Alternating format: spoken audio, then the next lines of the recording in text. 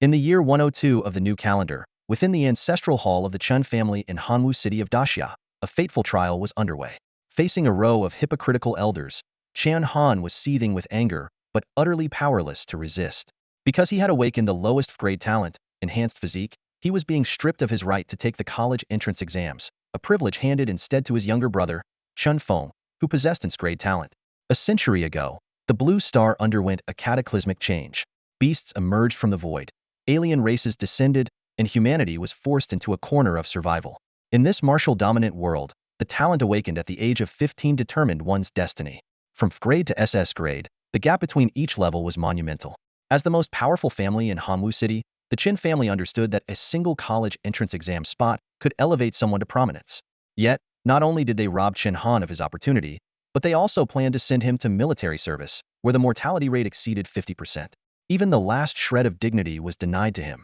Chen Han, this is the decision regarding your college entrance exam. Do you have any objections?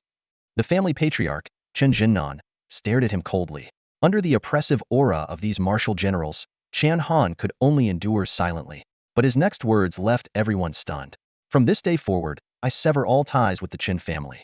I will not enter the ancestral hall, nor will my name remain in the family records. Chen Jinnan smirked disdainfully. Do you think leaving the family will exempt you from military service? Foolish dream. As Chen Han boarded the military vehicle, only his younger sister, Chen Shui, ran out to see him off. She chased after the vehicle for a full mile, shouting, "Brother, you have to come back alive." This sister, who possessed an grade talent, was Chen Han's final emotional tie to the Qin family. Upon arriving at the military camp, Chen Han was grappling with his bleak fate when a mechanical notification suddenly echoed in his mind. A mysterious system called the Daxia Marshal Soul System activated, offering him a chance to earn points through sign-ins, missions, enemy kills, or rank promotions. These points could be used to draw talents, physiques, and martial techniques. The system provided 3 beginner lottery draws as a gift. Without hesitation, Chen Han activated all 3 prize pools simultaneously. Ding! Congratulations! You have obtained the SS grade talent, War Soul Sacred Body, the Scrade Physique, 100 Tempered Body, and the Scrade Martial Technique, Piercing Thorn Spear. Chen Han's luck was undeniably remarkable. As he stared at the system panel that appeared before him, his heartbeat quickened. In the beginner's reward pool, he had drawn an incredibly rare SS-level talent, along with an S-level physique and S-level martial skill. This was nothing short of a divine blessing. The system panel displayed the following information clearly. Name, Chen Han. System name, Daxia Martial Soul System. Rank, Private. Realm, None. Talents, F-level Talent Strengthening Body. SS-level, Talent Weapon Soul Sacred Body. Physique, S-level Physique Tempered Body Proficiency. Beginner. Martial Skill, S-level Martial Skill Piercing Death Thorn Spear Proficiency. Beginner. Weapon, None. Current points, 0. The ranking system was straightforward. Starting as a private, recruits would be promoted to private first class after 3 months of basic training. Further promotions followed the sequence of non-commissioned officer, lieutenant, captain, general, and finally, marshal at the highest rank. Each promotion granted system points corresponding to the rank achieved. As for the realm classification, after a century of interspecies invasions, warriors were divided into 6 major realms: warrior, martial artist, martial general, martial emperor, martial sovereign, and martial god. Each major realm was further subdivided into 8 minor levels. Currently, Chen Han was a complete novice with no realm. However, he understood well that new recruits had to reach the first level of the warrior realm within 3 months, or they would almost certainly face death. What shocked Chen Han the most was his SS-level talent, the Weapon Soul Sacred Body. This talent allowed him to achieve perfect synergy with any weapon, making its use exceptionally fluid and natural. Moreover, it enhanced the power of all weapon-based martial skills by 2 levels and granted 10-fold training speed when practicing with weapons. This multiplier could increase further based on the weapon's quality and the skills level, with the base multiplier already an astounding 10-fold. On Modern Blue Star, martial talents were classified into 4 categories: elemental, enhancement, specialty, and manipulation. The elemental category governed forces like metal, wood, water, fire, earth, wind, and lightning, making it the most common type. The enhancement category focused on improving physical abilities. For instance, Chen Han's F-level talent, strengthening body, increased muscle strength by 20. The specialty and manipulation categories were much rarer. Manipulation talents were primarily used for controlling puppets and mechanisms, making them highly sought after in the military. The specialty category was even more unique, encompassing abilities outside the other 3. Chen Han's Weapon Soul Sacred Body clearly fell into the specialty category. This talent, specifically designed to enhance weapon usage, was something he had never heard of before. As a member of the prominent Chen family in Hanwu City, the leading family in the region, Chen Han was no stranger to advanced martial skills. These skills were often created by predecessors and passed down through generations. The strongest martial skill of the Chen family was the S-level martial skill, Heaven-Shaking Palm. This was the Chen family's closely guarded secret, a unique martial technique that enabled them to stand strong in Hanwu City for decades. The true power of the sacred soldier physique lies in its ability to enhance the effectiveness of ordinary martial techniques by 2 levels. This means the S-rank martial skill, Piercing Thorn Spear, that Chen Han just acquired would be elevated to an SS-rank skill. The technique itself is both simple and deadly. At the beginner level, it guarantees a hit against a single target, piercing the opponent's heart directly. When facing multiple enemies, the spear can be thrown with immense destructive power. This guaranteed accuracy makes it impossible for enemies to evade, and combined with the amplification of the sacred soldier physique, its power becomes unimaginable. In addition to his talent and martial skills, Chen Han also gained a rare physique. Among the martial artists on Blue Star, fewer than half possess a unique physique. Those who combine exceptional talent with a special physique often exceed their limits continuously. The 100 refinements physique he obtained, even at the beginner level, allows his vitality to remain double that of martial artists at the same rank. This multiplier increases as his mastery improves. Vitality represents the sum of recovery and endurance. Chen Han had personally witnessed Chen family warriors at the general level display extraordinary stamina. They could run 1,000 miles without fatigue and fight for an entire day and night without showing signs of exhaustion. Even more astonishing, generals had regenerative abilities so advanced they could regenerate severed limbs, with the only variable being the time required. With these talents, physique, and martial skills, Chen Han was confident in his ability to survive the harsh military environment. Now, his focus shifted to how he could rise through the ranks, as military promotions carried far greater prestige than training at a martial arts academy. Before the new recruits gathered, Chen Han began cleaning the messy barracks. However, as he mopped the floor, a crisp crack echoed from his right arm, followed by a surge of warm energy. It was then he remembered one of the traits of the sacred soldier, physique using any weapon increased his training speed tenfold. To his surprise, even the ordinary mop he was holding was recognized as a weapon by the system. As he continued cleaning, black impurities began seeping out of his body, a sign of toxins being expelled. He could clearly feel the changes within himself. His mind became sharper, and his senses more acute. In just one afternoon, he broke through from an ordinary person to a first-tier martial artist. Such was the vast difference between an SS-level talent and an FL-level one.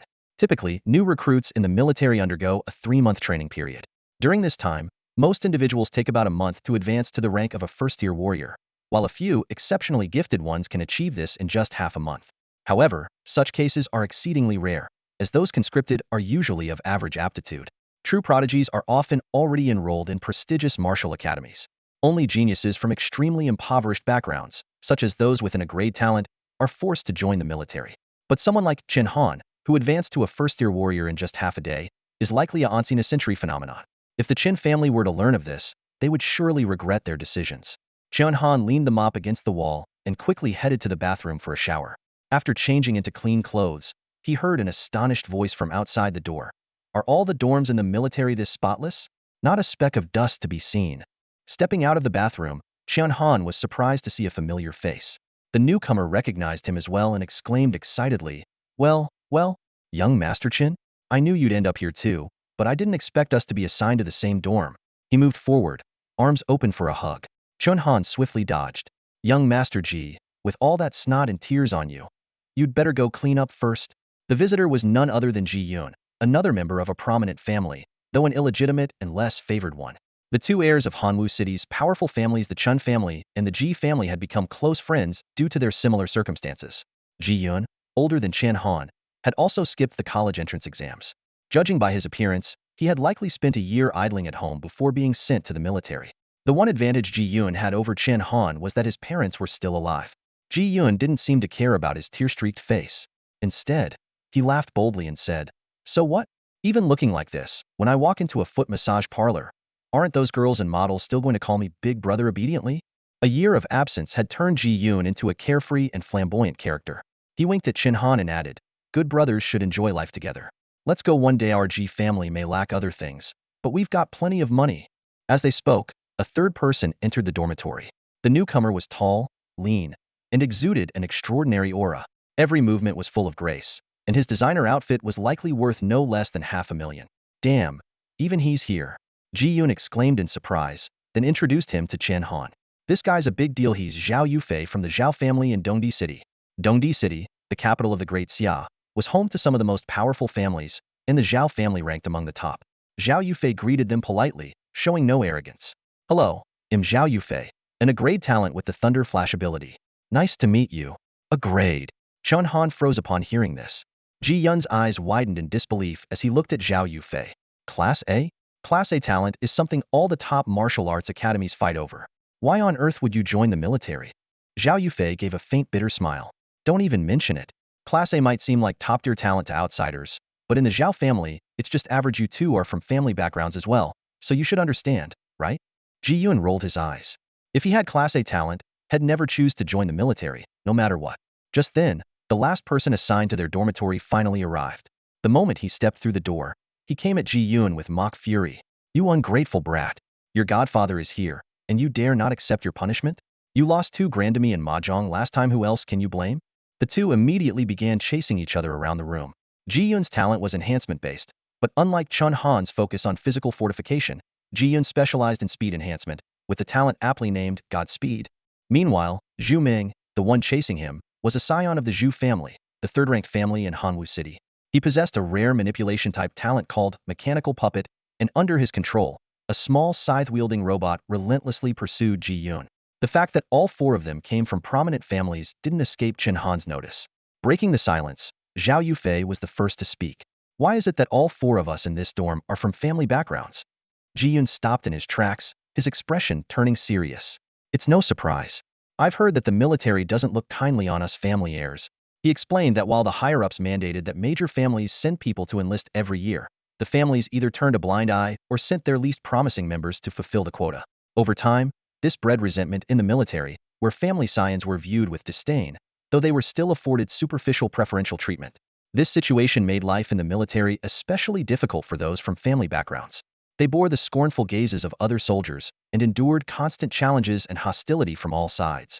Worse still, they carried the stigma of being cowards and deserters. Actually, Chen Han suddenly spoke up. I'm no longer part of the Chen family. I've severed all ties with them. Ji Yun's eyes lit up in understanding. That explains it. Smart move, Chen. In the military, a family background is more of a burden than anything else. But if you've already left your family, why were you still assigned to this dorm? Chen Han had already guessed the answer.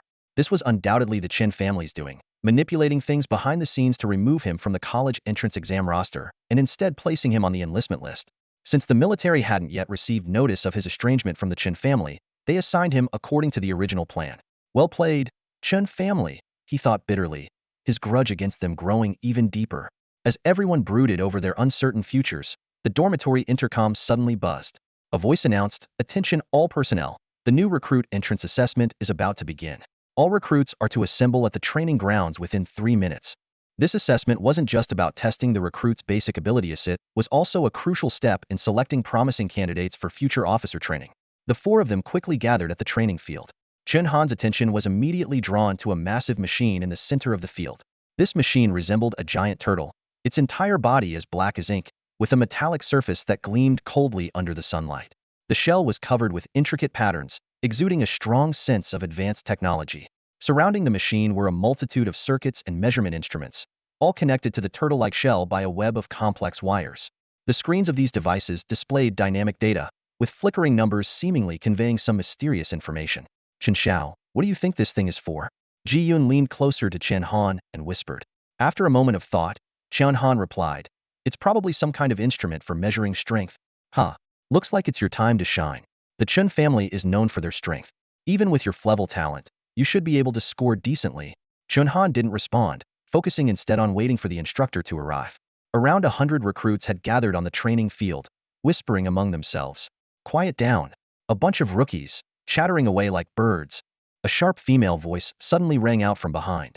Everyone turned to see a young woman in a red training uniform striding toward them. She had an elegant figure, but carried an aura of authority that demanded respect. The male instructor standing beside Chen Han quickly introduced her. Everyone, this is your lead instructor for the next 3 months of training, Zhao Linger. Ji Yun's face instantly turned pale upon seeing Zhao Linger, and his body began to tremble involuntarily. Oh no, Why is this plague goddess here? Noticing Ji Yun's reaction, Chen Han couldn't help but tease, Ji Xiao, is there actually a woman you're afraid of? You have no idea how terrifying she is. Zhao Linger has achieved the pinnacle of the warrior level, just one step away from advancing to a martial general. Ji Yun explained in a hushed voice. Chen Han was slightly surprised. A lead instructor in charge of training just over 100 recruits possessed strength nearly at the martial general level. In theory, someone of her caliber should at least hold the rank of a lieutenant in the military, maybe even a junior general. Don't be fooled by her beauty. She has a fiery temper. I heard she offended many high-ranking officers in the military because of her straightforward personality. So? Ji Yun added. Chen Han suddenly understood. This explained why someone with such strength was assigned to train new recruits she had been demoted. Zhao Linger casually sat down in a chair and motioned for the subordinate instructor to announce the rules. The massive black machine, as it turned out, was called the Iron Armor Shell, named after a type of beast from the Dark Domain known as the Iron Armor Turtle. In the current world of Blue Star, most regions outside human settlements had been overtaken by exotic beasts, collectively referred to as the Dark Domain.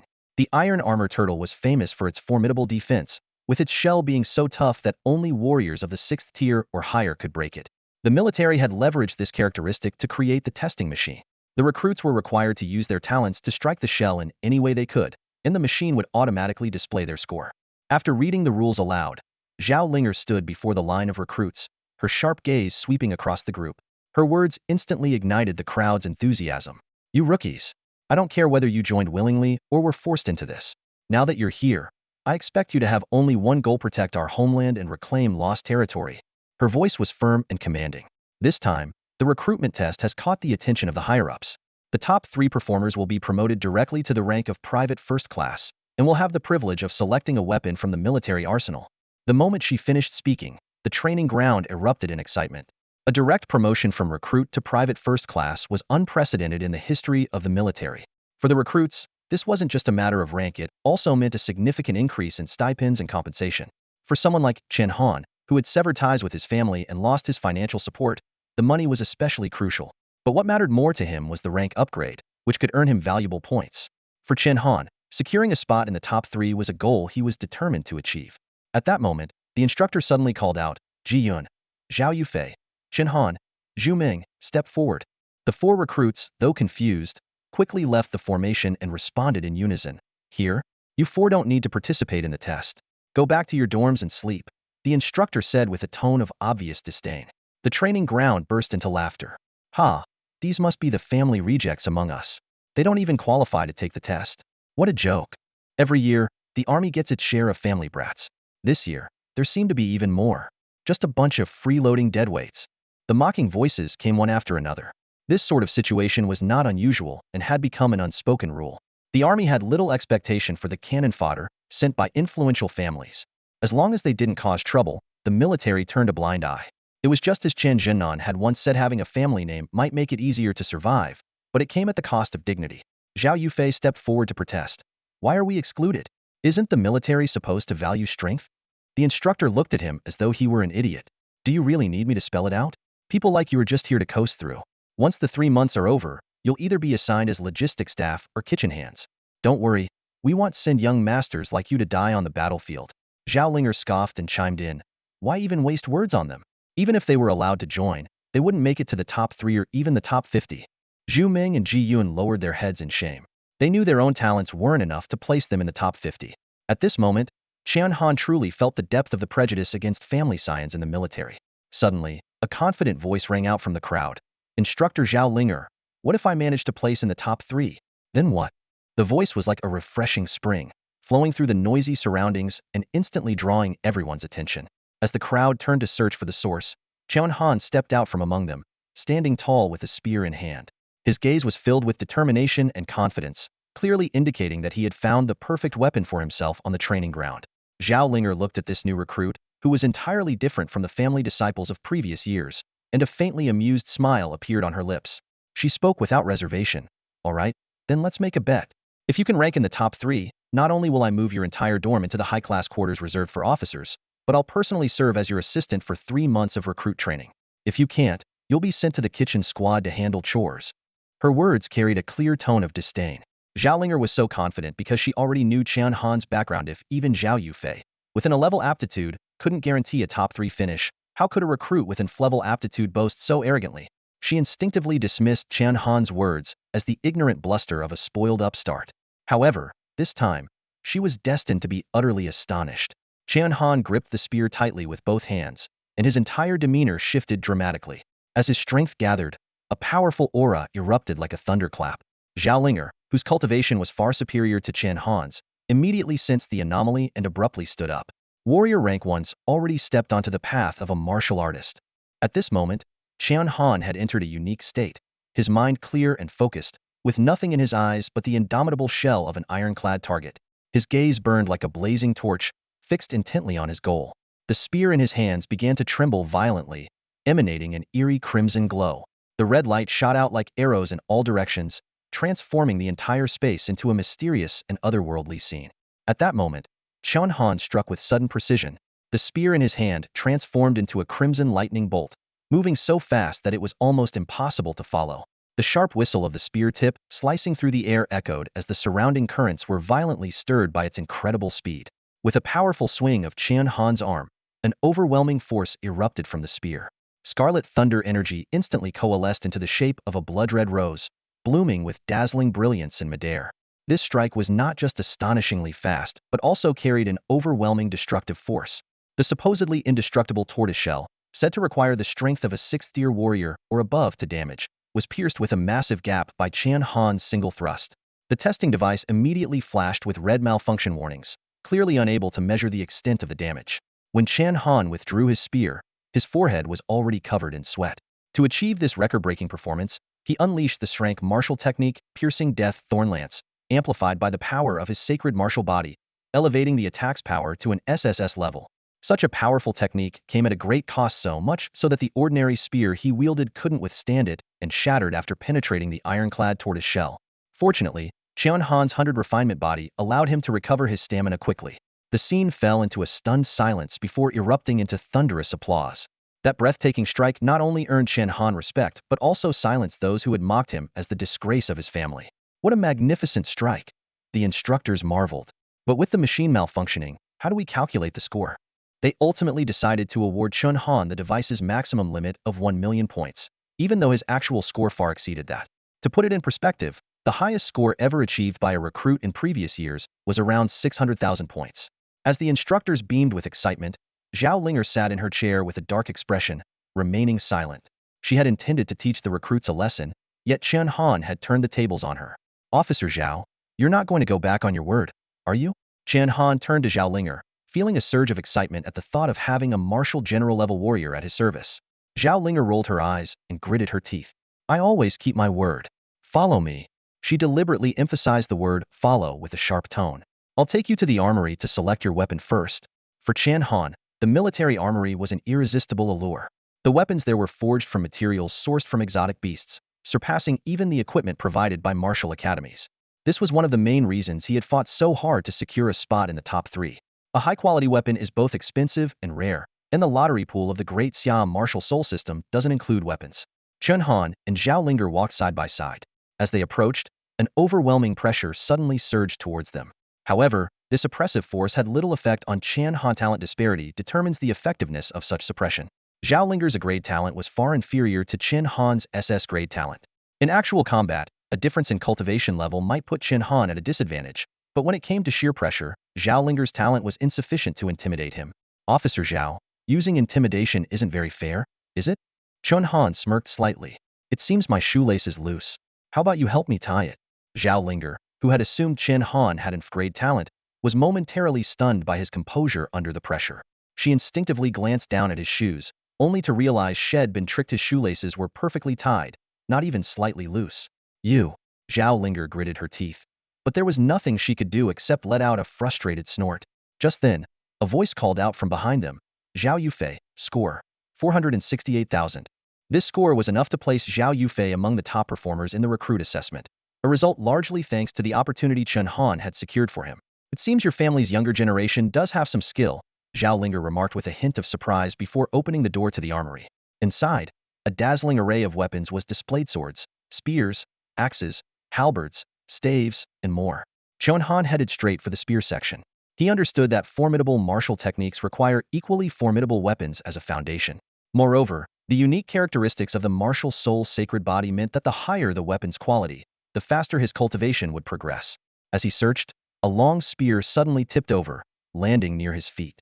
It was a silver-white spear forged entirely from mechanical alloy, but its most striking feature was its tip, which was not made of metal but rather the tooth of some exotic beast, exuding a chillingly murderous aura. The moment Chen Han grasped the spear, he felt an instant connection, as if they were destined to meet. The snow wolf spear actually chose you as its master? Zhao Linger's tone carried a trace of envy. This is a top-tier spiritual weapon. Even I couldn't tame it back then. The snow wolf spear had been stored in the military armory for 3 years. Its alloy body alone was worth 2 million, and its tip was crafted from the tooth of the Snow Wolf King, a ferocious beast from the Dark Domain. The military had gone to great lengths to obtain it. However, the weapon's intense killing intent made it nearly impossible for most people to wield without suffering backlash, even for skilled spear users. What Zhao Linger didn't know was that Chen Han's martial soul sacred body was incredibly powerful. There wasn't a weapon in existence he couldn't control. As night fell, Zhao Linger instructed Chen Han to rest and prepare for the formal 3-month recruit training ahead. At that moment, a male instructor approached with the second and third place scores from the recruit assessment. Zhao Yufei and Ji Yun. Zhao Yufei's placement in the top 3 was expected, but Ji Yun's inclusion surprised Chen Han. Ji Yun hobbled over, clearly injured, one leg appearing almost broken. He gritted his teeth against the pain, but still managed to wink at Chen Han. It turned out he had used his extreme speed to generate enough momentum to strike the armored turtle shell, earning a high score but suffering severe recoil in the process. Young Master Chun, I've sworn to follow you for life. I didn't embarrass you, did I? Ji Yun forced a smile despite the pain. Chen Han patted him on the shoulder, their mutual understanding unspoken. As Chen Han walked away, holding the snow wolf spear, the male instructor couldn't help but sigh. This batch of recruits from prominent families has truly impressed me. Officer Zhao, you've struck gold. If these few shine brightly, your position might even see a promotion. Zhao Linger shook her head. Not necessarily. They might not stay. With such excellent results, do you think their families won't come to claim them? According to tradition, the top 3 scorers in the recruit assessment had their results reported to their families, along with valuable gifts from the military as a gesture of congratulations. For commoners, this was a blessing, but for those from prominent families, discovering that these so-called discarded talents possessed such potential meant their families would never let such promising individuals slip away so easily. Those families dare to come to the military to demand people? Where is the might of our great Xia army? The male instructor's voice was filled with disbelief. Zhao Linger furrowed her delicate brows and let out a cold sneer. Don't underestimate those shameless families. They send ordinary folks to the front lines, yet they won't even spare a single promising recruit for the army. There's nothing they wouldn't do. As promised, Zhao Linger arranged high-end dormitories for Chen Han and his 3 companions. The dormitories were fully equipped, warm, and comfortable. In such an environment, Chen Han had a good night's sleep. Just as he opened his eyes, a system notification sounded in his mind. Ding. Congratulations on successfully signing in for one day. You have earned 10 points. Ding. Congratulations on being promoted to private first class. You have earned 300 points. The daily sign-in reward of 10 points was modest, but the points would gradually increase with consecutive sign-ins.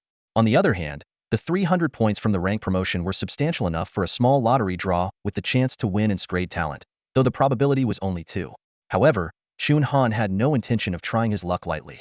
With the system in hand, his goal was only SS grade talent, which required saving up 5,000 points. The assembly order came, and Chen Han grabbed his snow wolf spear and quickly headed to the training grounds. The scorching sun hung high in the sky, and the new recruits suffered under its relentless heat. Even standing at attention proved to be an ordeal for them. In stark contrast, Zhao Linger, a woman, remained composed, her breathing steady. Rookies are just rookies. Can't even handle half an hour of standing at attention? Let me tell you, from now on, each of you will face 6 hours of intense training every day. If anyone has objections, speak up now. Zhao Linger's words left the recruits looking miserable. A devil. 6 hours of continuous training, who could endure that? She really is the most ruthless demon of the training camp. Ji Yun muttered under his breath. His leg injury hadn't fully healed, and such training was nothing short of torture for him. As the group fell silent, not daring to protest, Chen Han suddenly stepped forward.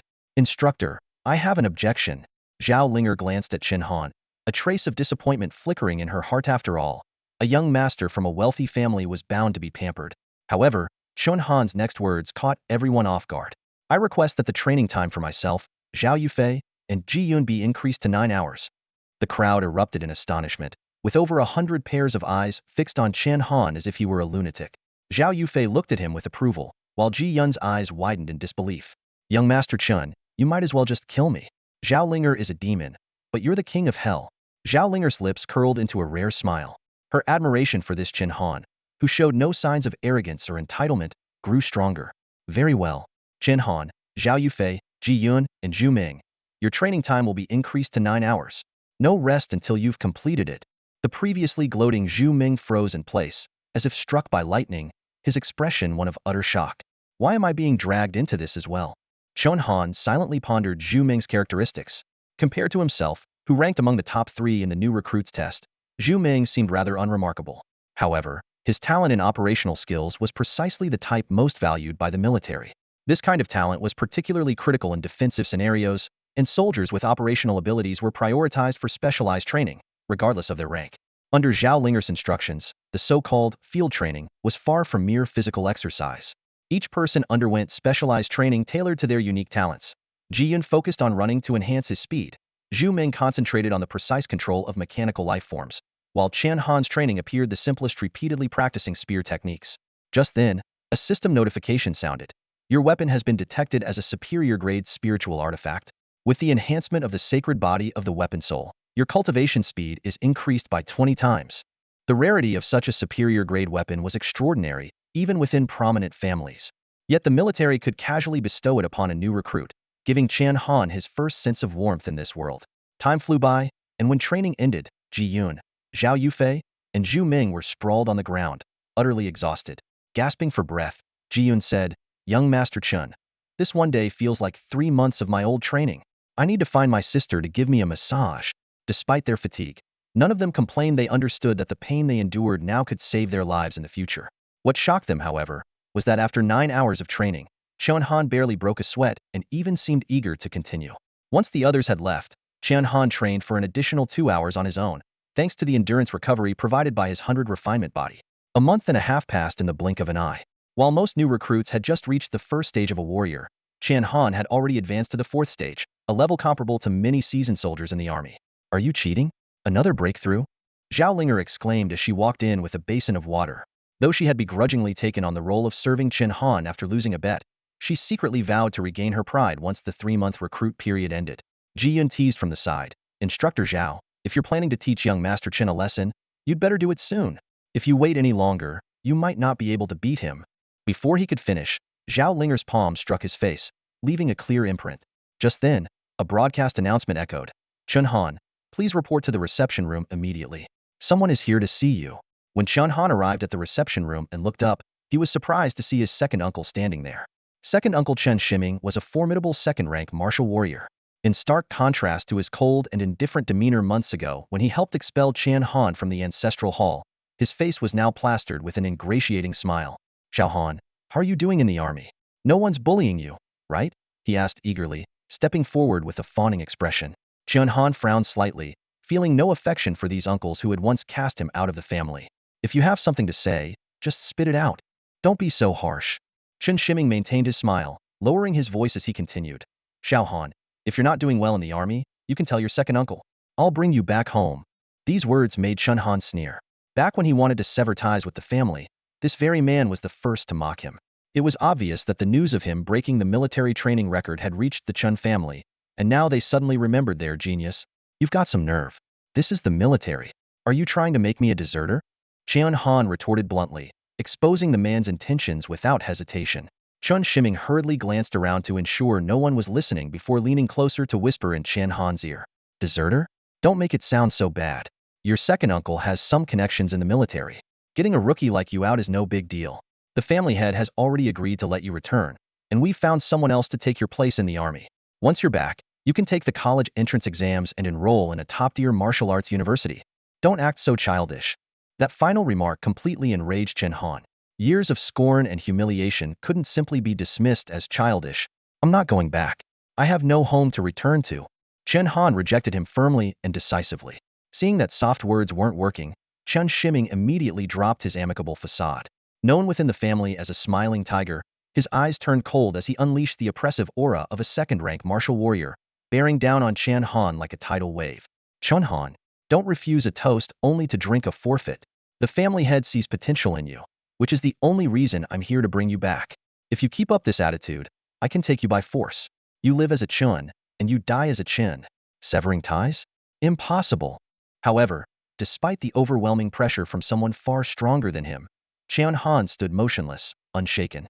This sight caused Chen Shiming's pupils to contract. Sharply finally discerned Chen Han's true level. Fourth rank martial artist. How did you manage that? Chen Shiming's eyes widened in disbelief. After all, even Chen Feng, the most gifted of their generation, with his talent for accelerated cultivation, had only reached the second rank of martial artist. Suddenly, Chen Shiming burst into laughter. Excellent. Truly excellent. Heaven has blessed the Chen family. Another peerless genius has emerged. He laughed with unrestrained joy, conveniently forgetting that it was the Chen family who had cast out this so-called genius in the first place. Come with me. Chen Shiming reached out, trying to seize Chen Han. With your talent, it's a waste to stay in the military. He no longer cared about decorum, his only thought being to bring this genius nephew back to the Chen family. At that critical moment, a cold gleam flashed, and a long spear pressed against Chen Shiming's throat. The tip of the spear shimmered with a chilling light, stopping just an inch from his skin.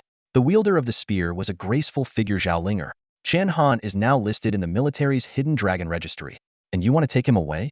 Zhao Linger sneered coldly, her spear unwavering. Though she was only at the peak of martial cultivation, the aura of someone tempered by countless battles was enough to deter even Chen Shiming, a second-tier martial general, from making any rash moves.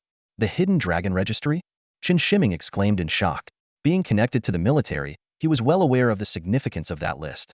It was a roster of elite talents prioritized for cultivation by the military, with only 10 people selected each year. It was also a gateway for many of the military's top leaders.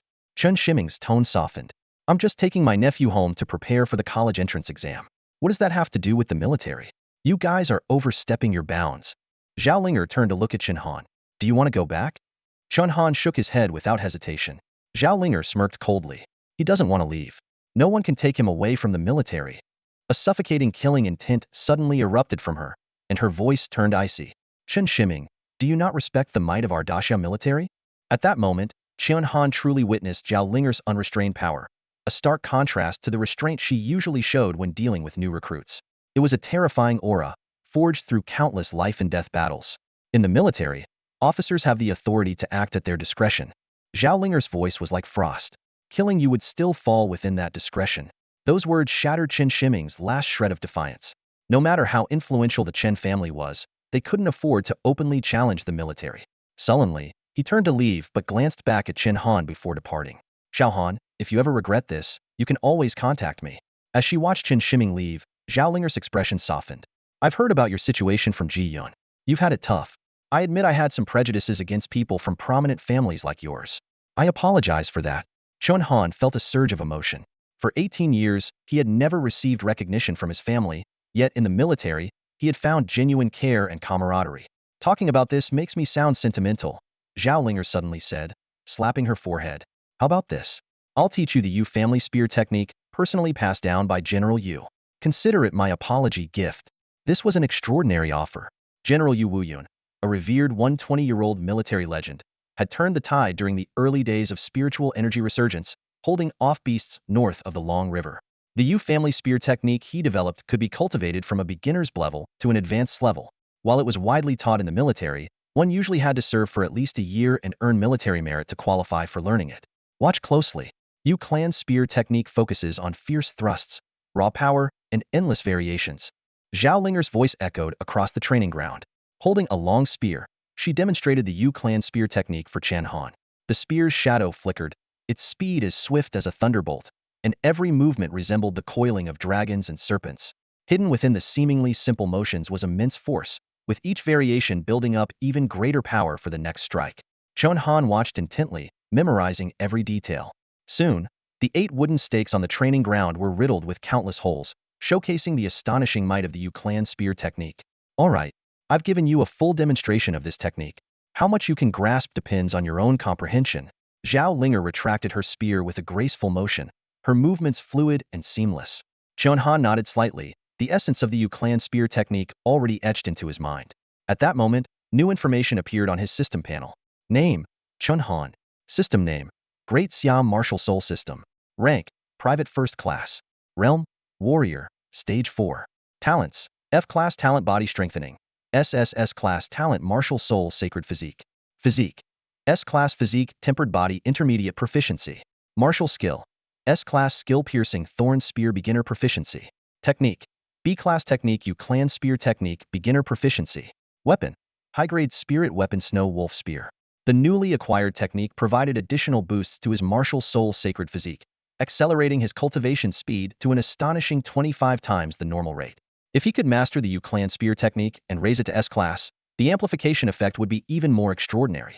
His tempered body also improved, with his vitality now double that of other warriors at the same level. However, the piercing thorn spear skill remained unchanged in proficiency due to its unique nature-guaranteed lethal strikes, but with immense energy consumption, making it unsuitable for regular practice. The U-Clan Spear technique emphasizes thrusting, which aligns well with your martial skill. You should practice it more, Zhao Linger suddenly remarked. This martial skill, Chen Han began but was interrupted by Zhao Linger. It's fine. I know families like yours often possess some exceptional martial skills. You don't need to explain it to me. At the warrior first stage, without a powerful skill, breaking through iron armor would be impossible. Chen Han nodded silently. Zhao Linger was unaware that this SSS class martial skill did not come from the Chen family but was granted by his system. Get ready. Your batch of recruits is nearing the end of training, and the recruit competition is approaching. Dismissed. After Zhao Linger finished speaking, Chen Han turned and left. As he stepped out of the door, a system notification sounded. Ding. Congratulations. You have triggered the recruit competition mission. Rank in the top 3 during the competition to earn reward points. 3,000 points for first place, 2,000 points for second place, and 500 points for third place. Chen Han had only one goal in mind: first place. The allure of 3,000 points left no room for him to consider any other rank. In the days that followed, he focused solely on training with the U-Clan Spear technique, preparing for the upcoming competition. Another half-month had passed. On the training field, Chen Han gripped a long spear, his movements agile and precise. Thrusting forward, stabbing back, and sweeping upward, he executed the U-family spear technique with fluid grace, as if water flowing effortlessly. In an instant, the wooden stakes were riddled with dense holes. Sweat slid down the corners of his smiling lips, and his eyes gleamed with confidence. Over the past half-month, he had honed his mastery of the U-family spear technique to an intermediate level, elevating it to an A-rank martial skill. His strength now rivaled that of Zhao Linger. Watching from the sidelines, Zhao Linger was secretly astonished. Back when she was hailed as a prodigy, it had taken her a full 6 months to advance the U-family spear technique to a rank. Chen Han, you never cease to amaze me, Zhao Linger said as she handed him a towel, resembling a diligent maid. Over the past 2 months, she had grown accustomed to this role. This U-family spear technique is truly profound and remarkable, Chen Han remarked while wiping his sweat. The martial arts pool of the Great Xia Martial Soul System required a significant amount of points, drawing from the highest tier pool cost, as much as 10,000 points per attempt, with no guarantee of obtaining a suitable technique. However, this U-family spear technique perfectly aligned with Chen Han's natural talents, allowing him to save points for acquiring other talents, physiques, or martial skills. That afternoon, the new recruits competition began as scheduled. Over 300 recruits, hardened by 2 months of grueling training, gathered on the training field. Their youthful naivety had faded, replaced by sun-darkened skin and resolute expressions. Despite being part of the most recent batch of recruits with the shortest training time, Chen Han was brimming with confidence. Zhao Linger served as the chief examiner, while an assistant instructor announced the straightforward and brutal rules. Unknown random matchups in a ring, where all means were allowed as long as they didn't result in death. These rules were far harsher than those of martial academies. First match, Chen Han versus Han Heihu. As the announcement rang out, a towering man nearly 2 meters tall stepped into the ring. Han Heihu, a member of the earlier batches, was highly regarded, and the crowd erupted in cheers for him. I hear you're the strongest among your batch. Why is no one cheering for you? Han Heihu asked, towering over Chen Han. This remark elicited mocking laughter from Chen Han's fellow recruits. We're silent because there's nothing worth watching in this match. You'll be taken down in seconds. I come from a family of soldiers and possess an A-rank Earth Affinity talent. How could I possibly lose to some nobody from outside? Han Heihu roared in anger. Pressing his palms together, he unleashed his power, and in an instant, rocks formed into armor that encased his body. This was the Han family's ancestral Earth River armor, a formidable talent that combined offense and defense. But before his roar had even faded, Chen Han's figure vanished like a ghost. Han Heihu didn't even have time to react before a crushing blow landed on his forehead, shattering the rock armor instantly. You, Warrior 6 stage. Han Heihu's massive body crashed to the ground with a thud. The entire exchange had taken less than a second. Chen Han wins. Advancing. The moment this happened, the crowd of new recruits below the stage erupted into a commotion. Those who joined the same batch as Chen Han shook their heads and sighed. We already said he'd take them down instantly. Why show off? With Chen Han around, the best we can aim for is second place. Meanwhile, recruits from other batches were indignant and filled with outrage. What's the point of this match? A 6th rank warrior against regular recruits, how is that fair? Do we even need to compete for the title of Rookie King? Just hand it to him already. Chen Han stood quietly with his weapon in hand, watching as his single move turned the once solemn stage into the chaos of a marketplace. He couldn't help but feel a little helpless. On the examiner's platform, several deputy examiners were stunned by Chen Han's talent. As head instructors of the first and second batches of recruits, they were technically under Zhao Linger in rank but couldn't resist flattering her. Congratulations, Officer Zhao. You've trained a once-in-a-lifetime recruit. This is a huge credit to your name. Zhao Linger waved them off impatiently, cutting them short. Enough with the flattery. The real issue now is how to handle the conflict among the recruits. Internally, she was equally frustrated. She had orchestrated the match between Chen Han and Han Heihu, hoping the prodigy would face some setbacks and learn the lesson that arrogance leads to failure. But she never expected Chen Han to win so effortlessly. This guy is nothing but trouble for me, Zhao Linger muttered through gritted teeth. When one of the deputy examiners tentatively announced the next match, Qianlei versus Zhang Xian, the crowd immediately erupted again in protest. What's the point? Just declare Chen Han the winner already. Ultimately, Zhao Linger had to unleash an aura close to that of a martial general to restore order. In a firm voice, she said, in ancient armies, there was a position called first to scale, reserved for the warrior who climbed the city walls first during a siege. That warrior would receive great rewards, possibly even titles of nobility. But the second person to climb? They got nothing. That's the rule of the battlefield. Seeing the recruits lower their heads in silence, she softened her tone and continued, however, since this situation is unprecedented, we can adapt. Chen Han is, without question, the Rookie King. But the rest of you can team up against him. Whoever lasts the longest against him will receive a private reward from me. And so, to accommodate Chen Han's extraordinary presence, the rules of the rookie tournament were altered for the first time in history. Don't take it the wrong way, but I've already applied to promote you to corporal. Zhao Linger's voice was firm and powerful. Your qualifications might not be enough, but your strength certainly is. This decision also aligned with Chen Han's aspirations. Achieving a double promotion during the recruit training period made Chen Han secretly delighted. More importantly, it provided him with an opportunity to test the practical combat effectiveness of the Yu family spear technique. While he wasn't confident about defeating top-tier opponents in unknown duels, he had a distinct advantage in handling multiple assailants. As long as the gap wasn't an entire major realm, it was rare for warriors of the same level to overcome him with numbers. This was precisely the type of combat he sought. The recruits, eager to compete for the remaining rewards, rushed toward the arena. The first group to step up consisted of Chen Han's Dormites, so-called family rejects, Zhao Yufei, Ji Yun, and Zhu Ming, along with 2 lightning element recruits. Chen Xiao, don't hold back, or people might say you're going easy on us. Chen Han, I've been wanting to test the gap between us for a while now. 2 months of training had brought significant progress to this group. Zhao Yufei had reached the second stage of warrior cultivation, while Ji Yun and Zhu Ming were closing in on the same level through rigorous practice. They had witnessed Chen Han's rapid growth firsthand. Though they couldn't catch up, they refused to be left too far behind. Bring it on. Chen Han gripped his spear tightly, his eyes sharp and focused. Zhao Yufei struck first, activating his Thunder Flash talent. Surrounded by crackling electricity, he charged at Chen Han like a bolt of lightning. The 2 lightning recruits attacked simultaneously from different angles. Zhu Ming, meanwhile, controlled 4 mechanical constructs to feint from the flanks, surrounding Chen Han. Chen Han unleashed the Yu family spear technique. With back thrusts, upward flicks, and spinning sweeps, his spear moved in a seamless chain, creating an impenetrable web of spear shadows. The 2 lightning recruits were the first to fall, sent flying out of the arena. Zhao Yufei, relying on the agility granted by Thunder Flash, dodged 2 thrusts but was struck in the face by the spearhead of Chen Han's Snow Wolf spear just as he closed in, sending him tumbling across the ground. Zhu Ming's 4 mechanical constructs were swiftly dismantled with 4 precise strikes. Just as the crowd thought the fight was over, Ji Yun's voice rang out. Hehehe, Chen Xiao, you let your guard down. Unbeknownst to anyone, Ji Yun had crept up behind Chen Han during the chaos. Using his speed talent, he had stealthily crawled along the ground. However, as if Chen Han had eyes in the back of his head, he swung his spear casually, the handle striking Ji Yun squarely on the forehead. In just 1 minute and 13 seconds, Zhao Yufei's team was completely defeated. In the subsequent matches, Chen Han fought over a dozen more rounds, but no group managed to surpass Zhao Yufei's team's performance. This wasn't surprising, as they had spent the most time with Chen Han and had a unique understanding of his spear techniques. What was expected to be a 3-day recruit competition concluded in less than a day. The rookie king of this year's recruit competition, Chen Han, best team of the competition, Zhao Yufei's team. Back in his dorm room, Chen Han immediately received 2 system notifications. Congratulations! You have earned first place in the recruit competition and received 3,000 points. Congratulations! Your rank has been promoted to corporal, and you have received 1,000 points.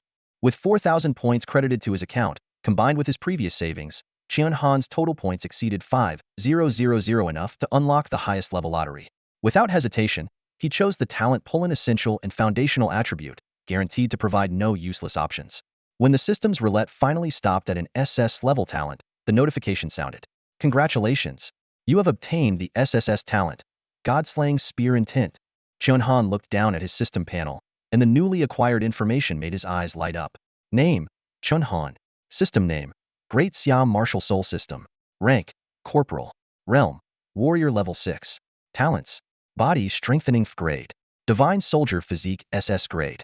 God of Slaughter Spear Intent SS grade. Constitution, Tempered Bodies grade. Intermediate Proficiency. Martial Skill, Piercing Death Thorn Spears grade. Novice Proficiency. Technique, U Family Spear Technique a grade. Intermediate Proficiency. The most striking addition was the new SS grade talent, God of Slaughter Spear Intent. Chen Han carefully read its description.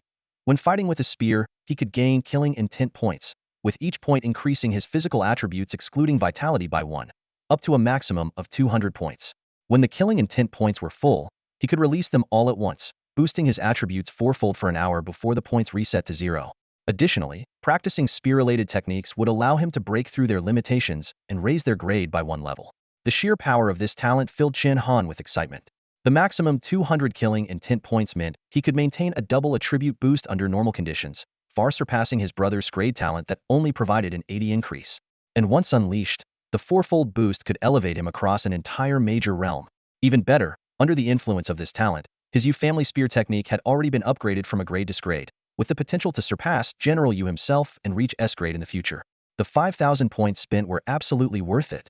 At the same time, in the military camp, Lieutenant Colonel Qin Fei was holding a report on the new recruit's performance and staring at Zhao Linger in shock. 2 months to advance from warrior level 1 to level 6? Is that even possible? It's absolutely true, Zhao Linger replied with a serious expression. He's been training under my watch the entire time. Excellent. Qin Fei slammed the table and stood up. It's rare for the army to encounter such a genius. I'll double his rewards immediately. And I'll approve the rewards for Zhao Yufei and the others as well. After a moment's thought, he added, by the way, Zhao, you should have been promoted to lieutenant long ago. With a soldier like Chen Han under your command, I'll recommend your promotion to the higher-ups. Colonel Qin, Zhao Linger said, standing tall and resolute, I don't care about rank. I just want to fight on the front lines like General Yu, protecting our country. Speaking of which, Qin Fei suddenly revealed a meaningful smile. Get the recruits your training ready. It's time for a combat test. What? Zhao Linger froze. It's extremely rare for new recruits to go straight into combat during their training period, Zhao Linger mused, lightly tapping her fingers on the table. Typically, it takes 3 months of training followed by 2 months of adjustment before new soldiers are ready for the battlefield. The current situation isn't urgent enough to make them cannon fodder. Suddenly, her eyes lit up, and she raised her head excitedly. Could it be that General Yu is planning to cross the Long River and launch an offensive against the Northern Dark Domain? Qin Fei responded with a meaningful smile. He didn't answer directly but said instead, military secrets can't say. Then, with a serious expression, he added, Chen Han is a soldier you must carefully train. If anything happens to him, he'll hold you personally responsible. Yes, Commander Qin. Zhao Linger stood at attention and saluted crisply and precisely. When she arrived at Chen Han's dormitory, Zhao Linger was unusually different. The usually stern instructor now seemed like a giddy young girl who couldn't hide her excitement.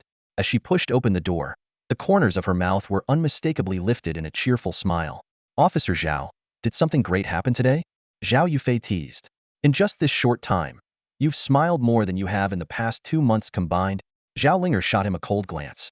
Mind your own business. Then she turned to the group, her tone softening instantly. You've made me proud this time. Especially you, Chen Han the first to defeat the reigning champion of the new recruits. The higher-ups have approved a special commendation. She opened the case she had brought with her, revealing 45 bottles of pale blue liquid neatly arranged inside. Under the light, The liquid emitted a faint glow. Vitality elixirs. The group's eyes lit up. These were a precious resource developed by the National Academy of Sciences and produced in state facilities. Even the standard version of the elixir cost 5,000 per bottle, and this military-exclusive edition was 3 times as effective. On the market, each bottle could fetch 50,000, and even then, it was nearly impossible to find. During the distribution, Chen Han received 30 bottles, while the remaining 15 were divided among the other 5 members. When Ji Yun and Zhao Yufei tried to give their shares to Chen Han, Zhao Linger sternly stopped them. The military values teamwork. Are you planning to entrust your back to a beast? Zhao Linger scolded sharply. Then, with a meaningful tone, she added, besides, what's the point of comparing yourselves to a freak like him? Reaching the 6th rank of warrior in just 2 months since the establishment of the army in the new era, he's the first. Her words left everyone in the room stunned. After all, even Zhao Linger herself had taken 3 months to reach the 3rd rank of warrior, a record-breaking speed that had earned her a spot on the Rising Dragon list. Yet, in comparison to Chen Han, she had to admit she was far outmatched. Zhao Linger's words resonated deeply with Ji Yun, Zhao Yufei, and Zhu Ming, who all nodded in agreement. With that, the military commendation ceremony came to an end. As night fell, Chen Han sat alone on a simple wooden bed, retrieving a bottle of vital blood elixir from his chest pocket. He carefully unscrewed the cap, and a captivating, intoxicating aroma immediately filled the air. The scent of the elixir was far superior to any worldly wine, yet its potency was extraordinarily intense. Warriors were advised to consume no more than 1 bottle per day, as exceeding this limit could cause severe harm. Chen Han tipped the bottle back and drank its contents in one go. Moments later, a powerful warmth spread from his throat throughout his entire body. He could distinctly feel every cell undergoing a mysterious transformation. Surprisingly, the process brought no pain, only an exhilarating sense of vitality. As time passed, the sensation grew stronger, and he could clearly perceive the surging of his blood, the contraction of his muscles, and the trembling of his bones, leaving him in a state of unparalleled comfort. The combination of breathing techniques, training, and nightly consumption of the vital blood elixir was referred to as the 3 pillars of a warrior's regimen. Together, they formed the essential foundation of daily cultivation. The elixir, in particular, was highly esteemed not only for enhancing blood vitality, but also for restoring physical strength, dispelling fatigue, and fortifying the body. No matter how grueling the previous day's training had been, warriors would wake up the next morning feeling completely rejuvenated. Hailed as the greatest invention of the new era, the vital blood elixir allowed even those without extraordinary physiques to enhance their abilities, ensuring they wouldn't fall hopelessly behind their more gifted peers. For someone like Chen Han, who possessed a 100 refinement physique, the effects of the elixir were nothing short of extraordinary. His unique constitution enabled him to maintain double the blood vitality of others at the same level, and each bottle of elixir he consumed was 3 times as effective as it would be for an ordinary person. This was the true advantage of having a special physique, significantly raised the upper limits of a warrior's potential. The next morning, before 6 o'clock, the sharp sound of a military bell jolted everyone awake. Zhao Linger gathered the new recruits at the training grounds and announced shocking news. The practical combat assessment would begin the next day. Teams of 4 would enter the beast battlefield to engage in life-or-death battles with the beasts. This announcement was like a thunderclap, instantly causing an uproar among the recruits. What? Combat during the training phase? I don't want to die. Some were so terrified they trembled uncontrollably, with a few nearly losing control of themselves. Many had been conscripted against their will while they could endure the daily drills. The prospect of facing death left them paralyzed with fear. Standing beside Chen Han, Ji Yun, Zhao Yufei, and Zhu Ming were visibly shaken as well. Ji Yun broke into a cold sweat, his voice trembling as he said, "Young Master Chun, this isn't right. New recruit training has never included live combat assessments. The northern border isn't even under threat. Are they planning to use us as cannon fodder?" Zhu Ming nodded repeatedly in agreement. Only Zhao Yufei remained relatively composed, remarking, "I don't think it's necessarily a bad thing. Let's not forget we're soldiers now." These words, spoken by someone from a prestigious family in the capital, seemed to calm Ji Yun and Zhu Ming somewhat. Old Zhao is right. A new recruit clenched his fist tightly. Whether we face it head-on or try to avoid it, it's all the same. Sooner or later, we have to go. Let's just do it. Zhao Linger surveyed the new recruits standing before her. General Yu's plan required speeding up the enlistment process, leaving no room for delay. She understood the recruits' fear, but a soldier's duty lies on the battlefield. As soldiers, you need to have backbone. You can't be afraid of death. Her voice was loud and commanding. Combat training cannot guarantee everyone's survival. Now, if anyone wants to be a coward, here's your chance. Go report to the logistics camp or the kitchen unit. As soon as she finished speaking, all eyes turned to focus on 4 recruits, Chen Han and his companions. These pampered heirs of noble families, would they back down? To everyone's surprise, not only did the four remain unmoved, but they also stood even straighter, exuding an aura of fearless determination. Damn it! Even these rich kids aren't afraid. What are we scared of? If we die, we die. We can't let anyone look down on us. The recruits were fired up with passion and resolve. Zhao Linger nodded to herself in approval.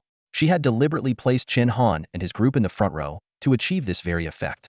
It was indeed rare to see over 100 new recruits facing the prospect of life and death without a single one backing down. Excellent. If any of my soldiers turns out to be a coward, it would be a disgrace to me, she declared loudly. Now, line up and come forward for your attribute tests. Combat training will be assigned based on your attribute values. The test consisted of 3 categories: strength, speed, and vitality. For the strength test, recruits had to strike the shell of an iron-armored turtle with their bare fists. Speed was measured by a timed 1,000-meter sprint, and vitality was recorded using specialized equipment. Ji Yun was the first to step up. Punch strength of 150 kilograms, speed of 70 meters per second, and vitality at Tier 1. Next was Wang Xing. Punch strength of 300 kilograms, speed of 34 meters per second, and vitality at Tier 1. Then Yang Fei. Punch strength of 400 kilograms, speed of 30 meters per second, and vitality at Tier 1. The testing continued until it was Zhao Yufei's turn. Punch strength of 900 kilograms, speed of 53 meters per second, and vitality at Tier 2. His results, far above average, drew gasps of amazement. Finally, it was Chen Han's turn. Punch strength, 3,000 kilograms, speed, 165 meters per second, the recorder announced. The recruits collectively sucked in a breath, stunned by the numbers. Zhao Linger, however, nodded silently. For someone at the 6th level of a warrior's cultivation, these results were impressive but not entirely unexpected. What she didn't know was that if Chen Han wielded the Snow Wolf Spear, these figures would double. But when the recorder announced the final result, even Zhao Linger was taken aback. Vitality, Tier 10, what the? Zhao Linger exclaimed in disbelief. Restart the testing equipment. Do it again. Her reaction was justified. Even she, a warrior nearing the level of a general, only had a vitality score of Tier 11. A recruit who had reached the 6th level of warrior cultivation in just 2 months and possessed a Tier 10 vitality was an extraordinary talent. If this report were submitted, it would undoubtedly cause a sensation throughout the entire military. Zhao Linger knew very well that this military device for testing vitality had taken a full 10 years of dedicated research and development. Utilizing a scanning principle similar to X-rays, it could precisely analyze the state of every cell in the human body, producing an accurate vitality index. Such a sophisticated instrument was nearly impossible to malfunction under normal circumstances, unless someone deliberately tampered with it. However, in a military stronghold, tampering with equipment was no trivial matter. It would be dealt with under strict martial law. To ensure the accuracy of the data, Zhao Linger instructed Chen Han to undergo a second test. Standing in front of the machine, Chen Han allowed the blue light to sweep over him once again. The numbers on the display remained steady at level 10.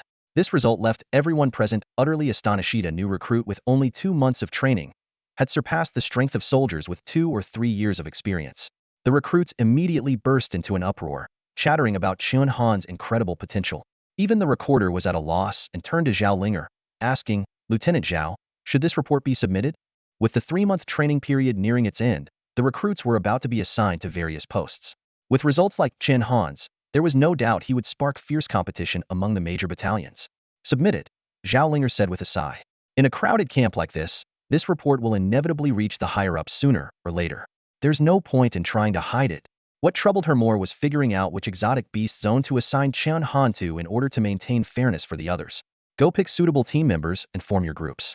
Rest for today. Combat evaluations begin tomorrow.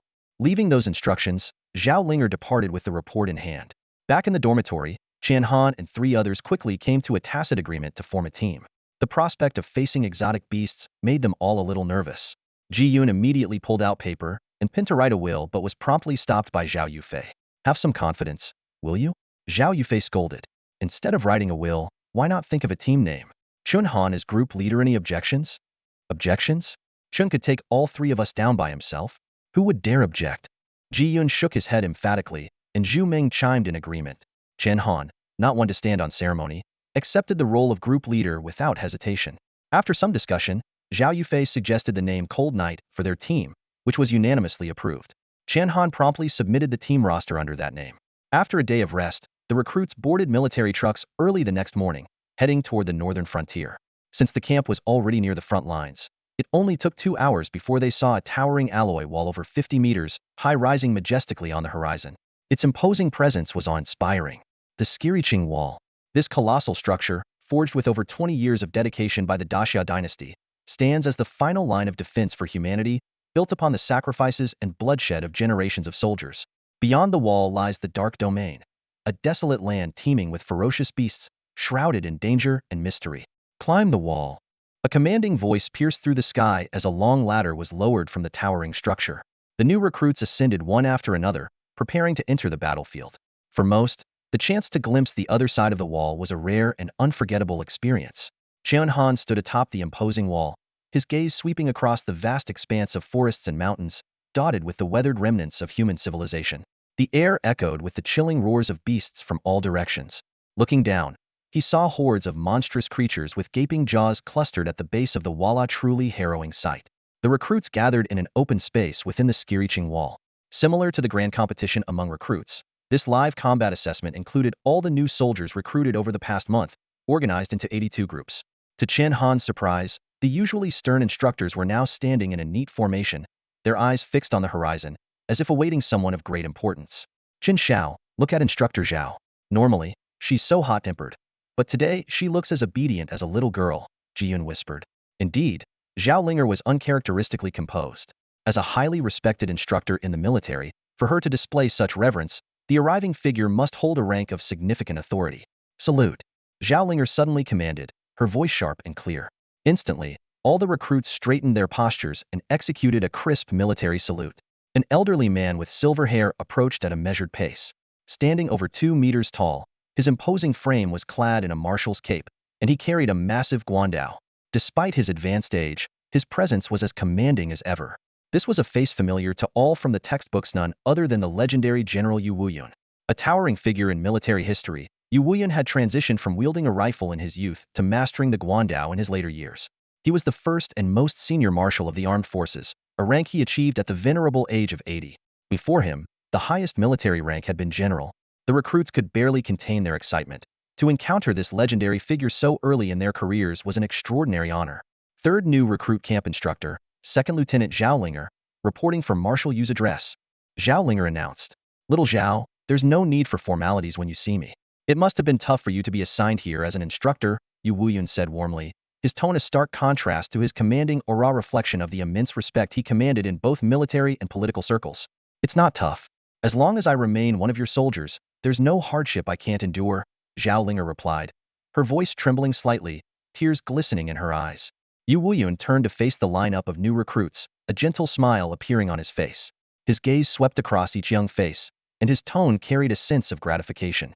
"Look at you all, so full of youthful vigor. I'm old now. The new era has no place for me. The future belongs to you. Grandpa Yu, you're not old.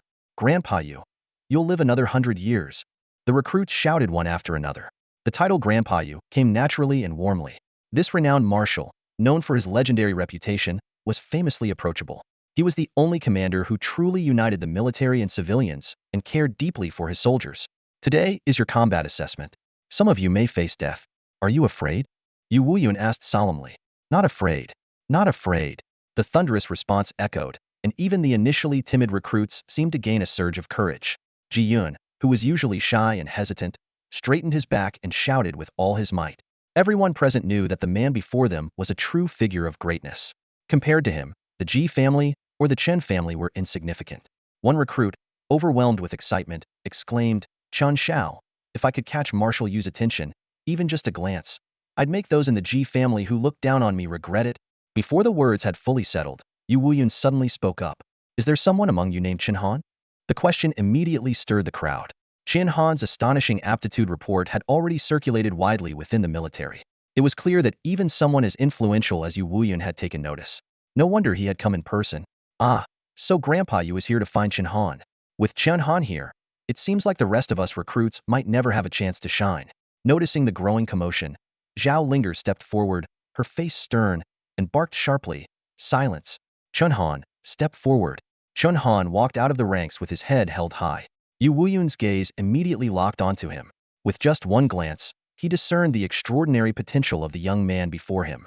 Although a flicker of surprise flashed in his eyes, he quickly concealed it. Not bad. Definitely a promising talent. Yu Wuyun nodded approvingly. I've met Chen Muhu before, but you're nothing like that old rascal. Chen Muhu, the person mentioned, was none other than Chen Han's great-grandfather, the founder of the Chen family in Hanwu City. General Yu's words sent a clear message. He regarded Chen Han as even more outstanding than his great-grandfather, Chen Muhu. When it came to Chen Muhu, Chen Han didn't hold much affection. This great-grandfather, who had elevated the Chen family to the top of Hanwu City's elite through political maneuvering, spent most of his days navigating the capital's intrigues and rarely returned home. On the rare occasions he visited the family, he showed little regard for the illegitimate descendants, and it was doubtful he even remembered Chen Han's name. To be personally praised by General Yu, the surrounding recruits looked on with envy in their eyes. In the military, being recognized by the esteemed General Yu meant a chance to soar to great heights. This implied that Chen Han was already being seen as one of Yu's trusted soldiers, a golden ticket in the army. Yu Wuyun turned to Zhao Linger, a satisfied smile playing on his lips. His goal had been achieved. Let's begin. Let these brats experience the harsh realities of the military. The combat exercise was set in a wilderness teeming with exotic beasts. This area was primarily inhabited by beasts ranging from the first to the third tier, corresponding to the levels within the human martial arts ranking system. In this classification, exotic beasts were divided into 18 tiers, with every 3 tiers aligning with one human realm. The deeper one ventured into the forest, the higher the level of beasts and the greater the danger. To ensure the recruit's safety, the military had already cleared out beasts above the 4th tier. The rules of the trial were simple. Each team would travel by helicopter to designated zones and survive there for 1 day and 1 night. The team leader carried a flare gun for emergency rescues and a recorder to log points for slaying beasts. 5 points for Tier 1, 10 points for Tier 2, and 40 points for Tier 3. Team Cold Night, prepare for departure. At the command, Chen Han and his 3 teammates boarded the helicopter, heading to a location 3 kilometers from the forest's center, one of the most perilous spots in the entire trial area. Inside the cabin, Chen Han and his teammates discussed their battle strategy. Though the mission was fraught with danger, determination gleamed in each of their eyes. High risk often promised high rewards, and this area offered a strong likelihood of encountering Tier 2 and Tier 3 beasts. The helicopter reached the designated drop zone, and the 4 of them leapt out one by one. But no sooner had they landed than a massive tusked boar, weighing nearly 2 tons, roared out of the forest, charging straight at Ji Yun. Watch out! Chen Han shouted immediately. That's a Tier 2 beast, a giant tusked boar. Its charge can hit with a force of 3,000 kilograms. Don't let it hit you. Ji Yun broke into a cold sweat, his heart pounding with fear. Thankfully, his innate speed ability kicked in just in time. With a powerful push of his legs and a burst of strength from his limbs, he narrowly dodged the wild boar's deadly charge. Though he escaped unharmed, his heart continued to race uncontrollably. But battles against beasts are nothing like the duels in the martial arena. The giant tusk boar gave no room for respite. Missing its first strike, it let out an earth-shattering roar and charged again, its massive body causing the ground to tremble with every step. A wave of fear paralyzed Ji Yun, as if his legs were nailed to the ground. Move, damn it, move, he shouted at himself. In a crucial moment, this seemingly pampered young master summoned an incredible willpower, leaping onto a nearby tree. The giant tusk boar slammed into the trunk, momentarily halting its attack. Take action now. Chen Han's commanding voice snapped Zhao Yufei and Zhu Ming out of their panic. He knew that dealing with such a beast required swift and decisive action. With his snow wolf spear in hand, Chen Han struck like a dragon emerging from the sea, piercing through the boar's massive body. When he withdrew the spear, the beast's heart hung on the tip. Calm down. This is a battlefield, people can die here. Chen Han barked coldly. On the battlefield, he was a completely different person from his usual composed and carefree self. Ji Yun and the others lowered their heads in shame. Without Chen Han's timely intervention, someone might have already lost their life. Though classified as a second-tier beast, corresponding to the strength of a 3rd to 6th rank warrior, the giant tusk boar's presence alone was enough to make them tremble. The strongest among them, Zhao Yufei, was only at the 2nd rank. Fortunately, under Chen Han's leadership, the group quickly regained their confidence. Chen Han led the charge, wielding his Yu family spear technique with fluid precision. Each strike of his spear claimed the life of a beast. Meanwhile, Zhao Yufei and the others focused on finishing off the injured ones that hadn't yet succumbed. Out in the wilderness, survival was everyone's priority. After all, enduring 1 day and 1 night would secure them 500 points, enough to pass the test. But Chen Han aimed for the top spot. He firmly believed that only fools don't fight for what they want. Besides, killing beasts earned points, and his great Xia martial soul system had already accumulated over 200 points. Ding! Your killing intent value has reached 200, granting a 200 attribute boost. The system notification rang out. With the killing intent value at its peak, the boost would persist unless he actively unleashed it in a burst. Chen Han's punching force, originally 3,000 kilograms, surged to an astonishing 9,000 kilograms, enough to crush most beasts below the third tier. With Chen Han leading the way, Zhao Yufei and the others found their rhythm, targeting beasts that matched their strength. Before long, the surrounding beasts were cleared out. As night fell, their morale only grew stronger. They pressed onward toward the most dangerous area of the wilderness, a central zone marked by a warning sign that read, "Danger." Their instructor had specifically warned them to stay away from this area, as it not only housed formidable third-tier beasts, but also the potential threat of fourth-tier ones. The group exchanged smiles, their blood-soaked appearance betraying no trace of fear. "Shall we go?" Chen Han asked with a grin. "Let's go. We'll rest inside," the others responded. Just as they were about to move, a third-tier beast, an iron armor turtle, blocked their path. Known for its exceptional defense but lackluster attack power, it was classified as a third-tier beast. The turtle, seemingly full from a recent meal, cast a disdainful glance at the group before retreating into its shell behind the warning sign to rest. Such blatant disregard was intolerable to Chen Han and his team. 2 months ago, Chen Han had already been capable of breaking through its shell. Now, he was confident he could pierce its heart. In the darkness, a sharp spear glow sliced through the air, followed by a piercing beastly wail that echoed across the wilderness, waking up other groups preparing to rest. What was that noise? Chen Han again. Huh?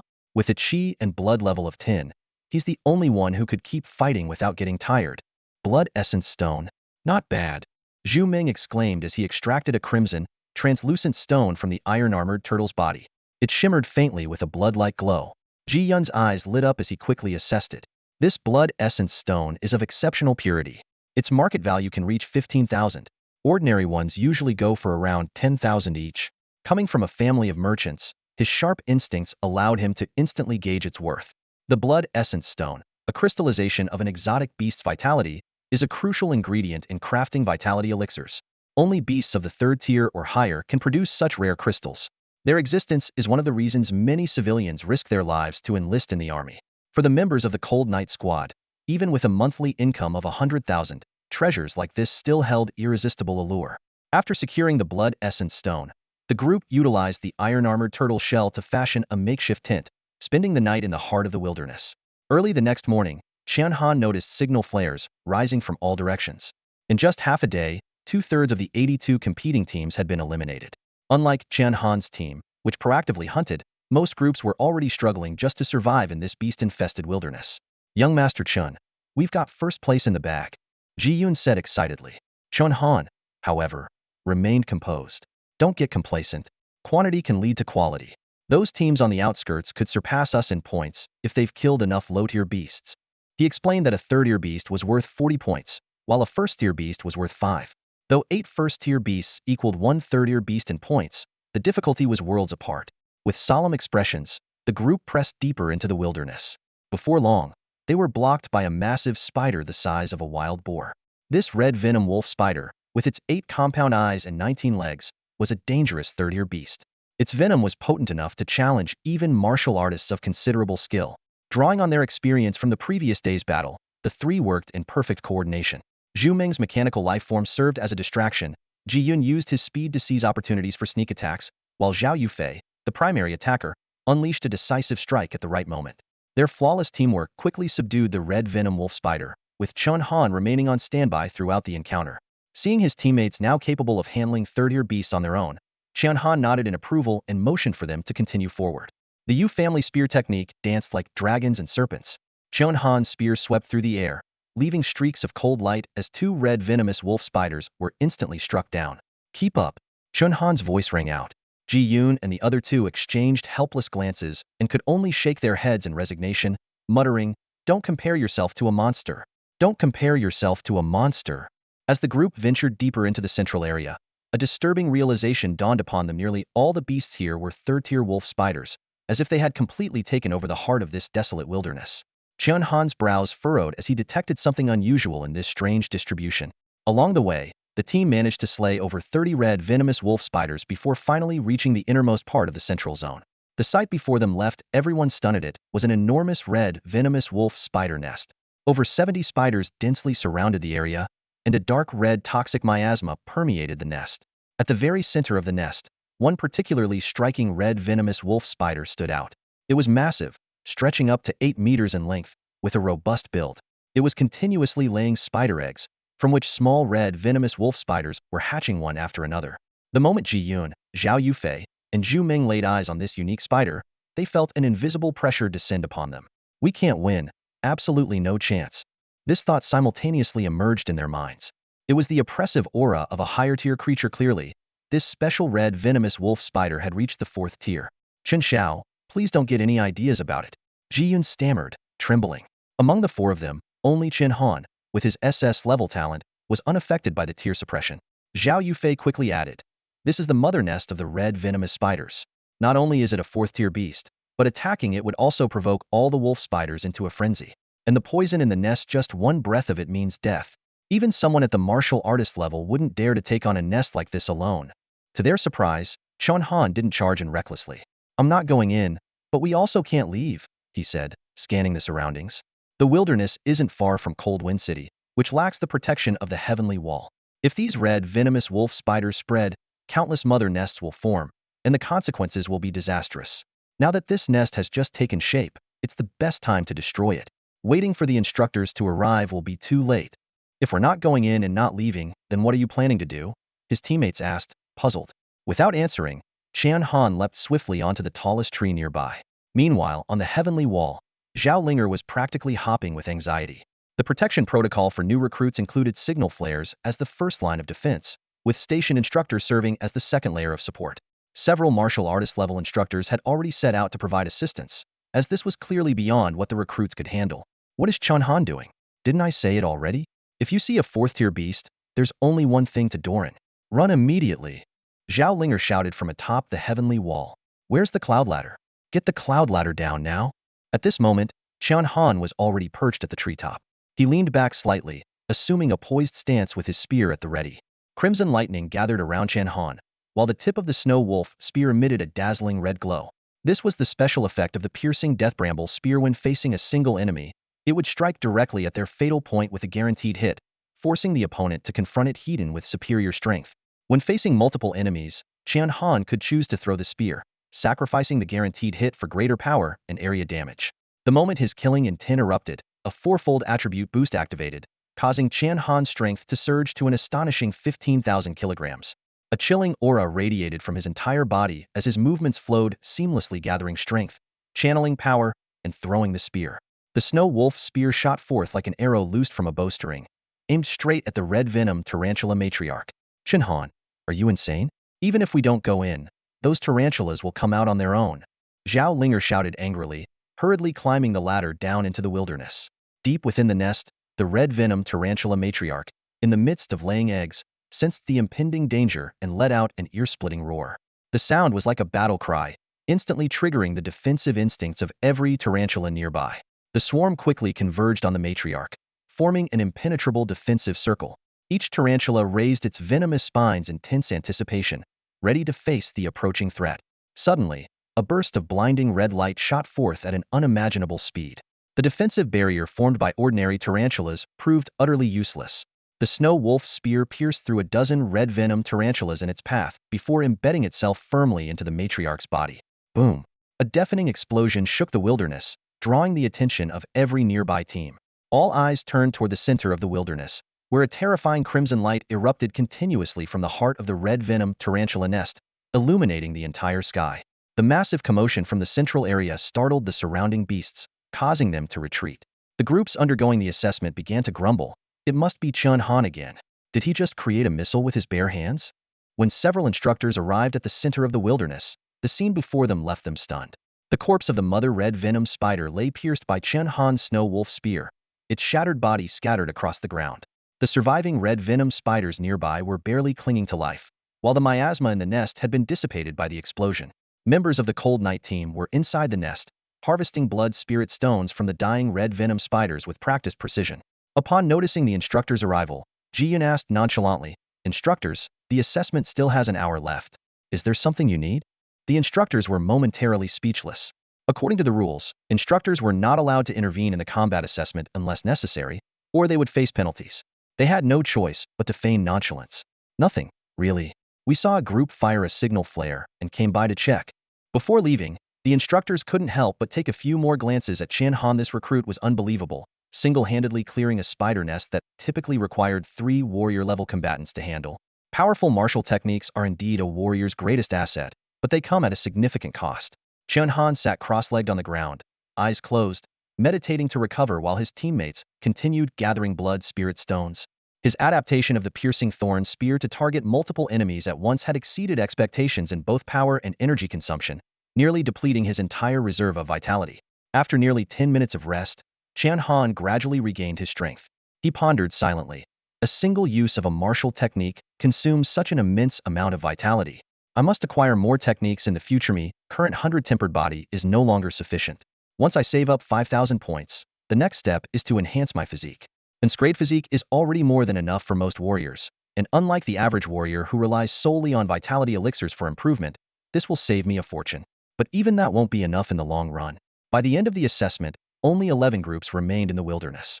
Most of the survivors were covered in blood, their expressions weary and somber. Only the Cold Night team appeared as though they had just completed an ordinary hunt, each member carrying a full bag of blood spirit stones as they returned.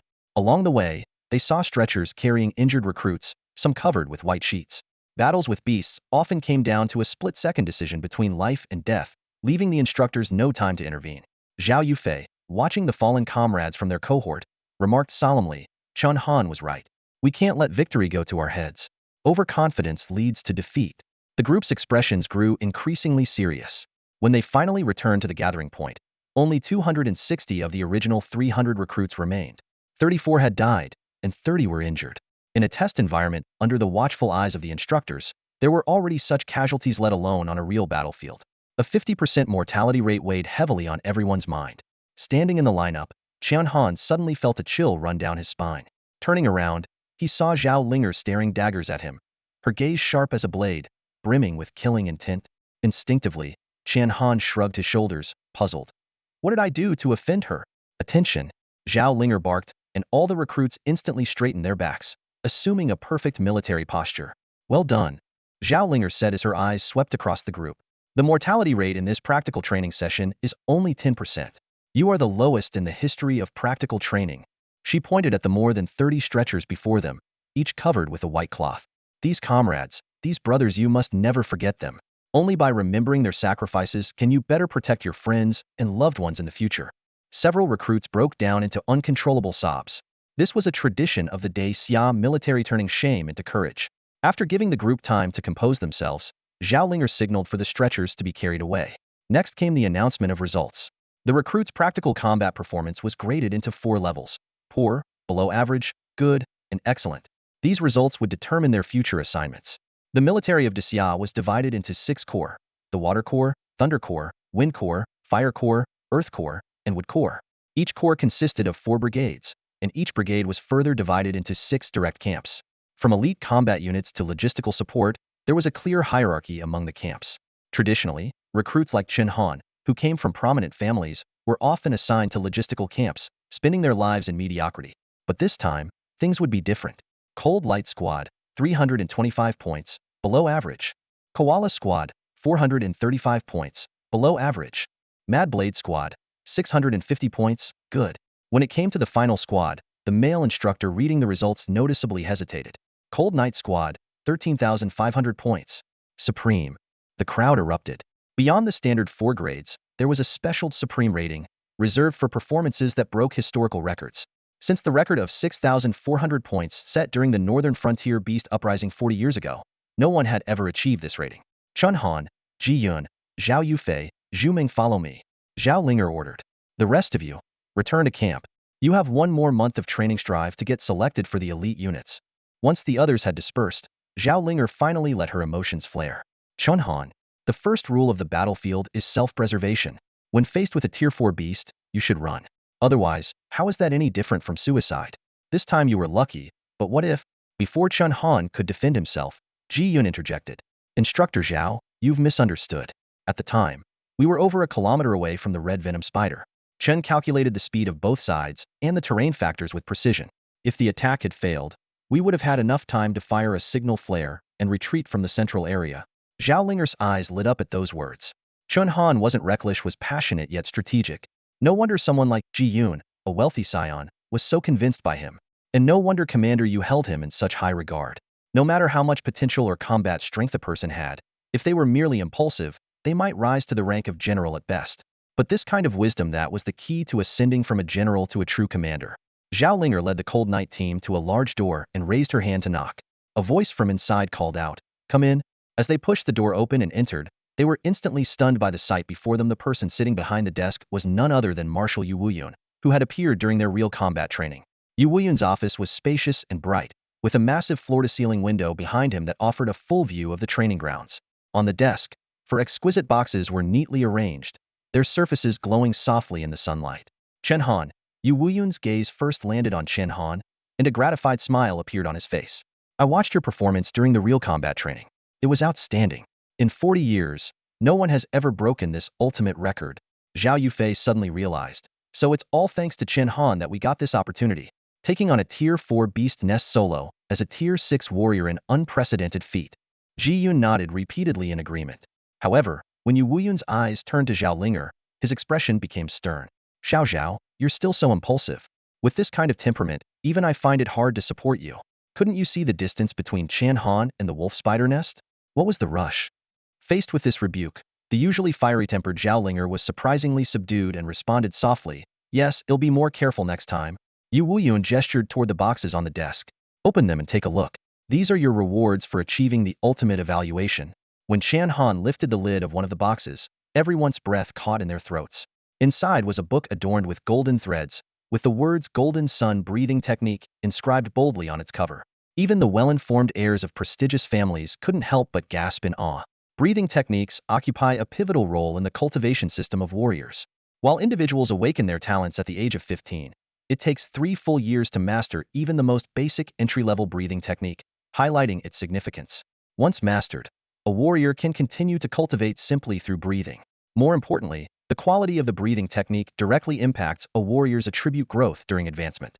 For example, when advancing from Tier 1 to Tier 2, an ordinary warrior's punching strength might increase from 300 kilograms to 600 kilograms, but a warrior using a high-quality breathing technique could reach 700 kilograms.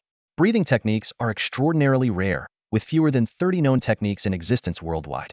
Only war god-level powerhouses possess the ability to create them. For the vast majority of warriors, the basic entry-level breathing technique is the only one they will use throughout their entire lives. Everyone is scrambling to get into the top martial arts universities because they provide access to advanced breathing techniques. Ji Yun's voice trembled with disbelief. Staring at the golden sun breathing technique in his hands, his eyes were unfocused. "Chen Xiao, am I dreaming? This is the golden sun breathing technique, something only officers ranked above the school level who have accomplished extraordinary military feats can obtain." Zhao Yufei's face turned pale upon hearing this. Coming from a prominent family in the capital, he fully understood the weight of those words and quickly glanced toward Yu Shuai. Ji Yun also realized his slip of the tongue and immediately fell silent. Zhao Linger, seeing the awkward atmosphere, quickly tried to smooth things over. "Chen Han, this is a special recognition from Yu Shuai. Even with top-tier records, it's rare to receive the golden sun breathing technique." Before she could finish, Yu Wuyun raised a hand to interrupt. He fixed his gaze on Chen Han and spoke with sincerity. "Chen Han, let's speak frankly. I truly admire you and hope you will join the 1st Corps Kuei Battalion of the Vulcan Army." The Kuei Battalion of the Vulcan Army was a renowned elite unit, accepting fewer than 100 recruits out of tens of thousands of new soldiers each year. Such an offer access to the golden sun breathing technique along with direct placement into the Kuei Battalion was an irresistible temptation for any new recruit. However, Yu Wuyun's next words sent a jolt through Chen Han's heart. "Of course, I won't force you. The decision is yours to make. You have the freedom to choose. You can take the golden sun breathing technique regardless of your decision, and your military rank will be promoted by 2 levels. Additionally, all other members of your Cold Knight squad will be promoted by 1 level."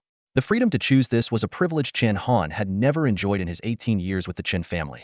A commanding general, despite his high status, was not pressuring him with authority.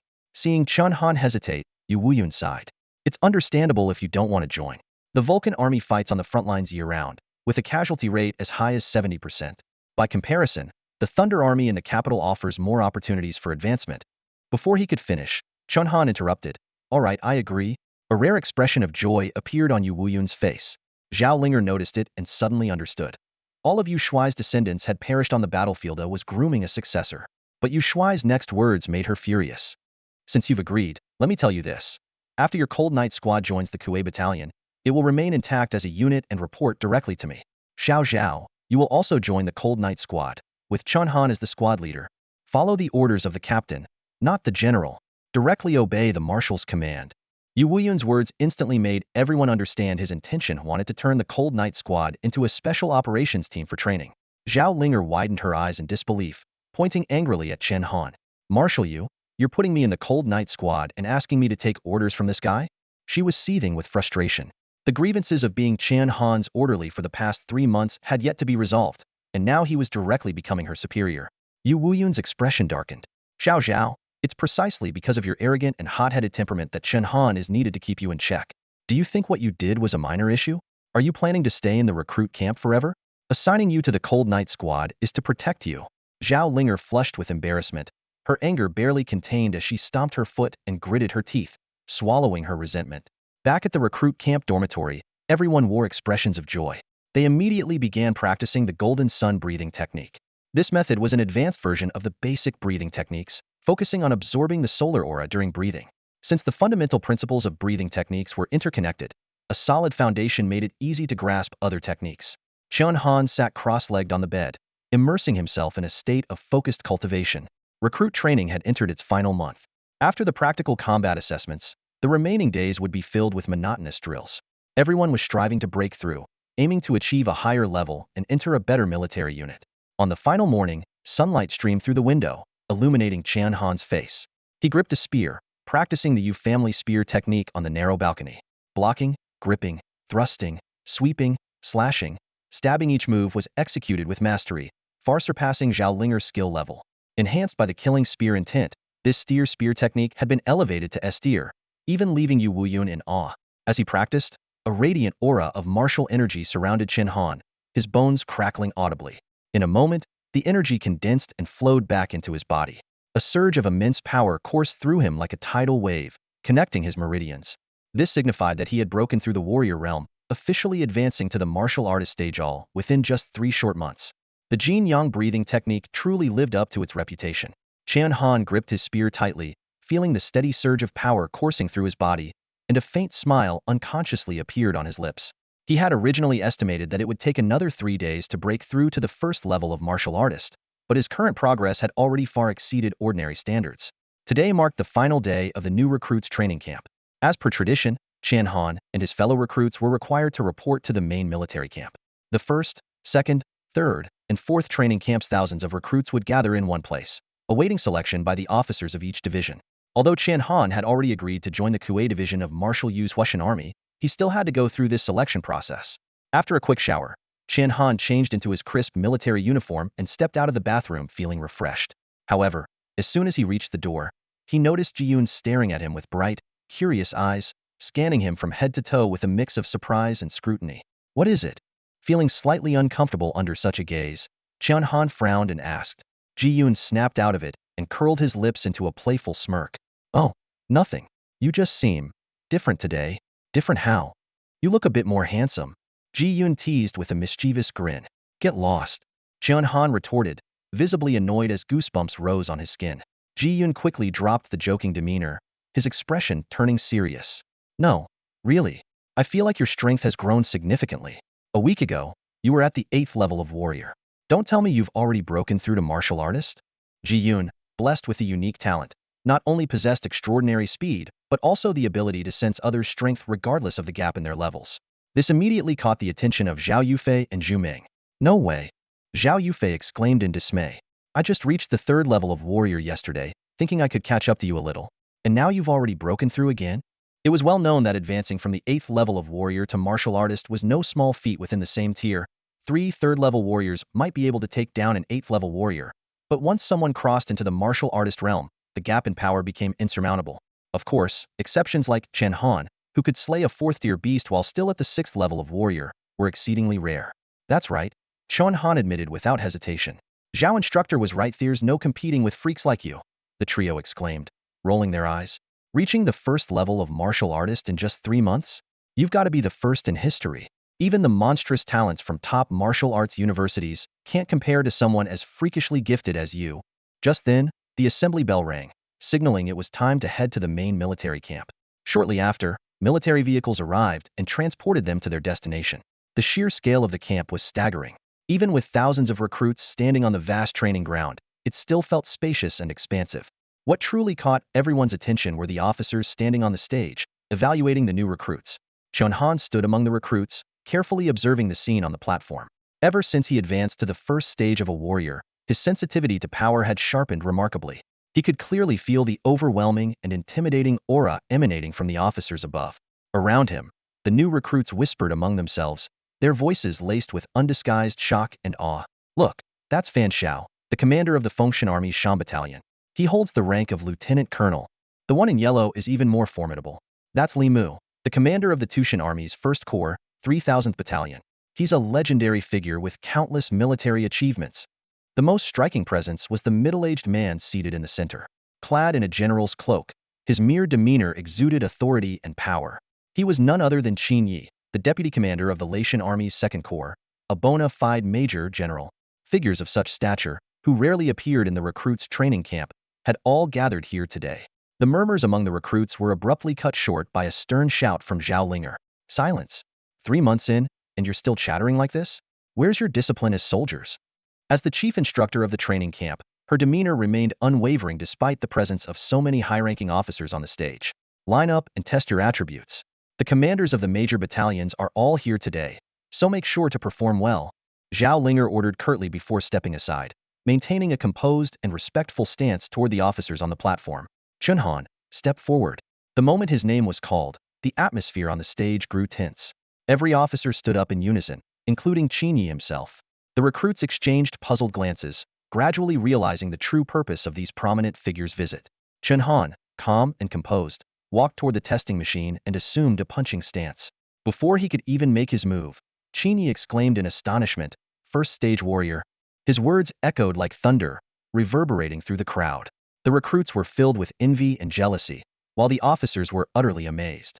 This year, the Nebula University in the capital produced a genius named Sun Wu, who reached the 7th stage of a warrior in just 3 months, causing a citywide sensation, Li Mu remarked with admiration. Chen Han reaching the 1st stage of a warrior in 3 months might shake the entire Great Xia Kingdom. Ha ha ha. Fan Shao laughed heartily. The military finally has something to boast about. Who says the army is inferior to warrior academies? Quiet. Watch Chen Han's attribute test. Qin Yi interjected in a deep voice, cutting them off. Li Mu and Fan Shao immediately fell silent, understanding full well that Qin Yi had come here with one purpose: to recruit Chen Han. The Thunder God Army, directly under the jurisdiction of the capital, was the most resource-rich military unit. Li Mu and Fan Shao exchanged glances, both seeing the helplessness in each other's eyes. This coveted spot, they feared, would inevitably go to Qin Yi. At that moment, Chen Han had already stepped up to the strength testing machine. Without a word, he threw a powerful punch, landing squarely on the iron-armored turtle's shell. A crisp crack echoed as fractures spread across the surface of the shell. This scene reminded everyone present of Chen Han's early days in the military camp, except this time, he achieved the same result using just his bare fist. The machine emitted a piercing alarm, but the data had already been recorded. Qin Yi remained composed and turned to the nearby recorder. "What are the results?" he asked. The recorder swallowed hard, his voice trembling slightly. "Chen Han, strength, 18,563 kilograms. This figure far exceeded the average first-tier martial artist's benchmark of 16,000 kilograms, a clear testament to the effectiveness of the Golden Sun breathing technique. Even more astonishing was the fact that this value could double under the enhancement of the killing spear intent." Next came the speed test. In the blink of an eye, Chen Han had already appeared at the finish line a kilometer away. The recorder announced the results: speed, 756 meters per second. Once again, this far surpassed the average first-tier martial artist's standard of 500 meters per second. Finally, it was time for the blood vitality test, the metric that most interested the senior military officers. Chen Han's previous record of 11 levels had already stunned everyone, which was precisely why Qin Yi and the others had come in person. For soldiers, blood vitality was directly tied to survival on the battlefield, particularly when facing multiple beasts. Chen Han placed his palm on the testing device, and the values began to soar rapidly. Level 1, Level 2, Level 20. The crowd collectively gasped as the numbers continued to climb. Finally, the pointer stopped at Level 28. The result left everyone present in speechless shock. Even Li Mu, a 4th-tier martial general, only had a blood vitality value of Level 24. This meant that without the suppression of rank, Chen Han could potentially outlast Li Mu on the battlefield. The recorder, his voice quivering, announced the final assessment. Chen Han strength attribute. Excellent. Speed attribute. Excellent. Blood vitality attribute. Unparalleled. During the ongoing tests, Chen Han once again shattered records, achieving the rank of pinnacle. This evaluation meant he had broken the historical records of the military camps trials. Although his strength and speed didn't reach the pinnacle level, it was not surprising. After all, over the past century of the new era, the military camp had undoubtedly seen many prodigies. Moreover, this was achieved without the augmentation of the killing god spear's intent. The level of vitality Chen Han displayed was enough to shock the entire army. As a first-stage martial artist possessing the vitality attributes of a general, this was unprecedented in history. Even Li Mu, a high-ranking officer, couldn't help but gasp in astonishment, while Qin Yi made no effort to hide his own surprise. When battling countless exotic beasts, the most crucial factor is vitality. Qin Yi openly expressed his admiration for Chen Han. Without endurance, even the greatest strength and speed are meaningless. What's even more remarkable is that he reached the first stage of martial artist level within just 3 months. Such talent is truly unparalleled. Li Mu and Fan Xiao exchanged a helpless glance if Qin Yi intended to compete for this talent. The conditions they could offer would certainly fall short of what the Thunder God Army could provide. Before Zhao Linger could announce the next tester, Chen Han was already surrounded by a host of officers. Fan Xiao, the captain of the Mountain Battalion, was the first to speak up. Chen Han, how about joining us in the Mountain Battalion? The atmosphere here is great. Everyone's united, it feels like a family. Before the burly captain could finish, Li Mu pushed him aside. Old Fan, your Mountain Battalion strength isn't even half of our 3,000 battalion. Chen Han, come to us, and I guarantee you'll achieve great feats. Our 3,000 battalion's weapons and equipment are the best in the entire army. The thousands of new recruits watching couldn't help but feel envious. It's truly unfair. Chen Han just finished testing, and the strongest battalions are already fighting over him, one recruit exclaimed through gritted teeth. Ji Yun, standing nearby, immediately retorted, "What's there to be bitter about? If you had his abilities, they'd be fighting over you too." As the chatter grew louder, Zhao Linger shouted angrily, "Quiet! What kind of behavior is this?" Although she managed to silence the crowd, her heart was weighed with concern for Chen Han. Despite his agreement with Yu Wuyun, the military had more than one marshal. Yu Wuyun couldn't openly show favoritism, especially not for a prodigy as high-profile as Chen Han. Even with a verbal agreement, if Chen Han changed his mind, Yu Wuyun would be powerless to enforce it. While the officers were still enthusiastically vying for Chen Han, completely ignoring the other recruits, Qin Yi stepped forward. His rank as a major general caused all the officers present to instinctively take half a step back. Chen Han, join my Thor army, and you'll have wealth and glory beyond imagination. Qin Ye's voice echoed through the military camp, drawing the attention of all the new recruits. Standing tall and proud, he continued, "You've heard about the resources of the Thor army. Even if the other 5 armies combined their resources, they wouldn't match ours. I can guarantee you'll reach the rank of captain within a year." The new recruit's eyes sparkled with envy. Who didn't dream of joining the prestigious Thor army? Not only did it boast abundant training resources and rapid promotions, but most importantly, its soldiers rarely had to fight. As the garrison force of Dongdi City, they were only mobilized if beasts directly attacked the city. Such a comfortable and privileged position was highly sought after. Yet, the Thor army recruited fewer than 100 people each year, and most of those were pre-selected from prominent families, bypassing basic training to join directly. Seeing that Chen Han didn't respond immediately, Qin Yi raised the stakes. "I have some ties with your Chen family and am an old acquaintance of your family head, Chen Jinan. With just a word from me, your status in the Chen family would soar. Don't you want to make a name for yourself and prove your worth?" However, Chen Han's expression grew colder. He had already made a promise to others and wouldn't go back on his word. Moreover, Qin Ye's attempt to pressure him by invoking the Chen family only strengthened his resolve. "Perhaps General Qin is unaware," Chen Han said calmly but firmly. "I have already severed ties with the Chen family. I am no longer listed in their genealogy nor allowed in their ancestral hall.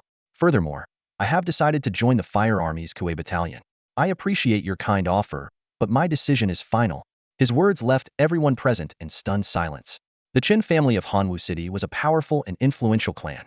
Even for those with low status within the family, its protection came with undeniable benefits. For someone with Chen Han's exceptional talent, to willingly leave the family was almost unthinkable. Qin Ye's face darkened instantly. The Thor army and the Fire army had long been rivals, and Chen Han's choice was a direct affront to him. However, Qin Yi didn't plan to take it out on Chen Han. Instead, he directed his fury toward the Chen family. After leaving the camp, Qin Yi immediately ordered his adjutant, "Quick, inform the Chen family about this at once. How could they let such a once-in-a-lifetime genius slip through their fingers?" A prodigy who reached the warrior realm in just 3 months with a blood energy level of 28. Chen Yi fumed. What on earth was the Chen family thinking? Don't they realize what this boy could mean for them? The adjutant bowed his head and replied, "Please calm down, General. Perhaps the Chen family had their reasons. Maybe they felt the boy didn't meet their standards, or there were other circumstances that led to his departure. Chen Zinen, what's wrong with him? Is he blind or just foolish?" Chen Yi took a deep breath and roared in frustration. The news quickly reached the Chen family, the most prominent clan in Hanwu City. In the family's ancestral hall, Chen Han wore a grave expression as he gathered a group of elders to discuss this unexpected development. He spoke first, angrily throwing the letter sent by Chen Yi onto the center of the ancestral hall. The heavy paper landed on the ground with a crisp sound. "Someone explain this to me." Chen Zenin's voice trembled with rage. Chen Han reached martial artist stage 1 in just 3 months, and with a blood energy level of 28. This is unprecedented in the military. No, it's unprecedented in the entire history of martial arts universities. The ancestral hall fell silent. Everyone lowered their heads, avoiding Chen Zenin's furious gaze. After a long pause, a timid voice broke the silence. "Patriarch, this must be fake, right? Chen Han hasn't grade talent. Even reaching martial apprentice stage 1 in 3 months would be a miracle. How could he possibly become a martial artist?" Chun Shiming suddenly stepped forward from the crowd, his voice steady. "It's very likely true. Back then, when the Patriarch sent me to bring him back, he was already at martial apprentice stage 4. Reaching martial artist stage 1 is not impossible." These words only added fuel to the fire. Chen Jinnan spun around sharply, his trembling finger pointing at Chen Zhan in the crowd. "Chen Zhan, it was your lousy idea to use Chen Han's college entrance quota to benefit your son, Chen Feng. Did you think I wouldn't figure out your scheme? You took advantage of Chen Han being an orphan with no one to back him up." He gritted his teeth and continued, "And your son, Chen Feng, with his grade talent and access to the Chen family's top resources, is still only at martial apprentice stage 3. What a disgrace." Chen Zhan hung his head low, silently enduring the reprimand, not daring to argue. The truth was undeniable. After replacing Chen Han and entering the martial arts university, his son Chen Feng had wasted his time indulging in the luxuries of the capital, neglecting his cultivation. Chen Zhennan slumped back into the main seat, his face dark with regret. Although Chen Feng's talent was exceptional, at best, he could become a strong warrior for the family. But Chen Han was different. His potential even surpassed that of his great-grandfather, the founder of the Chen family. He had the capability to lead the Chen family into the capital. Now, not only was Qin Yi criticizing him, but if the influential figure in the capital learned of this, Chen Zenin's position as patriarch might be in jeopardy. The hall fell into silence once again, the air heavy with worry. Suddenly, Chen Jinnan slammed the table and stood up. "What's done is done. All of you, figure out a way to bring Chen Han back to the family. He can remain in the military, but he must return to the family registry and acknowledge his place as a member of the Chen family." However, everyone present knew the truth. They had all been complicit in the decision to expel Chen Han. At the time, they had believed he was powerless and that severing ties with him would be inconsequential. Now, it was too late for regret. Let Chen Zhan go and offer an apology with humility, Chen Shiming suddenly suggested. As soon as the words left his mouth, all eyes turned to Chen Zhan, sharp and unforgiving, just as they had once been toward Chen Han. In large families, the strong are revered, and sentimentality is non-existent. Having seen through this harsh reality, Chen Han resolutely chose to sever ties with the Chen family. As he observed the cold, indifferent gazes of the crowd, Chen Zhan couldn't help but let out a bitter smile. Just over a month ago, his son had been the pride of the entire family, but now he had become a pariah, someone everyone avoided like the plague. The situation left him with no choice. Whether to go or not was no longer up to him. The mere thought of bowing his head and apologizing to the young man he had always regarded as worthless made Chen Zhan grit his teeth in anger. Yet, he could only clench his jaw and agree, "Fine, I'll go." Meanwhile, Chen Han was completely unaware of the turmoil brewing within the family.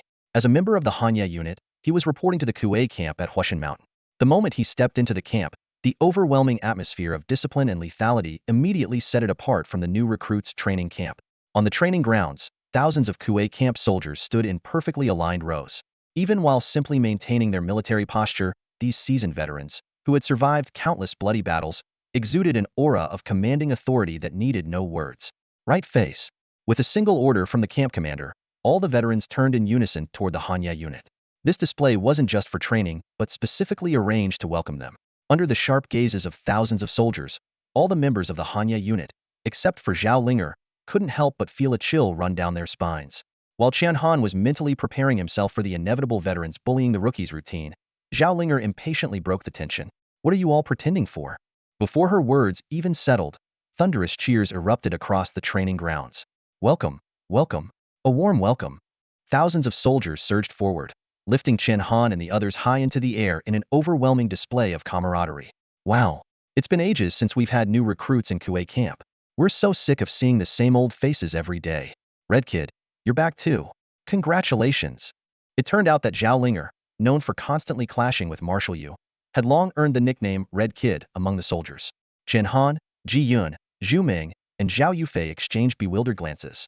They hadn't expected the infamous Kuwait camp of the Fire God Army to have such a lively atmosphere. What they didn't yet understand was that because Kuwait camp was stationed on the front lines year-round, with a staggering 60 mortality rate, the soldiers deeply cherished their moments together. Silence. A commanding roar from Commander Liu Zixing instantly quieted the rowdy crowd. What kind of behavior is this? Is this how I trained you lot? The grounds fell completely silent, and Chen Han and his companions were gently set back on the ground. Liu Zixing gestured for Chen Han to step forward, a subtle gleam in his eyes. So, you're Chen Han, huh? You've been making quite a name for yourself lately. Everyone in the military knows your name now. Though his words seemed complimentary, the tone carried an undercurrent of something unusual, prompting Chen Han to frown slightly in suspicion. As expected, Liu Zixing immediately continued, I know you're a genius, but my Kuwait battalion has never been short of geniuses. He pointed towards the soldiers standing below, his gaze first landing on a dark-skinned young man. That one, as dark as coal, is Imoli. Don't be fooled by his honest looks. In just half a month, he mastered the Yu family spear technique. Even old Master Yu himself said he's the rightful inheritor of the technique. His future achievements may surpass even Marshal Yu. Then, he pointed to another. And there's Wang Hu. He made a name for himself in the recruit camp and reached the rank of Marshal General in just 2 years. Liu Zixing's voice turned cold. What I want to tell you is this. Even though old Master Yu said you don't have to follow my orders, don't you dare get arrogant in the Kuwait battalion. Below the stage, Ji Yun and the others watching wore worried expressions. Instructor Zhao, what is Commander Liu trying to do? Is he deliberately trying to embarrass Chen Xiao? Ji Yun couldn't help but ask. Zhao Linger remained silent. She understood this scene all too well. She had experienced the same when she first joined the Kuwait battalion. She thought to herself, only a genius can keep another genius in check. Though Liu Zixing appeared stern and commanding, he was actually under 30 and had already reached Marshal Emperor level. At such a young age, achieving this rank was exceedingly rare. No wonder Marshal Yu personally selected him from among a million soldiers to become the youngest colonel in the army. Suddenly, Liu Zixing removed his outer garment, revealing his muscular physique. Chen Han, if you're unconvinced, I can test you myself. This Marshal Emperor level powerhouse was actually challenging Chen Han, who was 2 major realms below him. Yet, the soldiers of the Kuwait battalion seemed unfazed. They all knew Liu Zixing wouldn't use his full strength, merely intended to teach Chen Han a lesson. Almost no one in the battalion had escaped a sparring session with Liu Zixing. All right, Chen Han agreed without hesitation, immediately drawing his snow wolf spear. Though his opponent was unarmed, he dared not underestimate him. At the same time, he saw this as an opportunity to gauge the gap between himself and a martial emperor. With eyes sharp as lightning, Chen Han launched himself forward, his back leg propelling him like an arrow. In the blink of an eye, he was in front of Liu Zixing, wielding the Yu family spear technique with seamless precision, thrusting, slicing, and striking like flowing water.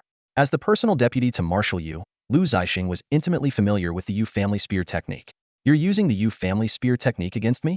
Bold move, kid. He effortlessly dodged Chen Han's strikes, a smile playing on his lips. Every move from Chen Han was lethal. On this no-holds-barred stage, he unleashed his full potential. Even Imoli, who had been praised earlier, couldn't help but marvel. Impressive. Truly impressive. Chen Han has mastered the Yu family spear technique to perfection. People say I have great aptitude, but I still think I fall short of Marshal Yu. However, Chen Han's understanding of the Yu family spear technique far surpasses mine. He's the one who can truly stand shoulder to shoulder with Marshal Yu. This remark immediately drew the attention of everyone around. The Yu family spear technique was practiced by countless soldiers in the army, yet only a select few ever earned direct praise from Marshal Yu himself. Not only did Imoli receive such praise, but he was also awarded a medal, making his evaluation highly authoritative. This was enough to prove that Chen Han's mastery of the Yu family spear technique had reached an extraordinary level. However, when faced with an insurmountable gap in skill and cultivation, even the most advanced techniques can fall short. The duel on the platform went on for a long time. Liu Zixing remained almost motionless, standing firm like an immovable mountain. Every time Chen Han's spear tip seemed about to touch him, Lu Zixing effortlessly evaded with the slightest of movements. Yet, despite the seemingly one-sided situation, Chen Han displayed incredible endurance. While beads of sweat began to form on Lu Zixing's forehead, Chen Han remained energetic, his long spear moving with precision and endless variations. Once again, a thrust missed its mark, and the two brushed past each other. Lu Zixing finally showed a hint of impatience. Though he was reluctant to attack first, being worn down to defeat would be a disgrace. That's enough. Lu Zixing shouted. Chen Han, I've tested your strength, but even if you practice the Yu family spear technique for another 10 years, your spear won't touch me. Before his words had fully landed, Chen Han, who had just passed by him, suddenly changed his grip on the spear. His body sank abruptly as he exerted force backward, unleashing an unexpected upward sweeping strike move no one had anticipated. Even Lu Zixing was caught off guard. By the time he reacted, the spear tip was already pressed against his waist. In that instant, an unprecedented fear gripped Lu Zixing's heart, as if he were on a battlefield about to be torn apart by a ferocious beast. Despite the two major levels of cultivation difference between them, the icy chill of that moment sent shivers down his spine. He instinctively leapt back, but it was too late, had already fallen outside the boundary of the platform. According to the rules, he had lost. The most astonished person was Emoli, who exclaimed in disbelief, "What was that move? Even Marshal, you never taught me something like this. Such an unpredictable strike, impossible to defend against." He suddenly realized, could it be that the Marshal held something back? No, with the Marshal's character, that's impossible. Unless... His gaze fell on Chen Han. Chen Han's understanding of the Yu family spear technique has surpassed even Marshal Yu. The veterans of Kuei Battalion stood at the sidelines, their faces filled with disbelief. Among them were numerous individuals of higher rank and expertise than Chen Han, generals who could easily hold their own in other battalions. As Lu Zixing had mentioned, Kuei Battalion had never been short of talent. Yet, a genius like Chen Han, who could surpass the founder's mastery of their techniques, was truly a rarity. Lu Zixing gave a small cough to mask his awkwardness. Ahem. Well done, Chen Han. He straightened his expression and continued, but remember, even though you take orders directly from the Marshal, as long as you're in Kuei Battalion, you must undergo the same training as everyone else. If I catch anyone slacking off, there will be consequences. Chen Han immediately cupped his fists in a respectful gesture. I only won because the captain was kind enough to hold back. It was pure luck. With that, he swiftly stepped down from the platform and assumed a standard military stance. This action earned an approving nod from Lu Zixing. He had expected such a prodigy to be arrogant, but Chen Han's humility was surprising. It gave him a glimpse of why Marshal Yu held Chen Han in such high regard. The surrounding veterans, however, couldn't contain their excitement. They crowded around Chen Han, exclaiming, "Kid, that was brilliant. Haha, it's the first time we've seen Captain Lu take a loss." Emoli, in particular, kept maneuvering to get closer to Chen Han. Lowering his voice, he asked, "Chen Han, how did you pull off that move? That was impressive." The essence of the Yu family's spear techniques lay in their power and adaptability. The raw power was directly tied to one's cultivation level. The higher the base attributes, the stronger the impact. Adaptability, however, required deeper understanding. The Scrade Yu family spear technique boasted 36 variations, insights gained by Marshal Yu through battlefield combat and duels. Emoli had already mastered 35 of them, yet he was certain the move Chen Han had just used was not the one he was missing. Chen Han couldn't provide a detailed explanation. That reverse spear thrust felt like an instinct buried deep within his bones, a manifestation of the killing spear intent that had elevated his Yu family spear technique to S-grade. Its intricacies were something he could sense, but couldn't articulate. Seeing Chen Han remain silent, Emoli tactfully took a step back. "My apologies for being presumptuous. I'll figure it out on my own." Chen Han simply shrugged and said no more. In the following days, the Han Yi squad underwent grueling training in Kuei Battalion, far surpassing the intensity of the new recruits camp. Even though Chen Han extended his training time from 6 to 9 hours and added extra practice, it was still considered the bare minimum here. To become a true elite, one needed not only exceptional talent, but also several times the effort of an ordinary person. One early morning, just as Chen Han woke from his sleep, a sudden system notification rang in his ears. Ding! Congratulations on successfully signing in. You've earned 50 points. As the system notification sounded, Chen Han opened his eyes. For some time now, his daily sign-in points had consistently amounted to 50. While the number seemed modest, it was a significant source of income for him. At this moment, his total points had reached exactly 5,030. Although the reward for his exceptional promotion by 2 military ranks was still being processed and hadn't been credited yet, his current points were enough to perform a top-tier lottery draw. System, Spend 5,000 points for the highest tier lottery draw. Limit the draw to the physical constitution category. Chen Han decisively issued the command. Despite already possessing a 28th grade general level vitality, the immense strain of wielding the piercing thorn spear made it clear that his current physical condition was still insufficient. A glowing, spinning wheel appeared before him, slowly rotating. Chen Han held his breath, staring intently at the wheel. These 5,000 points had been hard-earned, and he understood that the difference between physical constitution levels could determine one's destiny. The wheel's speed gradually slowed until the pointer came to a stop in the rarest section. Chen Han exhaled deeply. This meant he had secured at least an S-grade constitution. Ding! Congratulations! You have obtained an SS-grade constitution. The Divine Medicine Body. The system notification instantly prompted Chen Han to open his personal status panel to check the details. Divine Medicine Body. A natural constitution imbued with spiritual energy. When consuming various medicines to enhance basic attributes, the effects are amplified tenfold. Allows the refinement of attribute-enhancing medicines using vitality, requiring the collection of raw materials. The concise description made Chen Han gasp. The mere fact that medicinal effects could be amplified tenfold was astonishing. It was worth noting that even the highest-ranking officers in the military could only access premium vitality elixirs with effects ranging from 3 to 5 times the norm. With the Divine Medicine Body, however, a single bottle of standard vitality elixir worth 5,000 points could yield effects equivalent to a value of 500,000 in his hands. This first trait of the SS-grade constitution was already game-changing, but it was far from the full extent of its potential. The second effect was far more astonishing than the first. Chen Han realized that he could refine medicinal substances similar to vitality elixirs by consuming his own vitality. This was unprecedented in the history of humanity since the invasion. It was well known that the production of any attribute-enhancing medicine required the accumulated efforts of generations of national researchers and massive industrial production lines. Chen Han's ability made him the first person in the new century era capable of independently creating vitality elixirs. Even though he currently possessed no cultivation, this single ability was enough to elevate him to unimaginable heights in this world. However, Chen Han had no intention of becoming a pawn at the mercy of others. He understood very well that vitality could regenerate, but medicines that enhanced attributes were incredibly rare. Just as he excitedly prepared to consume a bottle of vitality elixir to test the effects of his divine apothecary physique, a group of seasoned soldiers from the Kuei battalion suddenly barged in hastily. Chen Han, come out quickly. Imoli's expression was urgent. Someone is insisting on seeing you. We can't get him to leave no matter what. He's even tied thorn branches to his back, claiming he wants to humbly atone for his wrongs to you. He's kneeling at the military camp's gate, saying he won't leave until you come out. This is a restricted military area. How he even found his way here, I have no idea. Chen Han frowned. Since enlisting, he hadn't formed any deep grudges with anyone. After a moment's thought, he deduced the visitor's identity. It was likely someone from the Chen family. What's his name? He asked. He said he's your sixth uncle, Chen Han. Since he's your relative, we didn't want to use force. Chen Han. As soon as the name was mentioned, a surge of anger flared in Chen Han's chest. The humiliation he had suffered in the Chen family was almost entirely tied to this sixth uncle. From the day he was born, Chen Han had looked down on him and relentlessly suppressed him. Among the Chen family, Chen Han was one of the people he loathed the most. And now, this man had the audacity to come and beg for forgiveness? Chen Han let out a cold laugh, thinking how shamelessly thick-skinned this person must be. It was early morning, and leaving someone kneeling at the camp gate could indeed disrupt military discipline.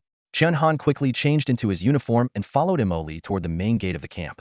At the entrance of the Kuei battalion camp, a shocking scene unfolded. A burly middle-aged man knelt on the ground, his bronze torso bare, with sturdy muscles bound tightly by several bundles of thorny branches. These seemingly ordinary thorns were horrifyingly sharp, carving bloody marks across the back of this formidable warrior. As Chen Han stepped out of the tent, the mannish Jin Zhan Seyes lit up instantly. Good nephew, he called out repeatedly, his tone deliberately warm and affectionate. This false display of closeness sent a shiver down Chen Han's spine. The memory of Chen Zhan's smug and despicable expression in the ancestral hall was still fresh in his mind, making him feel nauseous. Leave. Chen Han walked up to Chen Zhan and uttered the single word coldly. If it weren't for his concern for his cousin Chen Shui, he wouldn't have even bothered to say that much. Chen Zhan seemed to have anticipated this reaction, brushing it off as childish defiance. Good nephew, don't throw a tantrum with your sixth uncle, all right? Today, your sixth uncle is here to humbly admit his faults. Surely, your anger has subsided now. Come back with me. 18 years of bullying could hardly be erased with one symbolic act of repentance. Chen Han replied icily, no need for more words. Your presence here only taints the camp. If you're not gone in 10 minutes, the brothers of the Kuei Battalion will execute you on the spot. The Kuei Battalion? Chen Han's face turned pale. The elite unit under Marshal Yu? The seasoned veterans of the Kuei Battalion remained silent, but their deadly aura quickly filled the air. Despite Chen Han's strength as a third-tier warrior, he was nothing more than an average fighter compared to these elite soldiers who had clawed their way out of countless battles against ferocious beasts. Instinctive fear of death softened his tone even further. Good nephew, I understand if you don't want to come back. How about this? The family head has said that if you're willing to return to the Chen family, he'll create a separate page in the family registry just for you.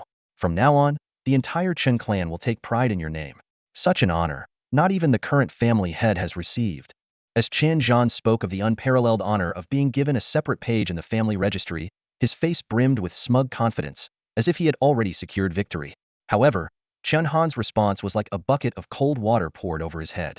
Do you think I still care about that worthless family registry of yours? Chen Han's gaze, looking down from above, was filled with contempt, as though the entire Chen family was nothing more than ants in his eyes. This blatant insult caused a flash of indignation to appear on Chen Han's face. Chen Han, how dare you?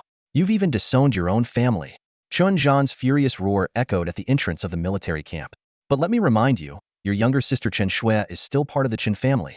At the mention of Chen Shui, Chen Han's fists clenched tightly, and a fierce, murderous intent flashed in his eyes. To hell with military discipline, he had already resolved to kill Chen Han right here and now. At that critical moment, a piercing scream tore through the air. A flash of cold steel severed Chen Han's right arm, and blood gushed out like a fountain. Who did this? Chen Han howled, clutching his severed arm. Do you not know the Chen family, the most powerful family in Hanwu City? Before his words faded, he suddenly noticed that the elite soldiers of Kuei Battalion around him were all standing at attention, saluting in unison. There was only one person in the entire military camp capable of commanding such respect from these battle-hardened troops. Chen Han's anger dissipated instantly, and he straightened his posture. Greetings, Marshal Yu. That single address sent chills down Chen Han's spine. Fighting through the pain, he turned to see Yu Wuyun, clad in the marshal's cloak, staring at him coldly. Who pulled strings to let trash like you in? Yu Wuyun's voice was calm, but terrifyingly so. The Chen family of Hanwu City, is it? I'll remember that. In this moment, Yu Wuyun bore none of the warmth he usually showed towards Chen Han and his comrades. As one of the three senior-most marshals of the Great Xia and a national hero, his words alone could obliterate the Chen family. Chen Han immediately cowered, forcing a smile through his pain. Marshal Yu, you must be joking. How could the Chen family ever dare offend you? Remember, this Chen Han is my personal guard. Yu Wuyun's simple statement instantly elevated Chen Han to an untouchable status. Fear gripped Chen Han's heart. This declaration meant that not only was Chen Han off limits, but even his sister Chen Shui had become untouchable. Thinking of his own son, indulging in decadence in the capital, Chen Han suddenly felt the chasm between them and the likes of Chen Han. I'll take my leave now. Please take care of yourself, Marshal. Clutching his severed arm, he fled in panic. Yu Wuyun watched Chen Han retreat with undisguised disgust. Find out who let him in. There's no place in the Fire God Army for someone who violates military discipline like that. Afterward, Yu Wuyun summoned Chen Han to the camp office. Inside, Yu Wuyun explained the recent developments concerning the special operations units in the military. Various camps were forming their own elite squads modeled after the Cold Night unit, and the higher-ups had decided to hold a live combat assessment on a real battlefield. Some people accuse me of building my own power base, Yu Wuyun said bluntly. But I've never cared about idle gossip. This assessment, to put it plainly, is just for appearances. I don't want you risking your life just to save my face. If you don't want to participate, I'll veto it immediately. This sincerity warmed Chen Han's heart. For the generous rewards, and even more so for the trust of the Marshal, he answered firmly, Marshal Yu, I'll take on this combat assessment. Yu Wuyun nodded with satisfaction. It'll be good training.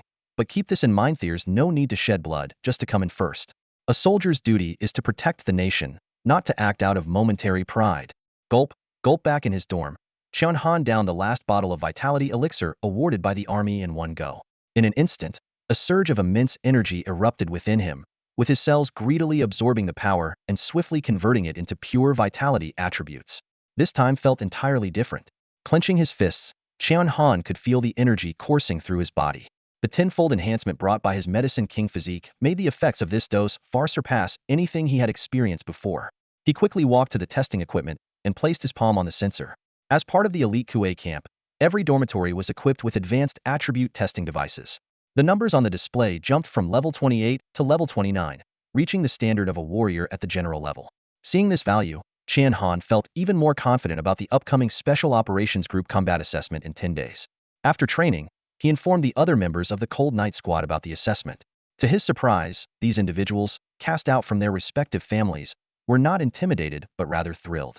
The respect they had earned in the military far outweighed the status they had held in their prestigious families, fueling their determination. Over the next 10 days, the entire squad threw themselves into training, nearly forgetting to eat or sleep.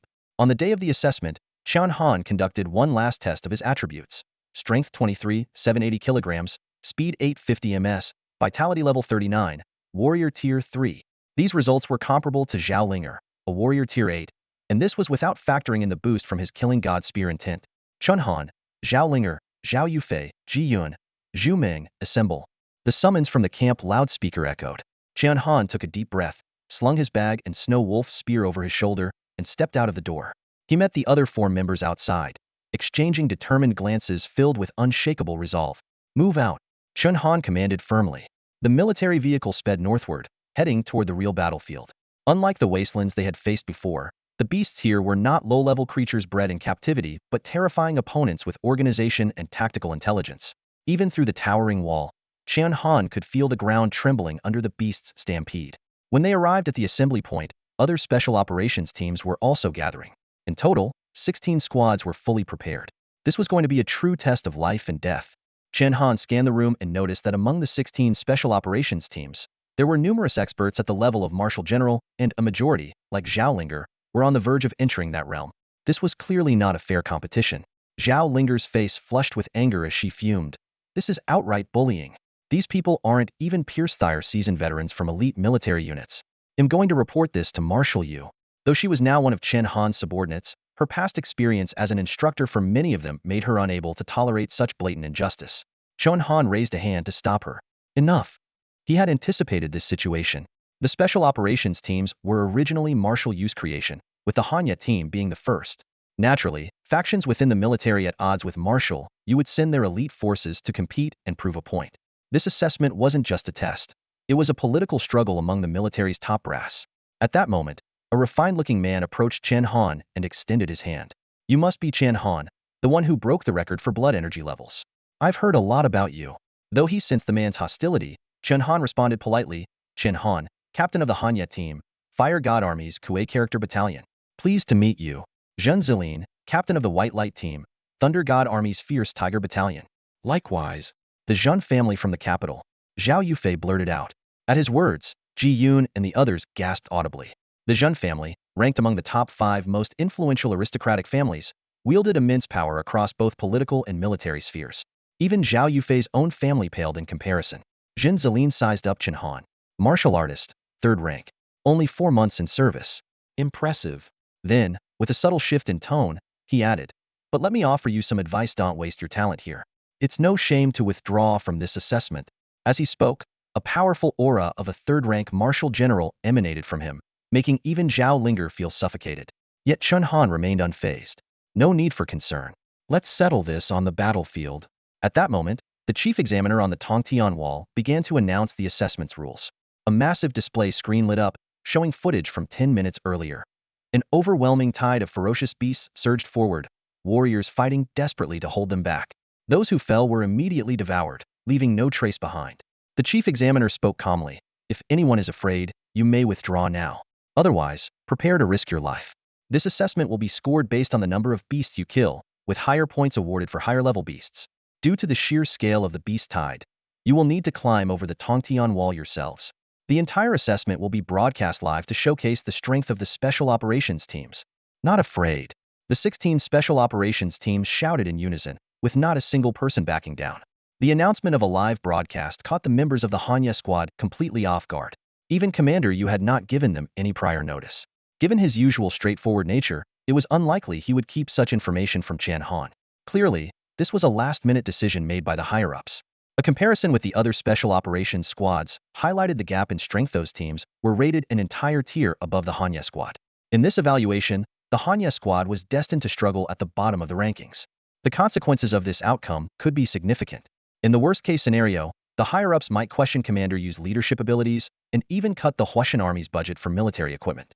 Chen Han and Zhao Linger exchanged a glance, a flicker of determination passing between them. This battle they had to win. As soon as the chief examiner's words fell, 16 special operations squads launched themselves like arrows toward the towering Tongtian wall, 100 meters high. A single misstep on such a height could result in a fatal fall, but these were elite soldiers. Each team displayed unique climbing methods. One group summoned mechanical exoskeletons towering over 10 meters, effortlessly carrying teammates to the top of the wall. Another member sprouted sharp blades from their arms, inching their way up the wall with precision. The most attention-grabbing, however, was Zhang Zilin, who had previously clashed with Chen Han. With a thunderous shout, a radiant, seven-colored glow rose beneath his feet, forming a cloud-like platform that gently lifted the entire Bai Guang squad into the air. Light element talent, Lu Zixing exclaimed as he watched the broadcast. At that moment, all the soldiers in the Kuei battalion halted their training and gathered in front of the screens. It wasn't just the Mevri unit not currently on a mission was closely following this critical live combat assessment, as mandated by the higher-ups. Over the past century, warriors possessing light element talent had been exceedingly rare. It was precisely this inheritable, rare ability that had propelled the Zhen family of the capital into the ranks of the top 5 noble families. This talent wasn't just devastating in attack, it could also enhance teammates' attributes and heal injuries. No wonder the military placed such importance on it, and no wonder Zhang Zilin, with his aristocratic status in the elite Laotian army, carried himself with such arrogance. That bastard! Shameless! The soldiers of the Kuei battalion fumed. What level is our Hanya squad even at? The weakest member of those special operations teams is already at warrior tier 3. This is just bullying. If they're so great, why don't they compete on equal footing with us? For the Hanya squad, the Tongtian wall was an almost insurmountable challenge. Without warrior tier strength, scaling such a height was nearly impossible. Among their team, only Chen Han and Zhao Linger had reached the warrior level, while the other 3 members hadn't even attained that rank. For the towering Skiriching wall, an ordinary climb was indeed an insurmountable challenge for most special forces soldiers. However, Lu Zixing appeared completely composed. He gazed steadily ahead and said calmly, "There's no need to rush. Keep observing. Chen Han always has a way of surprising you." His words brought a slight sense of relief to those around him. After all, when Chen Han first joined the military camp, even the formidable Lu Zixing, who held the rank of Marshal Emperor, had suffered a setback at his hands. Perhaps Chen Han truly had the potential to deliver an unexpected performance. Nonetheless, whether they were ordinary soldiers or members of the Kuei unit, they remained skeptical about the ability of the Cold Knight squad to scale this massive wall. This live broadcast was not only being circulated within the military camp, but was also streamed nationwide through the Dixia network. Among the viewers was the Chen family in Hanwu City. In the ancestral hall of the Chen family, all the senior members were intently watching Chen Han on the screen. Chen Shiming, observing the scene, sighed. In just 3 short months, Chen Han has gone from being the family's disgrace to becoming the leader of a special forces team. Those figures we used to treat with such reverence are now his colleagues. Chen Zhennan picked up the conversation, his tone filled with regret. It's more than that. He has now earned the favor of Marshal Yu, with limitless prospects ahead. Not only has our family lost a powerful ally, but now we... As he spoke, his gaze shifted to Chen Zhan, who was kneeling on the ground. Chen Zhan had been kneeling in the ancestral hall for 10 consecutive days, without even the courage to defend himself. Chen Zhennan berated him furiously. Because of you, we offended the founding figure of the new era, Marshal Yu. A single word from him could spell eternal ruin for the Chen family. A family member interjected in Chen Zhan's defense. Patriarch, please calm down. As long as Chen Han fails to climb that wall, our family remains safe. Besides, with the old ancestor still here, Marshal Yu wouldn't dare completely sever ties with us. Who knows, Chen Han might even meet his end during the real combat test in the northern front lines. These words were exactly what Chen Zhennan wanted to hear. Deep down, he hoped Chen Han would perish during the test. At that moment, Chen Han had already formulated a plan. He turned to Zhu Ming and said, "Deploy all your mechanical spiders." Although Zhu Ming marveled at the massive mechs before him, he followed Chen Han's orders without hesitation. 6 human-sized mechanical spiders soon appeared. Chen Han placed the Snow Wolf rifle on the back of one of the spiders, preparing to lead the team in scaling the wall. The team members were concerned that this plan might exhaust Chen Han's energy. However, Chen Han calmly said something that left everyone in shock. "My current blood energy level is at 39 tiers." This revelation was like a bombshell among the audience. To put it in perspective, even Zhang Zilin, who had the highest cultivation level and a special physique, only had a blood energy level of 32 tiers. Such an achievement was exceedingly rare, even within the elite ranks of the Thunder God Army. Sitting in the high-level conference room, Marshal Yu spat out a mouthful of tea upon hearing those words. As a senior figure in the upper echelons, such a loss of composure was exceedingly rare. Beside him sat two young generals, also clad in martial cloaks. The one on the left, with sharp features and a cunning glint in his eyes, was Zhong Go, commander of the Thunder Army. On the right, a square-faced man with a full beard was Ouyang Quan, commander of the Wind Army. Together, the three constituted the pinnacle of military power in the Dixia forces. Zhong Go's eyes briefly flashed with surprise, but he quickly concealed it, narrowing them slightly as he said, "Marshal you. This new recruit of yours has quite the edge." As fellow marshals of equal rank, they could only address Yu Wuyun as Marshal Yu, out of respect for his seniority. Yu Wuyun felt a surge of satisfaction internally but maintained a calm demeanor. Young people tend to have a bit of spirit, which is normal. But he's just a martial artist not quite on par with your men. Though his words seemed modest, they were, in fact, a veiled jab at the two for relying on their superior cultivation levels to intimidate others. Ouyang Quan rolled his eyes. He knew he was being mocked but had no retort. The truth was that their usual tricks no longer worked. Chen Han's astonishing blood energy level of 39 had already become common knowledge. Even if the Cold Knight squad ranked last this time, with such a prodigy in their ranks, any attempt to weaken Yu Wuyun's military influence was now a pipe dream. Their only hope was for their own special operations teams to win and secure some advantages. Meanwhile, below the skywall, Zhaolinger heard about Chen Han's blood energy level of 39. Though her lips curled in disdain, her eyes betrayed jealousy and helplessness. Even though she had grown accustomed to Chen Han's extraordinary feats, this revelation still shook her to the core. She retracted her long legs, which had been stepping onto a mechanical spider, and gestured for Chen Han to proceed. With her blood energy level of 12, leading the group to climb would only be asking for trouble. Under Chen Han's leadership, the Cold Knight squad easily scaled the skywall, a barrier said to be insurmountable for non-martial artists. However, the real challenge had only just begun below the wall. An endless swarm of ferocious beasts was charging toward them. This was a beast tide, a natural phenomenon more terrifying than earthquakes or tsunamis. Even with today's advanced technology, capable of mitigating most natural disasters, beast tides remained one of humanity's gravest threats. Over the past century, the skywall had withstood hundreds of earthquakes without a scratch, but it had been severely damaged during 3 massive beast tides. When a beast tide occurs, the creatures not only become ferociously violent, but also secrete a hormone that triggers an insatiable urge to consume humans. The effects of the hormones drove these mutated beasts into relentless assaults on human settlements. To counter this devastating beast tide, the higher-ups deployed 3 full battalions, nearly 10,000 soldiers. However, as Chen Han surveyed the battlefield, the massive army seemed insignificant against the overwhelming swarm of beasts. The battlefield resembled a colossal meat grinder, with soldiers falling one after another. For the members of the Hanya squad, who had lived their lives in relative peace, the brutal scene inevitably evoked fear in their eyes. Suddenly, a thunderous cry of "Charge!" pierced the skies. A massive mech leaped fearlessly from the 100-meter-high towering wall, crashing heavily into the horde of beasts. The mech's operator showcased extraordinary mechanical prowess, wielding a long sword drawn from its waist. The blade flashed with icy brilliance in the air, effortlessly slicing through the massive beasts, reducing them to fragments. "That must be the Titan squad," Zhu Ming exclaimed excitedly. "They're all gifted manipulators, relying on this $10 billion mech in combat." As a fellow manipulator himself, his envy was unmistakable. "Old Zhu, focus on killing the beasts. When I get rich, I'll get one for you too," Jiyun said, patting Zhu Ming on the shoulder. Meanwhile, Chen Han refrained from acting rashly. Instead, he calmly analyzed the battlefield. With the Hanya squad's limited strength and the beasts below being at least tier 3, charging into the swarm without the heavy armored mechs of the Titan squad would be suicidal. Before long, he identified a relatively secluded area with fewer beasts. "We'll descend from there and establish a defensive position first." Chen Han demonstrated the composure and tactical acumen of a commander. The mechanical spider swiftly carried the team down.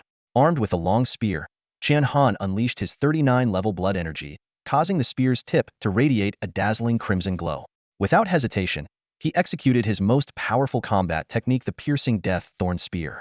With a thunderous explosion, a wave of destructive energy instantly cleared all beasts within dozens of meters.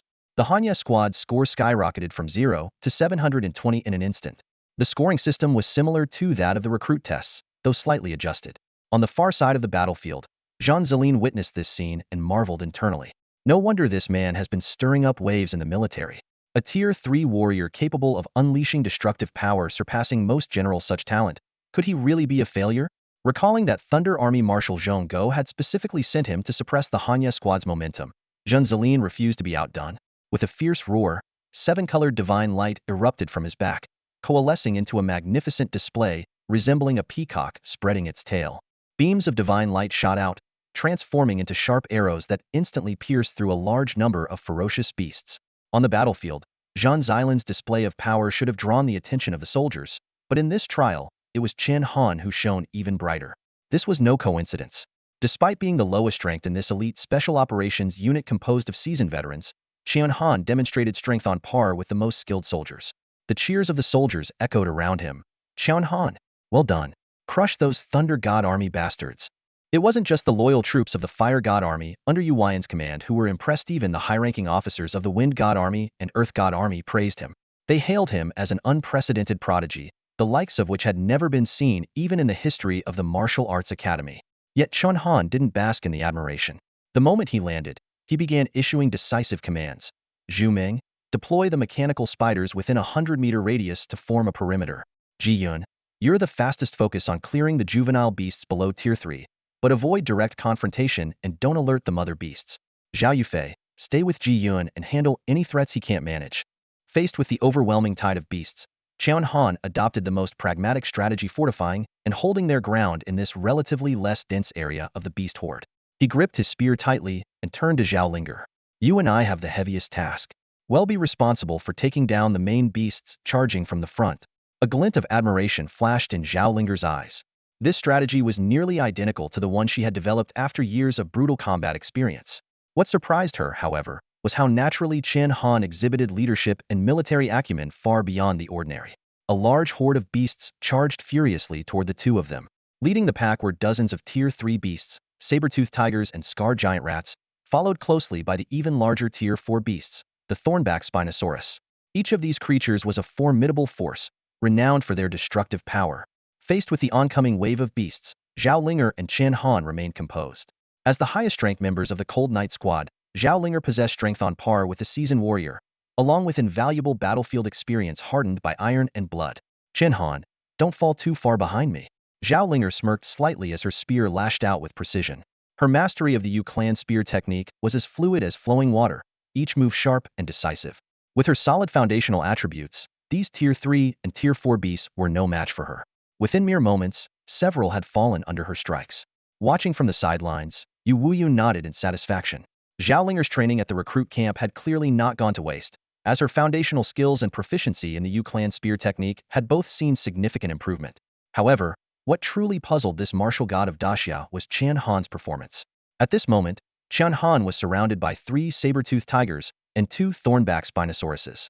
The thornbacks, with their massive size and bodies covered in flesh-ripping barbs, were beasts most would choose to engage from a distance using long weapons. Chen Han, too, employed the Yu Clan spear technique, but his moves stood out as extraordinary. Even when encircled, his spearwork remained agile and adaptable, seamlessly transitioning between offense and defense. Basic moves such as downward strikes, thrusts, and sweeping arcs were executed with such mastery that they seemed to transcend their simplicity, enriched by innovative variations unseen before. Master Yu, since when did you modify the Yu Clan spear technique? Why didn't you give us a heads up? Marshal Zhong of the Thunder Army teased. Yu Wuyun wiped a bead of sweat from his brow. As the creator of the Yu Clan spear technique, he could tell that Chen Han's moves were fundamentally based on it, but many of the variations were completely unfamiliar to him. What shocked him even more was that these innovative maneuvers were even more refined than his original techniques. Marshal Zhong, what if I told you it was Chen Han who improved the Yu Clan spear technique? Would you believe me? Yu Wuyun said with an awkward smile. Zhonggo cast him a skeptical glance. The entire army says you're a man who never holds back secrets. Now it seems that's not entirely true, is it? Yu Wuyun simply shrugged, dismissing the remark with a light-hearted chuckle. Only Ouyang Quan felt a jolt in his heart. The old master, known for his impeccable integrity and moral character, would never lie. Could it be that Chen Han truly possessed the talent to improve cultivation techniques? At this thought, he couldn't help but regret such a talent should have been recruited into the Fengshan army at any cost. On the battlefield, Chen Han's mastery of the Yu family spear technique showcased astonishing power. This modified technique retained all the original strengths while cleverly avoiding its flaws. Within the span of less than 10 minutes, the spear's shadows danced through the air, and over a dozen approaching beasts fell one after another more efficiently than even Zhao Linger, who specialized in dealing with such creatures. The other special operations teams were not to be outdone, particularly the White Light team led by Zhen Zilin. With the enhancement of their light-based abilities, their performance was the most striking. When the first wave of the Beast Tide was finally repelled through the combined efforts of all 16 special ops teams, the leaderboard on the live broadcast became clear. The White Light team led with 49,730 points, followed closely by the Giant team with 49,500 points, while the Cold Knight team lagged behind with 43,100 points. Ji Yun, Zhu Ming, and Zhao Yufei stood bloodied and gasping for breath. Looking up at the leaderboard, they lowered their heads in shame. Young Master Chen, we're sorry. We held you back. Out of the 43,000 points, the majority had been earned by Chen Han, with Zhao Linger contributing a smaller portion. The three of them combined had likely added a mere 3,000 points. Chen Han, however, remained calm. Don't worry, this is just the appetizer. The real challenge lies ahead. The so-called combat test was, in fact, a support operation ordered by higher-ups to fend off the invading beasts. If they relied solely on the 3 battalions of regular soldiers without senior officers to command, it would be difficult to hold the line. This was bound to be a prolonged battle, with no end in sight. Scanning the surroundings, Chen Han noted that most members of the other special ops teams already showed signs of fatigue. Those below the rank of Marshal General were visibly winded, many nursing injuries, and even the Marshal General level experts were in poor condition. Yet Chen Han, with his 39-tier vitality, remained composed and energetic. More importantly, he still had an ace up his sleeve, the pharmaceutical ability granted by his medicine god physique. The battlefield before him was littered with materials perfect for crafting medicines, an ideal opportunity to utilize this skill. This was why he had held back from using the piercing thorn spear until now. Opening his system panel, a series of formulas for basic attribute potions appeared. For example, a lower-tier vitality elixir required the leg bone of a thicket rabbit and a blood essence stone from a third-tier beast. A basic strength cultivation potion required the gall of a scarred giant rat and the antennae of a northern border giant ant. The formula for the basic strength enhancement potion unfolded before Chen Han's eyes. The ingredient list included saber-toothed tiger fangs, frostwolf fur, and the blood essence stone of a dwarf giant. This potion could explosively boost the user's strength in a short period of time. The system offered a wide variety of potions, most of which focused on enhancing basic attributes. Chen Han was already familiar with potions like vitality elixirs, which were designed to improve fundamental stats. However, when he noticed the system hinting at the existence of high-tier potions capable of influencing innate talents, he couldn't help but gasp in astonishment. Unfortunately, these extraordinary formulas required an enormous number of points to unlock, not to mention the rarity of the high-tier ingredients needed. For now, Chen Han decided to focus on the most urgently needed basic attribute potions. He was particularly drawn to the basic strength cultivation pod Iona potion that could double the user's strength in a short time. Not only would this be invaluable for his own power, but it could also significantly enhance the abilities of his teammates. As luck would have it, the corpses of a northern frontier giant ant and a scarred giant rat lay at his feet. Without hesitation, Chen Han collected the necessary materials. Brew potion, he murmured softly. Instantly, the materials in his pocket vanished, replaced by a blue potion appearing in the system's storage space. Chen Han was amazed by the incredible power of the divine alchemist body. Not only was potion making guaranteed to succeed, but the potions produced were completely free of side effects. It was common knowledge that similar attribute-boosting potions sold on the market were classified as banned substances. Using them a few times could cause meridian ruptures, a sharp decline in cultivation, or even death from bleeding from all 7 orifices. Such potions were so dangerous that even the military rarely used them, and martial arts academies had strictly prohibited them due to concerns over cheating. As he gazed at the perfect, side-effect-free potion in his hand, Chen Han couldn't begin to imagine the upheaval this formula would cause in the martial arts world if it were ever made public. Without a doubt, this side-effect-free enhancement potion is bound to disrupt the entire pharmaceutical industry of Dacia. Chen Han's gaze lingered on a particular blood vitality potion among the numerous formulas, his eyes lighting up with excitement. This was a compound vitality-enhancing potion with a stunning effect. It could directly boost a user's blood vitality level by 1 tier in a short time, and the effect could be stacked. The only restriction was that the maximum dosage depended on one's cultivation level, up to 10 bottles for warriors, and up to 20 bottles for martial artists. Exceeding the limit would lead to a fatal explosion. The ingredients required for the formula were anything but simple: 3 4th-tier blood essence stones from exotic beasts, 2 tusks of the berserk corpse elephant, 1 piece of hide from a thornback sword dragon, and a tail from a wasteland lizard. Overpowered. This is absolutely overpowered. Chen Han couldn't help but shout in astonishment. Among all the basic attributes of a martial artist, blood vitality had always been the hardest to enhance. His ability to reach a vitality level of 39 was entirely thanks to the dual blessings of his 100 refinement body and the divine pharmacist's physique. Most martial artists, lacking special constitutions, could only slowly accumulate blood vitality through vitality elixirs. Take Zhao Linger, for instance. Despite advancing to a Marshal general level, her vitality hovered only between levels 12 and 13. Each increase in vitality level required countless vitality elixirs and years of arduous cultivation. Yet this potion could elevate a user's vitality by an entire tier instantly. Although the effect was temporary, such an immediate boost in combat power would undoubtedly drive the military soldiers into a frenzy. Chen Han sprang into action at once, searching for the necessary materials among the corpses of exotic beasts scattered across the battlefield. Thanks to the beast tide, the ground was littered with the bodies of various exotic creatures, making these ingredients relatively easier to find. While others rested, he busied himself moving between the corpses of berserk corpse elephants and wasteland lizards. The members of the White Light Squad couldn't help but sneer at the sight. What a country bumpkin. Those materials are worth next to nothing, one of them remarked. Those who joined the Special Operations Squad were either elite soldiers or heirs of wealthy families, like Zhun Zilin, whose outfit alone was worth millions. They were more concerned with the status and benefits they could gain in the military after their victory. Even the viewers in the livestream struggled to understand Chen Han's actions, especially the members of the Chen family. Suddenly, Chen Shiming had a moment of realization and said to Chen Jinan, "Patriarch, do you think we were too harsh on Xiao Han before? Before he joined the military, the allowance we gave him was less than a tenth of what an ordinary family member received." Chen Jinan rubbed his chin thoughtfully and nodded in agreement. "You're right. We've given Xiao Han too little. Empty promises are useless next time. Send the gifts directly to the military." These two believed they had uncovered the true reason for Chen Han's resentment toward the Chen family, completely oblivious to how far off the mark they were. Only Yu Wuyun slapped his thigh and laughed heartily. "Ha ha ha.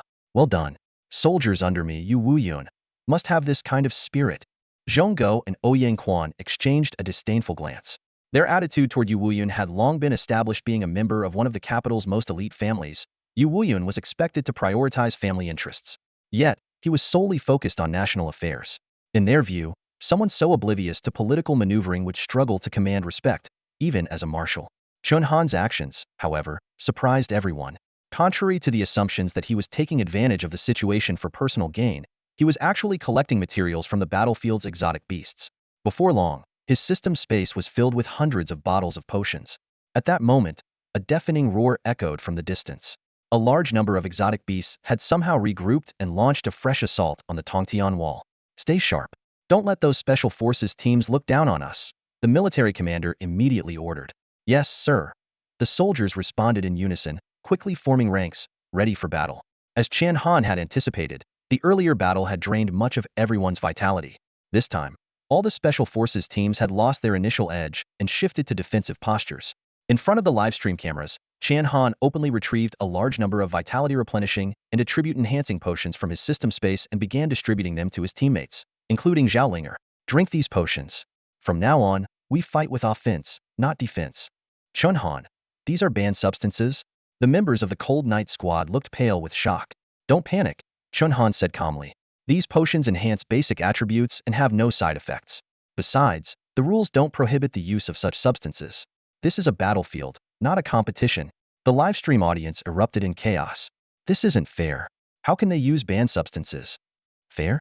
The White Light Squad has members at the 3rd rank of Marshal General stats. What's unfair?" Someone quickly countered. Zhong Guo and Ouyang Quan smirked to themselves. They didn't care about the use of banned potions. In fact, they were hoping the Cold Knight Squad would embarrass themselves due to potential side effects. It would serve as a perfect blow to Yu Wuyun's reputation. Yu Wuyun, however, had tears in his eyes. He had specifically warned Chen Han about this kind of scenario. He would rather see the squad rank at the bottom than have these young people risk their lives over a pointless competition. In the end, the Cold Knight Squad chose to trust Chen Han and down the potions in one gulp. The moment the liquid slid down his throat, Zhao Yufei felt something extraordinary. Why do I feel no pain at all after taking these potions?" Zhao Yufei frowned, recalling the scene of his cousin consuming forbidden drugs during the family martial arts competition. He had witnessed his cousin in agony after drinking the potion, grimacing in pain and nearly passing out. Zhao Yufei looked at Chen Han with a mix of fear and disbelief. To him, a potion that could boost attributes without any side effects was utterly terrifying. If news of this reached the capital, it would undoubtedly cause a massive uproar. But there was no time to dwell on it. Horde of beasts was already closing in. With a sudden burst of speed, Zhao Yufei struck with lightning-fast precision. Under the effects of the potion, his strength surged to an astonishing level. What would usually require an arduous battle to defeat a third-tier beast now took only a single blow. "Holy crap! This feels freaking amazing!" Zhao Yufei couldn't help but shout. With the boost from the potions, the members of the Cold Knight team unleashed their full power. Following Chen Han's offense is the best defense strategy, they dove straight into the beast horde.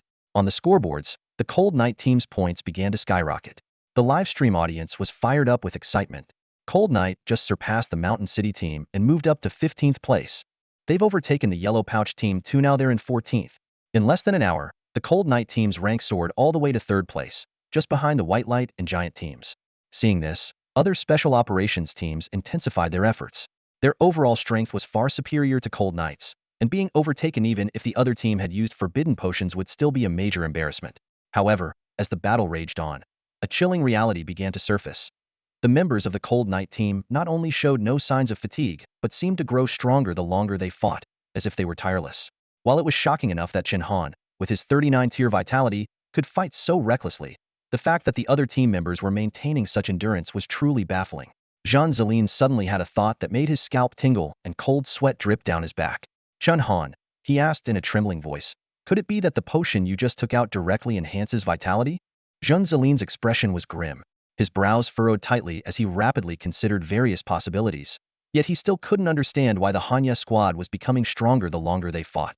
When his gaze fell on Chen Han, the answer finally struck him: it had to be that mysterious potion, a special formula capable of directly boosting vitality. On this realistic battlefield overrun by beasts, though there were no fatalities, the special operations team members were all covered in varying degrees of wounds. Vitality levels not only determine stamina and endurance, but also directly influence the speed of wound recovery. A 12-centimeter-long wound would take 4 to 5 days to heal at 1 to 2 levels of vitality, whereas someone with 10 levels of vitality could recover within a single day. This was the regenerative power brought about by enhanced vitality. While fending off the onslaught of beasts, Jean Zeline kept a close eye on the state of the Hanya squad. The more he observed, the more convinced he became. Their vitality levels had undergone an extraordinary increase. When this conclusion was voiced, it immediately caused an uproar in the live stream. At this very moment, in the vast Daxia nation with a population of 500 million, at least over 100 million people were watching this official broadcast. If Chen Han truly possessed the formula for a potion that could directly enhance vitality, it would be akin to dropping a bombshell across the entire nation. Under the watchful gaze of over 100 million viewers, Chen Han remained remarkably composed. He openly admitted, "That's right, I do have a potion that can directly enhance vitality. However, the effect is temporary, and each bottle increases vitality by 1 level. With the unique advantage of his divine pharmacist physique and the support of Marshal, he had no reason to hesitate or conceal the truth." His declaration left everyone stunned, including the members of the Hanya squad. Ji Yun, clutching his stomach, stammered, "Wait, Chen Xiao, are you saying that what we just drank was this potion?" Upon receiving Chen Han's confirmation, his face fell apart in disbelief. "Chen Xiao, if this potion can't be mass-produced, it must be worth at least 1 million per bottle." Zhao Yufei and Zhu Ming exchanged incredulous glances, realizing they had just consumed potions worth several million. Meanwhile, in the largest national pharmaceutical factory in the capital, the reaction of the chief director, Li Qingshi, was even more intense. As a senior figure of the same generation as Marshal, Li had participated in the development of nearly all attribute potions, with his greatest achievement being the vitality elixir. This potion had elevated the average vitality level of martial artists in the Martial Emperor realm from the previous standard of 10 levels. Yet this highly esteemed master of potions, renowned across the country, now found himself collapsing to the ground in utter disbelief, as if all strength had drained from his body. After hearing Chen Han's words, he was helped to his feet by his subordinates, his entire body still trembling uncontrollably. With a trembling voice, Li Qingshi exclaimed, "For nearly 20 years, my primary research has been on this type of medicine that can directly boost vitality and blood. I've led a research team of hundreds, using the country's most advanced equipment, yet we've made no progress. How did a young man, not even 20 years old, manage to develop this?" Desperately, he turned to the 2 researchers beside him, only to see them shaking their heads in bewilderment. In truth, even if they fully analyzed the components of Chen Han's vitality medicine, mass production would still be impossible. "Quick, connect me to old Yu immediately," Li Qingshi shouted excitedly. "How can we let such a talent remain in the military? He would be of far greater value in the national pharmaceutical sector. I want to treat him like a treasure." Meanwhile, the top martial arts universities in the country had gone into a frenzy over Chen Han. Especially after investigating his background, they were utterly astounded. Chen Han was supposed to be preparing for college entrance exams this year to join a martial arts university. He was even from a prominent family. Why would he choose to enlist in the military instead? A little thought made the reason behind this clear. In a short amount of time, the Chen family's phone was ringing off the hook. Each caller was someone of significant status, leaving Chen Jinnan no choice but to respond politely, though all of them criticized his decisions. Chen Jinnan could only offer awkward smiles, inwardly filled with regret. If only he had left a way out when he expelled Chen Han. The battlefield seemed frozen in time.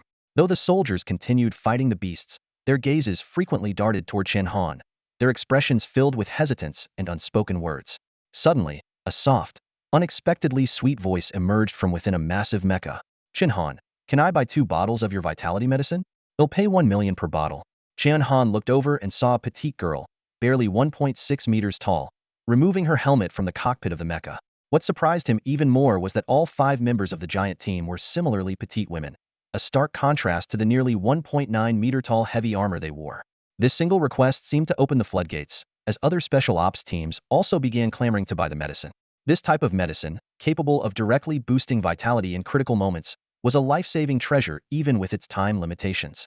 Many soldiers didn't die directly from beast attacks, but from exhaustion in prolonged combat. In the heat of battle, survival often depended on holding on for just a little longer, and Chen Han's medicine provided that crucial edge. They'll offer 5 million for 5 bottles. Reserve 3 bottles for me, I'll pay 1.2 million per bottle. Only Zheng Zilan's face darkened. His superiors had originally assigned him to suppress the Cold Night team, yet now Chen Han was stealing the spotlight. When a member of the White Light team quietly suggested they buy a couple of bottles as well, Zheng Zilan snapped coldly, "Get lost?" Zheng Zilan focused intently on releasing his 7-colored divine light. At this point, the only thing he could do was ensure that the White Light team maintained their lead. However, the subsequent waves of beasts didn't include any particularly strong ones, with the highest being just 5th tier. For Chen Han, who had already reached 7th tier martial artist strength, these beasts posed no challenge. With his vitality boosted to 59 points, he unleashed his piercing thorn spear with reckless abandon, each throw creating a massive crater on the battlefield. Retrieving his snow wolf spear, he switched to the Yu clan spear technique to cut down the beasts. The Cold Night team's score skyrocketed, quickly surpassing the giant team and climbing to 2nd place. Zheng Zilan's heart ached as if being torn apart. Despite being an entire tier above Chen Han in strength, he was powerless to stop him. The constant energy drain from releasing his divine light took its toll, and he eventually coughed up blood. He could only watch helplessly as the leaderboard displayed the scores. White Light team, 206,400 points. Cold Night team, 206,200 points. Boom. As the Snow Wolf spear exploded amidst a group of beasts, the Cold Night team's score surged by 700 points, reaching 206,900 points and undisputed 1st place. This breakthrough signifies an eternal transcendence. On the battlefield, under the leadership of Chen Han, the Hanya squad advanced with unstoppable momentum, quickly widening the score gap to over 10,000 points. The numbers on the scoreboard continued to climb, and the gap grew ever larger. The members of the Baiguang squad, already exhausted, could no longer muster the strength to close the gap. The elite soldiers of Kuei camp erupted into cheers at the sight. Ha ha ha, well done, Hanya squad. Who would dare underestimate our fire god army now? Even the usually stern Lu Zixing couldn't help but laugh heartily. Those thunder god army good for nothings, wasting their days away in the capital. Let's see how Zhongguo opposes Marshal Yu now. In the high-level conference room, Zhongguo's face had turned ashen, resembling the color of liver. These were the elites he had painstakingly selected from the Thunder God Army, their abilities supposedly surpassing those of the Hanya squad. This defeat was a severe blow to his reputation. Yet, he forced a smile and said, "Marshal Yu, congratulations in advance. The Hanya squad's success today is a testament to your excellent guidance." Yu Wuyun felt a surge of pride but maintained a modest demeanor. It's not over yet. The outcome is still undecided. Despite his words, every seasoned veteran on the battlefield knew that the beast tide was nearing its end. Even in the case of a large-scale beast tide, the affected area rarely exceeded dozens of kilometers, and the total number of beasts would amount to no more than tens of thousands. On the battlefield, some special operations teams had already begun assessing their losses and organizing their equipment. After all, only the first-place team would receive a reward in this test. The others were merely along for the ride. As the number of beasts dwindled, support tasks were also wrapping up. Chen Han glanced back at his team. Despite the effects of the enhancement serums, the relentless fighting had left everyone utterly drained. He looked up at the score above, and then holstered his Snow Wolf rifle. "Take a break, everyone. Leave the rest to the brothers from the 3 major camps." Just when everyone thought the battle was drawing to a close, a deafening rumble erupted. The ground shook violently, as if an ancient behemoth was approaching. The Tongtian wall suddenly blazed with red light, and alarms echoed across the sky. "Alert! Alert! A beast army has been detected ahead." The The words, beast army, sent a chill through everyone present. Though only a single word differentiated a beast horde from a beast army, the two were worlds apart. A beast horde, despite its overwhelming numbers, was chaotic and disorganized, with many beasts trampling each other to death in their frenzy. A beast army, however, was disciplined, coordinated, and operated with the precision of a human military force. Its combat strength and destructive power far exceeded that of an ordinary beast horde. In the 62nd year of the new calendar, the discovery of the first beast army coincided with the largest breach of the skywall, claiming the lives of over 1 million people. Since then, beast armies have become extremely rare within the territory of Dazaya south of the Long River and have even disappeared entirely over the past 2 decades. In stark contrast, beast armies have frequently appeared in the dark domain to the north of the Long River. Scientists have speculated that the beasts in the dark domain have developed a civilization similar to that of humans, establishing a racial hierarchy and even forming multiple beast nations. The beast army now appearing before everyone's eyes seemed to confirm this theory. The beasts marched in organized formations, their steps synchronized, exuding a solemn and disciplined aura completely unlike the chaotic and savage image they had in the past. At the center of the formation was an imposing figure, a towering 6-meter turtle beast, a tier 6 minotaur lord. Its eyes, as large as basketballs, were deep and intelligent, while its 1-meter-long metallic tusks gleamed coldly. Even more astonishing was the massive alloy battle axe it wielded. Its entire appearance, its adornments, posture, and demeanor radiated an extraordinary level of intelligence, almost as if it were a person. This scene immediately triggered nationwide panic. Yu Wuyun shot to his feet, staring intently at the screen. Those beasts from the north, they've evolved to this level? For 20 years, due to various reasons, the military had ceased sending expeditions to the north. Even though Marshal Yu had repeatedly proposed investigating the dark domain, his suggestions had been ignored. Now, the beasts of the north had advanced to the point of alloy refinement. Although the quality was crude, the signs of industrialization were undeniably alarming. The heavy silence on the battlefield was broken by a burst of laughter. Haha, I thought I wouldn't get a chance. There are plenty of tier 6 beasts in that army. If none of you are going, I'll go first. The speaker was a tier 2 warrior wielding a guandao from the Huangtu squad. This warrior, named Han, had lost his chance at claiming first place due to the overwhelming lead of the Hanya squad in points and was now eager to prove himself. His figure turned into a blur as he dashed toward the beast army at an astonishing speed of 2,000 meters per second. Han, don't go. Zhen Zilin, another member of the Thunder God army, shouted in warning. At first, Han demonstrated the full strength of a tier 2 warrior, cleaving through 3 or 4 tier 6 beasts with a single mighty strike. However, the beasts quickly responded with highly coordinated attacks. A thornback dragon rammed into his back, 2 unicorn beasts unleashed thunderous strikes, and several monkey-like creatures snatched away his weapon. When he tried to retreat, he found his escape route blocked by the overwhelming number of beasts.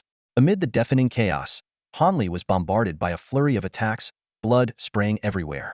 As it became clear he was about to be torn apart, the others prepared to rush to his aid. Suddenly, a command came over the broadcast. Everyone, listen to my orders. Abandon Han and retreat immediately. Do not stop for even a second. Do not rescue.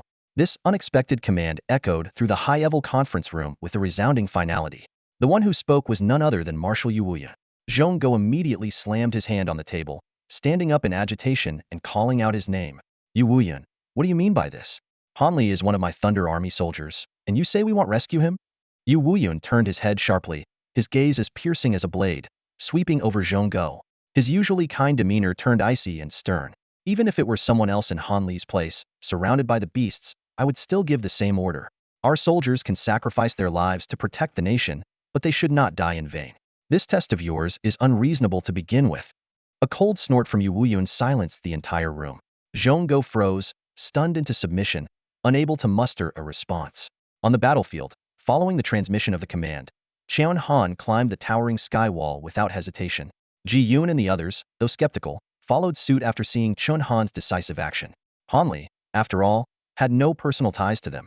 Exhausted and drained, they knew charging into the beast army would be nothing short of suicide. Before long, the members of the special operations team had all retreated to the top of the skywall. Meanwhile, Han, despite being a third-rank martial officer, was reaching his limit. Just as he opened his mouth to shout, "Help!" the horn of a unicorn beast pierced through his abdomen, spilling his innards instantly. The gruesome sight was unbearable for the onlookers, and within seconds, the beasts devoured Han Li's body until nothing was left. At that moment, a command came from behind Chen Han. Activate the Type 3 lasers.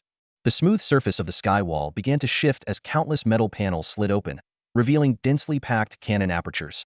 This colossal wall, stretching thousands of miles, was far more than a mere defense barrier. 1, 2, 3, fire. With the command, black laser beams erupted from the apertures, emitting an aura of dread as they tore toward the beast army. These Type 3 lasers were a groundbreaking technological advancement by the scientists of Dacia in the new era, powered by a unique material known as star crystals. Star crystals originated from meteorites that fell to Earth during the era of spiritual energy revival. They were as translucent as crystal yet contained immense energy. Even now, scientists had yet to fully decipher their composition. A single palm-sized star crystal could supply electricity to a small city of tens of thousands for an entire month. When used to power the Type 3 lasers, they became the ultimate weapon against the beasts. As the black lasers shot forth, an eerie silence seemed to envelop the entire world. A black laser swept across like the scythe of death, instantly reducing the beast army to dust. Every beast within the laser's range disintegrated into ashes without even having the chance to react. The Minotaur commander, sensing the lethal threat, let out a deafening roar, attempting to command a retreat. However, in the face of light speed, the speed of any creature seemed utterly insignificant. Unless one was a Marshal Emperor-level powerhouse, survival under the attack of a Type 3 laser was impossible. In the next moment, the once mighty Minotaur commander was reduced to nothingness. What a pity, Zhu Ming remarked as he observed the astonishing destructive power. The power of technology is indeed formidable, but star crystals are far too precious. A single large-scale Type 3 laser attack requires a full 3 kilograms of star crystals, making it impossible to use as a regular weapon, especially since most of the star crystals are located north of Longhe. Chen Han, watching coldly, held a different opinion. No matter how strong technological power is, it can't surpass the physical body of a martial god-level warrior. As long as it's not internal damage, even using all the star crystals on Earth to power a Type 3 laser wouldn't harm a martial god-level warrior in the slightest. Knowledge is important, but evolving the body is the fundamental path to the survival of a species. The test examiner, hearing this, nodded subtly to himself. It reminded him of something Marshal you had once said, which was why Marshal you preferred soldiers to hone their skills through combat, rather than relying too heavily on technology. For this test, the Cold Knight squad scored 215,600 points, taking first place. The examiner cleared his throat and announced, "The special operations squads may leave now. Rewards will be distributed later." After the evaluation concluded, most of the special operations squads looked displeased, clearly unhappy that the weakest squad, Cold Knight, had taken first place. Only the giant squad from the Mushan Army's Fengzi battalion seemed unfazed. A doll-faced girl with twin ponytails from the squad walked up to Chen Han voluntarily. To everyone's surprise, the female warrior, who had to look up at Chen Han before the test, turned out to be half a head shorter than him after removing her mech suit. "Hello, Chen Han. I'm Zhang Shirin, leader of the giant squad from Mushan Army's Fengzi battalion. Congratulations on taking first place."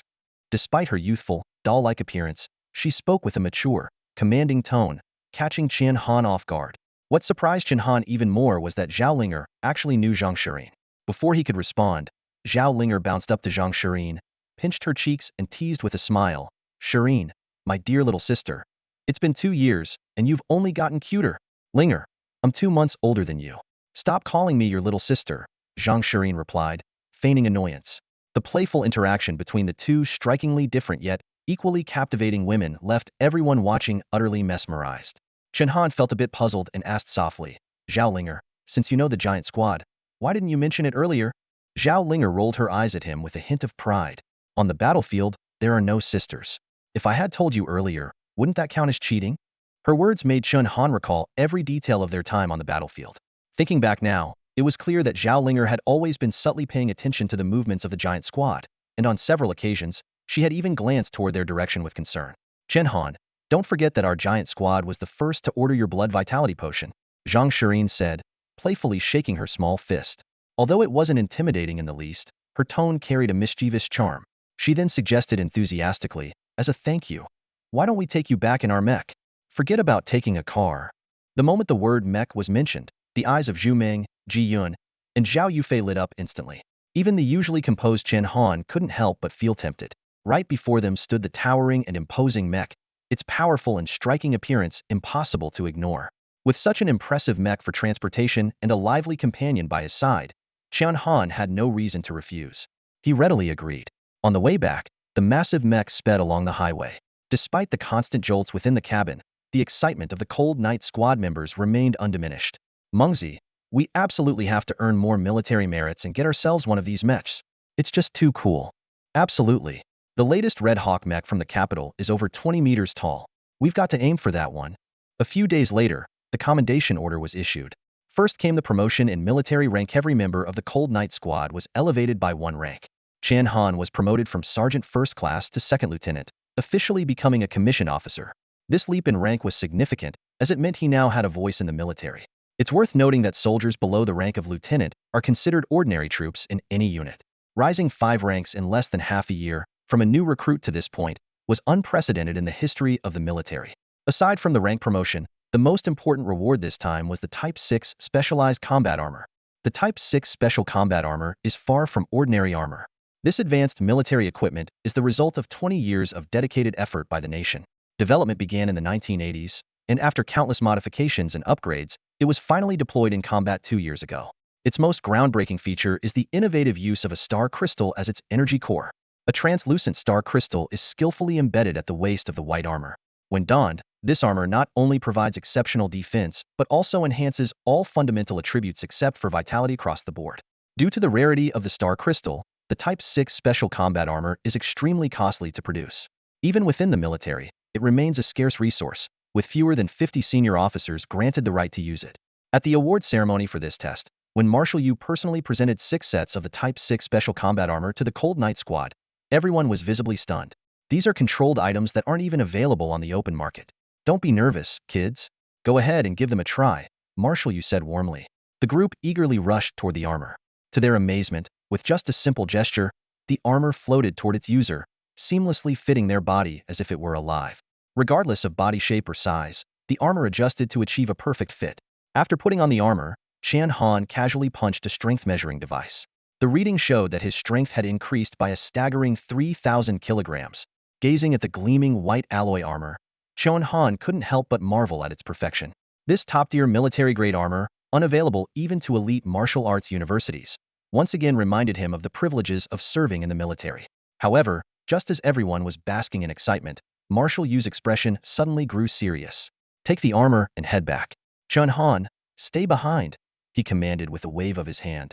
Zhao Linger, who had spent the most time with Marshal Yu, immediately understood his intentions. After saluting, she led the others out of the room. Once the others were gone, Yu Wuyun placed a file on the table. Chen Han focused his gaze on it and saw the bold title, Northern Expedition Plan. Marshal Yu, what is this about? Chen Han asked in confusion.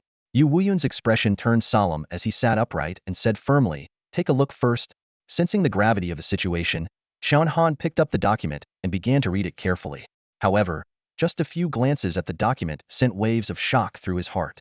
The contents of the Northern Expedition Plan before him left Chen Han utterly stunned. Yu Wuyun was planning to launch an offensive against the Dark Territory in the north. It was well known that the beasts in the Northern Dark Territory were far more formidable than those in the south. This plan had the potential to shake the entire Xia dynasty. Yu Wuyun's deep voice broke the silence. Since the resurgence of spiritual energy, Xia has been split, with the Long River as the dividing line. Everything north of the Long River has fallen under the dominion of the beasts, and for a full 100 years, Xia has been confined to the south. As he spoke, the 2-meter-tall military commander rose to his feet. A flicker of determination crossed his aged face, momentarily dispelling his usual frailty and revealing an awe-inspiring aura. To Chen Han, it was as if he were witnessing the same leader who had once guided the people of Xia through the turbulent era of darkness. Chen Han, I personally drafted this plan and have already submitted it. What do you think? Are you saying you want to reclaim the northern territories? Chen Han asked incredulously. Exactly. Yu Wuyun nodded solemnly and turned to point at the map of Xia hanging on the wall. The vast expanse north of the Long River that is the birthplace of Xia. Chen Han, I am originally from the north, and for 100 years, I have not set foot in my homeland. As a transmigrator, Chen Han was well aware of the history of Xia's complete map being fragmented by the beasts. He gradually began to understand Yu Wuyun's intentions. The old general feared that future generations would forget that the north was the true root of Xia. The northern expedition has always been my lifelong aspiration, but for various reasons, I have delayed taking action, Yu Wuyun continued. It wasn't until a few days ago, when I saw the commander of that beast army, that I realized if we don't act soon, we will face the dire threat of the beast armies pressing down upon us. So, do you agree with this northern expedition plan? Chen Han nodded resolutely. Of course, I agree. A soldier's duty is to defend their homeland. May I ask which battlefield our Hanyi squad will be assigned to? But Yu Wuyun shook his head. You misunderstood. Your Hanyi squad is too valuable. How could I bear to send you to your deaths? Besides, getting this northern expedition plan approved won't be easy. In addition to requiring a massive number of troops and supplies, the most critical hurdle is obtaining the signatures of over 70% of the noble families.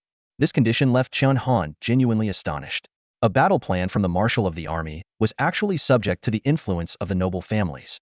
While he was aware of the immense power these families wielded in Xia, he had not expected it to reach such an extent, practically controlling everything. After all, 80% of Xia's soldiers came from commoner backgrounds. We need over 70% of the families to agree to go to war? Chen Han sneered, his eyes flashing with anger.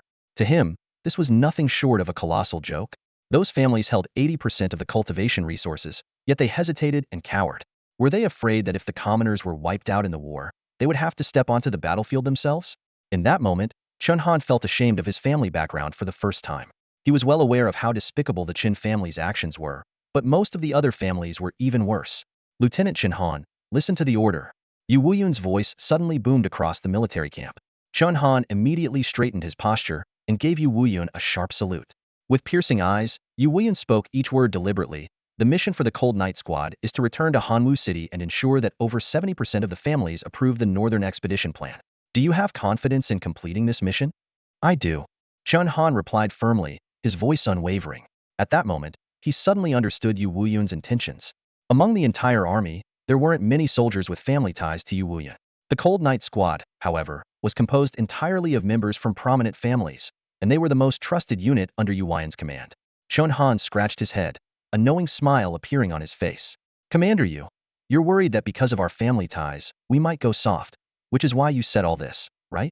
Caught off guard by Chen Han's blunt observation, Yu Wuyun's face reddened slightly, and he turned away.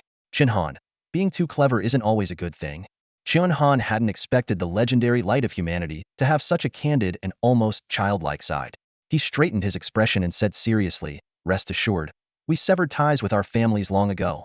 For this mission, we won't hold back. Hearing Chen Han's assurance, Yu Wuyun finally felt at ease. Good. Then I'll leave it to your discretion. Just remember, don't take things too far.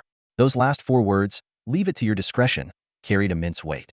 It meant that Chen Han would have the authority to mobilize troops in Hanwu City and even employ extreme measures if necessary. No matter the consequences, Yu Wuyun would take full responsibility. This wasn't just an ordinary authorization. It was the highest level of trust and power. After all, in the current Great Xia, there were few people who could keep Yu Wuyun in check. As Yu Wuyun had said, the northern expedition was imperative.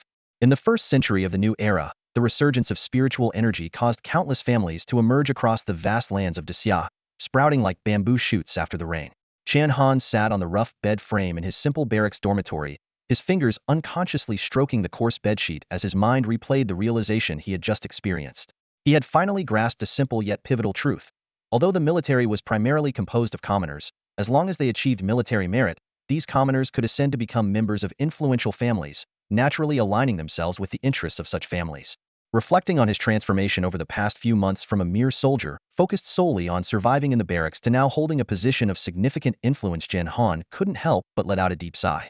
The dramatic shift in his identity felt almost dreamlike. More importantly, he now fully understood the audacity of Yu Wuyun's Northern Expedition Plan. Before waging war against the terrifying beasts of the northern dark regions, Yu Wuyun intended to first engage in an internal struggle with all the families of Xia.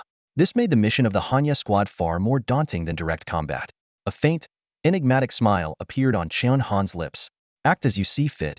Yu Shuai, that old fox, has granted us immense authority. With this special privilege, the Hanya squad would have much greater flexibility in their future operations. Meanwhile, on the sports field of Hanwu City's 8th high school, a young girl was diligently performing her basic training. 236, 237. Chen Shui counted softly as she did push-ups, carefully adjusting her breathing rhythm.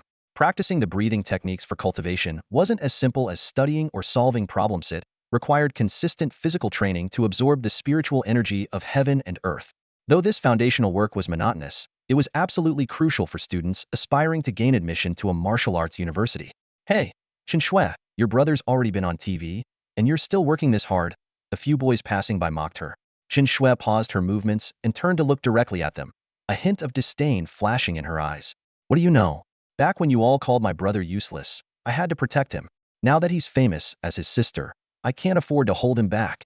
Her words left the boys speechless. However, one of them, a young man named Chiyu, had a dark expression on his face.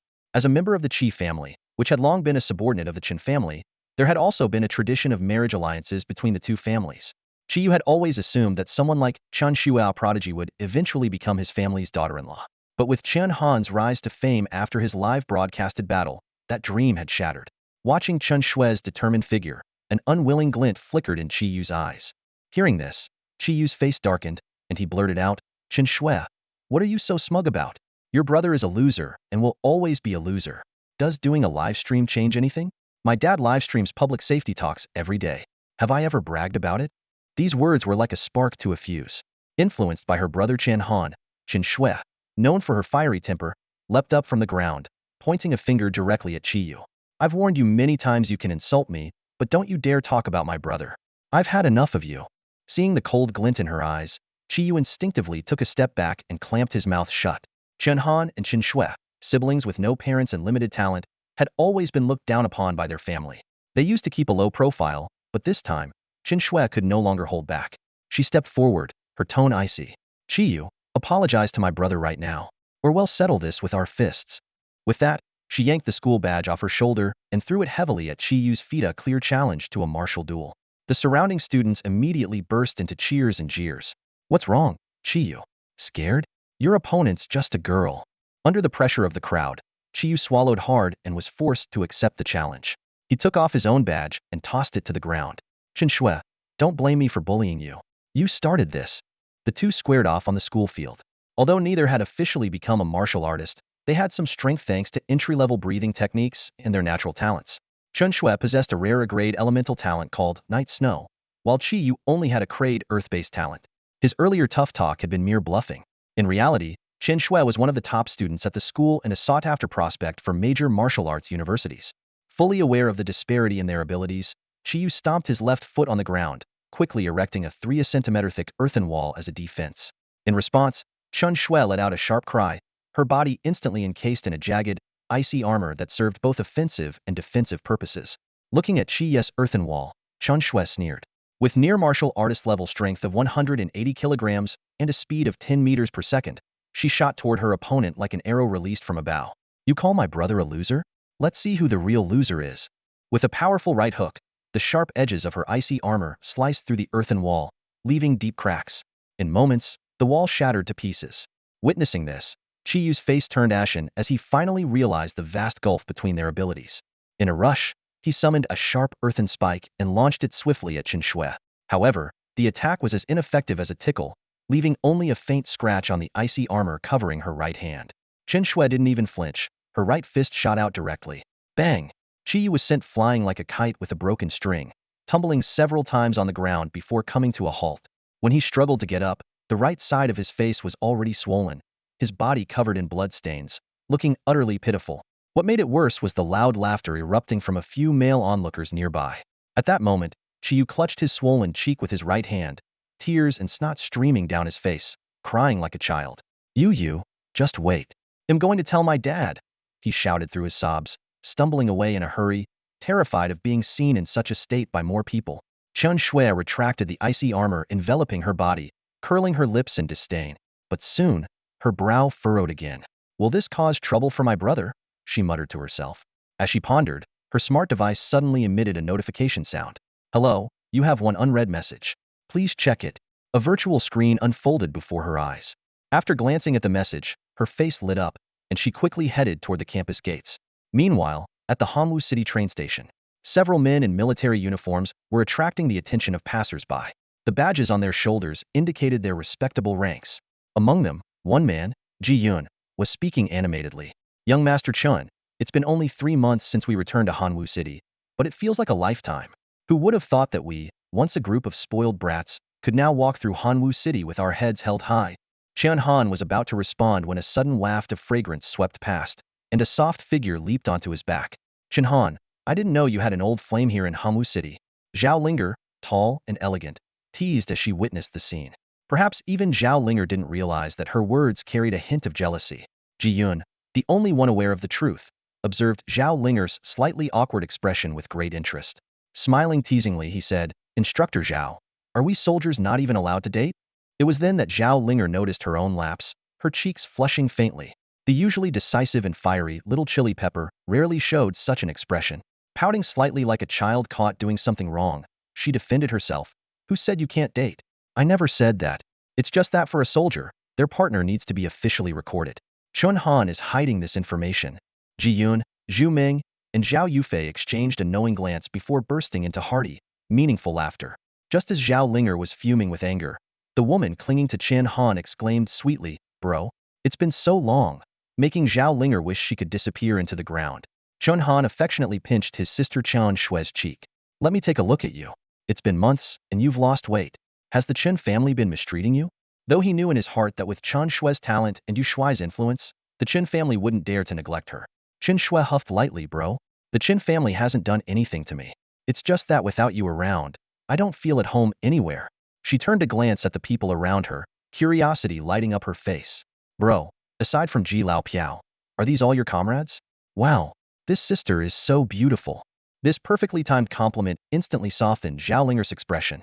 The normally stern and commanding instructor suddenly became gentle, responding in a sweet voice, Shue, you're so adorable too. At that moment, Chen Han noticed a suspicious scrape on Chen Shue's arm. His gaze sharpened. Xiao Xue, who did this? Were you bullied at school? Chen Shue quickly covered her arm and forced a smile. It's nothing. I just fell during practice. Bro, I'm not some delicate princess. This doesn't even count as an injury. Chen Han knew his sister too well.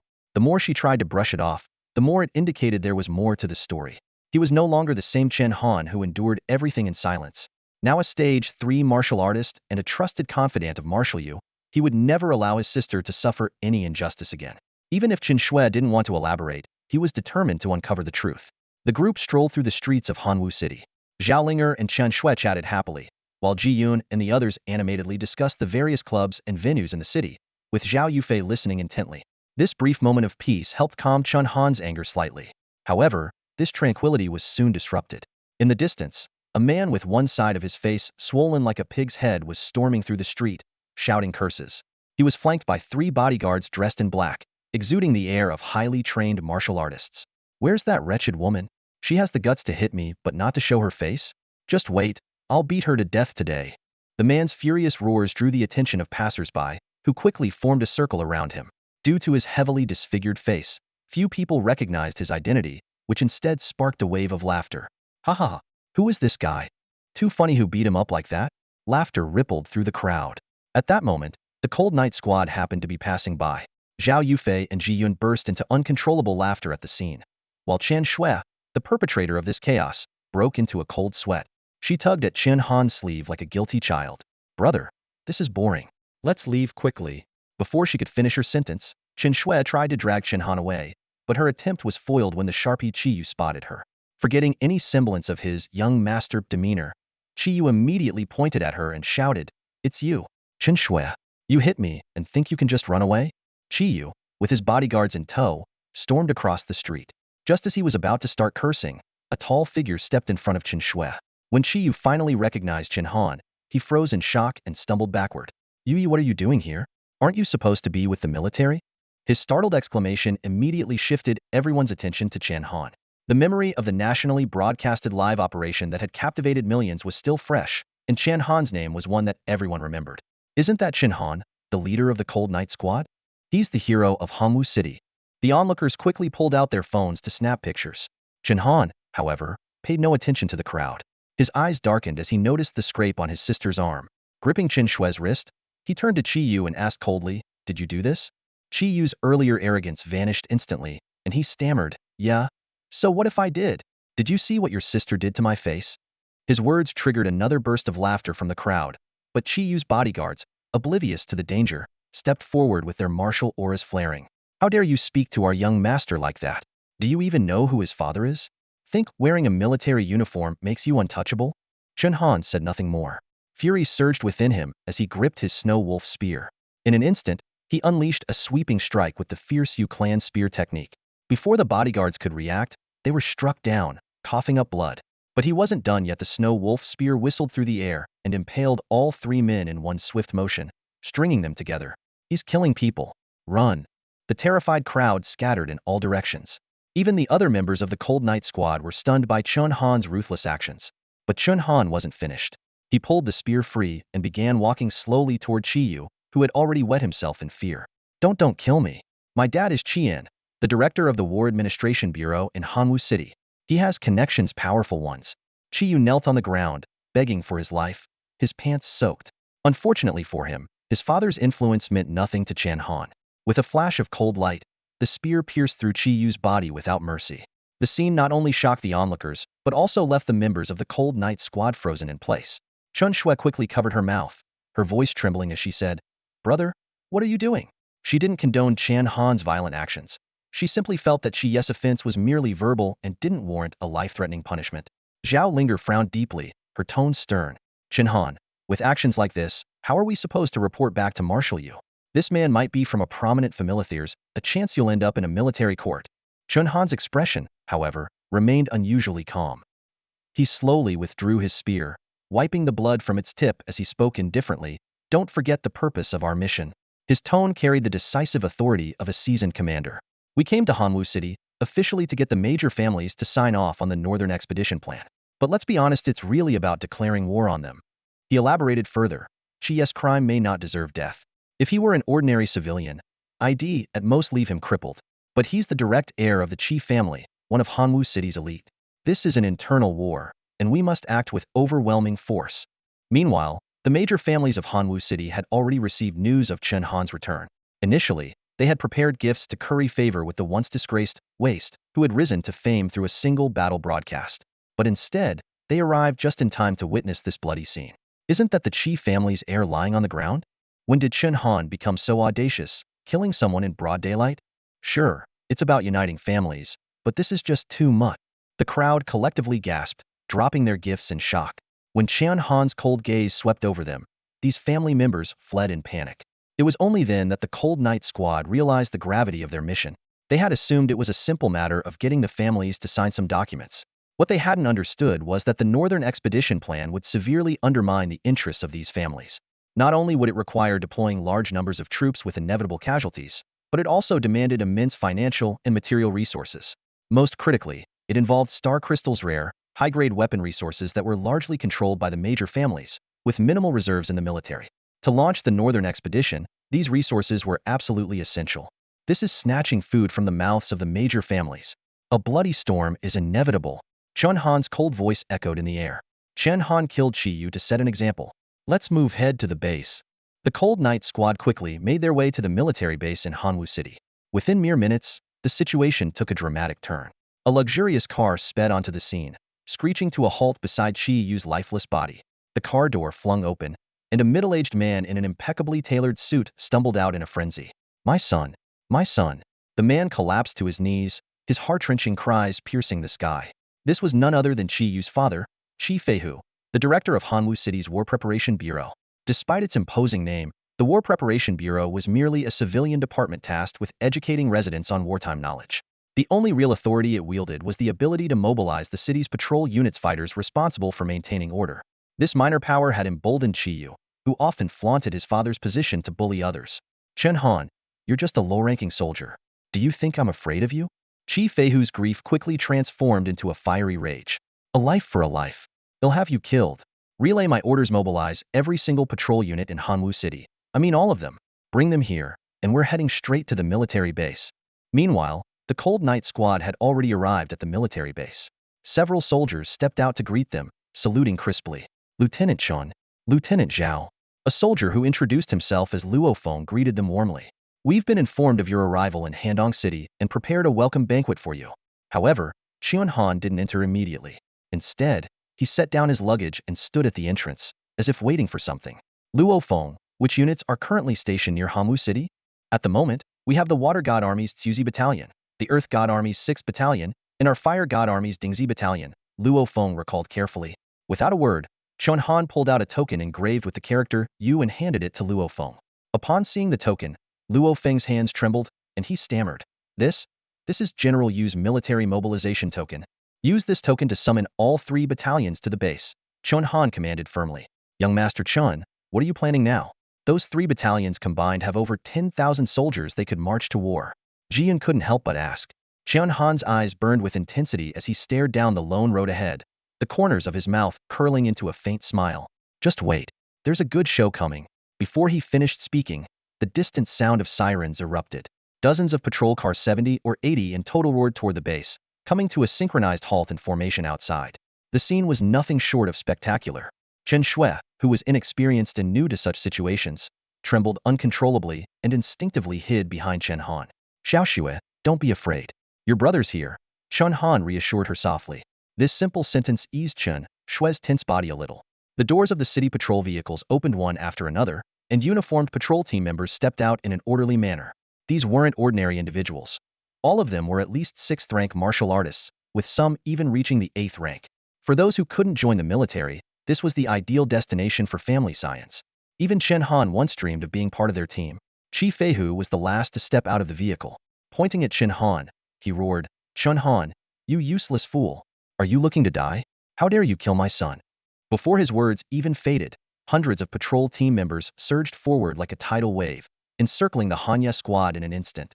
Witnessing this overwhelming scene, Chen Shui's eyes welled up with tears. Brother, is this my fault? Did I cause trouble for you? I shouldn't have attacked Chiyu. I'm sorry. Chen Han's lips curved into a gentle smile. It's all right, Xiao Shui. You were helping your brother. The members of the Hanya squad quickly assumed their positions, their expressions grave. Battles between martial artists were swift and decisive, far different from fighting beasts.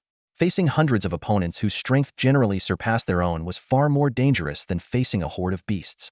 Fortunately, these city patrol members were accustomed to a life of comfort and had never experienced real life-and-death combat.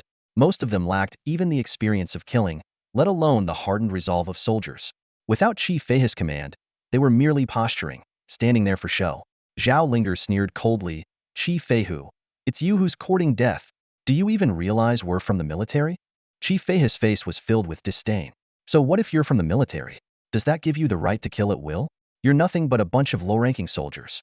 Just because you're part of a special operations team, you think you're something important? Ji Yun and Zhu Ming exchanged glances and then burst into laughter. Chi Feihu, we advise you to know your place. We're no longer the weaklings you used to bully. Chi Feihu's sharp gaze swept over Zhu Ming and Ji Yun before finally landing on Chen Han. These three had long been considered the epitome of failures within the family circles of Hanwu City, always bowing and scraping in his presence. Yet in just a few short months, the situation had completely flipped. However, Chi Feihu knew all too well that mobilizing the entire city patrol force would inevitably attract the attention of all the families. If he backed down now, the Chi family's reputation would be utterly ruined, and they would become a laughingstock. Ji Yun Zhu Ming, out of respect for your family, they'll spare you today. But Chen Han, I must personally take your head today. Chi Feihu roared, his fury so intense that his clothes tore apart, revealing his bulging muscles. He grabbed the finely crafted steel broadsword handed to him by one of his subordinates, his eyes locked fiercely on Chen Han. Chen Han, don't say I'm bullying you. As long as your comrades don't interfere, I guarantee my patrol team won't step in either.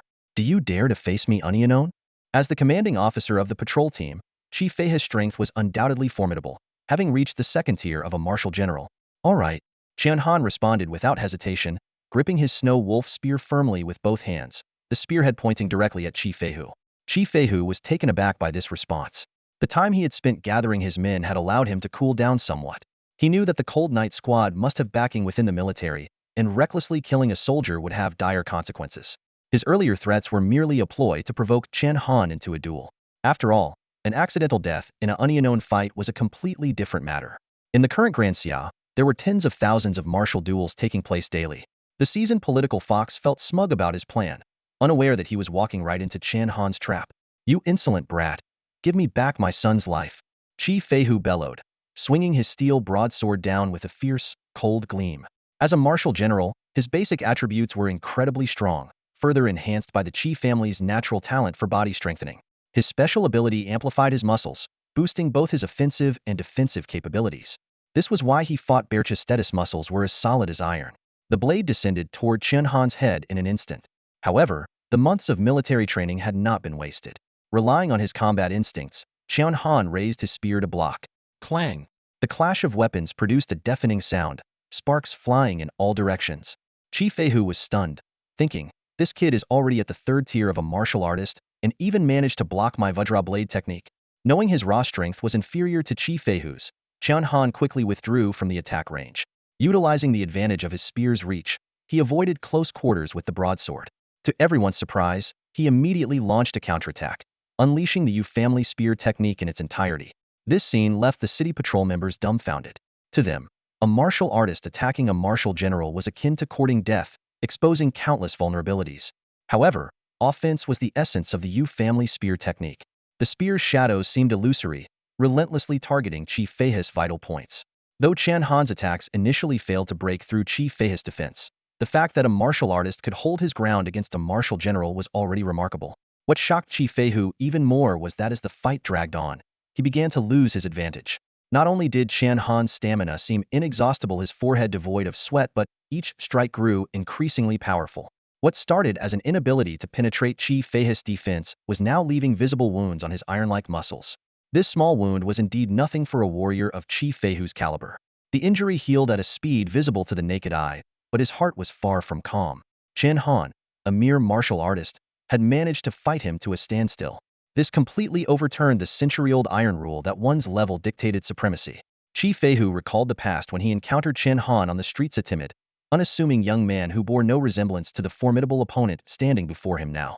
Furious, Chi Feihu unleashed his full power, his aura surging as he wielded his long blade with dazzling speed. Each strike carried enough force to split mountains and shatter stones. Members of various prominent families watching from afar gasped in shock. Chi Feihu had been forced to use the Chi family's ancestral technique, the Thousand Waves Jagged Blade. This 12-form blade technique, based on the indestructible Vajra blade style, was classified as an A-level martial skill and consumed tremendous energy. The elders in the crowd knew all too well that when a warrior had to rely on such techniques, it often signaled a losing battle. If Chen Han were at the same level as Chi Feihu, the latter would likely already be dead. The influential families of Hanwu City were compelled to reassess the young man they had always underestimated. When the first strike of the blade fell, Chen Han managed to block it, but the sheer power drove his feet into the ground. He thought to himself, the strength of a warrior-level fighter is truly terrifying. Using the momentum, he retreated swiftly. At that moment, the long-awaited system notification finally sounded. Ding! Your killing intent value has reached its maximum. This meant that Chen Han could now activate the Killing God Spear Will, amplifying his attributes fourfold. His base strength skyrocketed from 31,500 kilograms to nearly 150,000 kilograms, on par with Chi Feihu. The tip of his snow wolf spear suddenly erupted with blinding crimson lightning as an overwhelming aura surged from Chen Han. The sudden transformation threw Chi Feihu into disarray, leaving him no time to execute his second strike. In that fleeting moment of vulnerability, Chen Han closed the distance and unleashed the deadly martial skill, piercing Thorn's Spear of Death. A flash of red light erupted as Chi Feihu's iron-like muscles, once his pride, were shredded like paper by the spear's tip. The snow wolf spear pierced into his body with precision, and the battle's outcome was decided. Yet, to Chen Han's astonishment, what should have been a fatal blow to the heart did not kill Chi Feihu.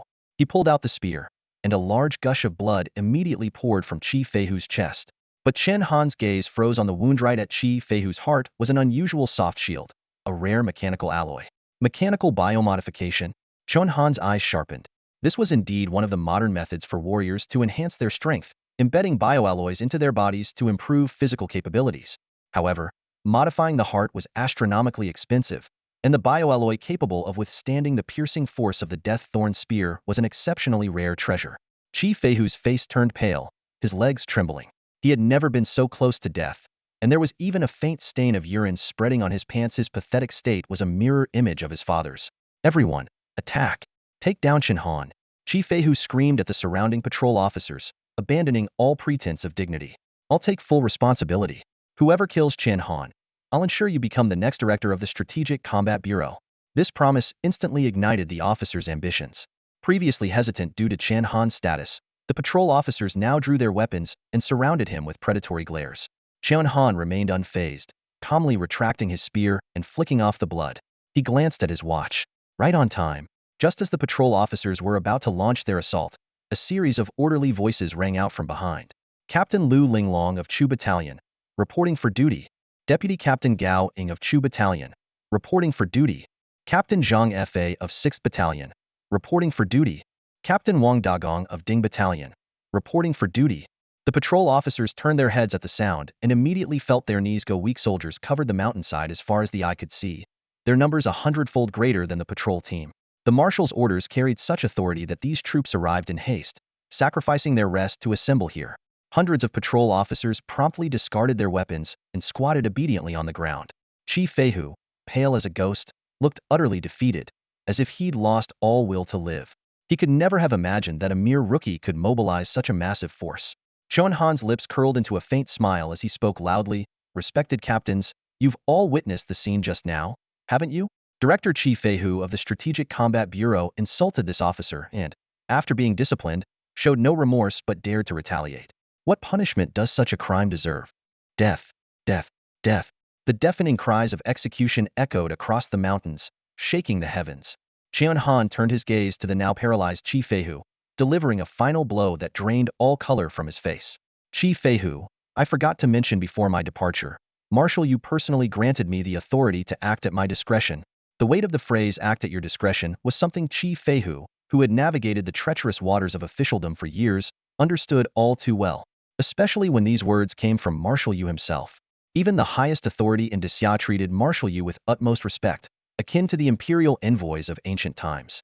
For Chief Feihu, a minor official not even ranking as a 7th-grade officer, offending such a figure would undoubtedly lead to disastrous consequences. Chief Feihu's heart was filled with anguish. It was clearly Chen Han who had killed his son first. It was clearly Chen Han who had accepted his challenge. This was an injustice greater than Do Yi's. Yet, he remained oblivious to the fact that Chen Han's ultimate target was never his life to begin with. At this moment, Jiyun stepped forward, her voice stern and commanding. "Chief Feihu, how dare you? Do you realize the audacity it takes to offend Officer Chen?" Zhu Ming immediately chimed in. "It's not just Chief Feihu, it's the entire Qi family. You've been running amok in Hanwu City for far too long, completely oblivious to the limits of your arrogance." These words sent a chill down Chief Feihu's spine. It was bad enough for him alone to offend an imperial envoy, but now the entire Qi family was implicated? Panicked, he dropped to his knees, trembling as he pleaded to Chen Han. "Officer Chen Han, it's my fault alone. This has nothing to do with the Qi family. He'll take full responsibility for my actions. If his personal misdeeds were to bring disaster upon the entire Qi family, he would be guilty beyond redemption." Yet, he still failed to grasp that Chen Han had never been targeting him alone from the start. Is that so?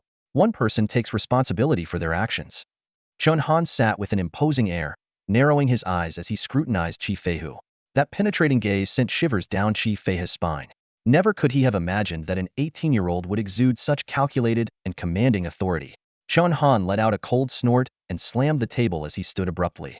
"I say the entire Qi family must be brought to justice to eradicate this corruption. Attacking an officer outside the military camp, where is the law? Where is the order? Guards, take Chief Feihu away. Tomorrow, we'll deal with the Qi family properly." It was only then that Chief Feihu realized he had fallen into Chen Han's carefully laid trap from the very beginning. Under normal circumstances, he would never have been duped so easily, but he had underestimated this once disgraced youth of Hanwu City. "Chen Han, you're truly cunning. Ruthless." Chief Feihu spat venomously at Chen Han, but he had no choice but to surrender. Any rash move on his part now would only give Chen Han the perfect excuse to destroy the Qi family entirely. Chen Han paid no attention to Chief Feihu's seething glare. Instead, he turned his gaze to the distant hillside, where a crowd of onlookers had gathered, spies sent by the various influential families of Hanwu City. They watched with glee, mocking the once mighty Qi family of Hanwu City, defeated by a nobody from the Chen family. The Qi family has truly fallen. Chief Feihu, that petty official who lorded over the city, is finally getting what he deserves. But Chen Han's next remark wiped the smug smiles off their faces, and some of the more timid ones nearly stumbled in fear. The families of Hanwu City have been causing chaos and suffering for too long. Such audacity! If even the Qi family dares to ambush and murder outside a military camp, it's about time this entire city was cleaned up. Kill, kill, kill. The soldiers roared in unison. Kill. The single word thundered across the heavens, carrying an undeniable authority in Chen Han's voice. The faces of the representatives from the major families turned deathly pale, as if an invisible blade had been pressed against their throats. "Quick, hurry back and inform the clan leader. Chen Han is here to take lives." Panicked cries erupted from the crowd. Chen Han's true intentions were laid bare in that moment. Although the major families had sensed something was amiss, it was already too late. The discretionary powers granted to Chen Han by Marshal Yu gave him the highest authority in Hanwu City, including the power of life and death. The misdeeds of the Qi family had provided him with the perfect justification to act. Watching the group flee in disarray, a satisfied smirk curved on Chen Han's lips as he turned and headed back to the garrison. Chen Han, don't you think you've gone too far? Zhao Linger asked cautiously. Marshal, you will face significant pressure because of this. Sometimes you have to be ruthless to stand firm. Chen Han replied firmly. You've never lived among these families, so you don't know how troublesome they can be. To deal with them, there's no room for mercy. Zhao Linger's concern wasn't unfounded. Not long after Chen Han had dealt with the situation, Yu Wuyan in the capital began receiving a flood of reports. Phrases like killing in public, disregard for law, and violation of military discipline appeared repeatedly in the complaints. However, after reading the reports, Yu Wuyan burst into laughter. Ha ha ha, well done. That's the kind of soldier I want. If he had acted like a coward, I'd have scolded him myself. Marshal, these reports could have serious repercussions for you, his secretary said worriedly. Aren't you concerned that the old officials will seize this opportunity to cause trouble? Concerned? Yu Wuyun snorted coldly. If I were afraid, I wouldn't be Yu Wuyun. Those old relics in the capital, over 100 years old and still ready to fight. Besides, this gives me a chance to show them that this marshal is not to be underestimated by some junior officer. With that, he grabbed his guandao and stood up. Follow me to the Qian family. It was clear that while Hanwu City was only a secondary stronghold, the capital home to the most powerful factions was a much tougher challenge, one that required Yu Wuyan's personal intervention. The next day, a shocking piece of news spread across Daxia. The grand mansion of the prominent Qian family, located in the heart of the capital, had been sliced in half, leaving behind a massive 100-meter-wide crater on the ground. As night fell, Chen Han sat cross-legged, focusing on his cultivation. The battle earlier that day with Qi Feihu had given him new insights into martial arts. His combat experience was still lacking. In the military camp, he had mostly fought opponents of similar rank, often overwhelming them with ease. Facing a mid-level opponent like Qi Feihu had proven to be an invaluable challenge. Just then, the system notification sounded. Ding! Congratulations! Your military rank has been promoted by 3 levels, and you've earned 30,000 points. Chen Han exhaled in relief. This meant his rank of second lieutenant had finally been officially confirmed. Clearly, Yu Wuyan had pulled some strings. Otherwise, it would have been difficult to ensure the compliance of the company-level officers in Hanwu City. With 30,000 points in hand, Chen Han already had a plan. Allocate 20,000 points to draw a new breathing technique and use the remaining 10,000 to acquire martial skills. These were his 2 weakest areas at the moment. Although the Golden Sun breathing technique was decent, it was merely average compared to top-tier techniques. Additionally, his single martial skill was inadequate for handling complex combat scenarios. System, select the highest tier in the technique pool. I want to draw a technique. Ding. As a reward for your repeated draws, the system is granting you a special benefit. You can select a specific type of technique from the pool, and its grade will be guaranteed to be the highest SSS level. Such an opportunity? A glimmer of excitement flashed in Chen Han's eyes. The system was actually offering a chance to draw a targeted cultivation technique, and it was of the highest grade. Without hesitation, he directed the selection to the breathing techniques category. System, initiate targeted breathing technique draw. As the command was issued, a magnificent roulette wheel appeared before him. Neatly arranged on it were 6 top-tier breathing techniques. Though few in number, each one was priceless. The pointer began to spin rapidly, eventually stopping in the section labeled Starry Sky Breathing Technique. The system's notification sounded immediately. Congratulations, you have obtained the Starry Sky Breathing Technique.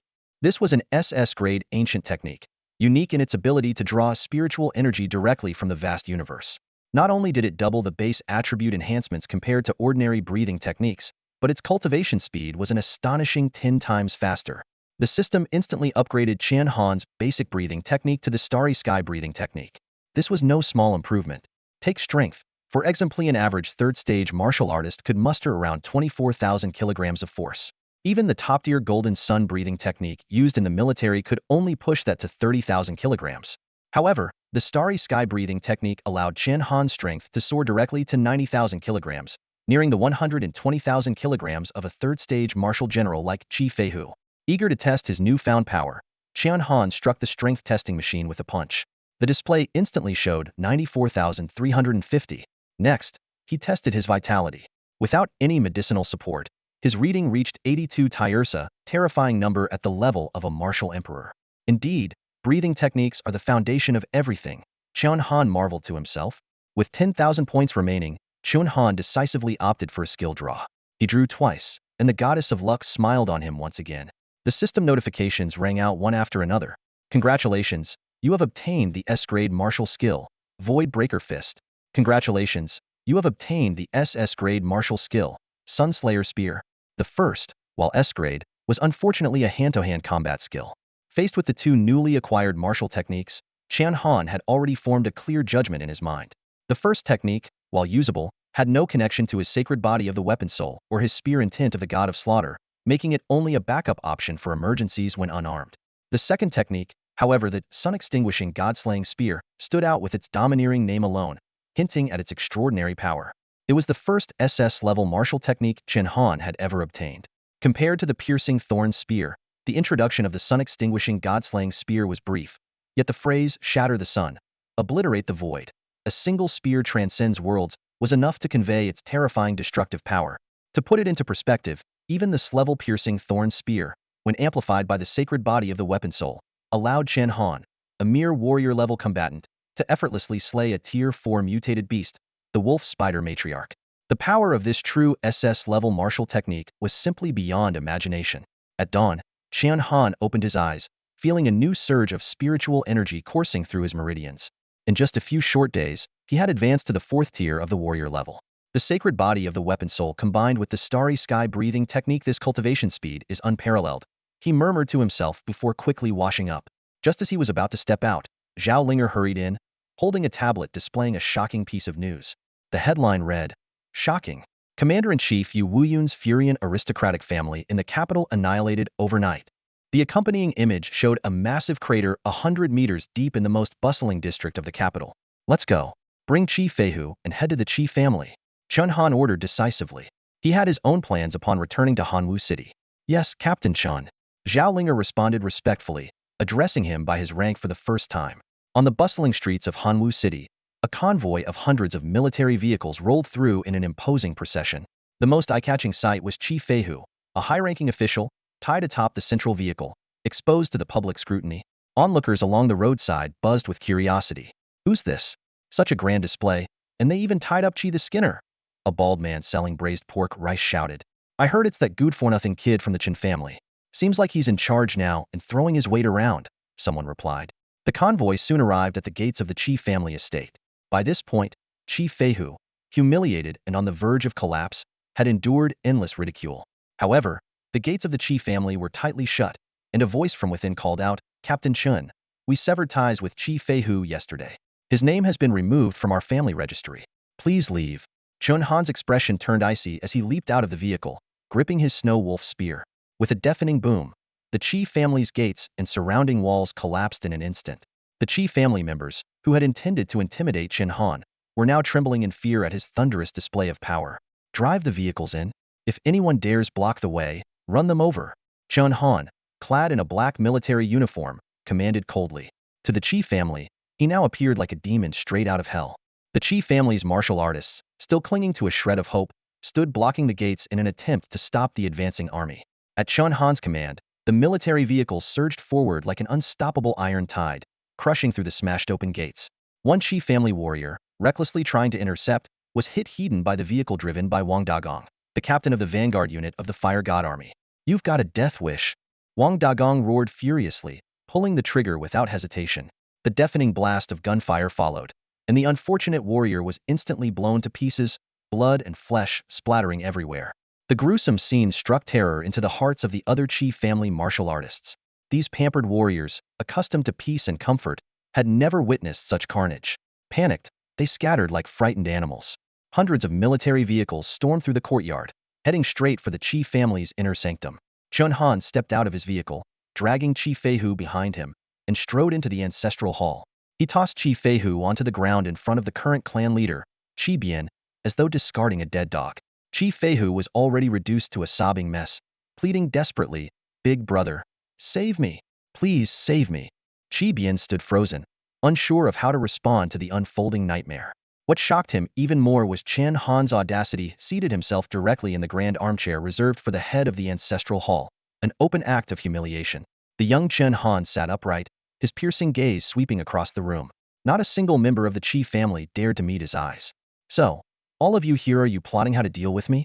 His words sent a chill down everyone's spine. Forcing himself to speak, Qi Bian said, "Chen Han, what do you want?" Qi Feihu has already been expelled from the family. Don't forget, you're a member of the Chen family, and our Qi family has always been on good terms with yours. Chen Han gave no reply. He merely watched as more soldiers filed into the hall, then took a slow sip of tea before uttering a single word. Kill. The soldiers immediately began their slaughter. Though the Qi family's martial artists were not without skill, they were no match for these battle-hardened soldiers forged through life and death struggles. In mere moments, the hall was filled with screams. Blood ran down the steps, and countless bodies were tossed into the courtyard pond. Leave the women. As for the men, every single one of them, kill them all. Chen Han's command sent Qi Bian into a state of icy despair. This was a fate worse than extermination. It was the complete severing of the Qi family's bloodline. Qi Bian cried out in anguish, "Stop! Stop this madness!" Meanwhile, Qi Feihu was drowning in regret, cursing himself for ever provoking Chen Han. The Qi family was effortlessly crushed by tens of thousands of soldiers. At the same time, other families discreetly sent people to observe and gauge the fallout from this devastating incident. As Chen Han violently broke down the door, the tragic scene of the Qi family was immediately exposed to the various prominent families. Witnessing this, many members of these families felt a deep sense of fear and empathy. Some even quickly recorded the scene and sent it back to their respective families. At this moment, the most terrified group in Hanwu City was the Chen family. Inside the vast ancestral hall of the Chen family, it was chaotic and crowded with people. In addition to the Chen family members themselves, many individuals from other families in Hanwu City had also gathered there.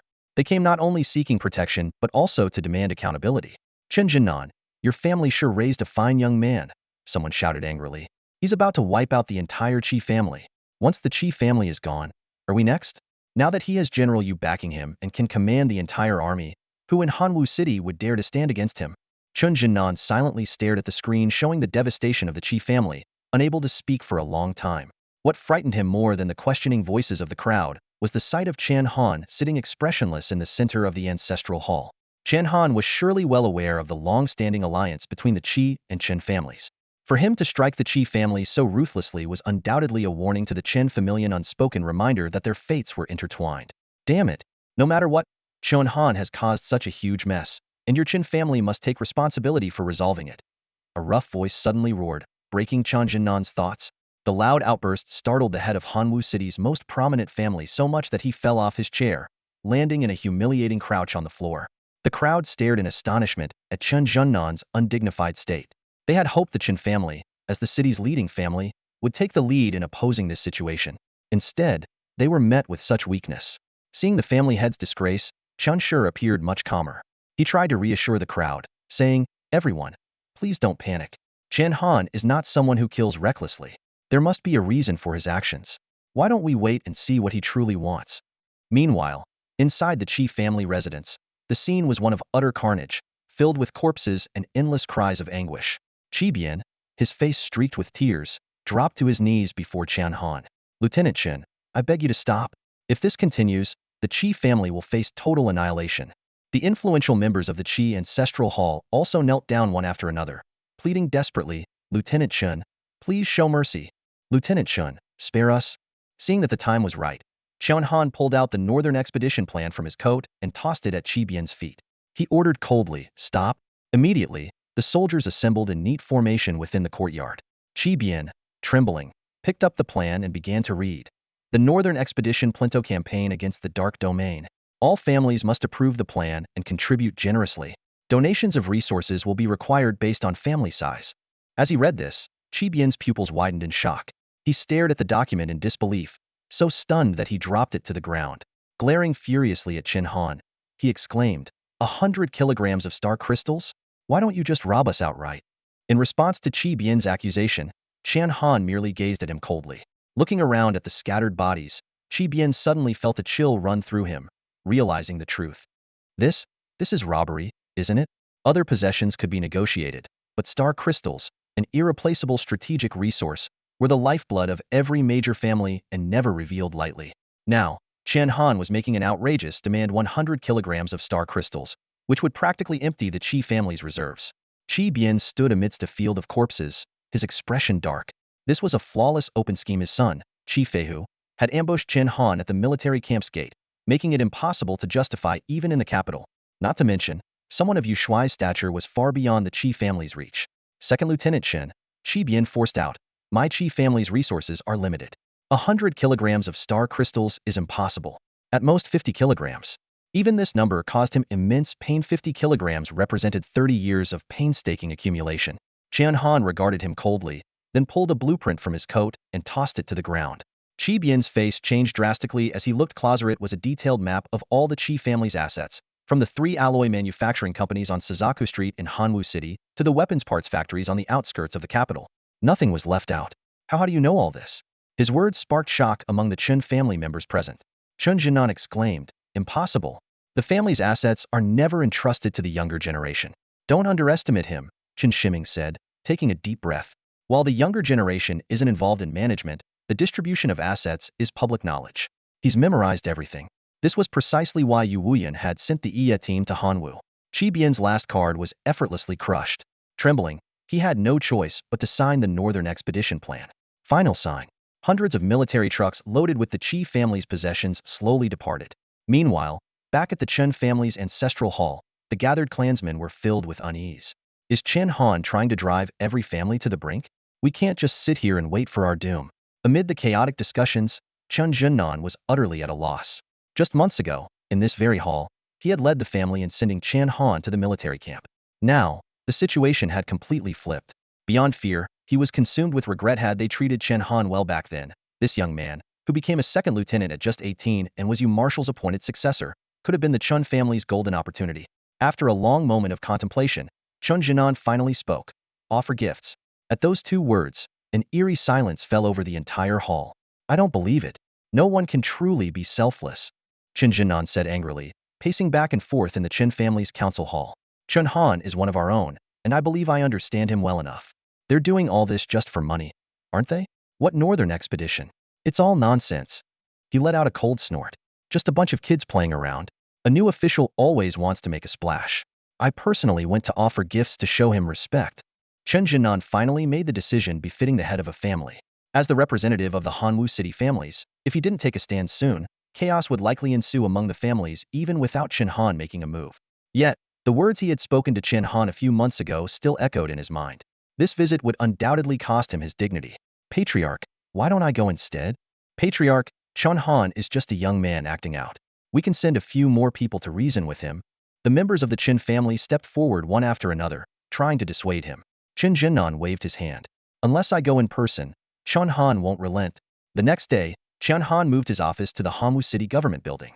Having just eliminated the Qi family, he decided to bide his time for now, sending his subordinates to monitor the movements of the other families. With rare free time on his hands, Chen Han took his younger sister, Chen Shui, to visit the Hanwu City military arsenal. As the highest-ranking commander in Hanwu City, even the city lord had to obey his orders. Naturally, he now had full access to the arsenal's equipment. Looking at the dazzling array of weapons and gear in the warehouse, Chen Shui's eyes sparkled with excitement. Brother, can I really choose whatever I want? She asked eagerly. Yes. Chen Han affectionately patted his sister's head. Thinking back to their time with the Chen family, when he had relied on her a great talent to receive subsidies but had never given her anything in return, he felt a pang of guilt. He took out the Jinyang breathing technique and a bottle of spirit elixir made from exotic beast materials from his pocket. Take these as well, but remember, never show the Jinyang breathing technique to anyone. Treasures invite trouble. Chen Shui nodded obediently. Brother, we finally don't have to endure the Chen family's treatment anymore. Tears welled up in her eyes as she recalled their past hardships. Just then, Ji Yun came running in hastily. Young Master Chen, your patriarch is here. Brother, I'm a little scared, Chen Shui whispered, clutching Chen Han's sleeve. Though the patriarch, Chen Zhennan, had never directly mistreated them, he had always turned a blind eye to the bullying they endured from others. Shui, he can no longer threaten us, Chen Han said firmly, holding her hand. Come on, let's go meet him. From today onward, you must completely sever ties with the Chen family. In the government hall of Hanwu City, Chen Zhennan had been waiting for Chen Han for quite some time. Beside him stood several martial generals from the Chen family, and on the floor were more than a dozen exquisite chests, clearly prepared in advance. When Chen Han entered the hall with Chen Shui, it was the first time Chen Jinnan had faced him since their estrangement. His gaze swept over Chen Han, and his pupils suddenly contracted. Martial artist, 4th rank. As a 7th rank martial general, his judgment of cultivation levels was never wrong. Just days ago, during the battle with Qi Feihu, Chen Han had clearly been a 3rd rank martial artist. Such rapid progress was almost unbelievable. Suppressing his inner shock, Chen Han forced a flattering smile. However, Chen Han walked towards the main seat with an impassive expression and asked coldly, Patriarch Chen, what brings you here today? The scene seemed like a reversal of events from a few months ago. Once high and mighty, Chen Han now had to endure the awkwardness. Xiao Han, he began, but Chen Han interrupted him coldly. While working, address me by my title. Rage surged within Chen Han. As an elder of the Chen family, he had never been treated this way by a younger member. Yet, he gritted his teeth and continued, Second Lieutenant Chen, I know our Chen family has wronged you over the years, and I feel deeply remorseful. I came here to offer you some compensation. He gestured for his subordinates to open the chests. The first one revealed gold bars, gleaming under the light with a dazzling brilliance. Even in the new era, gold carried immense value. The second and third chests followed, unveiling vitality elixirs and rare metals used for advanced weaponry, each worth tens of millions of blue star credits. The contents of the last few chests were even more striking: 500 kilograms of glittering star crystals. These were the most precious resources of the current age, and the quantity presented here even exceeded the Chen family's existing reserves. Faced with such lavish gifts, Chen Han merely narrowed his eyes and asked indifferently, Patriarch Chen, what is the meaning of this? Chen Jinan, delighted by his apparent interest, quickly replied, it's nothing, really. As I said, this is just a little compensation for you. And of course, for Chen Shui as well. Over the years, the Chen family has treated you siblings unfairly. Standing to the side, Chen Shui felt uneasy about Chen Jinnan's sudden change in demeanor and whispered, Brother, why is the patriarch acting like this? He wasn't like this before. Seeing Chen Han remain silent, Chen Jinnan pressed on, Xiao Han, take these things. Your uncle will reinstate your name in the family registry. Return to the military soon, and I'll wish you great success, bringing glory to the family. Hearing this, Chen Han simply waved his hand, summoning Ji Yun to his side. This gesture made Chan Zenin's heart sink, as if he had fallen into an icy abyss. Ji Yun held his notebook tightly, shivering as he listened to Chen Han's cold words. Member of the Fire God Army's Kuei Battalion Cold Night Squad, Ji Yun, take note. New calendar year 101. November 20. Clan leader Chen Jinan of the Chen family attempted to bribe this second lieutenant, violating military discipline and law. Ji Yun swallowed hard, his gaze darting uneasily to Chen Han's face. Writing down such a record would lead to unimaginable consequences. After a moment of hesitation, he caught the unwavering determination in Chen Han's eyes and had no choice but to lower his head and record every word verbatim. Chen Jinnan stood frozen in place, a chilling sensation running from his feet to the top of his head. Memories of how Chen Han had previously obliterated the entire Qi family over a minor offense flashed through his mind, a grim reminder of the terrifying power of the state apparatus. Lieutenant Chen Jinnan forced himself to suppress his unease. Is the price not high enough for you? No problem, I can gather more from the other major families. 500 kilograms of star crystals. Any prominent family in the capital would be tempted by such an offer. Chen Han's eyes grew even colder. Record: this clan leader Chen Jinan of Hanwu City attempted bribery, failed, and then sought to increase the offer to bribe this second lieutenant. That simple statement sent cold sweat streaming down Chen Jinan's face. A dignified 7th-tier Marshal general, now trembling uncontrollably, found himself utterly incapable of speaking. At that moment, several Marshal generals from the Chen family stepped forward. One of them shouted angrily, Chen Han, that's enough. No matter what, the Chen family gave you a life to live. Must you drive us to extinction? Without the Chen family, you would have been an abandoned orphaned by now. Before the words had fully left his mouth, a Marshal general named Chen Hui had already made his move. Chen Hui, Chen Han's sixth uncle, had personally witnessed Chen Han's battle with Qi Feihu. Without hesitation, he unleashed the Chen family's glass martial technique, the heaven-shaking palm, its powerful gusts of energy roaring through the great hall. But just as Chen Hui was about to succeed, a blinding light suddenly erupted within the hall. When the light dissipated, everyone saw that Chen Hui's head was gone, and the 7-to-8-story government building had been blasted in half. Chen Han stood with his snow wolf spear in hand, his voice still icy.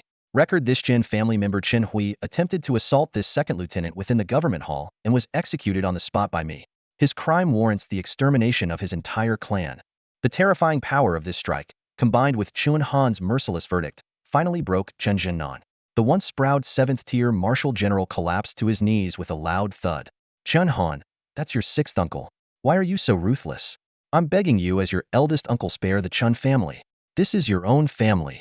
Chen Jinnan knelt before Chen Han, tears streaming down his face.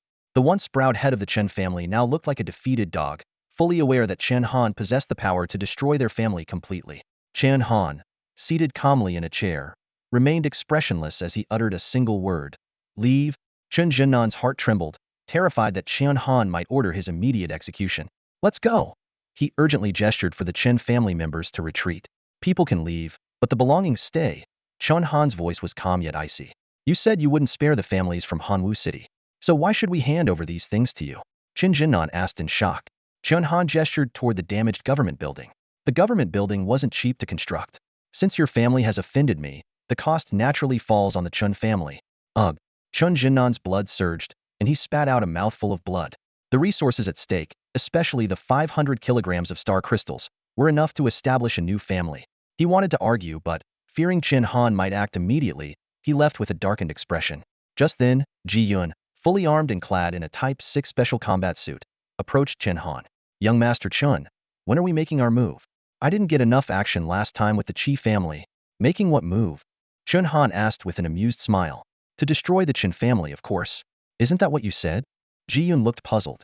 Chen Han only gave a mysterious smile and instructed Ji Yun to return to camp for more training.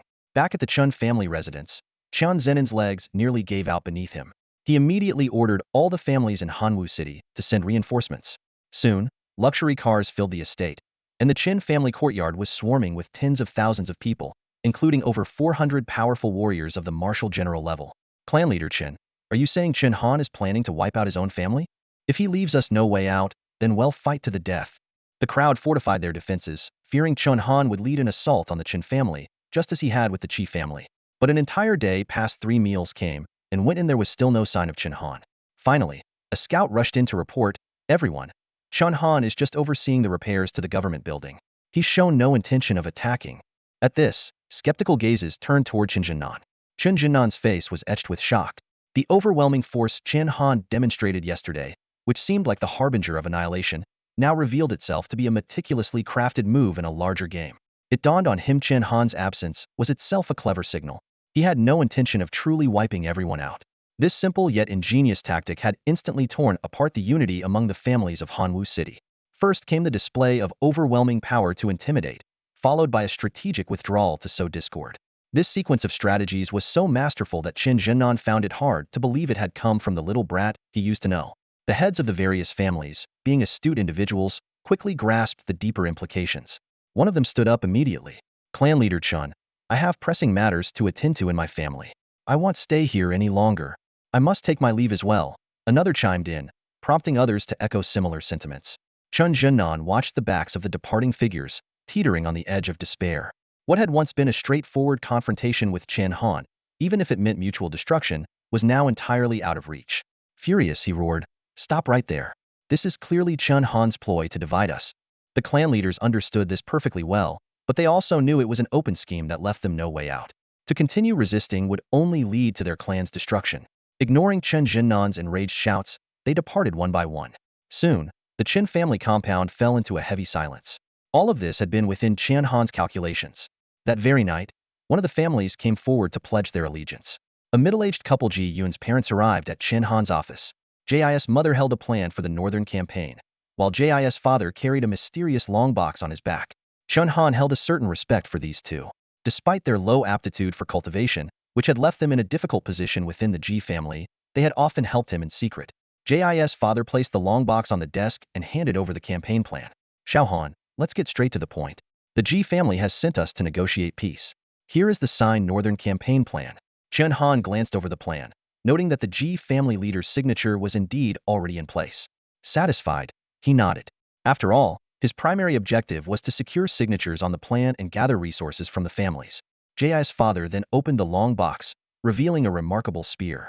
The shaft was forged from a unique metal, exuding a radiant glow, with intricate dragon patterns seemingly alive. Most striking of all was the spearhead, carved from a mysterious black stone that radiated a terrifying, almost tangible aura of lethality. This, Han, is the Overlord Spear, Jis' father explained. The shaft is crafted from a meteorite alloy capable of generating star crystals, while the spearhead is made of an unknown element 7 material, surpassing the strength of all known metals. Its original owner was none other than Han Haoran, the first martial god in the history of the Great Xia. Han Haoran, a name destined to be etched in the annals of history. As the first martial god-level warrior on the continent, He not only pioneered this unprecedented realm of power, but also stood shoulder to shoulder with Yu Wuyun during an era of darkness and turmoil. Together, they were hailed as the twin pillars of the empire, carving out a haven for the Daxia people in their struggle for survival. After Han Haoran's tragic demise, even his old friend Yu Wuyun dared only to claim the title of the second best under heaven. No one else has since dared to covet the title of the continent's greatest warrior.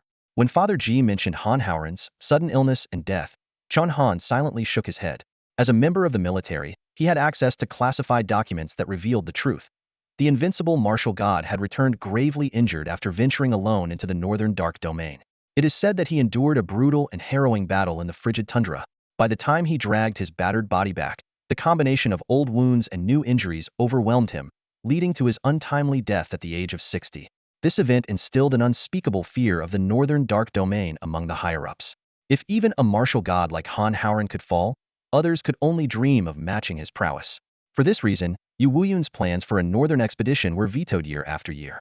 Gazing at the Overlord's spear before him, Chen Han couldn't help but exclaim softly, "General Han's personal weaponness is more precious than any national treasure." Before his words fully landed, Ji Yun's parents suddenly dropped to their knees, their voices filled with earnest pleading. "Please, Lieutenant Chen, accept the Overlord's spear." Chen Han hurriedly helped the couple to their feet. "This is far too valuable. I can't accept it." Though he wasn't the type to refuse gifts outright, could accept the Ji family's generosity without guilt. This particular offering carried an overwhelming weight. However, Ji Yun's parents were adamant. They even called Ji Yun over to assist. Ji Yun, with his father tugging at his ear, repeatedly urged, "Lieutenant Chen, just take it already. My dad came across it by chance during his business dealings, and it's been sitting around for years. You might as well have it." Realizing it was Ji father's personal possession, Chen Han no longer declined. Bowing deeply to the couple, he said, "Thank you, uncle and aunt." In truth, from the moment his eyes fell on the Overlord's spear, Chen Han felt an almost magnetic pull toward it, as though the weapon had been forged specifically for him. Compared to his current high-grade spiritual weapon, the Snow Wolf Spear, the Overlord's spear was leagues ahead, undoubtedly a supreme divine weapon. On the continent today, weapons are categorized into 4 tiers: common, high-grade, exceptional, and supreme. Whether weapons of an even higher grade exist remains unknown due to current technological limitations. Even forging supreme divine weapons is an arduous task. The sheer challenge of gathering materials deters many. As a result, supreme divine weapons are exceedingly rare across the entire continent. There are only 2 recorded ultimate firearms. One belonged to Commander Yu. After Han Haoran's passing, Yu Lao buried it underground to honor his old friend and switched to using a guandao. The other is the Overlord Spear currently in Chen Han's possession. Chen Han's SS-level talent, the Sacred Weapon Soul Physique, has extremely demanding requirements for weapons. The higher the weapon's quality, the stronger the power of the Sacred Weapon Soul Physique. The moment he obtained the Overlord Spear, a system notification sounded. Ding! Congratulations on acquiring the ultimate weapon, the Overlord Spear. Your cultivation speed has increased by 100 times. This meant that 1 day of his cultivation was equivalent to 100 days for an ordinary person. Combined with the starry sky breathing technique, his cultivation speed had broken all conventional limits. The next morning, as Chen Han awakened from his meditation, a surge of spiritual energy coursed through his body had reached the 5th stage of the martial artist realm. In the days that followed, Chen Han devoted himself entirely to cultivation, seemingly setting aside the northern expedition plan. His progress was astonishing. 6th stage, 7th stage within a mere few days, he had achieved these remarkable heights.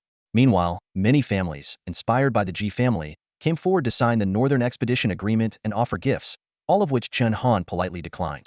Before long, nearly 1/3 of the families in Hanwu City had signed the agreement. In stark contrast to Chen Han's smooth progress was the chaos within the Chen family. Chen Zhennan spent his days sitting in the ancestral hall, staring fixedly at the door as if waiting for something, his nerves on edge.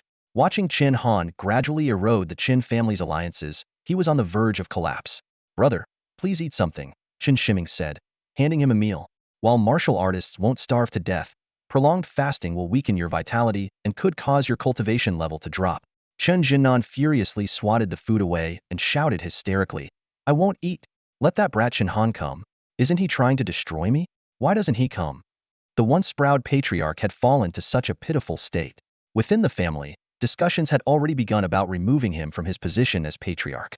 Watching all this unfold, Chen Shiming finally understood Chen Han's intento, make Chen Zhennan taste the same humiliation of being expelled from the ancestral hall, repaying him in kind. At this moment, An unexpected visitor arrived at the Hanwu City government building. The Baiguang squad, who had once lost to Chen Han during the Special Forces group testing. This team, backed by Marshal Zhongguo, a representative of the family consortium, brought with them a military order. The document bore the signatures of Marshals Zhongguo and Ouyang Quan, as well as the seal of the 24 Privy Council, the highest authority in the Great Xia Empire.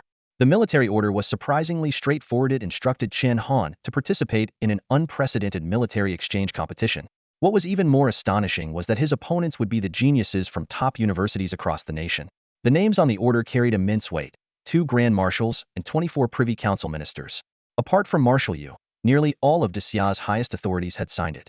The most shocking part of this almost mandatory order was that Chen Han would be the sole representative of the military in this competition. Zhang Zilin narrowed his eyes, a faint smirk playing at the corner of his mouth. Chen Han, are you scared? Let me tell you, any university student still enrolled can participate in this competition. These words sent a chill through Chen Han's heart. It meant he might have to face prodigies who had been training for 3 or 4 years longer than him. The top universities of Xia were home to the most exceptional talents, and he was tasked with going against all of them on his own. Chen Han, you can choose not to participate, Zhang Zilin continued, his tone carrying a clear threat. The higher-ups won't make things difficult for you. You'll be immediately relieved of Marshal Yu's assignment and sent back to the barracks. But let me remind you, even if you're a 9 million genius, in a nation of 600 million, there are 60,000 others just like you. If you lose, your military status will be revoked, and you'll never be reinstated. This competition carried far more significance than it appeared on the surface. It wasn't just a contest, it was a pivotal choice between family interests and the northern expedition. The prodigies from the universities represented the entrenched power of the aristocratic families, while Chen Han stood for the civilian forces led by Yu Wuyun. This was a battle that could determine the future of Xia. Just then, the phone on Chen Han's desk rang. It was Yu Wuyun. Chen Han, you don't have to participate in the Yundian competition. Come back. These stubborn old men are impossible to reason with. Yu Wuyun's voice was laced with helplessness and concern. He was well aware of the hidden dangers in this competition. Those families approached it with lethal intent. He couldn't bear to see the heir he had chosen die at the hands of their own people rather than on the battlefield. Marshal Yu, do you want me to participate? Chen Han asked calmly. Yu Wuyun fell silent. In that silence lay countless unspoken expectations. This was the first opportunity in a century to shake the foundations of those powerful families. If Chen Han could win, but the odds of that were almost non-existent. Chen Han said nothing more. He picked up a pen, swiftly signed his name on the military order, and tossed it to Zhang Zilin. This resolute act left Zhang Zilin momentarily stunned, completely taken aback by Chen Han's unwavering determination. Are you out of your mind? Zhang Zilin slammed both hands on the desk, staring at Chen Han with a look of disbelief. For this competition, you're the only representative from the military. You'll be facing those unparalleled geniuses alone, with no backup or support. You could lose your life at any moment. Zhang Zilin, who had grown accustomed to a life of privilege in the Thunder God Army, found it hard to believe what he was hearing. The strength of those unparalleled geniuses was such that even a third-tier martial general like him had to bow down before them.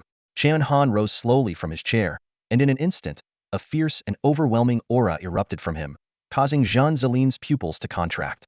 7th-tier martial artist? That's impossible, Zhang Zilin exclaimed in shock. The Special Ops Group test was just 2 weeks ago. Advancing from 3rd tier to 7th tier in such a short time is nothing short of a miracle. During their clash 2 weeks ago, Zhang Zilin had lost to Chen Han but had still felt confident that he could easily defeat him in terms of personal strength. Yet now, faced with the immense pressure radiating from Chen Han, Zhang Zilin, as a 3rd-tier martial general, couldn't shake the feeling of inevitable defeat. Mind sharing your current base stats? Zhang Zilin asked, swallowing hard. Chen Han didn't hold back, knowing the phone call was still connected, and that these words would also reach Yu Lao on the other end. My current base strength is 124,500 kilograms, base speed is 2,672 meters per second, and my vitality level is 82 tiers. The numbers left Zhang Zilin utterly stunned. As a 3rd-tier martial general, his base stats barely matched Chen Han's, and his vitality level was a full 40 tiers lower. On the other end of the call, Marshal Yu remained silent for a long moment before bursting into hearty laughter. Excellent! Excellent! What a talent for our Xia military. Let's see what those old fogies have to say now. With that, he hung up the phone.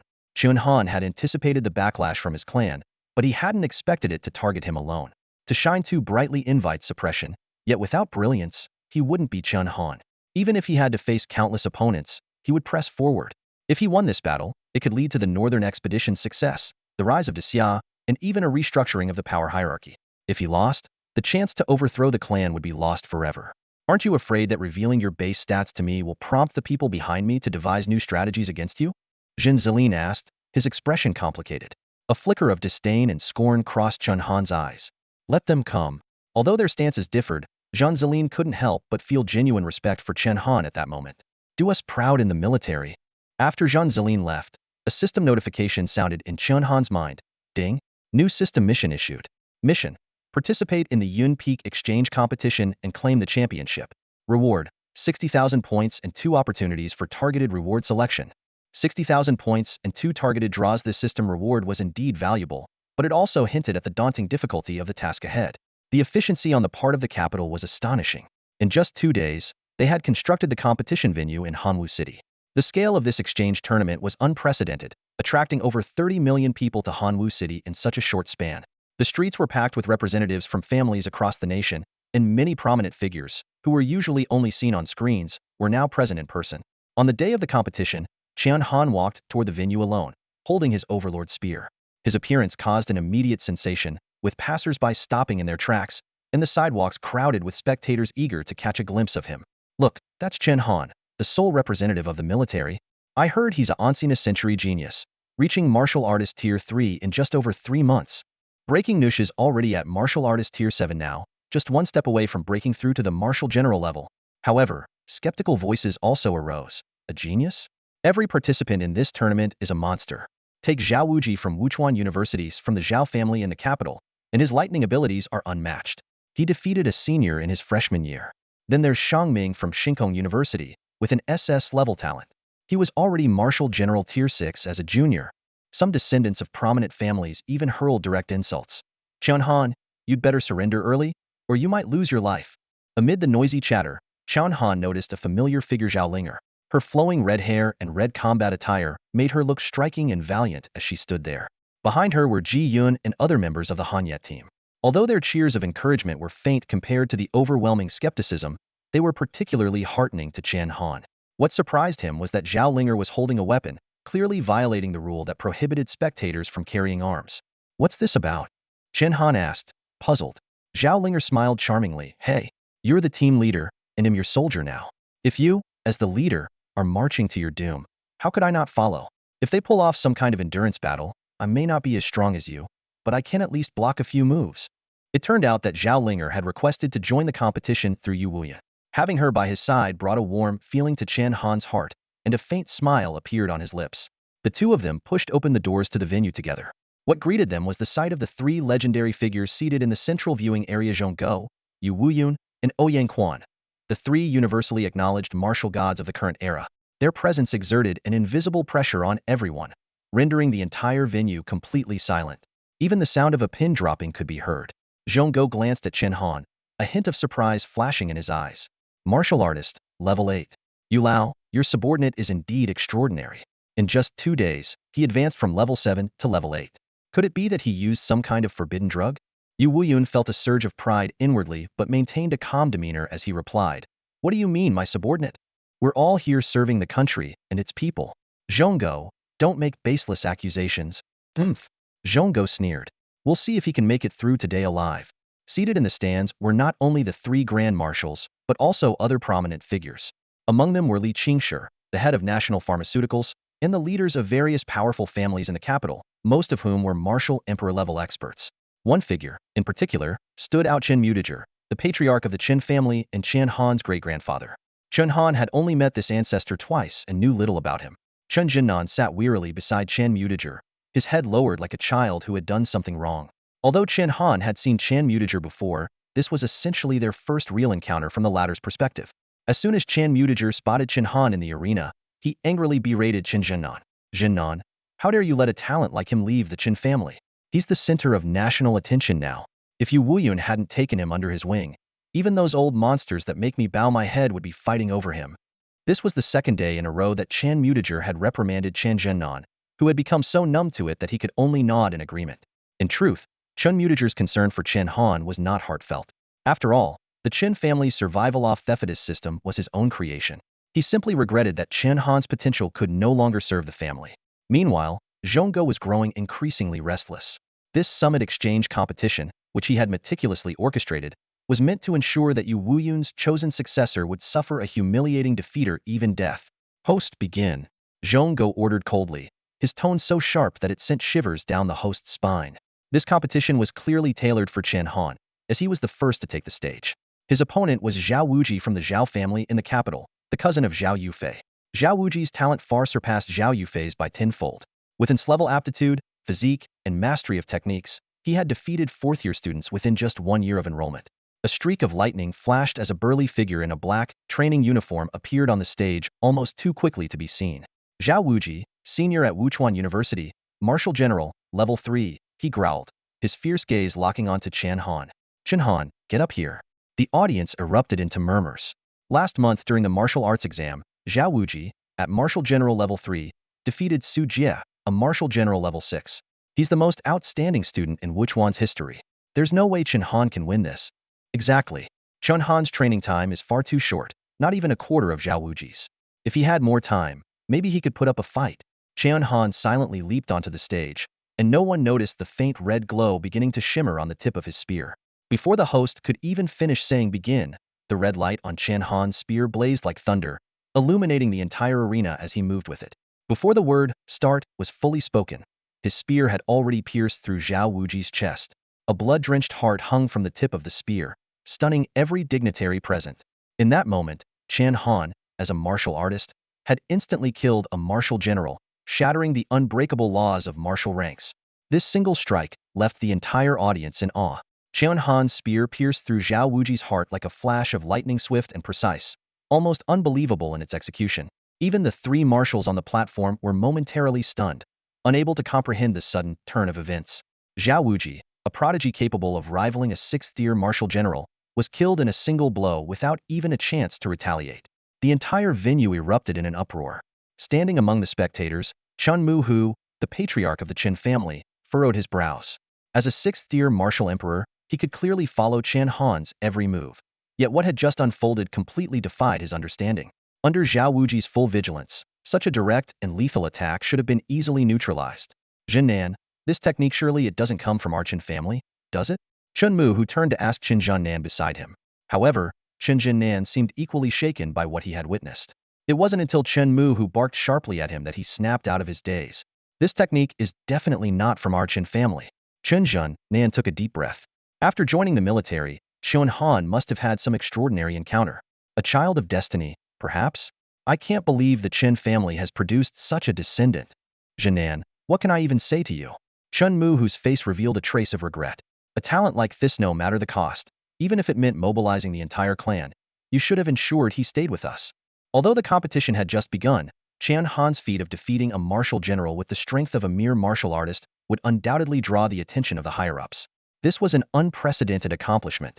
Yet Chen Han seemed utterly indifferent to his astonishing act. He forcefully withdrew his spear and even stomped on Zhao Wuji's corpse.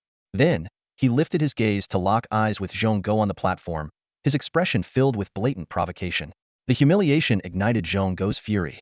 A terrifying aura of a martial god-level expert surged through the venue like a tidal wave. Chen Han, this is the arena. That was Wuchuan High School's top student. How dare you kill him? Kneel. The overwhelming pressure was so intense that most of the audience collapsed to the ground involuntarily, with some even coughing up blood on the spot. However, Chen Han, standing firm on the arena stage, remained completely unaffected. This was the result of his dual SS-level talents rendering even the oppressive aura of a martial god-level expert utterly ineffective against him. Chen Han responded coldly to Zhong Go's threat. Commander Zhong, the rules of the duel don't require us to stop at first blood. It's a matter of life and death. And these worthless nobodies dare to embarrass themselves here? It seems the major academies truly have no one left to send. These words were a direct slap to Zhong Go's face. After all, the participants from each academy were personally selected by him as exceptional talents, future confidants he intended to groom. Zhong Go's fury ignited instantly. His right hand secretly gathered strength, and his eyes brimmed with killing intent. Yet, he seemed to forget that standing behind him was the unparalleled first martial artist of the human race, a figure who had remained unbeaten for decades. A large, steady hand gently landed on Zhong Go's right shoulder, effortlessly dissolving his brewing attack. Zhong Go, sit down. The overwhelming aura that followed swept through the room, leaving Zhong Go drenched in cold sweat. He had no choice but to obediently return to his seat. Though Yu Wuyun was advanced in years, his commanding presence was undiminished. He let out a cold snort. A marshal behaving without discipline, how disgraceful. On a martial stage, life and death are commonplace. His gaze then shifted to Ouyang Quan, who seemed ready to act. What? Do you intend to make a move as well? Don't forget neither of you might stand a chance against me. With just 2 sentences, Yu Wuyun silenced the entire hall. His words a testament to the strength that had kept him at the pinnacle of the military for so long. Brazen as the young one is, the old one is just as bold, someone murmured softly below the stage. Yet no one dared to openly challenge them. This formidable duo, one old, one young, had effortlessly subdued the entire assembly of elites. The match is over. Chen Han is the winner, the host declared. The room remained eerily silent, each attendee wearing a look of concern. With every victory Chen Han claimed, the looming sense of danger grew ever closer. Suddenly, applause erupted from a corner of the hall. Marvelous. Truly marvelous. As expected of a descendant of the Chen family, you fought splendidly. It was none other than the Chen family patriarch, Chen Muhu, cheering with enthusiasm. The audience turned to him in shock, their expressions quickly shifting to disdain. It was no secret that Chen Han had long severed ties with the Chen family. Chen Muhu's public display was blatantly self-serving. Unbothered by the scornful looks, Chen Muhu raised his voice even louder. Ladies and gentlemen, I ask you to bear witness. I, Chen Muhu, have spent too many years in the capital, neglecting the younger generation of the Chen family. It is my failure that caused a talent like Chen Han to leave us. But that was merely a momentary misunderstanding, and I deeply regret it. Today, I formally invite Chen Han to return to the Chen family. What followed was even more astonishing. Chen Muhu dropped to his knees with a resounding thud, pulling Chen Jinan down with him. Tears streamed down his face, his performance so convincing that even Chen Han was momentarily stunned. Xiao Han, it was your great-grandfather's fault. Your great-grandfather wronged you. The old man's cries echoed through the hall. Chen Han's lips twitched slightly, his heart shaken by Chen Muhu's shamelessness. An elder ancestor kneeling before his descendant in front of a crowd, such behavior was utterly unheard of. However, those present were already familiar with Chen Muhu's lack of shame. Just a few days ago, he had gone out of his way to attend the grave-moving ceremony of another prominent family, only to weep and wail at the sight. Now, all eyes were on Chen Han, waiting for his response. Chen Muhu's tactic was undeniably clever, forcing Chen Han into a difficult position. If he refused, he would risk being accused of disrespecting his elders and betraying his ancestors. Faced with this predicament, Chen Han responded decisively. He exposed Chen Jinnan's attempted bribery on the spot. On November 20th, year 101 of the new calendar, Chen Jinnan, head of the Chen family, attempted to bribe me, a second lieutenant, but failed. In a fit of rage, Chen Hui attacked a public official and was killed on the spot by me. Elder Chen, is your kneeling now an attempt to absolve them of their crimes? The moment these words were spoken, the entire venue fell silent. Though the incident itself wasn't particularly significant, once brought to light, its implications became much more severe. Not only was Chen Muhu's reputation tarnished, but he also faced the suspicion of shielding criminals. Furious, he turned to Chen Jinnan and demanded, "Why didn't you tell me about this earlier?"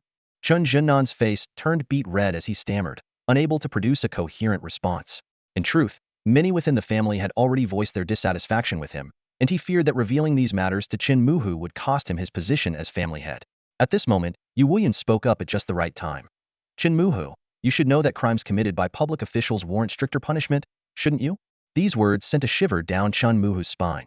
As someone holding a position in the capital, he was well aware of the disastrous consequences if Yu Wuyan decided to make an example out of him. "Marshal, you will take my leave now." Chen Muhu hastily dragged Chen Jinnan out of the venue. Before leaving, he shot a deep glance at Chen Han, not with hatred, but with regret. He finally realized that the Chen family had missed out on a potential future ruler of the Great Xia. "Xiao Han, make sure to visit the Chen family when you have the time. Your great-grandfather will personally host a banquet to apologize." Even as he was leaving, Chen Muhu didn't forget to curry favor with Chen Han. This extreme shift in attitude gave Chen Han a vivid demonstration of what it truly meant to be shameless.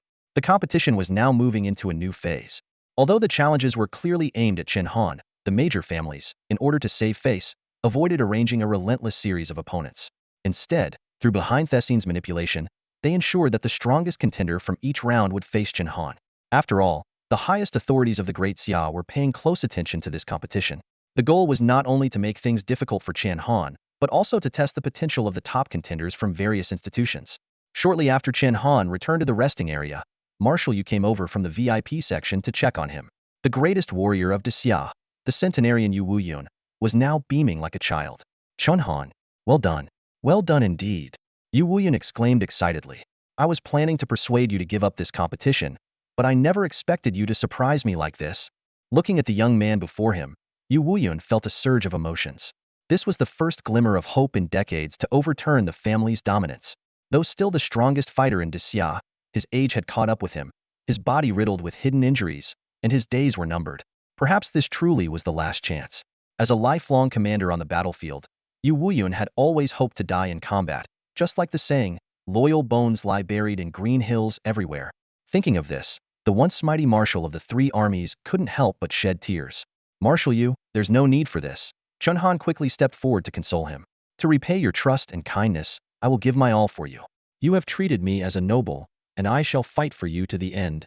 At this moment, Yu Wuyun's gaze fell on the Overlord's spear placed beside Chen Han, a hint of nostalgia flashing in his eyes.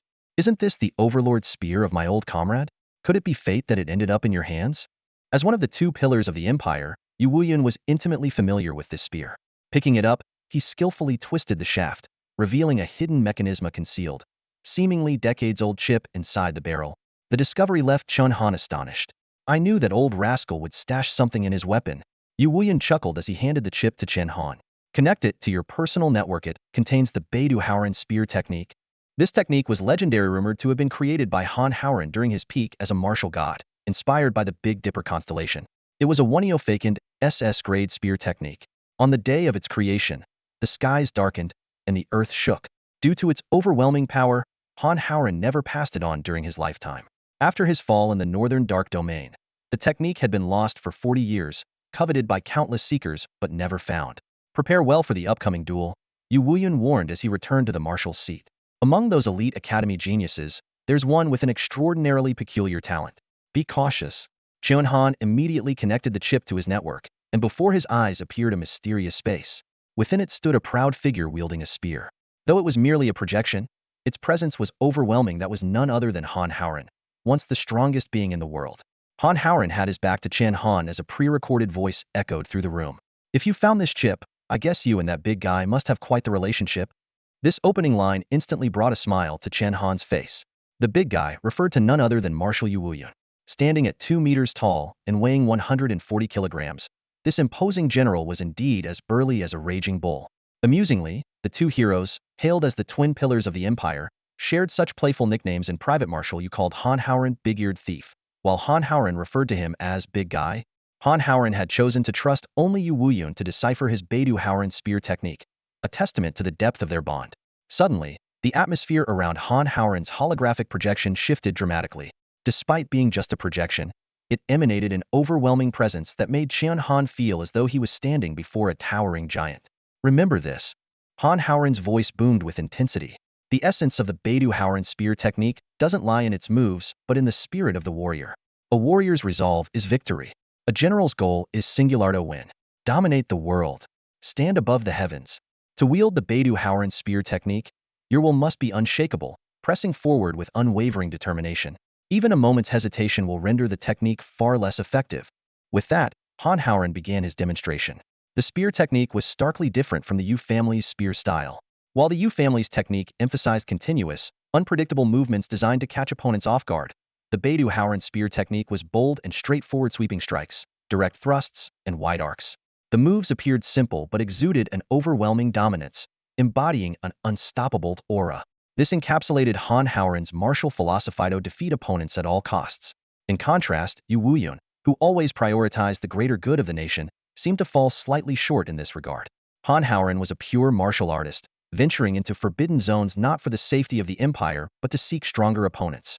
As the top warrior of his era, his greatest adversary was solitude. Chen Han quickly grasped the profound essence hidden within the seemingly ordinary moves. This was the path of a true master. No wonder it was classified as an SS-level technique. He soon mastered the entire spear technique, and the system panel updated to display the name Beidou Haoran spear technique in the skills section. Just then, an announcement blared over the speakers. Match 10, Zhao Linger versus Zhang Mu. It was only then that Chen Han realized he had missed 9 entire matches. 2 full hours had passed. As he left the resting area and entered the spectator hall, Yu Wuyan's expression froze. The continent's top martial artist immediately left his seat in the marshal's box and hurried over to Chen Han. Why are you out already? Perplexed by Yu Wuyan's unusually concerned reaction, Chen Han waved dismissively. Marshal, you. Is something wrong? I've already mastered the Beidou Howren spear technique. What? Yu Wuyun was stunned, as if struck by lightning. The continent's strongest warrior stood there, dumbfounded. It wasn't until his secretary reminded him, Marshal, you need to return to your seat. The match is about to start, that Yu Wuyun snapped out of it. However, the astonishment on his face lingered. As Yu Wuyun made his way back to the marshal's seat, his gaze never left Chen Han, his eyes betraying an undeniable sense of astonishment. Chen Han, baffled by the intense attention, thought to himself, I just mastered an SS-level spear technique. How could that possibly leave the continent's strongest warrior so shaken? In truth, the Beidou Howren spear technique carried a story unknown to most. Years ago, Yu Wuyun had spent 2 days and nights personally observing Han Howren's demonstration of the technique, yet he failed to grasp its essence. He wasn't alone. None of the top warriors in the military had succeeded in learning it either. One particularly determined individual had even devoted 3 years to training, only to remain completely clueless. Yu Wuyun had his own opinion of Chen Han's talent. He originally estimated that it would take Chen Han at least an entire day to barely scratch the surface of the technique. Yet, when Chen Han confidently declared that he had fully mastered the Beidou Howren spear technique, how could Yu Wuyun not be stunned? As a martial arts prodigy second only to Han Howren in all of Xia, Yu Wuyun couldn't help but feel a rare sense of defeat, even with his usual focus on national matters. This kid is a total monster, he muttered under his breath, clicking his tongue in disbelief. Zhongguo and Ouyangquan, noticing Yu Wuyun's reaction, were equally taken aback. Despite recent tensions with him, the 3 marshals maintained a facade of cordiality. Ouyangquan feigned concern and asked, Marshal Yu, what has you so startled? Has something happened to your cherished protege? His words carried a hint of mockery. The many family representatives present perked up their ears, their attention drawn to the marshal's seats. At this moment, 9 out of 10 people in the arena were secretly hoping for Chen Han to make a mistake. However, Yu Wuyun's expression was one of pride, as if he were more thrilled than if he had mastered the technique himself. He declared with an air of triumph, Chen Han mastered the Beidou Howren spear technique in just 2 hours in the resting chamber. The crowd was momentarily stunned. One person in the know immediately asked, are you talking about the SS-level spear technique created by Marshal Han Howren, the one thought to be lost? At the mention of Han Howren's name, many in the audience revealed expressions of shock. As the continent's #1 warrior for nearly a century, Han Howren's spear techniques were naturally unparalleled. What was supposed to be Zhao Linger's competition now had all attention shifted to Chen Han. Mastering an SS-level technique in just 2 hours? It was unheard of. Even for a genius, there had to be a limit. The crowd's understanding of Chen Han's terrifying talent reached a new level. The arena fell into dead silence, the ongoing matches entirely forgotten. Zhongguo's face darkened like an overcast sky. In just 2 hours, Chen Han had made yet another astonishing leap forward. Meanwhile, in the center of the capital city, a different scene was unfolding within the ancient and stately Council of 24. For the first time in decades, every member of Xia's highest governing body had gathered under one roof, and all of it was because of one young man, Chen Han. The Council of 24, as the highest authority in Xia, derives its name from the 24 supreme decision-makers within it. Any major decision concerning the state affairs of Xia requires the approval of at least 13 of these figures to take effect, while military decisions are exclusively handled by the 3 grand marshals. Within the council, a strict hierarchy is observed. The higher the rank, the greater the authority. Consequently, the individual ranked first is the de facto ruler of the entire Xia. Notably, Yu Wuyun, the 5th ranked among the 24, was currently at the training grounds, leaving only 23 council members present today. However, even under normal circumstances, it is rare for all 24 to convene unless faced with a matter of national crisis. At this moment, a giant screen in the council's main hall was displaying Chen Han's performance at the training grounds. The council members watched the screen, engaging in lively discussions. This Chen Han is truly exceptional. He mastered Han Howren's spear techniques in just 2 hours, marveled one council member, a former military officer. I served under Marshal Han for years and still couldn't grasp the North Star Howren spear technique. Perhaps it's time to consider transferring some power to the civilian class represented by Yu Wuyun, someone suggested. We mustn't jump to conclusions, another faction immediately countered. The exchange competition has just begun, and the advantages of family lineage are undeniable. The debate over Chen Han plunged the 23 council members into a heated argument. Supporters of Yu Wuyun, proponents of aristocratic power, and those maintaining neutrality all stood firm in their positions, refusing to yield. At that moment, a deep voice cut through the commotion. Enough! Silence! The speaker was none other than Di Qingtian, the first-ranked authority in Xia. Despite his old age and golden hair, his presence was commanding. As the one capable of determining the rankings of the 24 council members, a single word from him was enough to quell the room. Everyone, well, discuss this after the exchange competition concludes. Di Qingtian declared with a neutral stance. Neither Yu Yuan's military status nor his position as the fifth-ranked authority could sway the overall balance in Di Qingshan's presence. However, Di Qingshan's tone shifted. Chen Han is indeed extraordinarily gifted. I won't interfere in your disputes, but remember this Chen Han must remain unharmed. Whether on the arena or off it, if anything happens to him, I will personally investigate to the very end. This statement was tantamount to granting Chen Han immunity. The council members exchanged uneasy glances, realizing that while Di Qingtian remained impartial regarding the conflict between family interests and the northern expedition plans, he had clearly taken a special interest in Chen Han. From this moment on, no one in Dixia would dare to harm Chen Han in the slightest. Even figures like Lien Zhongguo and Ouyang Quan could not attain such an honor, let alone the countless geniuses nurtured by top universities over the past few decades. None had received the favor of Di Qingtian in this manner. At this moment, Chen Han sat intently in the spectator stands, fully engrossed in watching Zhao Linger's match. The bout ended in an instant. Zhao Linger's strength far surpassed her opponent's. As a former military prodigy, she had 3 more years of training than Chen Han and had already reached the level of a first-stage Marshal General. Facing an opponent who was only at the second-stage Marshal General level, Zhao Linger, with her years of battlefield experience, demonstrated an overwhelming advantage. Her mastery of the Yu Clan spear technique was so flawless that she left Zhan Mu, who possessed a wood elemental talent, utterly defeated and embarrassed, drawing the awe of the entire audience. The representatives of various prominent families watching the match couldn't help but sigh in private. Zhao Linger was indeed a rare talent, but it was a pity she hadn't joined any of the top universities. What concerned them even more was that such a powerful individual had pledged her loyalty to Chen Han, further bolstering his already formidable strength. Over the next 3 days, Chen Han achieved victory after victory, advancing all the way to the national top 8. He successively defeated 3 geniuses from elite academies in the capital: Qian Ming from Wanchur Academy, Wang Daku from Jinghai Academy, and Luo Wan from Yingxi Academy. All 3 were experts at the 4th stage Marshal General level or higher, with Luo Wan even reaching the 5th stage Marshal General level. However, these renowned prodigies all fell to Chen Han's lethal piercing thorn of death spear technique. Each time he stepped onto the stage, Chen Han's spear emitted an eerie red glow, followed by a strike of unparalleled power. Even Luo Wan, with his S-level talent for super speed capable of circling the arena 100 times in a second and moving 6 times faster than Chen Han, could not escape this fatal blow. This technique was a causality-based martial skill, whose power, when used against humans, rivaled or even surpassed SS-level techniques. It was unavoidable, unblockable, and could only be endured or countered by someone with 2 hearts.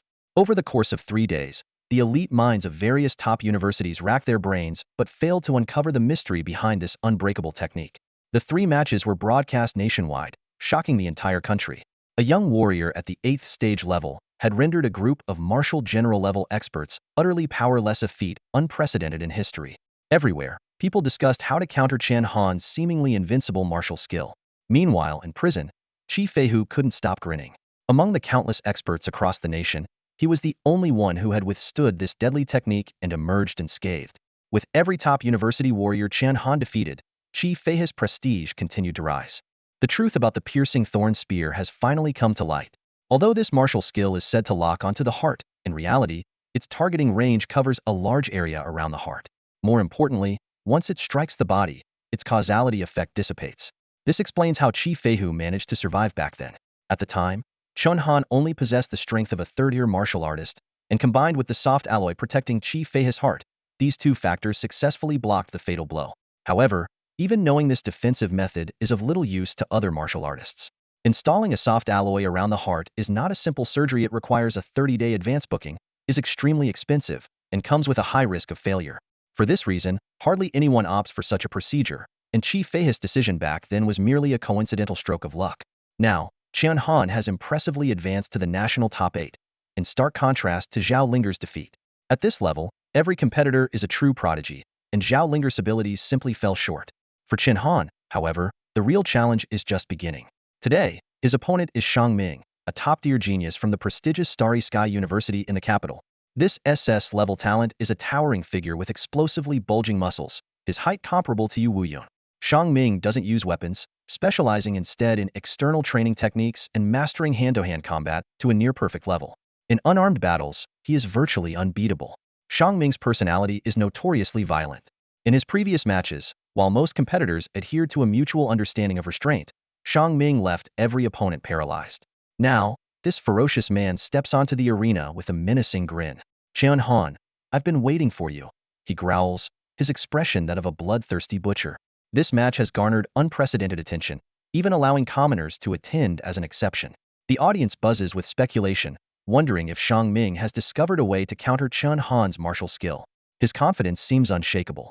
After all, to this day, no one in the country has been able to discern the true nature of Chen Han's seemingly unstoppable techniques. Amid the heated discussions, only Yu Wuyun stands silently on stage, his usual cheerful smile nowhere to be seen. While most people focus on Chen Han's remarkable performances over the past 3 days, they overlook the equally enigmatic talents of Xiang Ming. Even Yu Wuyun has yet to unravel the true extent of their abilities, cannot decipher how Chen Han's technique precisely strikes his opponent's heart, nor can he grasp the mysterious nature of Xiang Ming's gifts. Xiang Ming is the one Yu Wuyun mentioned with the strange innate ability. With a fierce roar, Xiang Ming stood on the arena stage, challenging Chen Han. Chen Han, get up here. Today, I'll shatter your martial skill. Chen Han walked toward the stage with a calm expression. The Overlord's spear in his hand began to emit a faint crimson glow, a signature sight that immediately stirred the audience. Look, Chen Han is about to use that technique. Every time I see that red glow, it sends chills down my spine. His last 3 opponents were inexplicably defeated by this move. Chen Han paid no attention to the crowd's murmurs. The piercing thorn of death technique was as deadly as a cheat code, and Xiang Ming didn't seem like someone equipped with any metallic alloy reinforcements. Chen Han was curious to see how his opponent planned to counter this causality-defying martial skill. However, just as Chen Han leapt onto the stage, an unexpected change occurred. The once brilliant crimson glow suddenly vanished without a trace, clearly indicating that the technique had failed to activate. The entire arena erupted in shock. Xiang Ming smirked smugly. What's the matter, Chen Han? Has your martial skill been nullified by me? To everyone's surprise, Chen Han responded with a knowing smile. So, your innate ability is to seal others' martial skills. His words were like a thunderclap, causing Xiang Ming's expression to change instantly. This secret, hidden for 20 years and impervious even to martial god-level experts, had just been exposed with a single sentence. Xiang Ming's ability wasn't just about significantly enhancing his combat prowess and muscle density, it could also seal his opponent's energy channels. Once the channels were sealed, forcibly using a martial skill would lead to ruptured meridians and an explosive death. This was why so many of his opponents had died inexplicably. How could you possibly know? Xiang Ming's voice trembled with fear. Now that his trump card was revealed, he could no longer leave his opponents in the dark about their demise. Chen Han chuckled inwardly. Thanks to his system's timely warning, piercing thorn of death is now unusable. Forcing activation will result in explosive death. He had seen through Xiang Ming's tactic. What he initially thought to be some profound and mysterious ability turned out to be a simple yet brutal sealing power. Suddenly, Chen Han gripped his spear tightly, lowered his stance, and unleashed a powerful surge of energy. In that moment, everyone was reminded. While the piercing thorn of death was infamous, it was merely Chen Han's weakest card. On the other hand, Xiang Ming's ability to seal martial skills was his greatest reliance. The trait-based talents are a rare phenomenon, occurring only once in 100 individuals. Their effects are diverse and enigmatic. Whether it is Chen Han's soldier soul sacred body and killing spear intent, or Xiang Ming's martial skill sealing, these trait-based talents share one common characteristic: they must never be revealed to others, not even to one's closest kin. Chen Han's seemingly casual remark struck Xiang Ming like a thunderbolt. His face contorted, and madness gleamed in his eyes as he roared at Chen Han. You still want to compete with me in combat? My talent enhances my combat skills and strength. My strength has reached 326,000 kilograms. What do you have to match me? This declaration was like a bombshell exploding in the arena. A strength of 326,000 kilograms was utterly terrifying for a 6th-tier martial general. To put it into perspective, achieving 200,000 kilograms of strength at this level was already considered exceptional. Yet Xiang Ming's strength was nearly double that of his peers. In the audience, an elderly man with snow-white hair exclaimed in astonishment, Xiang Ming truly lives up to his reputation, the most outstanding student of the past 5 years at Starry Sky University. And that's not even accounting for his SS grade talent boost. His strength in actual combat must be even more astounding. The dignitaries present secretly breathed a sigh of relief. If Chen Han were defeated, the Northern Expedition plan would inevitably collapse, and their assets would remain safe and untouched. Meanwhile, the faces of the Cold Night team members were filled with worry. Chun Shui clung tightly to Zhao Linger's arm, her voice trembling. Sister Linger, will my brother lose? Will he die at Xiang Ming's hands? Zhao Linger forced herself to appear calm as she comforted her. Don't be afraid, Xiao Xue. Believe in your brother. Yet her palms were already drenched in cold sweat. A super martial general against an 8th-tier martial artist. With his martial skills sealed, there was almost no chance of victory. Instinctively, she glanced at Yu Wuyun, only to find the old man leisurely munching on sweet potato fries and sipping milk tea, grinning as he remarked, "Sitting here for so long made me hungry." His bizarre behavior left Zhao Linger both perplexed and exasperated. Even martial god-level figures like Ouyang Quan and Zhong Go couldn't see any way Chen Han might emerge victorious. Then, suddenly, Chen Han moved. Faced with an opponent who vastly outclassed him in both level and attributes, he took the initiative and launched the first attack. Chen Han leaped high into the air, his spear descending with a fierce, diving strike. This bold and open technique could easily crush weaker opponents, but against a formidable enemy, it was a glaring vulnerability. Yet, at this moment, Chen Han seemed utterly unconcerned. Shang Ming watched this unfold with a cold smirk. With physical attributes far superior to Chen Han's, dodging was unnecessary. His right arm's muscles swelled instantly, and he threw a powerful right hook directly toward Chen Han's spear. Boom! The arena trembled as the thunderous collision echoed. However, to everyone's astonishment, despite his superior attributes, Shang Ming was not only unable to repel Chen Han but was forced to retreat under the overwhelming pressure of the spear. The ground beneath his feet shattered with each step back. This is impossible. Shang Ming roared in disbelief. You can't possibly have strength exceeding 400,000 kilograms. Chen Han appeared unfazed, as though he hadn't heard a word. Instead, the voice of Han Howren echoed in his mind. A commander has only one goal to win. His gaze burned with determination, and his spear techniques flowed seamlessly. Sweeping strikes, direct thrusts, and low sweeps basic spear techniques transformed in his hands into an unstoppable force of dominance. Each strike carried immense power, leaving no room for resistance. Shang Ming relied on his SS-level combat talent to counter, and in the blink of an eye, the two had exchanged dozens of blows. The audience was stunned to witness an 8th-tier warrior being suppressed in technique by a 6th-tier general with top-tier talent. The battle grew increasingly intense. Shang Ming's body was riddled with wounds, blood streaming down. Enraged and humiliated, he pushed his strength to the limit, his arms swelling like a giant's, each punch carrying the force of 400,000 kilograms. But to his despair, even at full strength, he couldn't land a single blow on Chen Han. Instead, he was repeatedly struck by Chen Han's relentless attacks. In a critical moment, their eyes met. Shang Ming suddenly felt an overwhelming aura emanating from Chen Han's gaze, like an unfathomable abyss. That brief moment of distraction was enough. Chen Han seized the opportunity and unleashed a sweeping strike, sending Shang Ming flying 3 meters back. On the sidelines, Yu Wuyun watched with a calm expression. He understood all too well that people had long forgotten the terror of the former #1 on the continent, as well as the unparalleled brilliance of the Beidou Howren spear technique. As someone who had spent his life chasing Han Howren's legacy, Yu Wuyun could see clearly Chen Han's spear techniques seemed to have already surpassed that legendary figure. This was due to Chen Han's mastery of the Killing God spear intent, which elevated the Beidou Howren spear technique from an SS-level skill to an entirely new realm. The essence of the Beidou Howren spear technique lies not in its intricate moves, but in its mastery of momentum, a unique and overwhelming force of a true warrior. It was this very power that allowed Han Howren to dominate the martial arts world for 40 years. Even Yu Wuyun, who was also at the martial god level, had failed to grasp the mysteries of this momentum. This explained why, despite having similar foundational attributes, Yu Wuyun had never defeated Han Howren in any duel. Chen Han, through his understanding of the Beidou Howren spear technique, came to truly comprehend the terrifying potential of momentum. Although there was a gap of 200,000 kilograms in base attributes between him and Shang Shang, this immense disparity was almost entirely neutralized by the sheer strength of his momentum. At this moment on the arena, Shang Shang's face was twisted with fury, and his rage seemed to boil over. However, this was merely a facade to conceal his insecurity after his talent's effects had been exposed. In stark contrast, Chen Han remained calm and composed, his aura of a victor only growing stronger despite his martial techniques being sealed. The arena was now riddled with craters and cracks from the ferocity of their battle. As time pressed on, Shang Shang grew increasingly anxious. His pride in his ability to seal martial techniques, his talent-enhanced combat skills, and his overwhelming strength, all of these advantages failed to truly suppress Chen Han. To make matters worse, Chen Han's astonishing vitality, comparable to that of a martial emperor, was beginning to take effect. After multiple fierce exchanges, Shang Shang's body was drenched in sweat and covered in wounds, his appearance resembling that of a bloodied warrior. Meanwhile, Chen Han remained poised and unflustered, even shrugging off heavy punches with ease, as his powerful vitality absorbed the impact effortlessly. "It's about to end," Yu Wuyun remarked casually as he munched on a sweet potato fry. Sure enough, Shang Sheng, now utterly spent, launched a final desperate assault.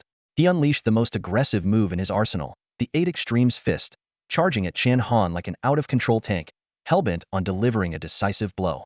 However, just as he was about to strike Chen Han, what seemed like an unstoppable blow was riddled with flaws in Chen Han's eyes. His gaze sharp as lightning, Chen Han gripped his spear in his right hand and, instead of retreating under the shadow of Shang Sheng's massive fist, he advanced boldly, thrusting his spear straight at the throat. Blood splattered. Shang Sheng's devastating punch froze inches away from Chen Han, never completing its arc. The once celebrated genius hailed as the top martial artist among all major academies had, at this moment, taken his final breath. Inside and outside the Grand Hall, hundreds of thousands of spectators held their breath as they watched the scene unfold. It wasn't until Shang Sheng's arm fell limp that the crowd erupted into thunderous applause.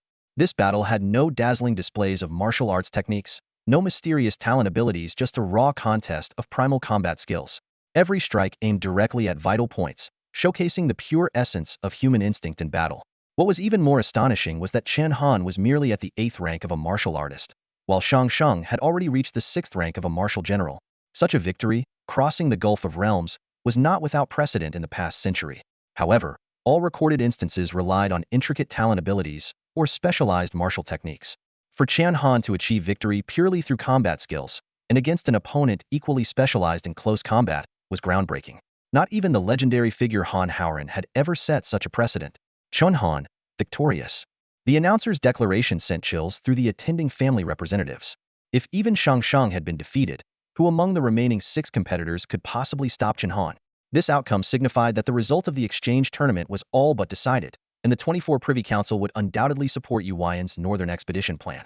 At that very moment, within the 24 Privy Council headquarters in the capital, 23 of the highest-ranking officials were fixated on the screen, watching Chen Han stand tall and proud. His mastery of the Beidou Howren spear technique had reached such an extraordinary level that it forced them to reassess the young man's potential. Of the 16 members who had originally opposed the Northern Expedition, 12 were now wavering. Yet the gaze of Daxia's ultimate authority, Emperor Qingtian, rested on Zhong Guo. His old rival's expression did not reveal the expected disappointment, and this piqued his vigilance. "Don't get ahead of yourselves," Emperor Qingtian said calmly. "That old fox Zhong Guo has stood toe-to-toe with Yu Wuyun for years as Marshal. He won't admit defeat so easily." Meanwhile, the Chen family sat in utter silence, staring at the screen. The figure they once regarded as the shame of their lineage now left them speechless, a suffocating stillness enveloping the room. Without a doubt, with this victory under his belt, Chen Han had become the most dazzling prodigy of his era. The news spread through the capital like a whirlwind, forcing even the once dismissive elites to re-evaluate this young man. Meanwhile, within the Chen family, Chen Han's meteoric rise over just a few short months left everyone in a daze, as if caught in a dream. At this moment, the Chen family ancestral hall was steeped in solemnity. The patriarch, Chen Muhu, sat at the head seat, emanating an aura of commanding authority. His grim expression sent chills down the spines of everyone present. After a long silence, he finally spoke in a deep voice. Who was it that decided to expel Chen Han from the family? Though his words were not loud, they struck like a hammer to everyone's hearts. The hall fell into an eerie silence as people lowered their heads, not daring to even breathe heavily.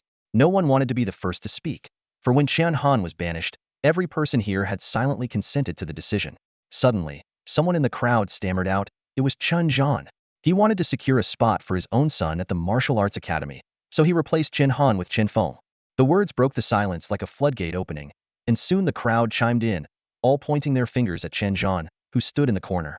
Chen Zhan, pale as a ghost, stood frozen in the corner. Under the oppressive aura of Chen Muhu's wrath, his knees buckled, and he dropped to the ground.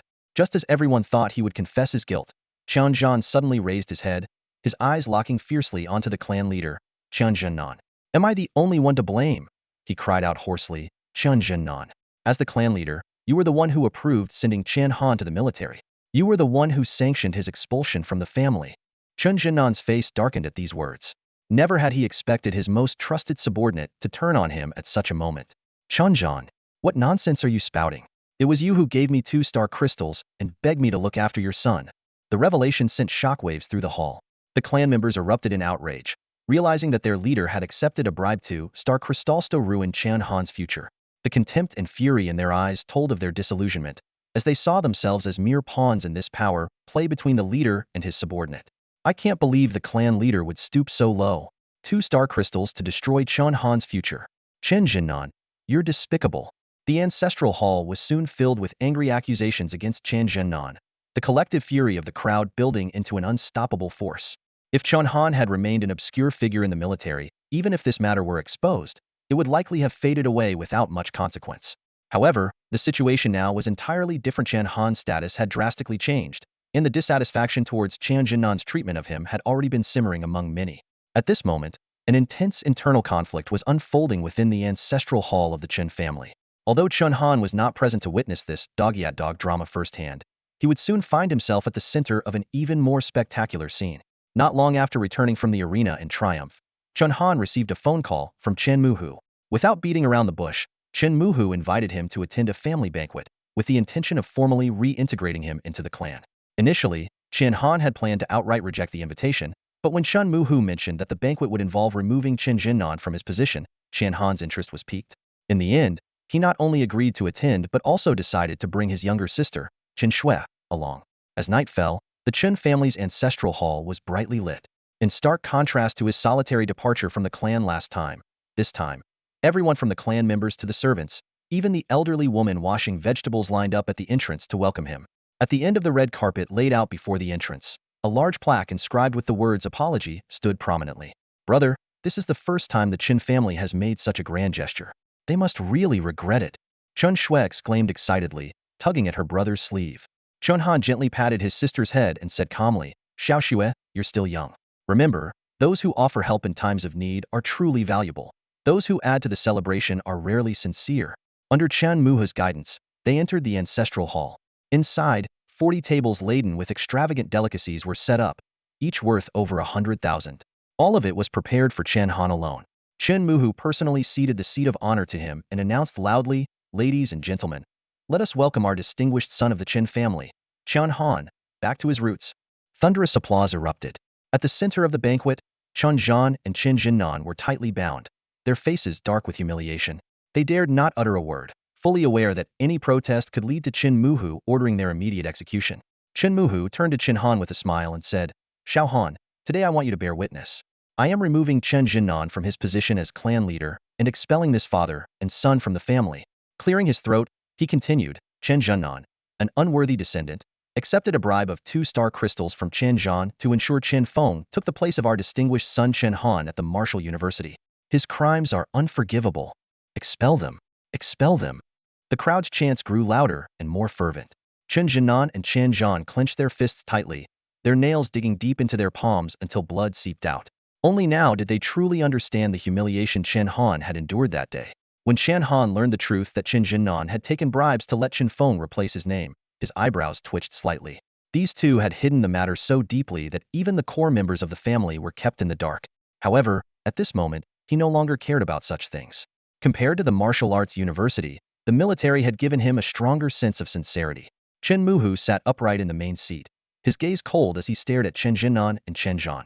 His voice carried no warmth as he declared, Chen Jinnan and Chen Zhan, disgraceful descendants, do either of you have any objections? Chen Jinnan kept his head lowered, looking utterly defeated. However, Chen Zhan was still unwilling to give up.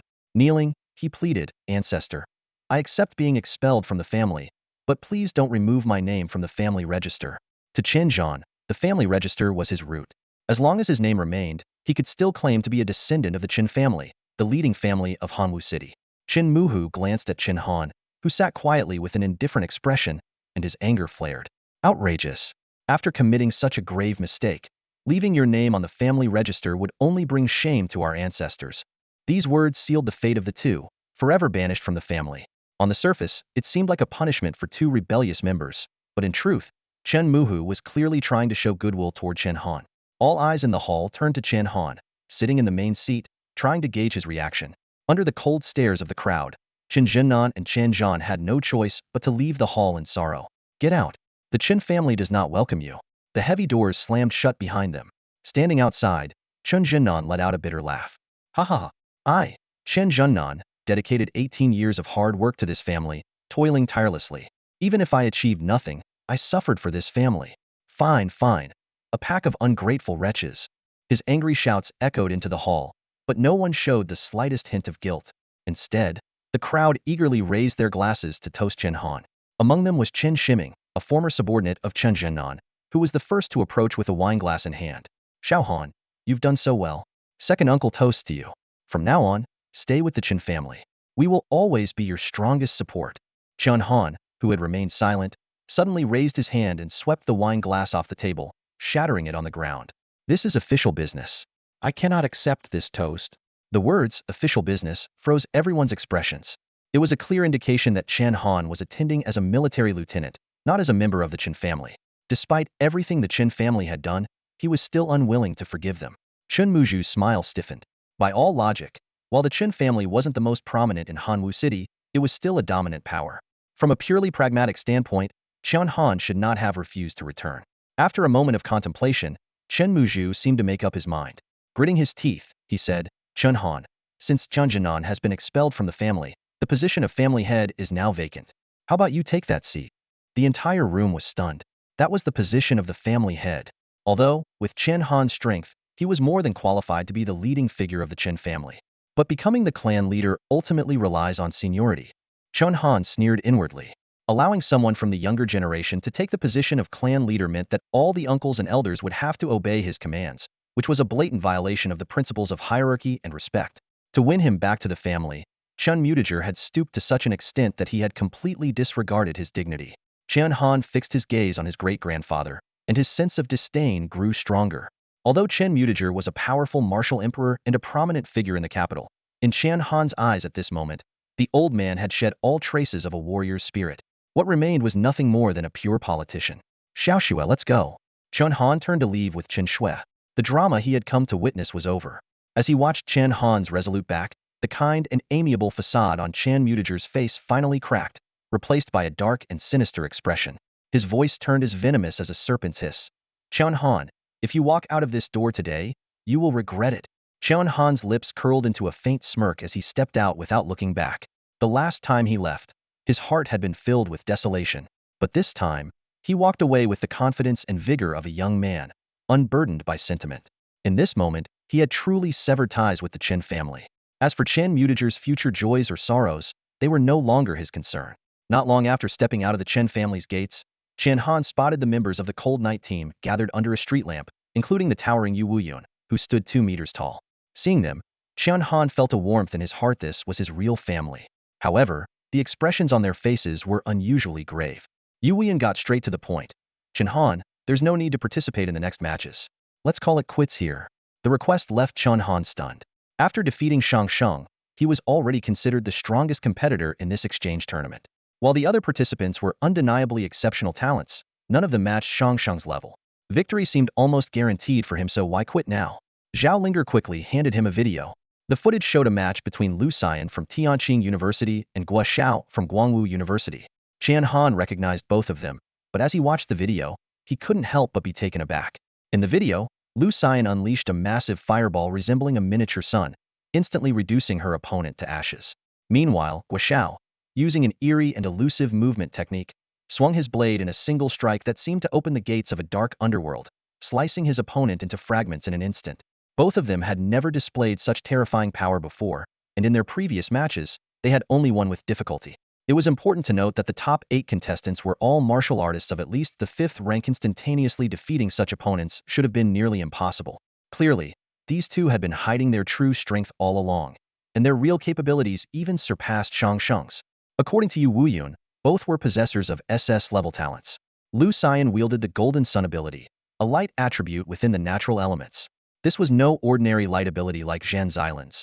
It was a destructive force that rendered her nearly invincible against opponents of the same rank. As for Guo Xiao, he possessed a unique spatial attribute. His Void Rend slash appeared to be a single strike, but in reality, it inflicted countless simultaneous cuts on his target. There was no doubt that these two were top-tier masters. A flicker of seriousness crossed Yu Wuyun's gaze as he finally unraveled Zhong Guo's years of planning. The infiltration of the military, the control over the martial arts university, and the careful grooming of Lu Xian and Guo Xiao as his 2 key pawns, deadly assassins. Originally, Zhong Guo was confident that the experts he had selected from the martial arts university would suffice to deal with Chen Han. However, Chen Han's miraculous achievements forced him to take extra precautions. These two assassins, both at the 8th rank of martial generals, were not only prodigiously talented but also nearing the level of martial sovereigns in strength.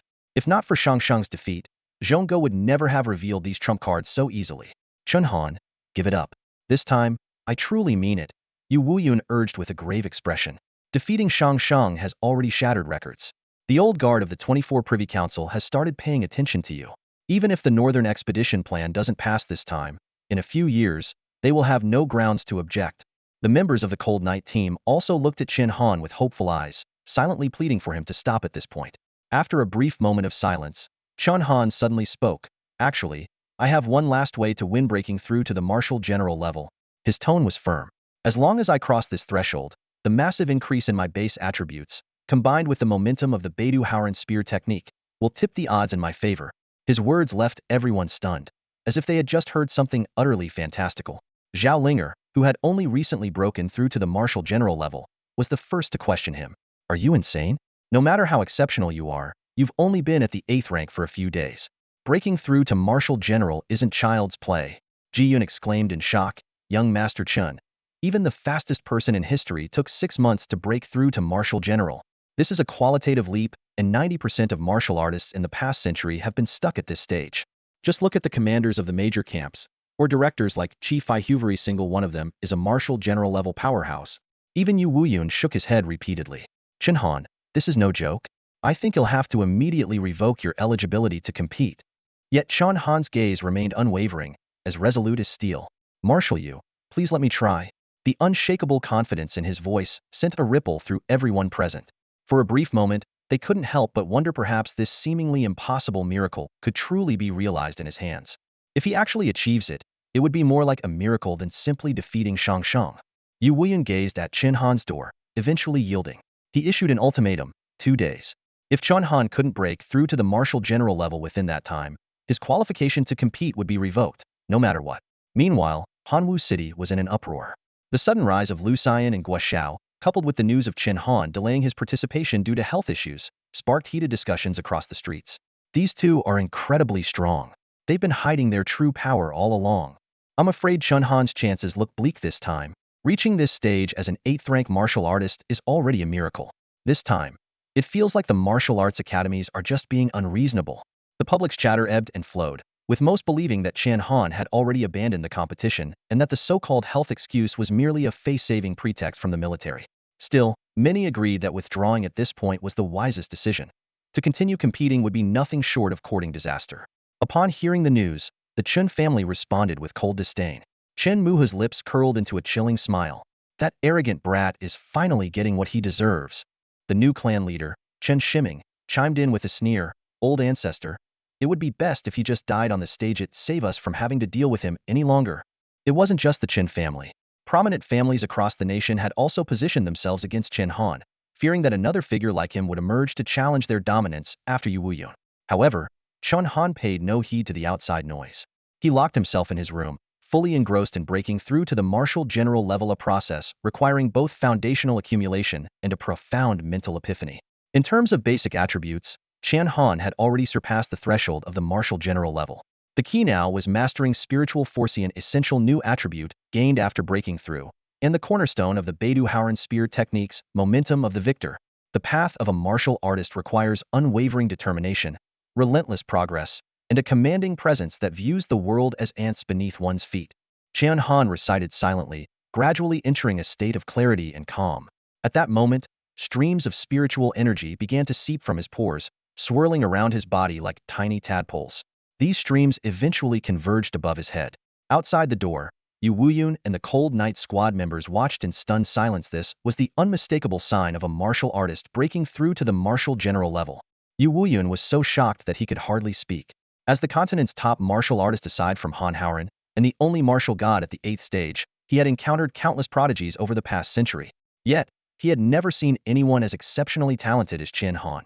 Even Han Howren, once hailed as a peerless genius, seemed slightly inferior when compared to Chen Han. Stroking his white beard, Yu Wuyun's eyes sparkled with delight. Chen Han truly never fails to surprise people. At that moment, a dazzling beam of spiritual energy shot into the sky, visible only to martial artists who had reached the rank of Marshal General. Zhao Linger, witnessing this extraordinary scene, felt her legs go weak and collapsed to the ground, unable to utter a word for a long time. The phenomenon not only startled the members of the Hanya squad, but also caught the attention of almost every martial general-ranked warrior in Hanwu City. Among those most alarmed were Zhongguo and Ouyang Quan. Zhongguo was currently celebrating with Lu Xian and Guo Xiao in a high-end restaurant.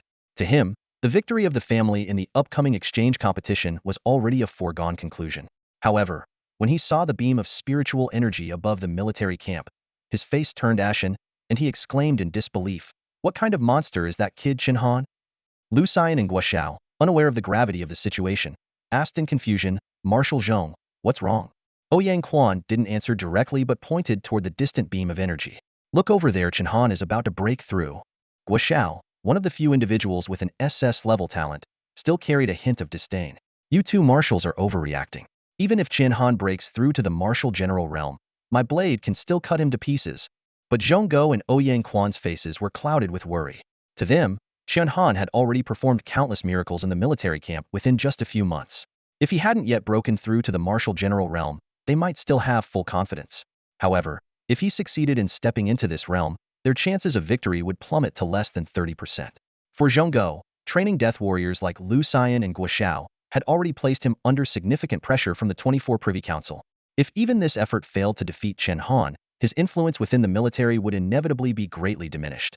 At this moment, every martial general-ranked warrior in the city held their breath, their eyes fixed on the beam of spiritual energy. They all knew that breaking through to the martial general realm carried the risk of failure. If the beam dissipated, it would mean failure. But if the beam returned to the body, it would signify that Chen Han had successfully drawn the spiritual energy of heaven and earth into himself, completing the breakthrough. At that moment, the beams of spiritual energy suspended midair suddenly moved. They writhed like living creatures, resembling countless tiny tadpoles slowly swimming downward.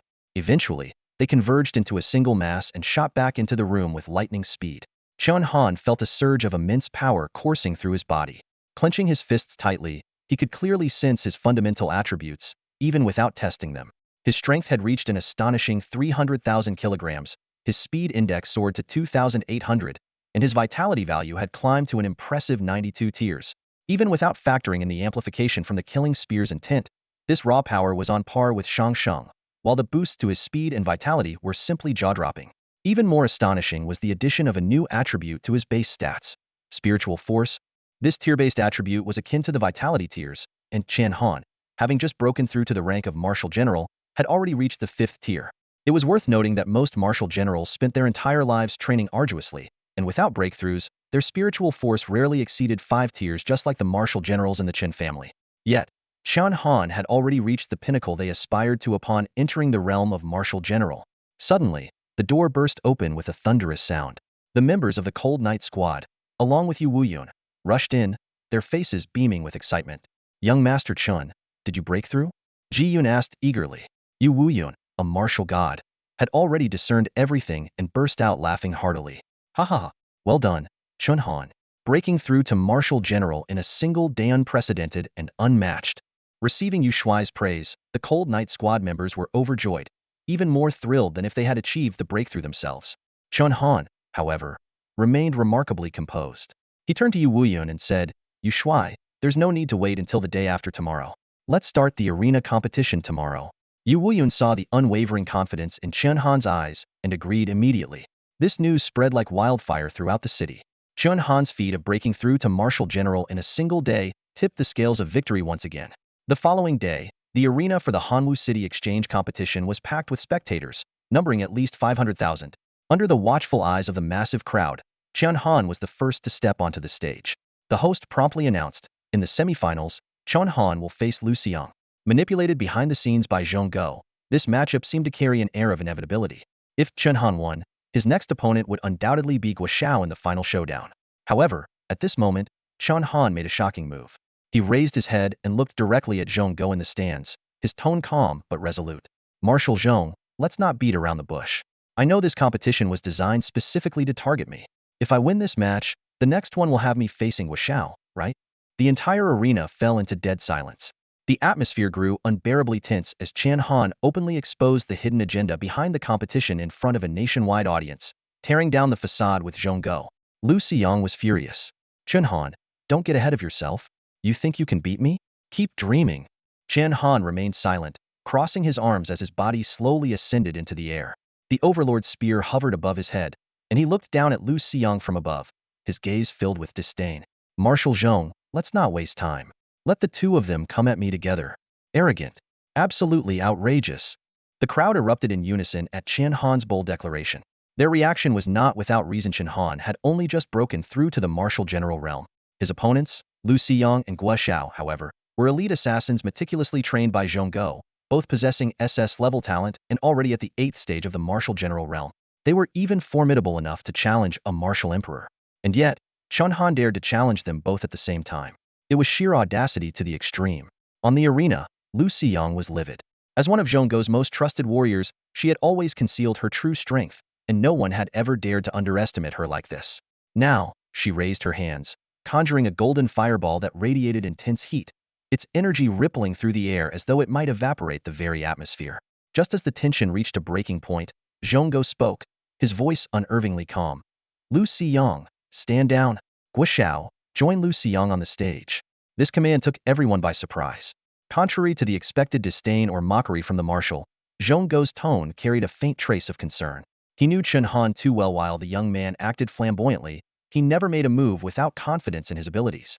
If Chen Han was willing to challenge two top-tier combatants simultaneously, he must have something up his sleeve. The brash Guo Xiao, however, seemed oblivious to this. He scoffed and said dismissively, Marshal Zhong, isn't this unnecessary? Surely Xiang alone is more than enough to handle him? The two of us together, will that be overkill? Before he could finish, Zhong Go raised his hand and delivered a forceful strike from afar, slapping Guo Xiao across the face. Overkill my ass, he roared. The slap not only stunned Guo Xiao, but also left the entire audience in shock. Who would have expected the dignified marshal to lose his temper so explosively in such a setting? Realizing the gravity of the situation, Guo Xiao quickly drew the katana at his waist and assumed a combat-ready stance. At that moment, Chen Han made his move. The tip of his overlord's spear began to emit a faint white light. Initially subtle, the glow expanded rapidly, becoming a blinding brilliance that forced everyone to avert their gaze. This was the sun-slaying god spear, a devastatingly powerful area effect technique. It unleashed 3 consecutive waves of energy, the first crashing like a mighty river, the second surging like a towering tsunami, and the third blazing like a scorching sun in the sky. This was Chen Han's most formidable skill, and it was the first time he had displayed its full version in public. During his previous battle with Uncle Chen Hui, the first wave alone had been enough to defeat the martial general-level expert.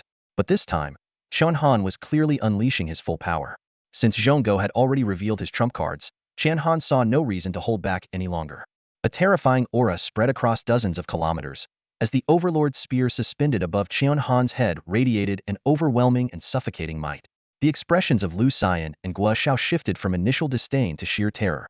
In a desperate attempt, they unleashed their ultimate moves. Lu Xiang raised both palms to the sky, conjuring a dazzling golden fireball, while Guo Xiao swung his katana, his body enveloped in tendrils of dark energy. But it was already too late. Boom! A deafening explosion tore through the air as a blinding beam of light descended from above, slamming heavily onto the duo. The arena caved in instantly, forming a massive crater 5 meters deep. A destructive shockwave rippled outward, forcing the spectators from the surrounding families to channel their energy in defense.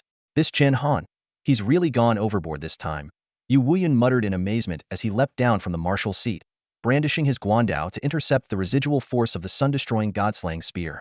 If the spectators were already in such disarray, one could only imagine the plight of Lu Xiang and Guo Xiao, who bore the brunt of the beam. Despite their SS-level talents, one wielding the power of solar flames, the other mastering void energy, their attacks were as fragile as paper against the might of the sun-destroying god-slaying spear. This was the disparity. SS level was their ceiling, but for Chen Han, it was merely the starting point. With the dual amplification of his sacred martial soul and saintly physique, the power of his strike had far surpassed the limits of conventional martial techniques. After the first wave of impact, the two barely managed to stand.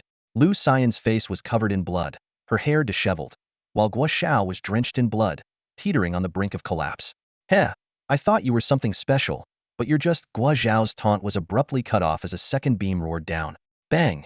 The ground sank another 3 meters, and the duo's heads were obliterated in an instant, leaving behind only partial remains. A third strike followed immediately, even more devastating than the previous ones. The arena sank another 10 meters, transforming the once majestic battleground into a scorched wasteland. Lu Scion and Guo Xiao were utterly annihilated, their remains reduced to nothing but dust. Zhongguo rubbed his temples, staring at the twin-timeter-deep crater. These two prodigies, whom he had cultivated for over 2 decades and invested countless resources into, were wiped out in a single move by Chen Han. The venue fell into a prolonged silence that lasted several minutes, broken only by the voice of the announcer. Chen Han, victorious. In an instant, thunderous applause erupted across the arena. The audience clapped until their hands ached, their faces still etched with disbelief. Unlike Chen Han's previous hour-long battle against Shang, this fight from Guo Xiao stepping onto the stage to its conclusion had taken less than a minute. Looking back over the entire century of the new calendar, Chen Han's victory stands unparalleled. On the arena stage, as a mere commoner, he represented not only Yu Wuyun but also millions of ordinary people, triumphing for the first time over the deeply entrenched power of the aristocratic families. The scene below the stage was starkly divided. The influential figures of the families sat grim-faced, heads lowered in silence, while the gathered commoners erupted in fervent celebration, raising their arms and cheering with a deafening roar. This moment symbolized the looming end of the golden age of family dominance. In the highest authority of Xia, the 24 Privy Council, the reaction was even more intense. The 23 supreme leaders stared in stunned disbelief at the projection of the arena. Chen Han's strength far exceeded their expectations, an explosive surge in power beyond the level of a martial general, coupled with a hidden, lethal trump card that allowed him to defeat 2 martial emperor-level opponents in a single strike. The highest authority in Xia, Emperor Qingtian, was the first to break the silence. This young man is not only brimming with potential but also exceptionally cunning. He is both wise and patient, knowing precisely when to advance and retreat. Yu Wuyun, this time, you've chosen the right person. As he spoke, he held up a detailed plan for a northern expedition. Gentlemen, I have already approved this plan. Does anyone object? Faced with the emperor's commanding inquiry, the other supreme leaders fell silent. They were acutely aware that opposing him now would be the most foolish move. Though many of them represented family interests, preserving the survival of Xia as a whole was the higher priority.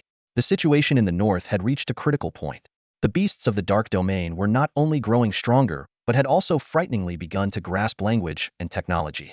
This signaled a potential turning point in human destiny, the emergence of a new civilization in the north. If these creatures, once reliant solely on brute force, gained intelligence, humanity's position would become perilous. Voices of agreement echoed through the Privy Council chamber. I support the northern expedition. So do I. In the end, every supreme leader signed their name on the expedition plan. Meanwhile, back at the Marshal competition in Hanwu City, the host was announcing the thrilling news of Chen Han's victory as the champion of the exchange tournament. After witnessing Chen Han effortlessly defeat Lu Scion and Guo Xiao, no one dared to entertain the thought of challenging him. Though the representatives of the families were inwardly resentful, they could only force smiles and offer their congratulations. Lieutenant Chen, congratulations. You are now a rising star in Xia. Lieutenant Chen, please extend your favor to my MO family. Lieutenant Chen, such talent at a young age, you have my admiration. Faced with their insincere flattery, Chen Han remained calm and composed.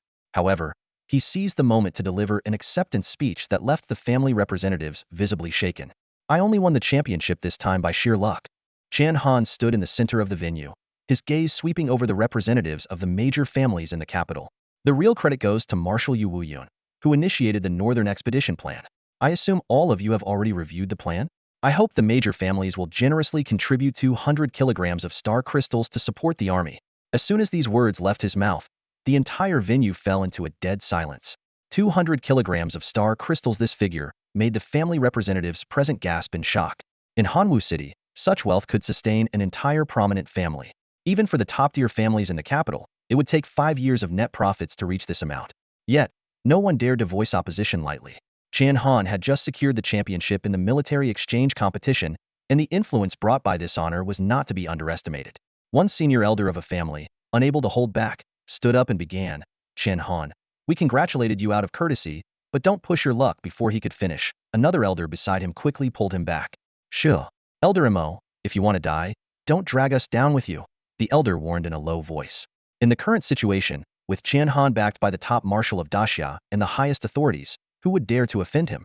As the tension thickened, the head of the National Pharmaceutical Institute, Li Qingshi, stepped forward.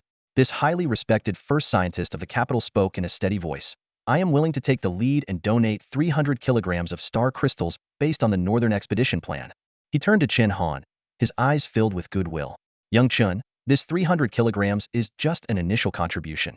If you're willing to befriend this old man, I can donate even more.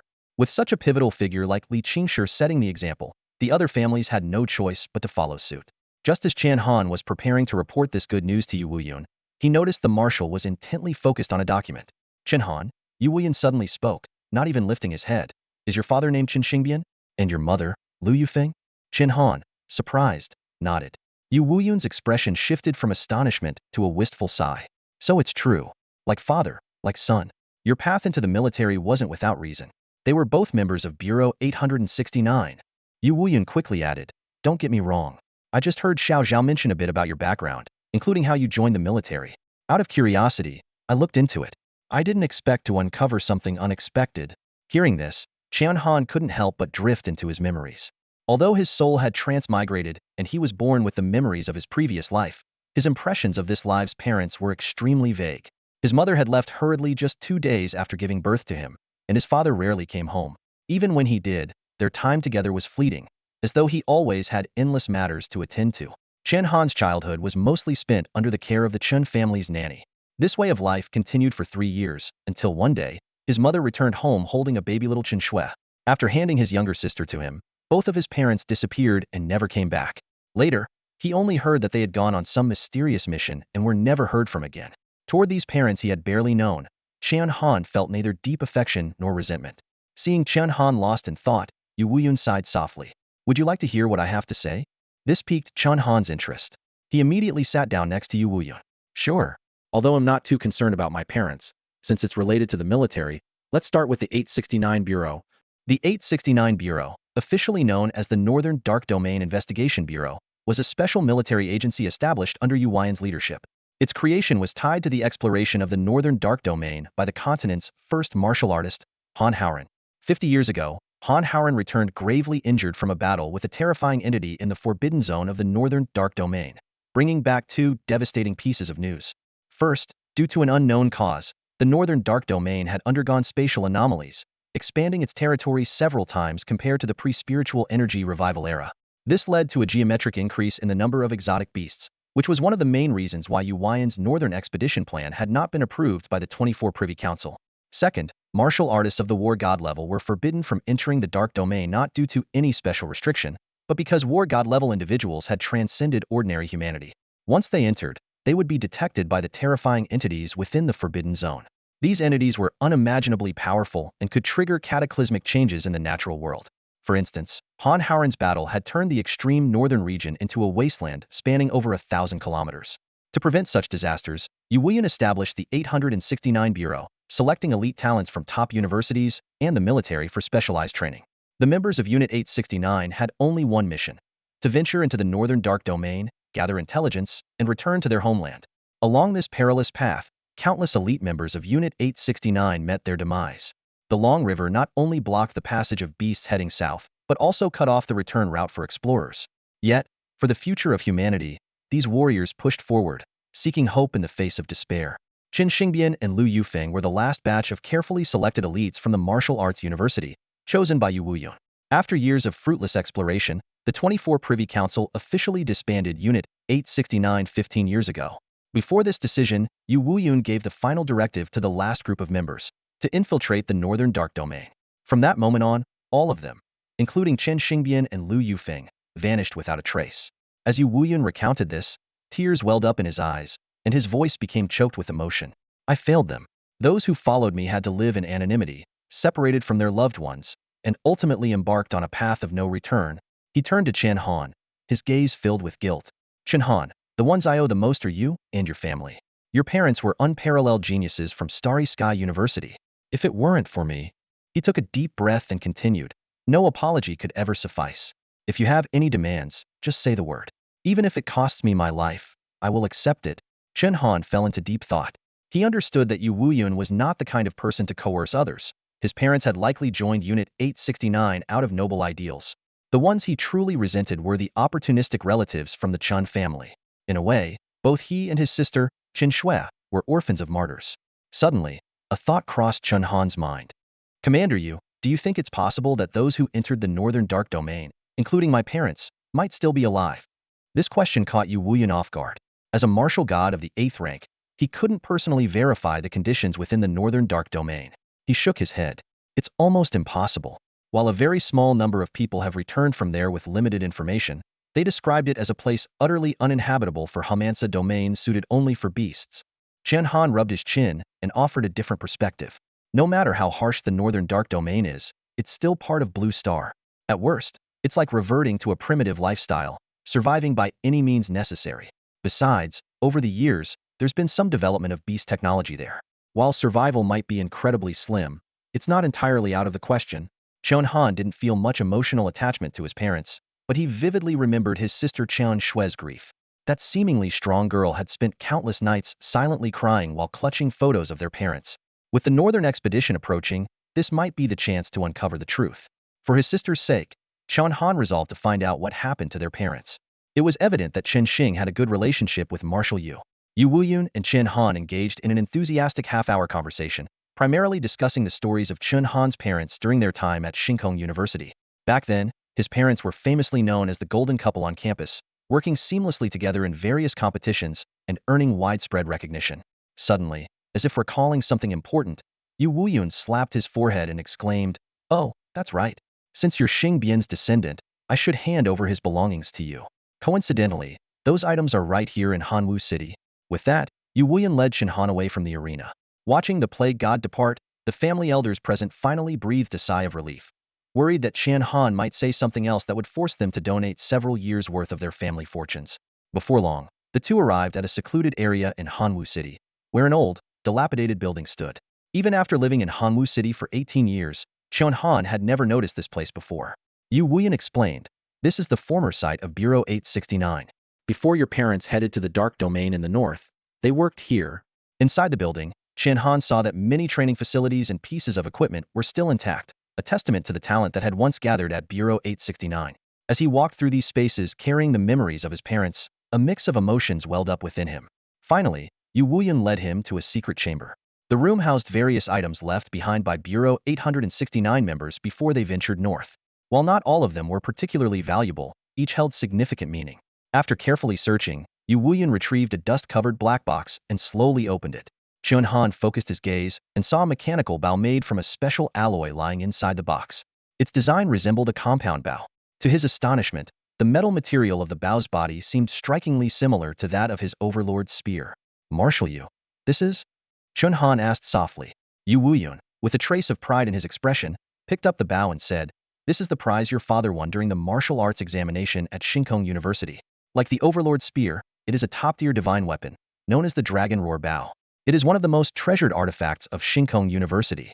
The bow's body is crafted from the strongest alloy of its time, the same material as the Overlord's spear, and its value rivals that of star crystals. But its most precious feature lies in its bowstring." He went on to explain that years ago, a forbidden zone beast resembling a five-clawed golden dragon emerged in the South Sea, causing monstrous waves that nearly destroyed coastal cities. At the time, the Great Xia Empire had only two martial god-level warriors, Han Haoren and Yu Wuyun. The two of them fought tirelessly for 3 days and nights before finally slaying the fearsome beast. After slaying the dragon, the craftsman extracted a 13-meter-long dragon tendon from its body. This tendon, radiating a faint azure glow, held immense and mysterious power. The bowstring of the Longyin Bow was crafted from this very tendon, giving the weapon its name. In Xia, there were very few masters skilled in archery, and bows that could be classified as supreme divine weapons were even rarer. In comparison, swords and blades dominated the list of such weapons, followed by spears, while unparalleled divine bows were almost unheard of. This rarity highlighted the extraordinary value of the Longyin Bow. Even an ordinary person pulling its string without an arrow could unleash an attack comparable to the full-force strike of a martial general. Chen Han gazed at the exquisitely crafted Longyin Bow in front of him, puzzled. "Commander Yu, are you saying you want to give me this bow?" "But I'm not skilled in archery," he said.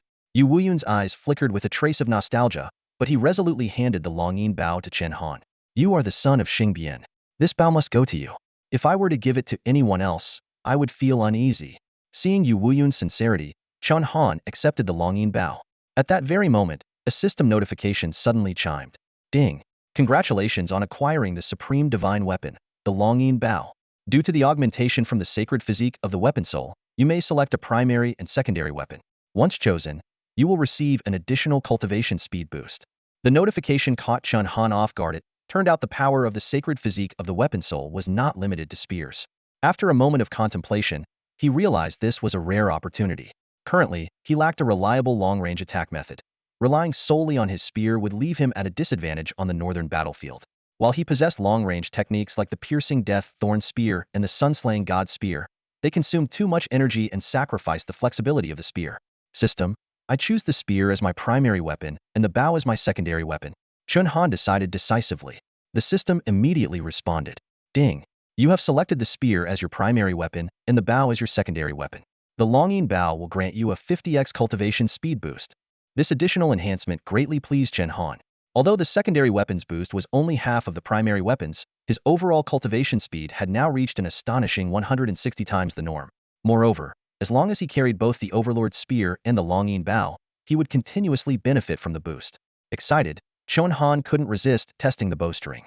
The moment he gave it a gentle pull boom, a thunderous explosion erupted, and an invisible force pierced through several walls of the 869 Bureau building, leaving a massive hole that went straight through the structure.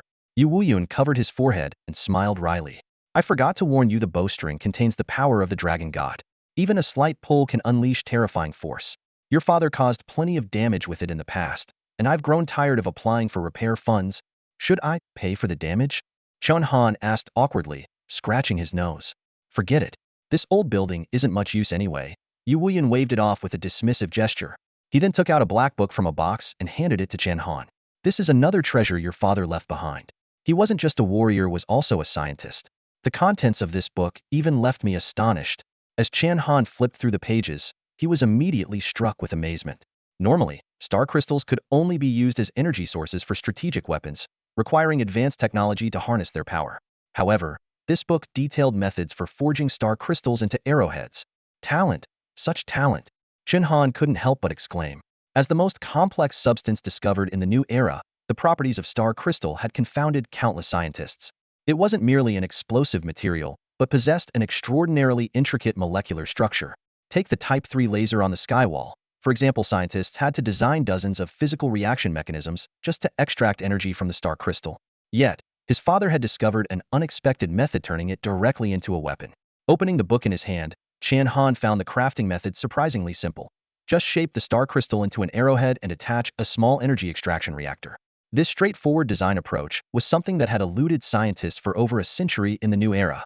As for its power, one only needed to recall the scene where the Type 3 laser instantly reduced a swarm of mutated beasts to nothingness. This wasn't an ordinary arrow. It was practically a portable weapon of mass destruction. Commander Yu, why didn't you submit such an important invention? Chen Han asked in confusion.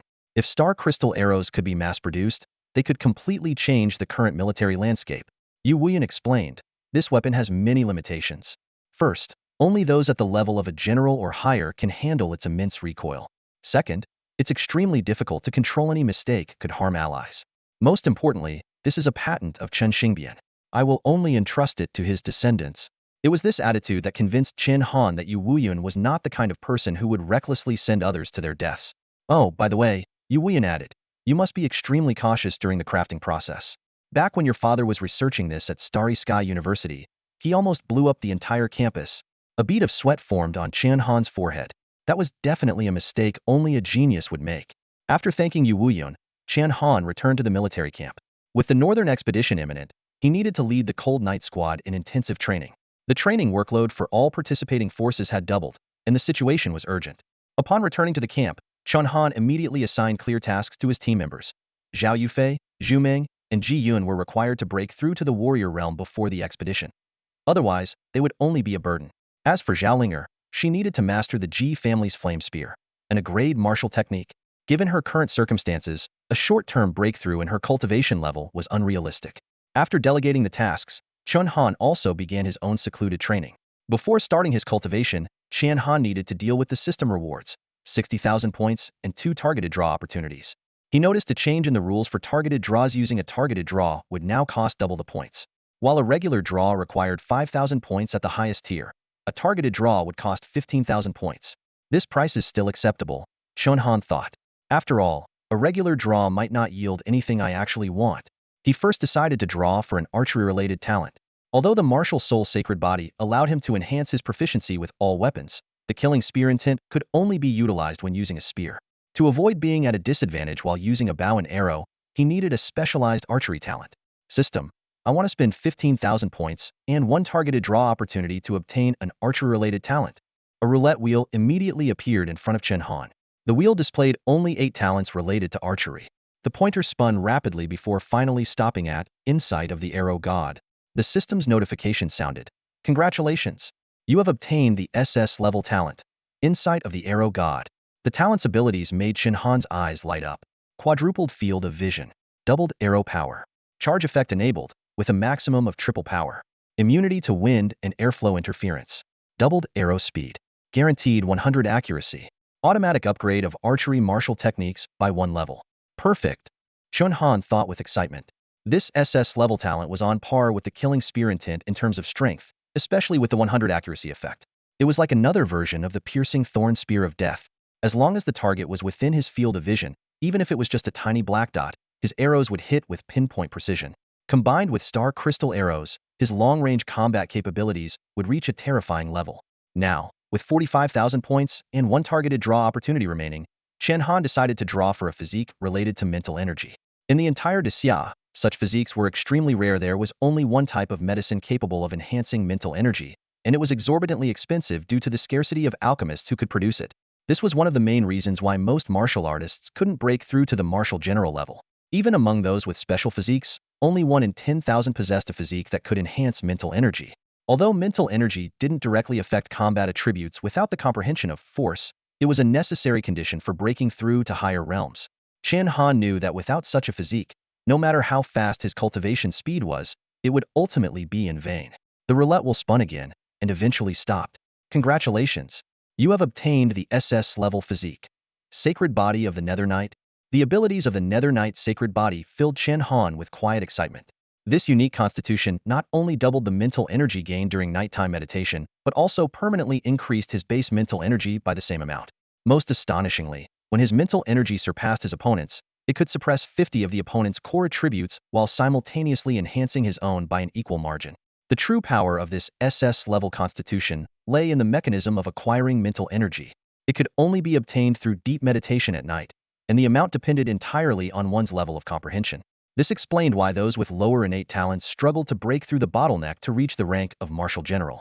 For Chen Han, possessing 3 SS-level talents already allowed him to gain twice the mental energy of a regular SSS talent user during meditation. With the added boost from the Nether Knight's sacred body, his mental energy had now reached a level comparable to his physical vitality, far surpassing that of other martial artists in the same rank. This advantage meant that as long as his mental energy exceeded his opponent's, he was virtually unbeatable. Although he still had 30,000 points remaining, Chen Han chose not to spend them hastily. While the amount was significant, wasting it on random draws without obtaining the desired talent martial techniques would be unwise. He decided to wait for targeted draws and save the points for more strategic use after the northern expedition. After finishing the draws, Chen Han stepped out of his room to find the Cold Knight squad members fully immersed in their training. Yu Wuyun had spent an entire month preparing the northern expedition's forces and personnel, and the days had flown by like fleeting shadows. On the training field, Zhao Linger, clad in a form-fitting training uniform, was sparring with Chen Han, who wielded his overlord spear. With a sharp cry, she swung her spear, its tip glowing with intense red light as flames merged seamlessly with her movements. In an instant, she closed the distance and thrust a flaming spear strike directly at Chen Han's face. However, with a casual flick of his spear, Chen Han effortlessly neutralized the powerful attack, extinguishing the fiery force in the process. How is it that I've been practicing this flaming spear technique for an entire month and still can't land a hit on you? Zhao Linger exclaimed in frustration. You can't compare yourself to me, Chen Han replied with a reassuring smile. Your flaming spear technique is already well honed and more than sufficient for the upcoming northern expedition. Well, I suppose you're right, Zhao Linger muttered, rolling her eyes. But then again, you're the only martial general in the Cold Knight squad who can spar with me. As the two conversed, the sudden rumble of engines echoed from the camp's front gate, breaking the moment's calm.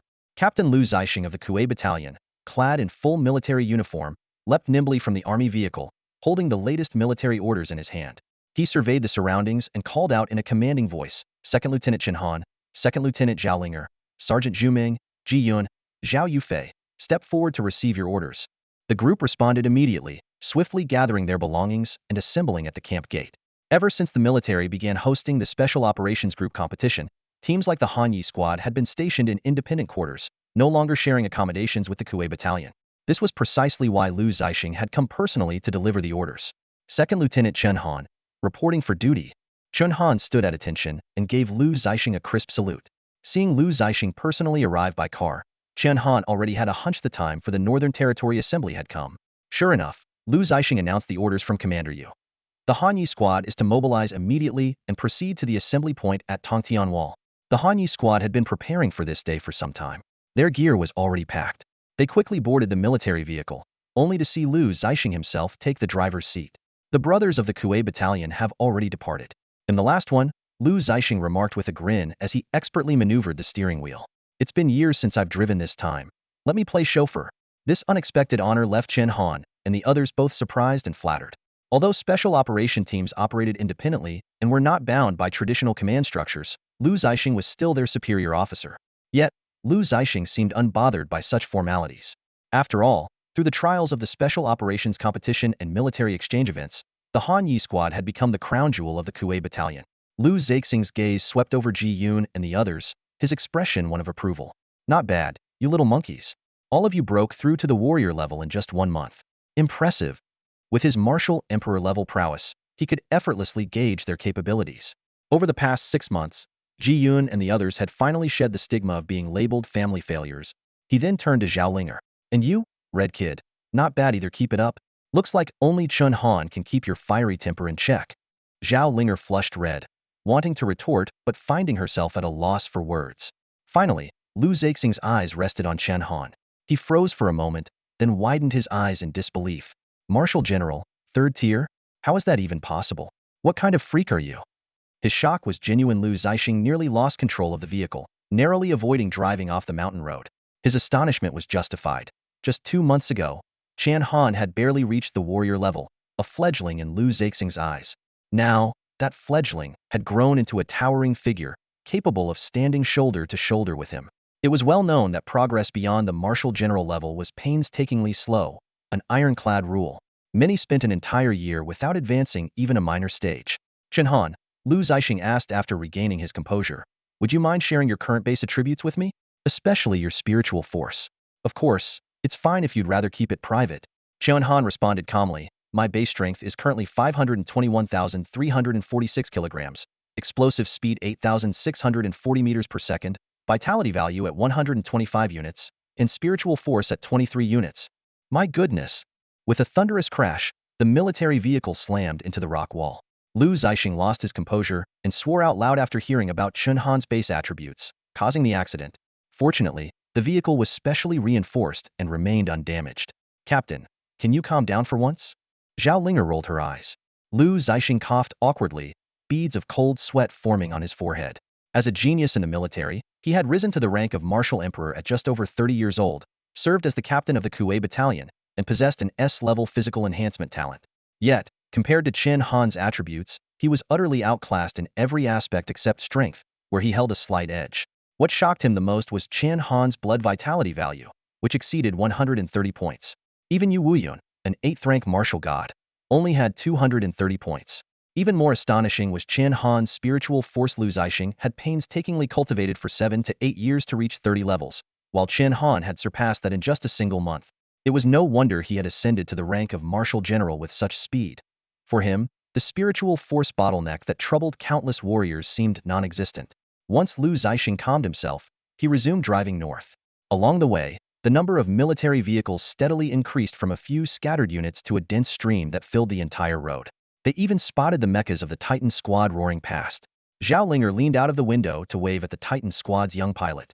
According to Lu Zixing, this northern campaign was unprecedented in scale. The Fire God Army's entire 32 battalions, the Water God Army's 26 battalions, and an additional 50 battalions from 4 other corps were mobilized. In total, 108 battalions and nearly 400,000 troops were assembled, marking the largest military operation in the past century. The equipment was equally advanced, with every soldier outfitted with a set of Type 5 specialized combat armor. The most critical weapon was the Type 3 laser cannon, the only heat weapon capable of inflicting fatal damage on the mutant beasts. Thanks to Chen Han's victory in the exchange competition, which prompted major families to contribute a significant number of star crystals, such a large deployment of Type 3 laser cannons became possible. Eventually, the convoy arrived at the assembly point near the sky-piercing wall.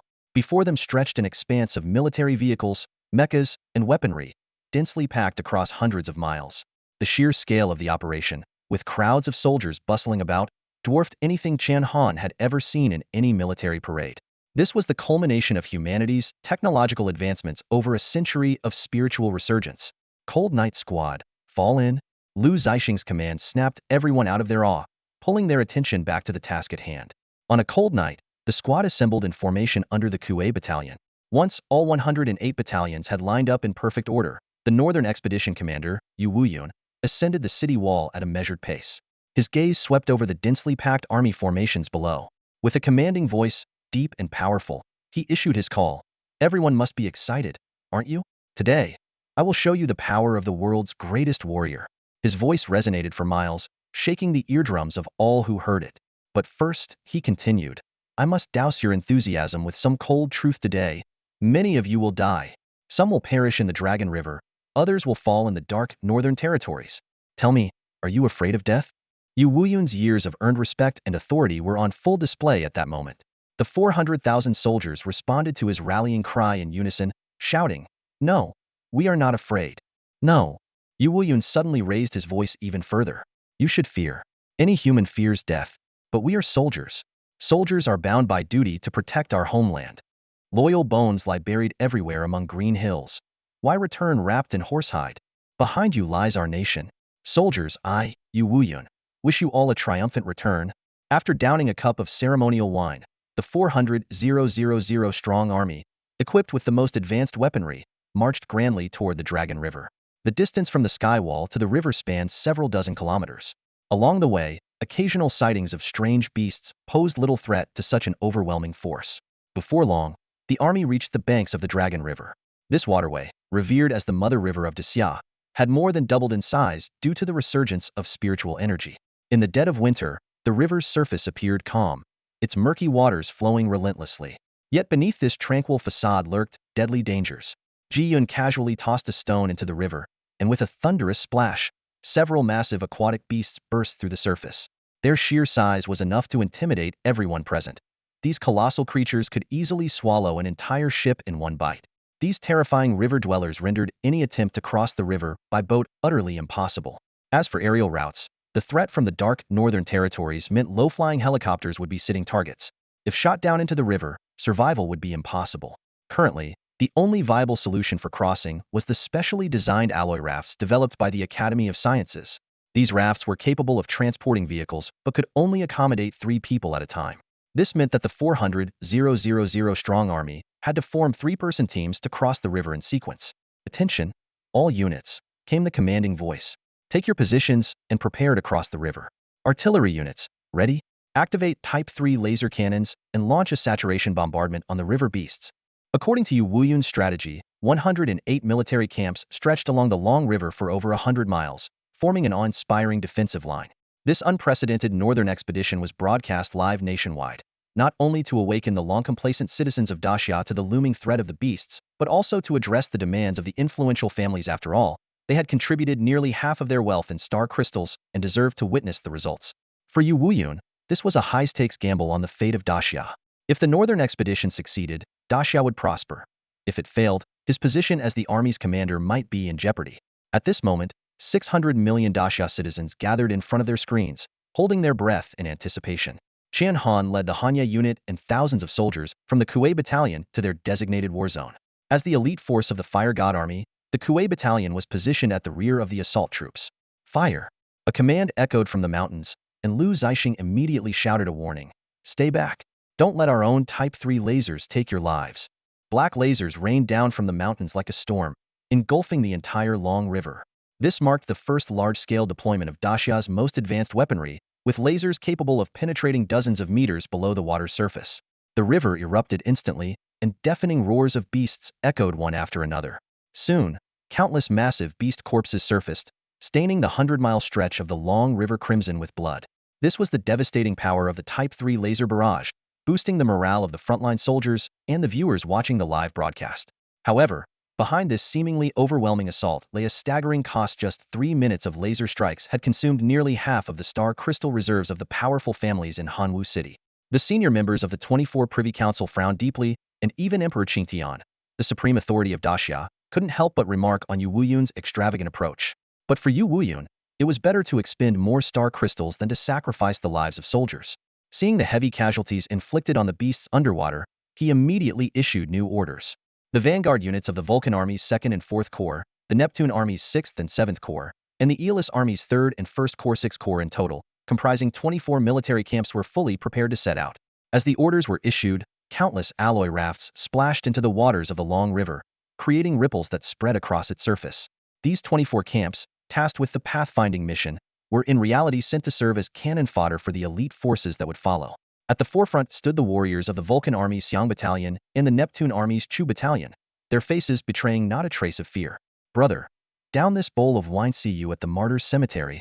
Make sure to tell my mother I wasn't a coward." The soldiers joked and laughed, demonstrating the unique courage and resolve of the troops under Marshal Yu's command. Among them, Chen Han's gaze fell upon a familiar figure, Luo Feng, a young soldier from the Hanwu City garrison who was even younger than him and only at the 3rd rank of a warrior. Yet, Luo Feng had volunteered to join the northern expedition.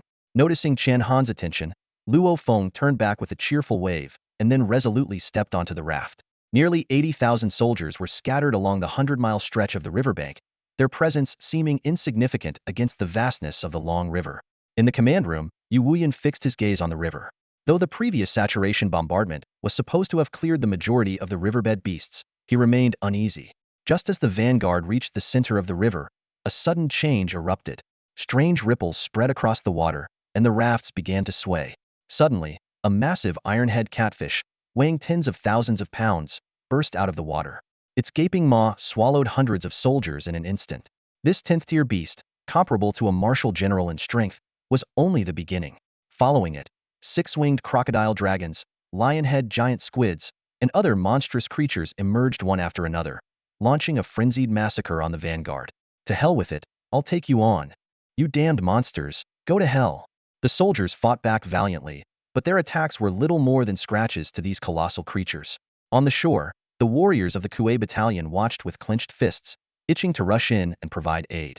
Yu Wuyun, however, remained composed. This was his plinto: use the vanguard to draw out the high-tier beasts lurking underwater, and then eliminate them all at once with Type 3 lasers.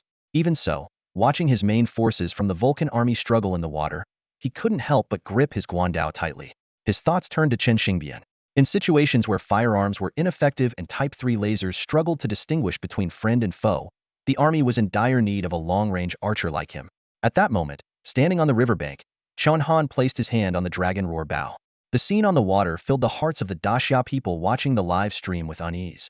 The terrifying power displayed by the monstrous creatures of the long river left everyone in shock. These colossal beings rendered our troops completely powerless. Even the most ordinary aquatic beasts were as large as half a blue whale, and the lionhead giant octopus was even more astonishing, with a single tentacle stretching over 30 meters. They rampaged through the long river like harvesters, claiming the lives of soldier after soldier. In the live stream's comment section, the anguished cries of soldiers' families were especially heartbreaking. "Child, run. You're our only son. Jingui, my boy." These parents, witnessing their sons and grandsons being devoured by the monstrous creatures, were overwhelmed with despair. In just 10 short minutes, nearly half of the soldiers from 24 camps were lost. Suddenly, a massive crocodile dragon opened its blood-red maw and lunged at the soldiers of Xiang Camp and Chu Camp. A young soldier, Luo Feng, closed his eyes, awaiting the inevitable death. Having chosen the battlefield, he had long been prepared to sacrifice himself. Not far away, the members of the Cold Night Squad watched the scene unfold. Though they had formed a strong bond with Luo Feng over time, without Commander Yu's orders, they dared not act rashly to save him. Just as the situation seemed hopeless, a piercing sound cut through the sky. Everyone turned to look and saw a tiny speck of light appearing above the long river, streaking toward the crocodile dragon at an astonishing speed. To distant observers, it was merely a speck of light, but from Luo Feng's perspective, it was a blinding white beam erupting from the direction of Kuei Camp. As it swept past him, the force of the air it displaced struck him like a heavy slap. When Luo Feng finally opened his eyes, the sight before him left him utterly stunned. The massive crocodile dragon had been pierced from head to tail, leaving a perfectly circular hole. The interior of the wound was unnaturally smooth, as if some force had completely erased all matter within. Even more astonishingly, the attack had carved a 10-meter-wide circular hole into the cliffs of the dark northern continent in the distance. Viewers in the live stream replayed the footage at 64 times slower speed, yet even then, they could only see the tiny speck of light as it passed through the crocodile dragon. The scene was so breathtakingly shocking that everyone watching was left speechless. The true nature of that glowing point left everyone utterly baffled. Watching in real time was even more astonishing. Within the blink of an eye, an invisible attack pierced straight through the crocodile dragon and into the northern cliffs. What just happened? Is that some kind of new weapon? No idea. It just went whoosh, and the crocodile dragon was gone. Thank you, hero. Thank you for saving my son. Before the crowd could recover from their shock, the glowing point appeared once again. In an identical manner, an 11th-tier mutated beast, the lionhead giant octopus, was instantly taken down. This time, the spectators quickly started recording. By analyzing the trajectory of the two attacks, they finally identified the figure standing proudly on a reef along the Dragon River. The man was holding a massive, half-human hate longbow, drawing the bowstring to its full extent. His arrows were extraordinary. Their crystalline, luminous tips radiated brilliance, clearly anything but ordinary.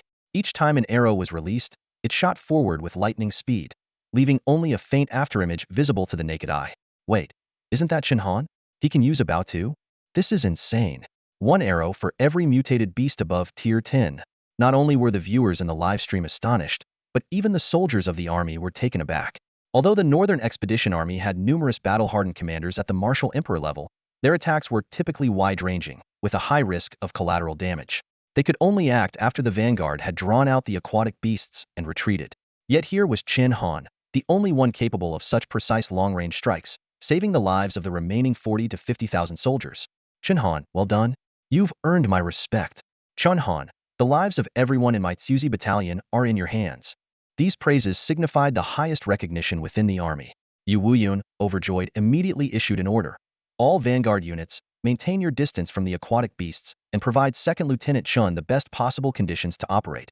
At this moment, Chen Han, wielding the dragon's roar bow and armed with star crystal arrows, combined with his unparalleled SS-level talent, Arrow Deity's insight, became an unstoppable force. As long as a target was within his line of sight, he never missed. Moving swiftly along the banks of the Yellow River, he needed only a quick glance to unleash a deadly strike. Every aquatic beast was reduced to a stationary target in his presence. Lu Zixing, watching in awe, couldn't help but joke, "Guys, anyone who knows him would say he's shooting arrows. But to the untrained eye, it looks like he's using an auto-aim sniper rifle." There was no doubt that every strike Chen Han made rivaled the power of a Type 3 laser. However, compared to the Type 3 laser, his star crystal arrows were remarkably resource efficient. A single star crystal arrow required only 10 grams of star crystal, whereas covering the same range with a Type 3 laser consumed a full 2 kilograms. In other words, with 2 kilograms of star crystal, Chen Han could craft 400 deadly arrows. Combined with his innate ability to hit the mark every time, his efficiency far surpassed conventional weaponry. At this moment, Chen Han was darting like a flash of lightning along the 100-kilometer riverbanks of the Long River.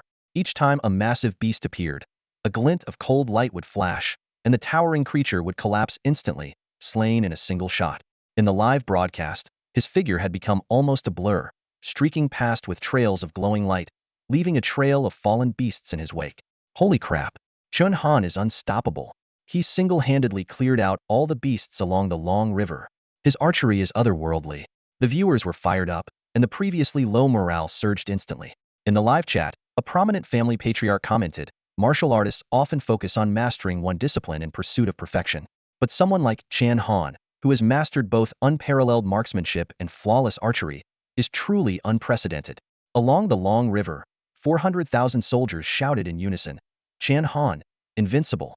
Without him, fewer than 10,000 of the 70 or 80,000 troops in the vanguard would have survived. At that moment, Yu Wuyun, channeling his martial god-level cultivation, projected his booming voice across the banks of the Yellow River.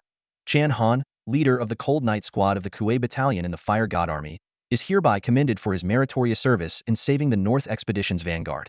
He is awarded a special class military merit. In the military's promotion system, ranks above 2nd Lieutenant could only be achieved through military merit.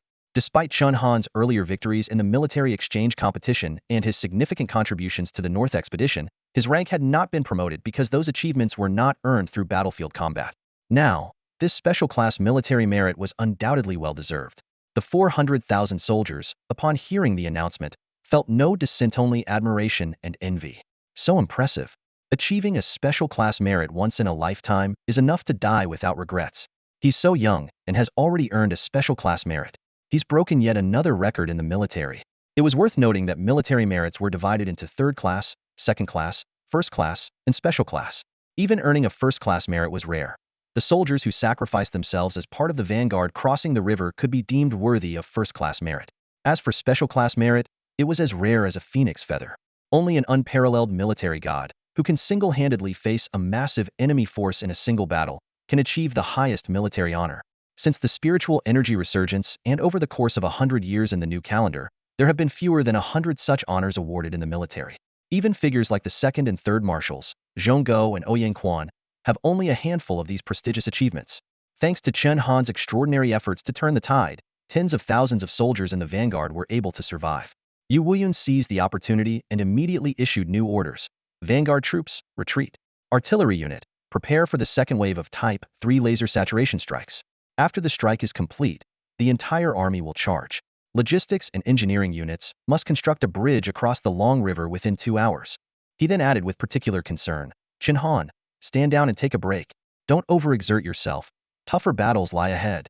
These words, spoken openly to his subordinate in front of the entire army, epitomized the care and leadership that inspired countless soldiers to follow Yu Wuyun with unwavering loyalty.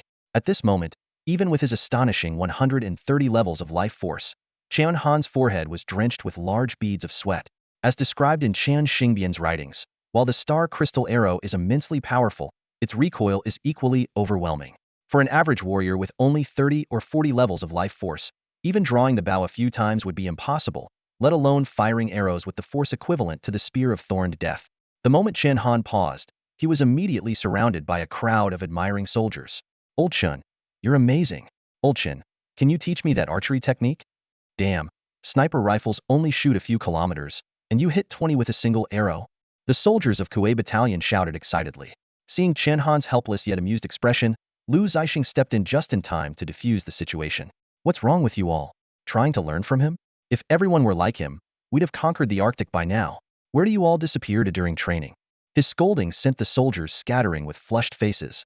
However, once the area was clear, even Lu Zixing, the battalion commander, couldn't resist asking, Chen Han, just the two of us, teach me, will you? This comment made Chen Han spit out the water he had just sipped. Soon, as the vanguard retreated, the second wave of Type 3 laser saturation bombardment began, lasting for half an hour and completely annihilating the mutated beasts across 100 kilometers of water. The charge horn sounded from the mountains. All units, charge. Land on the northern shore. Tens of thousands of boats and rafts launched into the long river like dumplings being dropped into boiling water, as an overwhelming force of 400,000 troops surged toward the northern continent. After 2 rounds of laser bombardment and Chen Han star crystal arrows, only a few high-level mutated beasts remained in the waters, and these were quickly taken out by elite warriors. Following their designated positions, the 108 battalions finally set foot on the verdant, forest-like northern continent. The remnants of dilapidated houses and moss-covered vehicles from the last century bore witness to this historic moment. 600 million citizens of Daxia watched the live broadcast, moved to tears by the sight. As Chen Han gazed at a rust-covered Audi license plate in front of him, his thoughts drifted to memories of his past life. Suddenly, a rustling sound came from the nearby underbrush, and a massive boulder hurtled through the air, heading straight for the center of Kuei Battalion. The massive boulder in front of them was as large as a small mountain, with an estimated diameter of 50 to 60 meters. Its enormous shadow loomed over the ground, evoking an involuntary sense of dread. Move! Chen Han and Lu Zixing simultaneously sensed the threat above them, their warning cries cutting through the air. However, the others were too slow to react.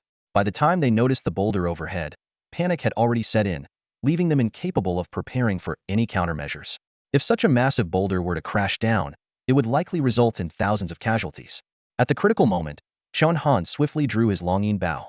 He chose not to use the star crystal arrow despite its annihilating power. Its linear attack range was too limited to effectively deal with such a large target. Instead, he decisively pulled back the empty bowstring, relying on his current physical attributes to unleash a force of hundreds of thousands of kilograms, even without an arrow.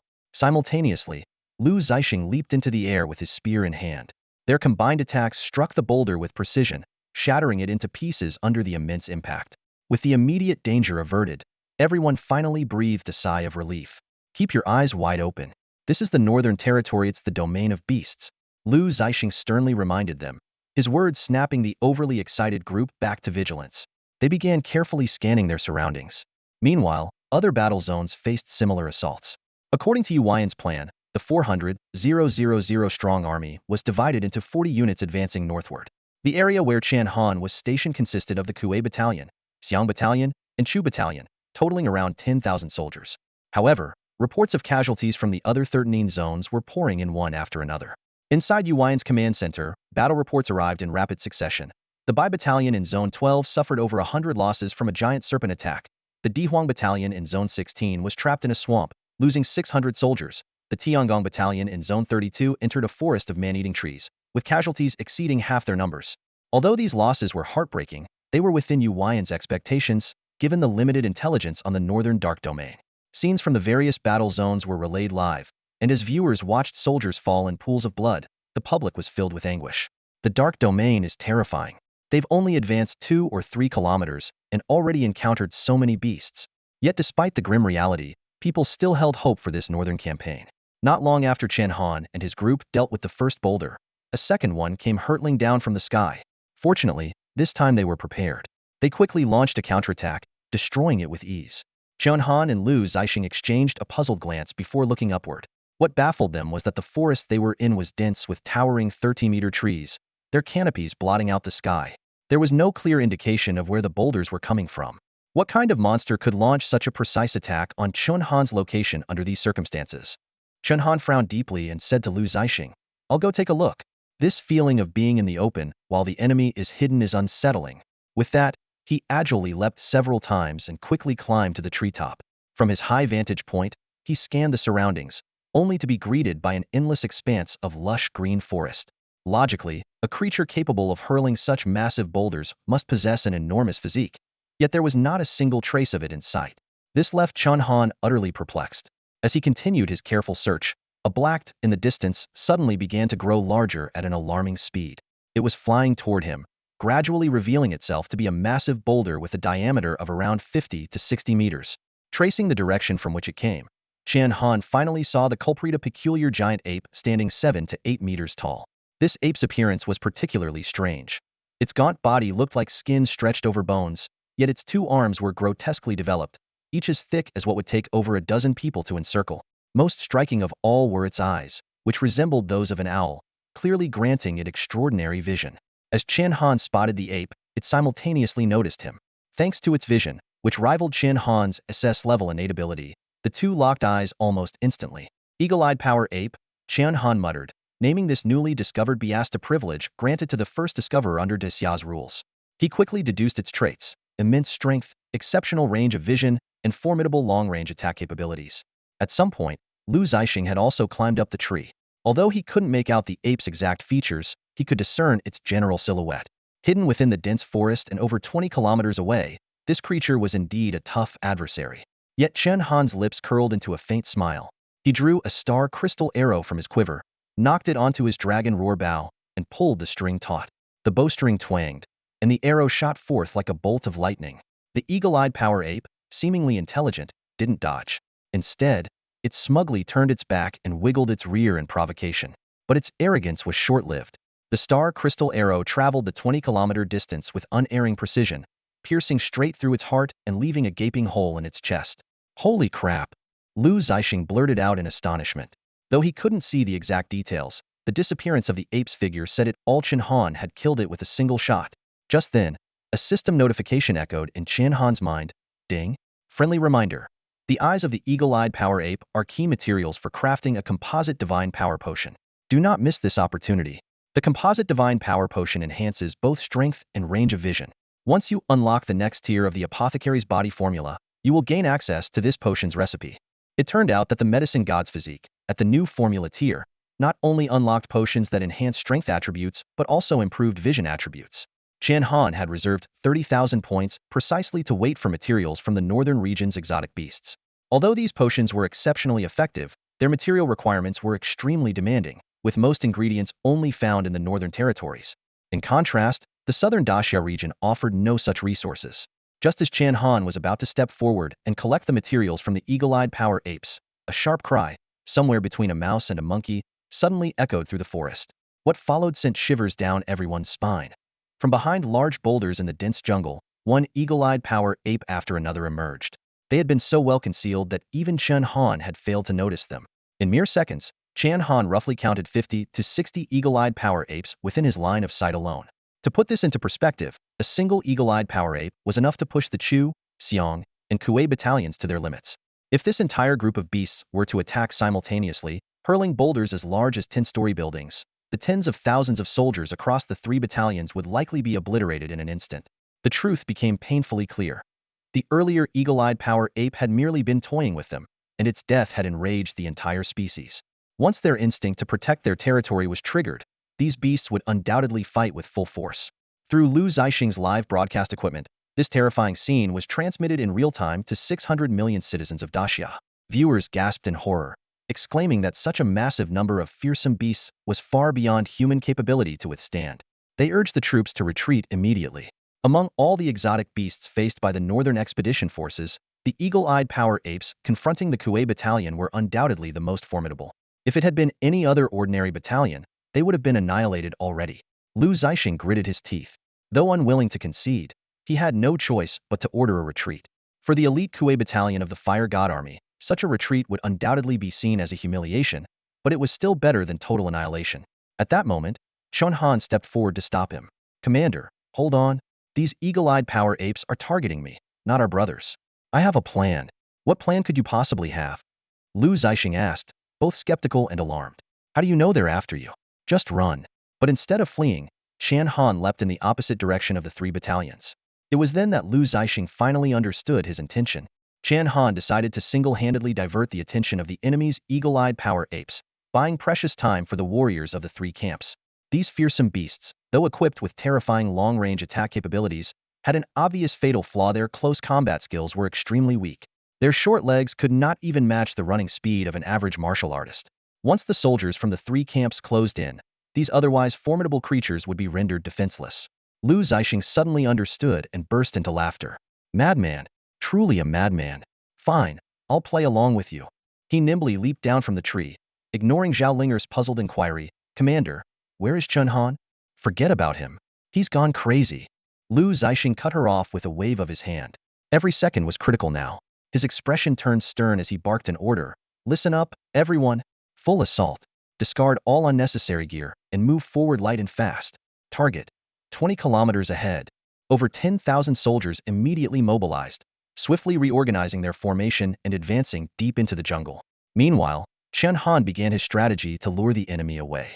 The moment he moved, the sky was filled with 70 to 80 massive boulders, each the size of a building, hurtling toward him like cannonballs. The sheer magnitude of the scene was enough to make anyone's blood run cold. One misstep, and he would be crushed to pieces. Yet, through the live broadcast, viewers were astonished to see that Chen Han's face showed not a trace of fear. He darted agilely among the treetops, not only skillfully evading the rain of boulders, but also finding opportunities to counterattack the eagle-eyed power apes. A single star crystal arrow shot through the air, piercing through 2 massive boulders before striking one of the apes square in the chest. The battlefield seemed to transform into Chen Han's personal stage. But he wasn't merely attracting enemy fire, was also continuously directing Kuei camp's offensive through radio communication. "Commander Lu, at 4 o'clock, there are more than 10 eagle-eyed power apes. Prioritize attacking that area." This incredible scene left all the spectators in awe. How could Chen Han manage to dodge deadly attacks with such precision while simultaneously coordinating the army? Against what seemed to be an unwinnable battle, he was carving out a path to victory through sheer determination and skill. The warriors of Kuei camp, Chu camp, Xiang camp, and the Cold Night Squad watched as the massive boulders roared past overhead. They knew that Chen Han was buying them precious time. Beyond their concern for his safety, their resolve only grew stronger. "Brothers, Chen Han is drawing their fire for us. We cannot let him down. Even if it costs us everything, we must push forward." As time passed, the eagle-eyed power apes' attacks grew more ferocious. These hot-tempered beasts became increasingly enraged as their efforts to strike Chen Han repeatedly failed. Finally, nearly all the apes in the forest revealed themselves. Hundreds of massive boulders rained down like a meteor shower upon Chen Han, the sky-darkening spectacle leaving soldiers in other areas stunned. Yet, a confident smile crept across Chen Han's face. Victory was within reach. The The soldiers from the three camps had already closed in on the eagle-eyed power apes, signaling the turning point of the battle. Without hesitation, Chen Han drew 3-star crystal arrows and knocked them onto his dragon roar bow. The moment of the hunt had arrived. Whoosh, whoosh, whoosh. 3 sharp arrows cut through the air, striking the distant eagle-eyed force apes with pinpoint accuracy. Chen Han's masterful archery left everyone present in awe. He had deliberately chosen targets farther away from the Kuei battalion to prevent these beasts from shifting their focus. As Chen Han had predicted, these so-called Tier 10 and above exotic beasts were surprisingly weak in close combat. When they saw the soldiers of Kuei battalion charging toward them with unstoppable momentum, they immediately displayed panic and confusion. High-pitched squeals echoed one after another as they even tried to flee. "Brothers, attack!" Lu Zixing shouted, leading the charge with his spear. His weapon moved like a venomous serpent, piercing over a dozen bloody holes into the head of one eagle-eyed force ape in mere moments. Zhao Linger, who had been on edge since Chen Han's risky maneuver, joined the fray with her spear as soon as the enemies drew near. The soldiers of Kuei battalion fought with overwhelming morale, and even martial artists like Ji Yun and Zhao Yufei showcased extraordinary combat prowess. Within minutes, more than a dozen eagle-eyed force apes were completely annihilated. 20 kilometers away, Lu Zixing couldn't see Chen Han but knew he was watching. He raised a thumbs up in Chen Han's direction. Chen Han responded with an "okay" hand gesture while continuing his actions without pause. At this moment, Chen Han changed his tactics. He no longer dodged the attacks of the eagle-eyed force apes, but instead stepped on the massive stones they hurled, charging directly into their ranks. Since the enemy formation was already in disarray, there was no need to continue long-range attacks. He slung his bow behind him, drew his spear, and dashed forward like a phantom. Piercing death thorn spear. With a deep growl, the Overlord's spear emitted an eerie red glow. A flash of red light streaked through the air, and the spear pierced straight through the heart of one eagle-eyed force ape.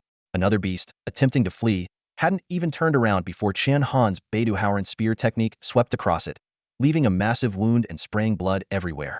Chen Han, drenched in blood, seemed like a god of war. Wherever he went, the eagle-eyed force apes scattered in terror, yet none could escape his spear. In no time, over 100 eagle-eyed force apes were utterly wiped out. This battle marked a historic victory for the Kuei battalion. They were the first to complete their regional clearing mission and achieved an unprecedented feat: 0 casualties, not even a single serious injury, in a force of over 10,000 soldiers. Such a glorious outcome quickly reached Yu Wuyun's combat command center. Yu Wuyun slammed the battle report onto the table, his hearty laughter echoing through the command room. "Excellent. Just excellent. Having Chen Han is as good as having an army of 10,000. He immediately ordered the commanders of all battalions to regroup and rally. Learn from Chen Han. Don't let these minor beasts scare you out of your wits." The news of this victory spread like a shot of adrenaline, and the people of Daxia, watching the live broadcast, fell to their knees in excitement. Heaven has eyes. Heaven truly has eyes. Northern border tourism, northern resources soon. All of this will be within reach. Chen Han's heroic display was like a beacon, lifting the morale of other battle zones. Reports of success poured in from various regions, and the entire northern border saw a sweeping triumph. However, deep in the jungle, Chen Han remained oblivious to all of it. Meanwhile, the soldiers of the Kuei battalion were busy gathering the corpses of the eagle-eyed power apes into piles.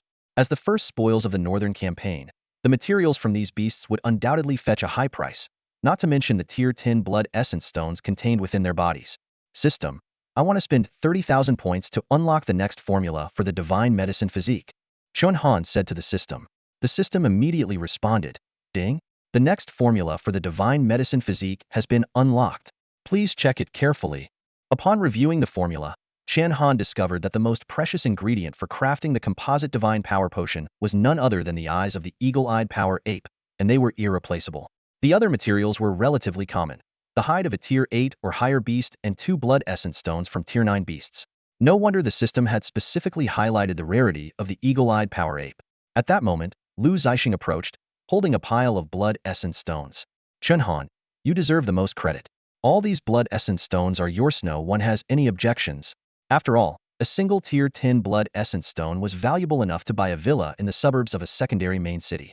But Chen Han waved him off. "You all can split the blood essence stones. I only need the eyes of the eagle-eyed power apes." "What?" Lu Zixing exclaimed in surprise. "You don't want the most valuable part, but you're after those dirty eyes? What for?" Chen Han didn't explain. Soon, over 10,000 men feasted on the meat of the eagle-eyed power apes, filled their stomachs, and, after a brief rest, continued their march. In other regions, the soldiers also wrapped up their battles, their morale soaring, eager to press forward into the northern depths and reclaim lost ground. Time passed, and the 400,000-strong Northern Expedition Army advanced a full 200 kilometers. As the sun set, the breathtaking scenery of the northern frontier captivated their hearts. When the Kuei Battalion's 10,000 soldiers climbed to the summit of a mountain, the mesmerizing glow of the sunset held everyone's gaze. But as they looked down into the valley below, the sight before them filled them with despair. A city of beasts stood boldly in their path. This was a scene no one in Daxia wanted to witness. In the northern wilderness, a city teeming with the aura of modern civilization stood abruptly, a city of otherworldly beasts. The city's architecture retained the rustic style from a century ago, suggesting that these creatures had taken over and transformed an old settlement. On the orderly streets, vehicles moved back and forth. Despite their outdated, decades-old designs, they exuded an eerie and unsettling presence. Even more shocking were the thousands of unfamiliar beasts roaming the streets, blooded creatures resembling werewolves, which could only be described as red wolves. With Chen Han's sharp eyesight, he could clearly see these red wolves conversing in human language. At the center of the city stood a striking human statue, a man with a handsome face but a scruffy, unkempt appearance, complete with a long beard. Why would these beasts erect a statue of a human in their city? This question lingered in everyone's mind. Tens of thousands of soldiers from the Kuei Battalion gazed silently at the bizarre city below. Finally, someone broke the silence and asked Captain Liu for his strategy. Although Liu Zixing was a seasoned battlefield commander, even he found it difficult to make a quick decision when faced with such an unprecedented sight. But he soon noticed something unusual. Brothers, something's off about this city. Did you notice? These creatures all seem like civilians. Where is their military? This observation immediately heightened everyone's vigilance. Indeed, the red wolves in the city appeared unarmed and lacked any signs of combat readiness, behaving like ordinary residents. For such a large settlement to exist, there had to be a military force maintaining order. Chen Han had also sensed something peculiar, but had refrained from pointing it out. At that moment, heavy footsteps echoed from the hillside to the left. "Stay alert," Liu Zixing commanded, and the entire battalion swiftly assumed a combat stance. Emerging from the base of the hill was a massive beast, 3 times the size of an ordinary red wolf. It wielded a giant steel blade, its fangs dripping with saliva. The grotesque grin it revealed was chilling, but what shocked everyone even more was when it began to speak. Though its voice was low, raspy, and far from fluent, the fact that it could speak human language was enough to leave everyone present and the Daxia citizens watching the live broadcast utterly stunned. "Hey!" A sharp, mocking voice shattered the mountain's stillness.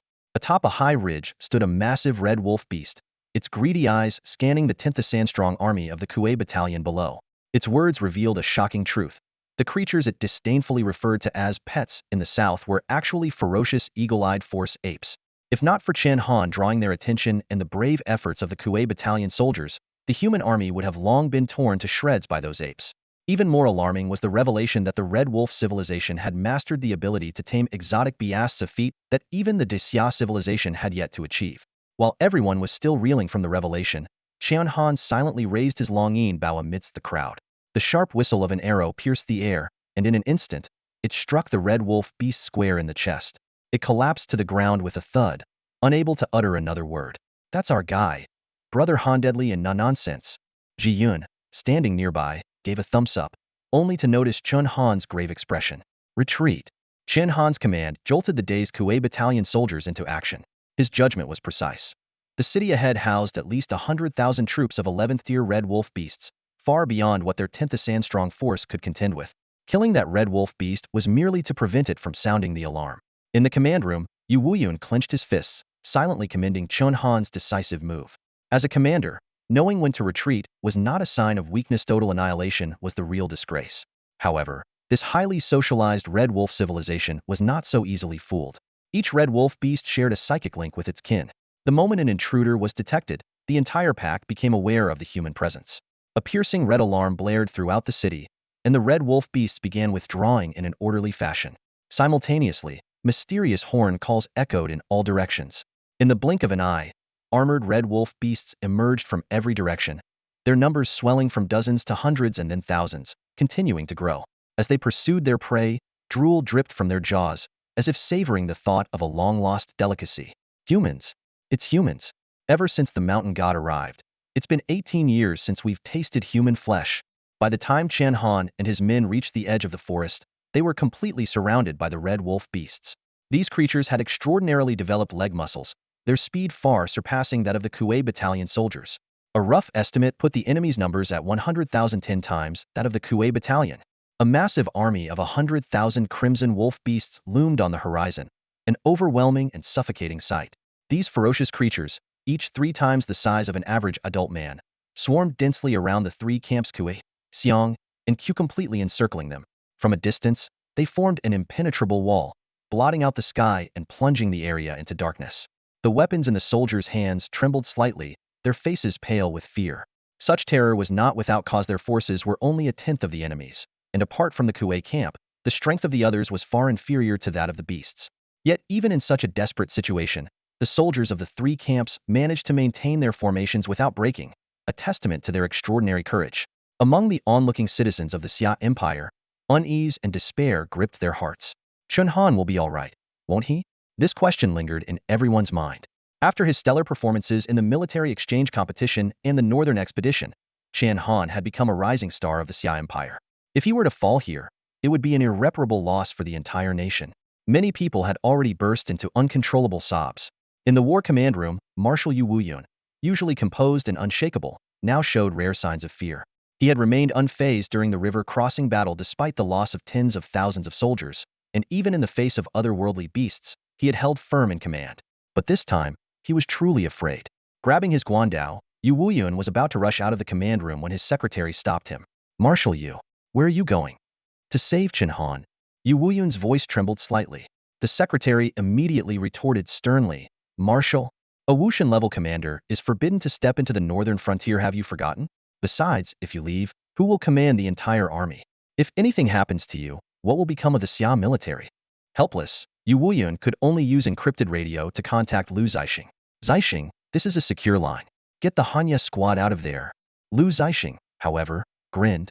Zixing here, receiving your orders. Marshal Yu, now is the time for us to repay you. Both men understood that for the Hanya squad to retreat safely, the soldiers of the 3 camps would need to fight to the death, buying them precious time. Zixing, survive if you can. Yu Wuyun's voice choked with emotion. His heart was torn apart on one side, his most elite troops. On the other, the protege he valued most. Yet he could think of no way for these 10,000 men to triumph over 100,000 crimson wolf beasts. When Lu Zixing relayed Yu Wuyun's orders to Chen Han and outlined the retreat plan, Chen Han firmly refused to comply. Surrounded by the red wolf beasts, Chen Han's eyes swept across the terrain, and a battle plan began to take shape in his mind. Although it was impossible to save everyone, this plan could minimize casualties and carve out a path for the troops to retreat to the southern borders. Captain Lu, if you trust me, hand over command to me now, Chen Han said, his voice calm and resolute. Lu Zixing studied Chen Han's confident demeanor. Though still hesitant, he nodded in agreement. Everyone, from now on, followed Chen Han's orders. Given Chen Han's extraordinary capabilities demonstrated earlier, no one objected to this decision. After all, in such a dire situation, any chance of survival was worth pursuing. Break into smaller units. Chen Han's words startled everyone present. The soldiers exchanged uneasy glances. Their forces were already outnumbered. Splitting up would seem like a death sentence. Chen Han continued, each group will consist of 10 people. Those with higher combat skills will cover the rear, while those with lower skills lead the way. The entire army will scatter and move through the forest. The captain of the Xiang unit immediately voiced his concerns. Chen Han, this plan is too risky. 10-man groups are no match for the enemy. Just 5 red wolf beasts could easily wipe out one group. We'd be better off confronting them hidden. Unfazed, Chen Han turned and pointed to the Type 3 laser cannons being protected by the Chu unit. And here's the key point, each group will be equipped with one Type 3 laser cannon. This is our trump card against the red wolf beasts. Lu Zixing's eyes lit up as he finally grasped the brilliance of Chen Han's strategy. Although the beasts had developed a form of civilization, their technological level still lagged far behind that of humans. In a direct confrontation, the laser cannons would surely become the primary targets of the red wolf beasts. But if the forces were dispersed, the situation would be entirely different. The red wolf beast army sneered as they watched the human troops quickly scatter and disappear into the dense forest. Ha ha ha, do these frail humans think they can outrun us? At that moment, a red wolf beast wearing a pointed yellow hat stepped forward. It was none other than the ruler of the red wolf beast city, the Red Wolf Lord. Its imposing presence commanded respect from the surrounding beasts. Listen up, do not underestimate humans. Never forget that even the mountain god we revere was once a human. The Red Wolf Lord scanned its army.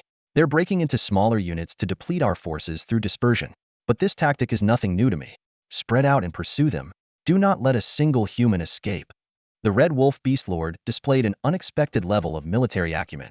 Not only did it see through Chen Han's tactical intentions, but it also discerned his plan to utilize the jungle terrain for a scattered retreat to minimize losses. However, this commander among beasts had absolute confidence in its forces after all. In its eyes, a mere 5 red wolf beasts were enough to annihilate an enemy squad, let alone the fact that it commanded an army of 100,000, capable of forming 2,050-member squads. Despite its confidence, the Beast Lord remained cautious, wary of potential unknown enemies lying in ambush within the jungle. Thus, it dispatched only half its forces for the pursuit, a decision that showcased its military wisdom. As Chen Han led the Cold Knight squad in retreat, he kept a close eye on the movements of the pursuing beast army.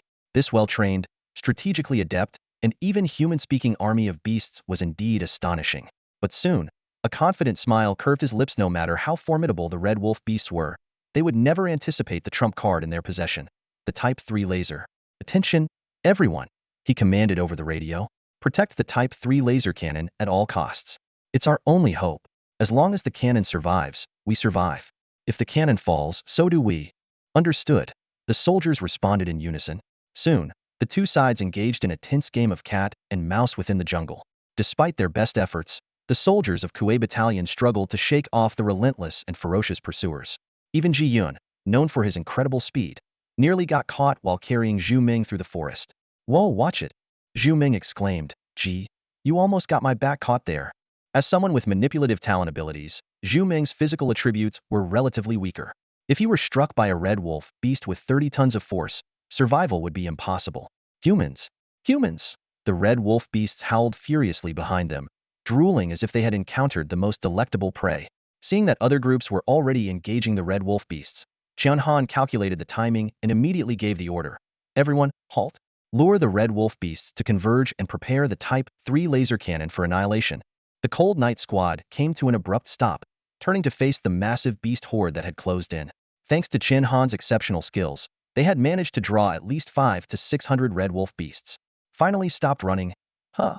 One red wolf beast sneered, licking its lips. Too tired to run anymore? Let us feast on you.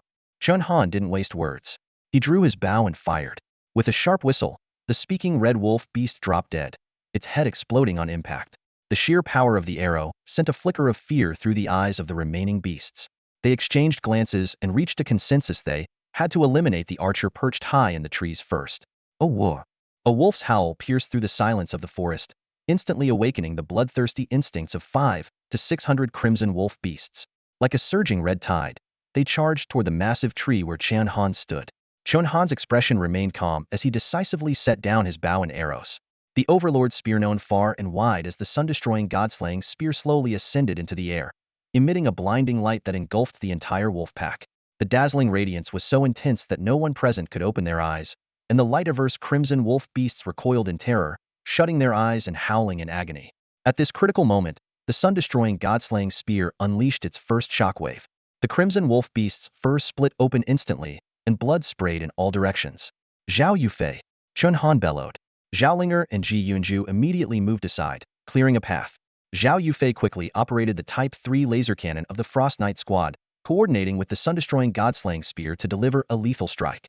Within seconds, the battlefield fell silent.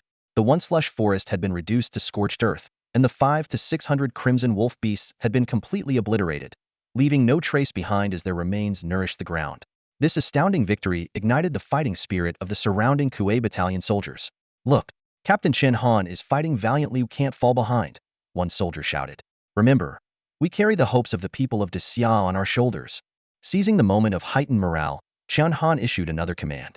In an instant, countless black laser beams crisscrossed through the forest, vaporizing the unsuspecting crimson wolf beasts. What kind of terrifying weapon is this? The surviving crimson wolf beasts were overwhelmed with fear. Our Lord never warned us that humans possessed such devastating tools. Their morale crumbled instantly, creating a stark contrast to the unwavering determination of the Kuei Battalion. The 600 million citizens of Xia, watching the livestream, erupted in excitement. Incredible! Chen Han did it. 1 against 10. How did they achieve such a victory? This is the might of our people's army. Countless young viewers were inspired, vowing to join the military and serve their nation. Even the battle-hardened Yu Wuyun couldn't help but clench his fists in exhilaration. To him, Chen Han's adaptability and leadership on the battlefield far surpassed that of an ordinary officer, making further training at the officer academy unnecessary. However, just as Yu Wuyun was reveling in Chen Han's triumph, his secretary stumbled in, bringing a series of devastating reports. 3 divisions, 30,000 troops in regions 13, 14, and 15 had suffered catastrophic losses in an ambush by dark bats. Another 20,000 soldiers in regions 26 and 27 had been completely annihilated in a surprise attack by horsehead beasts. Each report hit Yu Wuyun like a hammer blow, shattering his momentary joy. Overwhelmed with fury and grief, the century-old Marshal coughed up a mouthful of blood. Yu Wuyun had endured countless battles over the years, leaving his body riddled with hidden injuries. At this moment, a surge of anger shot straight to his chest, causing him to sway slightly. His secretary, standing nearby, turned pale with fright and hurriedly asked, "Marshal, are you all right?" Yu Wuyun steadied himself with effort, calming his erratic heartbeat. He finally realized he had gravely underestimated the strength of the northern beasts. What he initially thought was an anomaly, Chen Han's encounter with the beast city turned out to be a widespread phenomenon. The northern beasts had evolved to the point where they could divide territories and rule independently. Even with Yu Wuyun's extensive battlefield experience, the overwhelming disparity in power left him feeling powerless. He had originally dispersed the 400,000 strong northern expedition forces to avoid total annihilation. But now, it seemed concentrating their strength would have been a better choice. The current strategy had led to devastating losses. Suddenly, 2 powerful auras appeared outside the door. Yu Wuyun let out a cold snort. "Now you show up after the defeat, to add insult to injury. Come in, both of you." The command room door opened, and Marshals Zhong Go and Awakens entered at a measured pace. Zhong Go wore a faint, mocking smile. "Marshal, you don't look well. Didn't get enough rest?" Awakens chimed in. "I watched the live stream. In several areas, the troops were nearly wiped out, and the soldiers' bodies are piled high. Indeed, out of over 40 combat zones, only the one where Chen Han was stationed managed a marginal victory. In other areas, the troops were either relentlessly pursued and scattered by beast armies, or left with corpses strewn across the battlefield. The current casualty rate had reached 70%, leaving only about 100,000 soldiers from the original 400,000. While Chen Han's success brought some solace, the devastation in other zones cast a heavy shadow of grief. Seeing the smug expressions on the 2 marshals' faces, Yu Wuyun's anger flared even more. The failure of the northern expedition was undeniably his responsibility, but many of the troops in this army were loyal to these 2 men, and yet they could still smile. "What exactly are you trying to say? Speak plainly," Yu Wuyun demanded coldly. Zhong Go replied unhurriedly, "Marshal, just a reminder, the responsibility for this northern expedition falls solely on you. It has nothing to do with me or Awakens." So they had come to shirk responsibility. If the northern expedition had succeeded, they would have taken credit for deploying the Fengshan army and the Tushan army. But now that it had failed, they couldn't distance themselves fast enough. Looking at the corpses of the soldiers displayed on the live stream screen, Yu Wuyun could barely suppress his murderous intent. "Get out. I alone will take responsibility for this northern expedition. There's no need for you to concern yourselves." As they were leaving, Zhong Go cast a meaningful glance at Chen Han. "Don't count on Chen Han to save you. At most, he'll ensure the troops retreat in one piece." Before his words fully settled, a sharp blade aura suddenly slashed through the air, shaking the entire space. The strike was so powerful that even Zhong Go and Awakens, both martial gods, were forced back dozens of kilometers before barely managing to withstand it. "This old man has lost it. He's really out to kill." Zhong Go looked at the wound inflicted on him by Yu Wuyun, but instead of anger, a twisted smile spread across his face. His laughter was filled with madness and greed. Once Yu Wuyun stepped down, the position of the Grand Marshal of Daxia and the 5th seat in the Council of 24 would be his for the taking. The command room was in utter disarray. Yu Wuyun stared at the screen showing the last remaining Kuei battalion and issued his final, heavy order. On the jungle battlefield, the Red Wolf Beast Lord paced restlessly.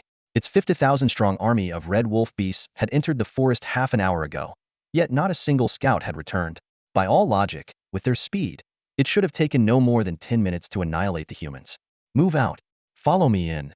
The Red Wolf Beast Lord could no longer wait and led the remaining troops into the forest. As they advanced, the sight before them left it speechless with shock. The forest floor was littered with the severed limbs of Red Wolf beasts, as if some terrifying weapon had sliced through them. Wolf heads, arms, and claws were scattered everywhere, yet human corpses were remarkably scarce. A rough estimate revealed a staggering casualty ratio of 20-1. It was unbelievable. Despite outnumbering the enemy 5-1 and being generally stronger, they had suffered such a devastating loss. The sounds of battle erupted ahead. The Cold Night Squad was locked in combat with the remaining Red Wolf beasts. Chen Han stood perched on a treetop, and with every arrow he loosed, a red wolf beast fell dead. His figure reminded the red wolf beast lord of a human it deeply feared. Enraged, it roared, "Capture him alive. He'll carve his flesh piece by piece and eat it." Chen Han noticed the arrival of the enemy's main force. His quiver was nearly empty, and the star crystals powering the Type 3 laser cannon were almost depleted. He put away his dragon roar bow, drew his overlord spear, and leaped down from the treetop. "Anyone who can still fight, gather here." The fewer than 3,000 remaining warriors rallied around Chen Han. They were all drenched in blood and gasping for breath. Against 50,000 red wolf beasts, this small group seemed like mere minnows. "Chen Han, listen to me. Take the Cold Night Squad and retreat." "That's an order." Lu Zixing issued his final command. But Chen Han stood firm, gripping his spear tightly at the front. This was his way of embodying the spirit of life and death together. At this critical moment, a familiar mech descended from the sky, landing heavily in front of Chen Han. "Chen Han, we're here to help." It was the Titan Squad. Shortly after, countless warriors emerged from all directions, members of the Ding Battalion, the Quang Battalion, the Tiangong Battalion, and even their old rivals, the White Light Squad. In an instant, the human forces outnumbered the Red Wolf Beast army. The Red Wolf Beast Lord's pupils contracted, and its face turned ashen. It was clear now that the tides of battle had completely turned. Yu Wuyan's final order was to direct all the remaining scattered soldiers from other regions to converge on Chen Han's position. In this brutal campaign, the 400,000-strong Northern Expedition Army had been reduced to just 70 to 80,000 weary troops, who were now gradually gathering in Chen Han's area. "Chen Han, can you hear me?" Yu Wuyan's encrypted voice suddenly came through the radio communication device by Chen Han's ear. "Commander Yu, what are your instructions?" Chen Han responded immediately. Yu Wuyan's voice was heavy. "Chen Han, first, I need to inform you of the situation. The Northern Expedition has failed. Out of over 40 regions, yours is the only one still holding its ground." This was evident as Chen Han glanced around, seeing the arriving soldiers, each showing exhaustion on their faces and defeat in their eyes. "I am entrusting all the remaining forces to your command and granting you the highest field authority." Yu Wuyan paused briefly. "Win me a glorious battle. Though I will surely face consequences for this failure, the people must not lose faith in the Northern Expedition." Chen Han took a deep breath, fully aware of the weight of this responsibility. To restore the people's confidence in the Northern Expedition, they would need a decisive and overwhelming victory. Commanding 70 to 80,000 troops equivalent to the strength of 2 or 3 corps was an immense challenge for someone taking on such a major role for the first time. Yu Wuyan was taking a gamble. After all, not everyone could command troops with the ease and brilliance of Han Xian. Although Chen Han had experience leading the elite Kuei battalion of 10,000 soldiers, commanding 70 to 80,000 was an entirely different scale. Fortunately, his previous achievements had already earned the respect of the troops, so there was no doubt about his authority over the army's morale. With the battle imminent, Chen Han quickly began preparations. He first took inventory of the Type 3 laser cannons, and surprisingly, there was good news. Despite the heavy losses across various regions, most of the Type 3 laser cannons had remained intact.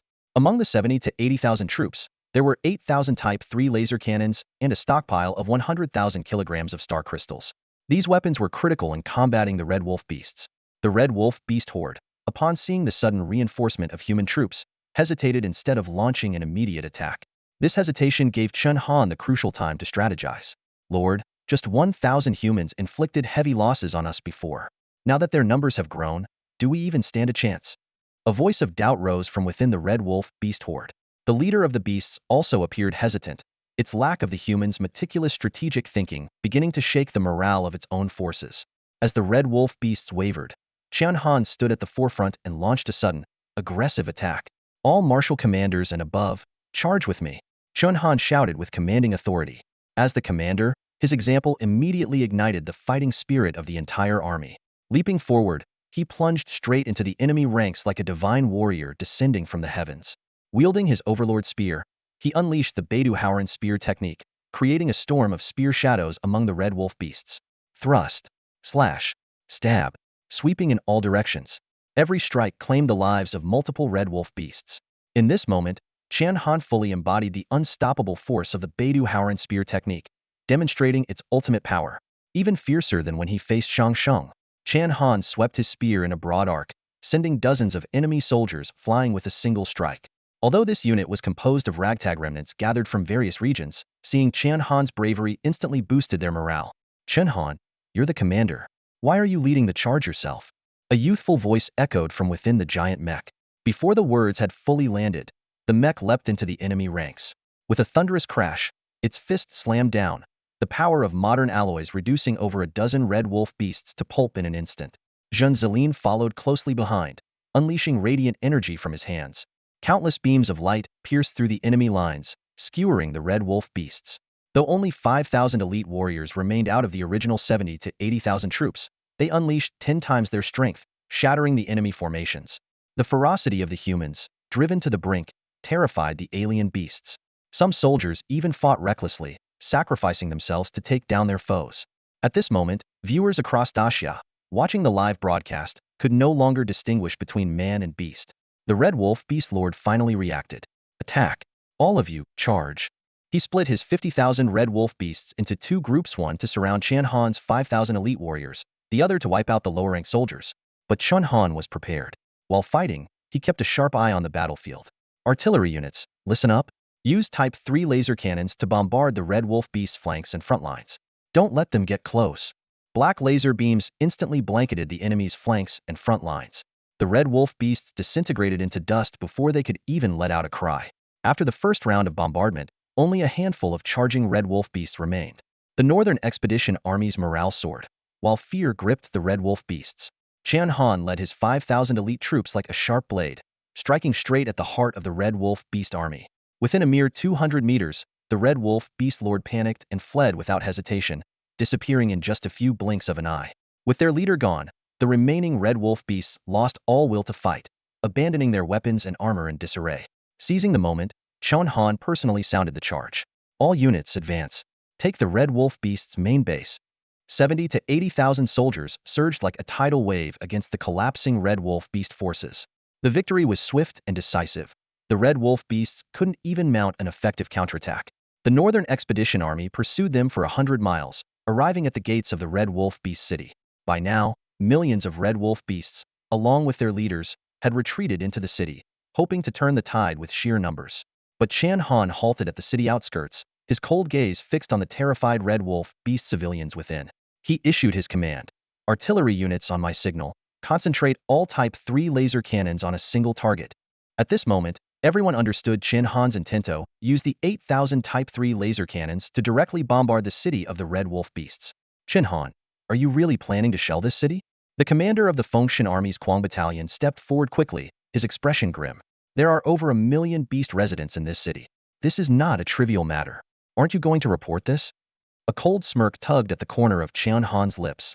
There's no need to report this. Marshal Yu has already granted me supreme command of the Northern Expedition Army.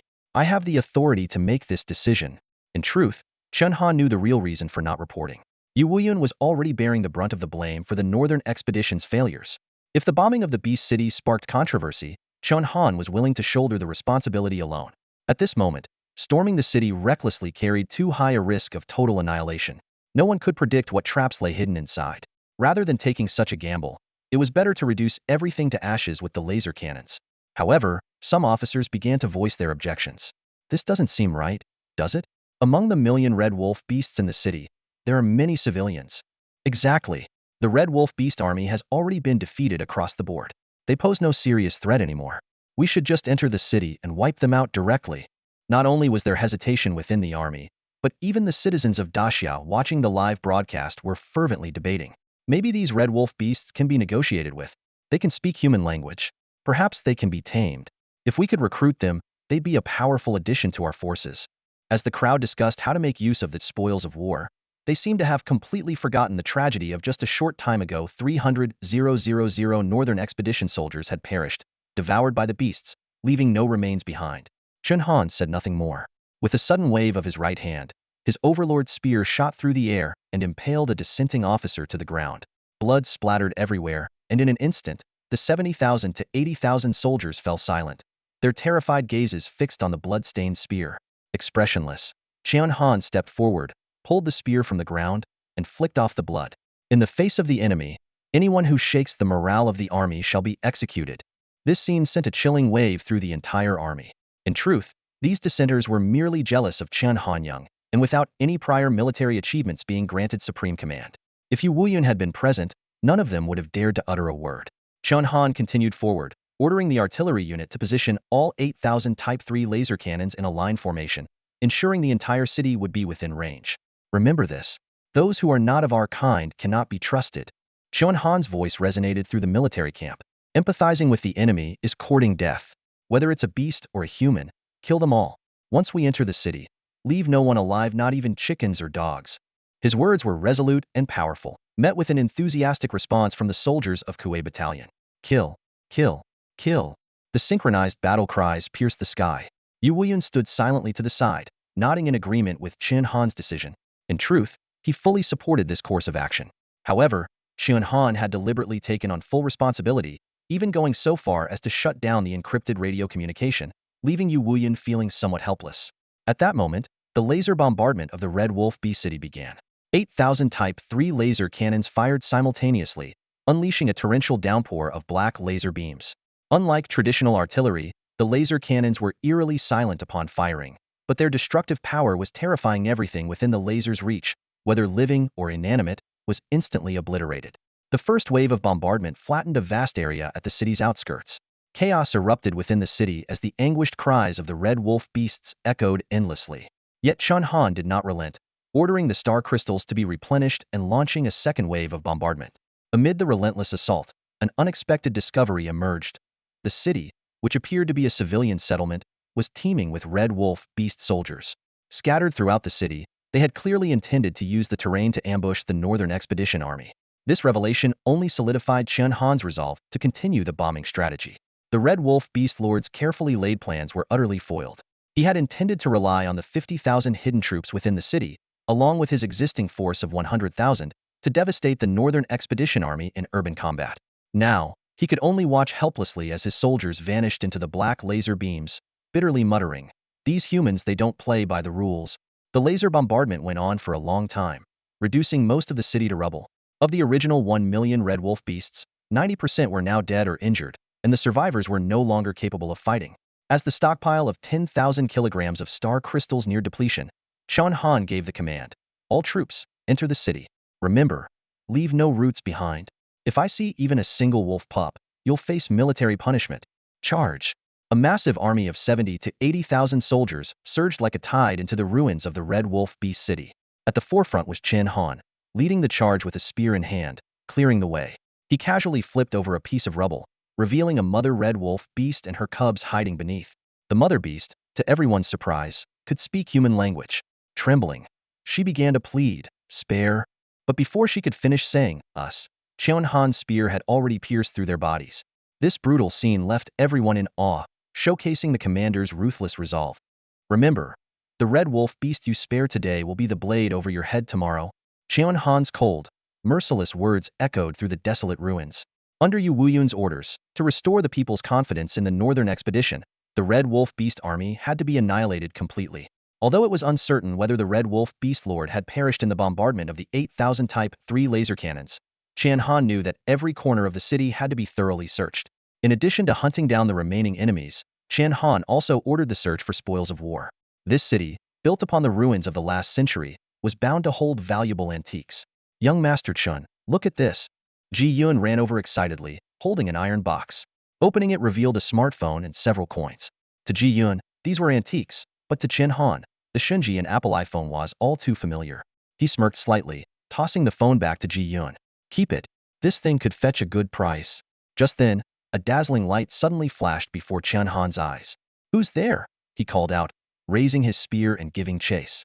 When he reached the source, he was stunned. A massive star crystal, approximately 6 meters in diameter, lay before him. It had been buried on the outskirts of the city, its brilliance revealed only by the shifting angle of sunlight. The Hanyi squad soon arrived and stood in shock at the discovery. "Whoa, this star crystal must weigh at least 10,000 kilograms. Ji Yun, coming from a business family, was the first to react, estimating its value. Even Zhao Yufei, hailing from a prestigious family in the capital, was left speechless at the sight. "From what I know, star crystals throughout the entire Great Xia are divided into 1 kilogram pieces for trade." His voice carried an undeniable sense of astonishment. "A complete piece of star crystal this large is absolutely one of a kind in modern Great Xia. Its value far exceeds that of scattered star crystals." Not only were the members of the Cold Knight squad dumbfounded, But even the influential figures watching through live broadcasts from the 24 Privy Council showed expressions of disbelief. The Northern Territory truly lives up to its name. The star crystal reserves there are at least 10 times those of the South. One of the power holders exclaimed, clenching his fist. Isn't the purpose of launching the Northern Expedition precisely for this supreme energy source? Not to mention the North is also rich in natural mineral resources. The fundamental reason the 24 Privy Council agreed to the Northern Expedition was the star crystals in the northern regions. The southern reserves of star crystals were nearly depleted. Every bit consumed was one less that remained. As the most superior energy source of the era, star crystals boasted incredible energy efficiency. Just 1 kilogram could sustain the operation of several major factories in the capital for an entire year. Di Qingtian was the only one in the Privy Council who had uncovered the secret of this star crystal deposit. Don't rush, he said in a deep voice. This might just be the portion exposed on the surface. There's a high chance that a whole vein of star crystals is hidden beneath. At these words, the more than 20 supreme power holders present collectively drew sharp breaths. It was well known that within Great Xia, with its 600 million population, there were only 2 known star crystal veins, one near the outskirts of the capital and another at the southern border. These 2 veins accounted for 3/4 of Great Xia's total star crystal reserves, but after a century of extraction, they were nearing exhaustion. If this site turned out to be a new star crystal vein, Chen Han's achievements in this battle would be immeasurable. The power holders trembled with excitement. On the battlefield, Chen Han seemed to have realized this as well. He immediately ordered someone to fetch a shovel and began digging into the surrounding surface layer, one shovelful after another. With each dig, new star crystals emerged, confirming Di Qingtian's hypothesis. This was indeed a star crystal vein. Although professional equipment would be required to accurately determine the reserves of the vein, based on Di Qingtian's experience, this vein's reserves were likely to surpass the combined total of the 2 existing veins in Great Xia. This judgment held significant weight. Di Qingtian's rise to the top position of power was due to his control over the mining rights of Great Xia's 2 star crystal veins, and only his family possessed the talent and technology necessary for extracting and dividing star crystals.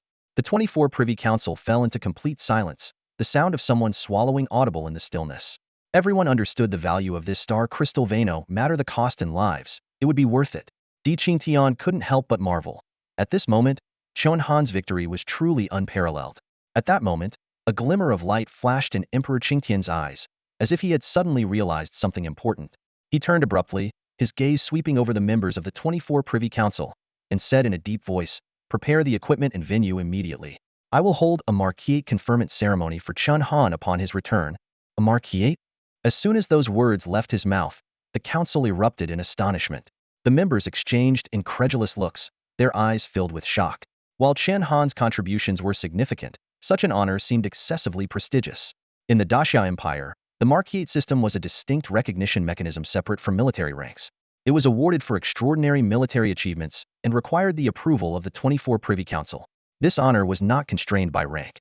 However, in the past century of the new era, fewer than 20 individuals had received this distinction, and almost all were of at least major general rank.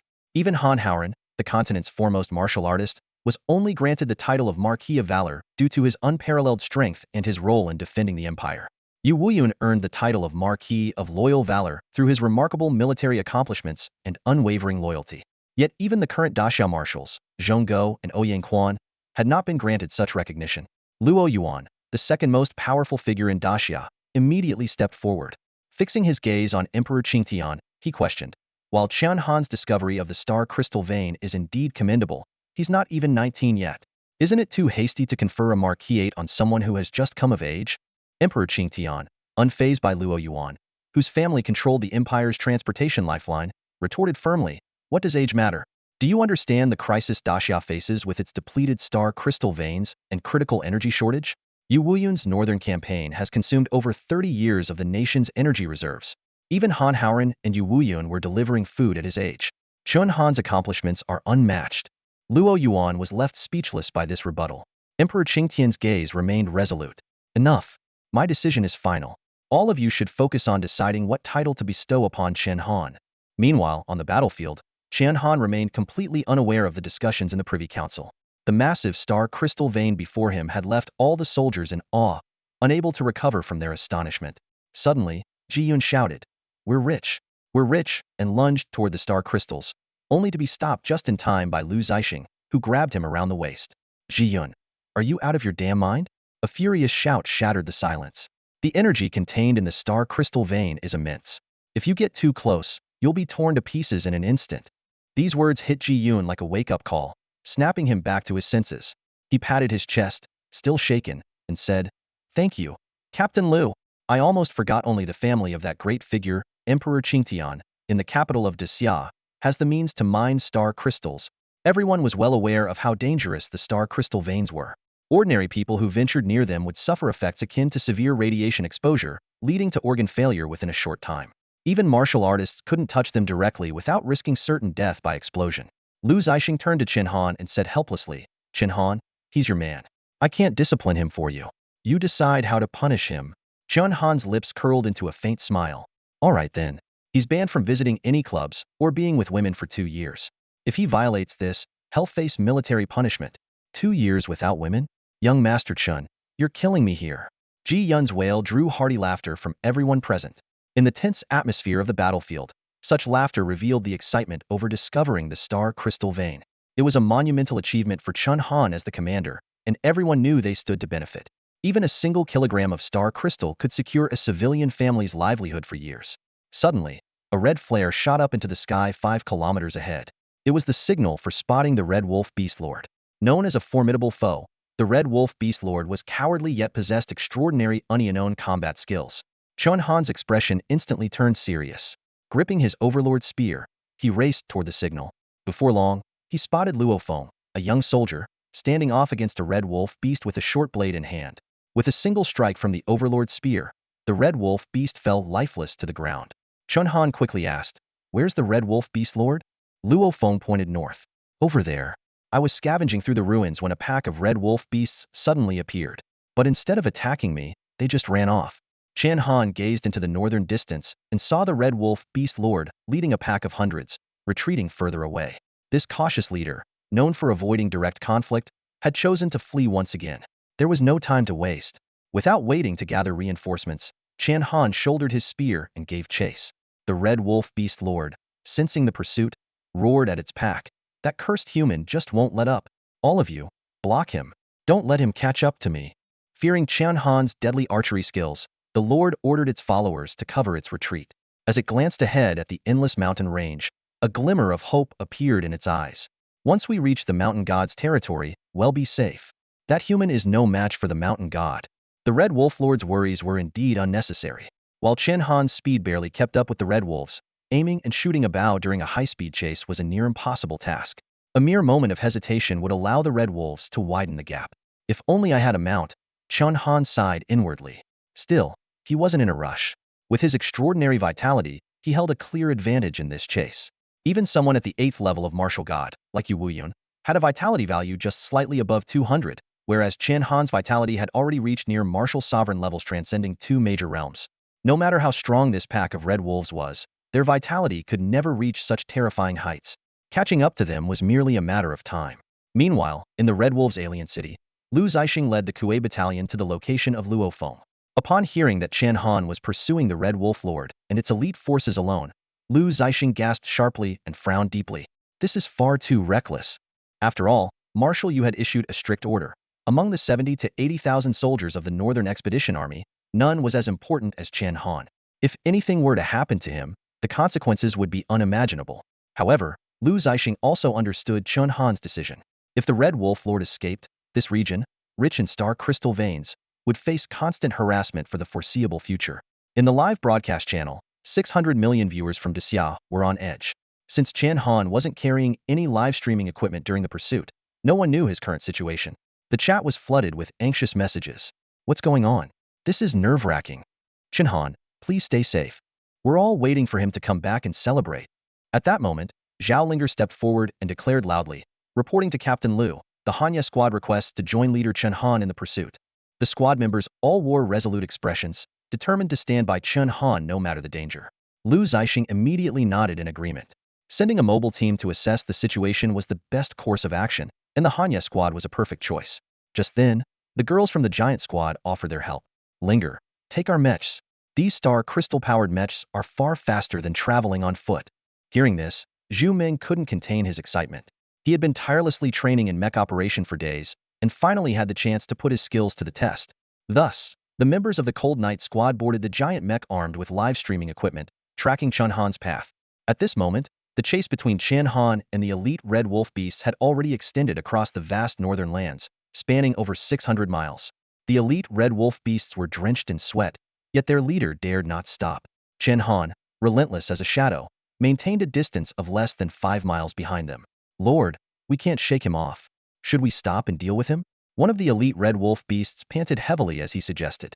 The red wolf beast leader shook his head. He had witnessed Chen Han's combat prowess firsthand and understood that engaging him head-on was unwise. If the human army arrived, their demise would be inevitable. Don't stop. Accelerate. Up ahead is the territory of the mountain god. The mountain god will protect us. Just then, a giant mech caught up with Chen Han.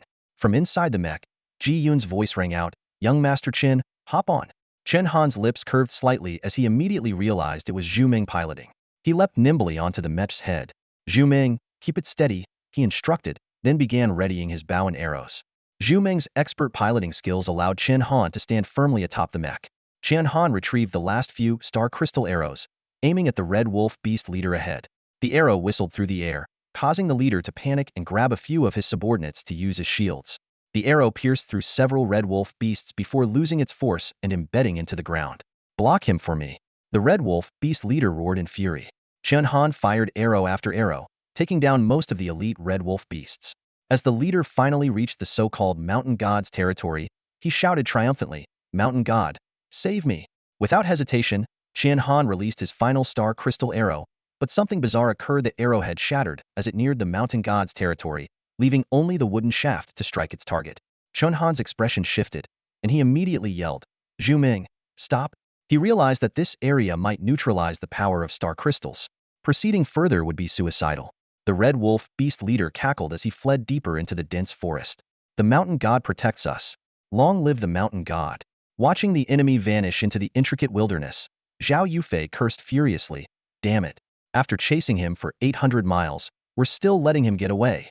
At that moment, the Overlord's spear in Chen Han's hand erupted with deep crimson lightning. While the star crystals might be ineffective, the piercing power of the Death Thorn spear was another matter entirely. In an instant, Chen Han transformed into a streak of red lightning, darting swiftly through the forest. The red wolf beast leader turned his head to sneer, only to find himself face-to-face with Chen Han's icy gaze. He couldn't even finish uttering the word "you" before a long spear pierced straight through his heart. What an incredible sight! At this moment, the hearts of Dashia's 600 million citizens and the Cold Night Squad members were filled with just one thought. Clad in a black military uniform, Chen Han crossed an entire 5 kilometers and precisely pierced the heart of the opposing leader. The Spear of Piercing Death, a technique capable of striking down an enemy commander amid thousands of troops, had never been demonstrated by Chen Han before. Firstly, because this move required extensive preparation time, making it too risky for a commander to use recklessly. Secondly, during a pursuit, it was nearly impossible to focus amidst chaotic targets. But this time was different. With only the Red Wolf Beast Lord remaining, he could finally unleash this formidable skill without hesitation. This single strike not only pierced the target's heart with pinpoint accuracy, but also caused a nationwide sensation. From the beginning of the Northern Expedition battlefield, Chen Han's first display of this extraordinary ability delivered a shocking blow to the entire nation. Pursuing the enemy across 800 miles and taking them down with a single strike, though not as monumental as the discovery of the star crystal vein, had an immense impact on morale. On the streets, people embraced and wept with joy. To have a young hero like Chen Han in Daxia is truly a blessing for our nation. An elderly man, who had lived through the dark and chaotic era, exclaimed with tears streaming down his face. "In him, I see the shadows of Han Haoren and Yu Wuyun, the twin pillars of the empire from the past and perhaps even greater. For a century since those two, there has been no one comparable to such a hero." The 24 Privy Council swiftly issued a nationwide announcement. Second Lieutenant Chen Han, on the Northern Expedition battlefield, pursued the Red Wolf Beast Lord for over 800 miles and decisively slew the enemy leader. Let the entire nation celebrate. To ease the public's unrest over the loss of more than 300,000 soldiers in the Northern Expedition, they even declared a 3-day national holiday. In this highly advanced society, a 3-day break was a rare luxury, highlighting the significance of this victory. Fireworks lit up the skies across the land, and cheers erupted from every corner, rivaling the celebrations seen during the resolution of the Dark Chaos years ago. This auspicious start signaled that the Northern Territories were no longer a forbidden zone for humanity. Yet, on the battlefield, Chen Han was oblivious to the fervor back home. Calmly, he withdrew his spear from the Red Wolf Beast Lord's lifeless body, his gaze cold and detached. As he lifted his head, his eyes fell upon a human statue standing tall ahead, an uncanny replica of the one found in the Red Wolf Beast City, depicting a man with wild hair and a flowing beard. Chen Han stood amidst the forest, staring at the rough statue before him and spat disdainfully. This was the revered mountain god that the Red Wolf Beast Lord spoke of? It looked more like a primitive savage. As he ventured deeper, he discovered similar statues scattered throughout the area, appearing every few miles. What caught his attention even more were the feathers and shed skins of various exotic beasts strewn around. Clearly, it wasn't just the Red Wolf Beast clan that frequented this place. Other inhabitants of the exotic beast cities, who had clashed with the Northern Expedition Army, likely came here to worship as well. This territory had a baffling peculiarity: it rendered star crystals and star crystal reactors completely ineffective. Even the scientists of the Dacia civilization had never encountered such a phenomenon. As Chen Han pondered, Zhao Linger approached, holding a dusty black box in her hands. Chen Han, look at this. I found it under a trite, seems to have been here for a long time. Chen Han took the box from her and opened it out of curiosity. Inside was a collection of intricate modern components, glass tubes, gears, and some enigmatic black metallic parts. While he wasn't particularly knowledgeable about science, it was clear that this was some sort of precision instrument. Watching the live stream, Li Qingxia National Academy expert immediately recognized the device and posted a shocked comment. This is an instrument capable of generating a special magnetic field. The metal on it is extraterrestrial material from meteorites during the Dark Turmoil era, capable of producing a powerful magnetic field. Although we haven't mastered this magnetic field technology, the person who made this device is no ordinary individual.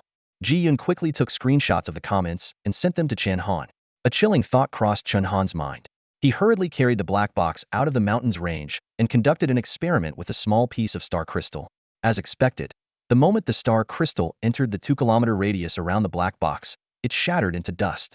The truth was revealed: it wasn't some mysterious mountain god's domain.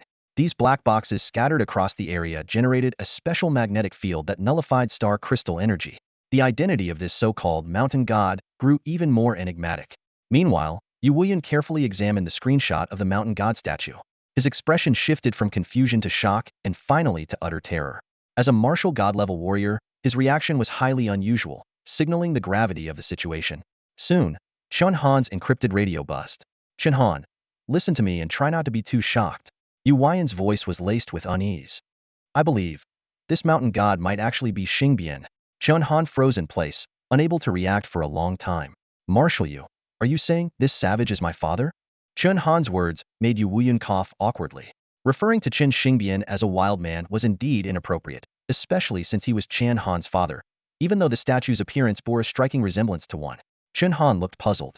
He had traveled through time with memories of his past life. Although he had only seen his father a few times as a baby, his father's image was still vividly imprinted in his mind. General Yu, this statue is definitely not my father. It looks nothing like him. Yu Wuyan, however, appeared confident. You were too young back then and saw him very rarely. During our time in Bureau 869, I had the most contact with him. While he was devoted to the nation, he was also a free spirit. If he ended up like this, I wouldn't be surprised. But at this point, Yu Wuyan fell into deep thought.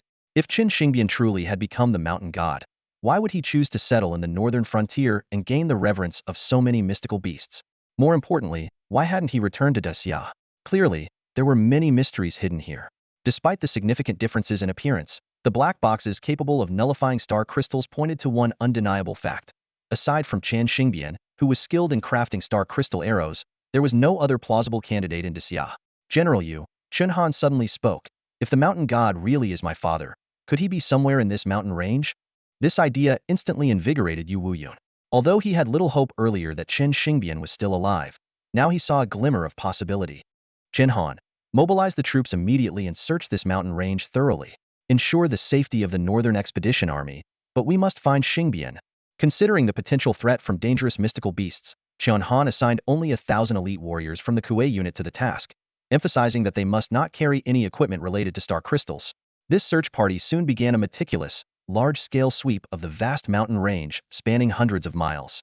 After a day, they discovered an astonishing number of black boxes scattered throughout the mountains, practically covering the entire area. The sheer scale of this operation was mind-boggling, even drawing admiration from Li Qingxia, who was watching the live broadcast. Creating just one black box is already a feat of unparalleled ingenuity, yet the mountain god managed to mass-produce thousands of them. If possible, I wish we could recruit this mountain god into the National Academy of Sciences.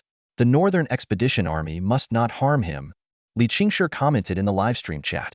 However, after searching for an entire day and night, Chen Han found himself at an impasse. There was not a single sign of human habitation anywhere in the mountain range.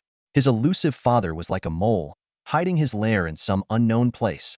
Just as Chen Han was at his wit's end, Lu Zixing brought along a young soldier named Luo Feng. To everyone's astonishment, this seemingly ordinary young soldier possessed a unique talent called infinite tracking. While this talent was useless in combat, it was a miraculous skill for searching. It was said that he could detect the targets sent from over 100 miles away. Second Lieutenant Chen, let me give it a try, Luo Feng said with a shy smile. Even though the smells in the mountains are mixed, I'm confident. As soon as he finished speaking, he began to demonstrate his ability. Sure enough, under Luo Feng's guidance, the team quickly found a hidden cave in the mountains. The paths around the cave were like a maze, clearly set up with special mechanisms or formations. The entrance was concealed by layers of piled-up deadwood, and without Luo Feng, even a 1,000-strong team would have struggled to find it. Chen Han promptly credited Luo Feng with a third-class merit. As they cleared away the straw covering the entrance, Chen Han suddenly felt a sense of danger. Everyone, back off, he shouted. Before his words had fully landed, countless black projectiles shot out from the cave, hurtling toward the group. Chen Han reacted swiftly, his spear slicing through the air in a sweeping arc.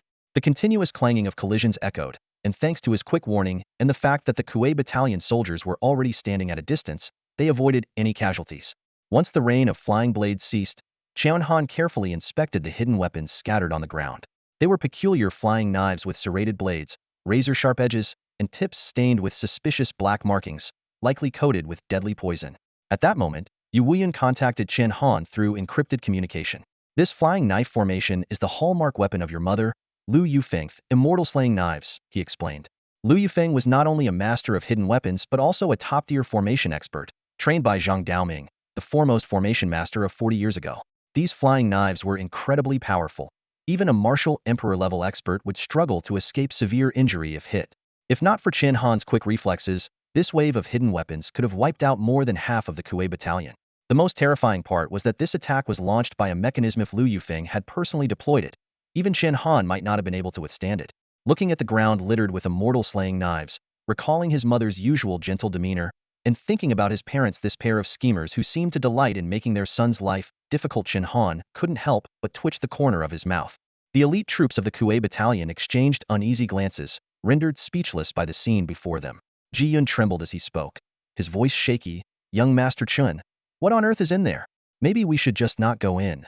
Chen Han hesitated as well. If the entrance mechanism alone was this lethal, the interior was bound to be riddled with even deadlier traps. But this was supposed to be a place where people lived. Just then, Yu Wuyan's voice came through the communication device. Chen Han, don't worry. Most of the mechanisms and formations set up by Yu Feng have been demonstrated at Bureau 869. I've seen them all. With me guiding you, just keep moving forward. Although Yu Wuyan's tone was confident, Chen Han still cautiously asked, Marshal, are you sure you can handle this? There was a long silence on the other end of the communicator before two simple words came through. Go ahead. Taking into account the risk of a larger group being an easier target, Chen Han only brought along the most trusted members of the Hanya squad into the cave. They carried lighting and live streaming equipment, so Yu Wuyun could provide real-time guidance. The interior of the cave was quite spacious, with wires and lighting fixtures installed along the walls, clearly the handiwork of Chen Xingbian. In this resource-scarce northern region, setting up such facilities was truly impressive. As the group proceeded cautiously, Ji Yun suddenly let out a scream of agony. Oh my god! It hurts. He had fallen to the ground, clutching his leg. Half of his pant leg and shoe appeared corroded, and his exposed calf was swollen to twice its size, an ominous purplish-red color. It turned out he had stepped into a puddle of the purplish-red liquid on the ground. Zhu Ming immediately raised his large blade.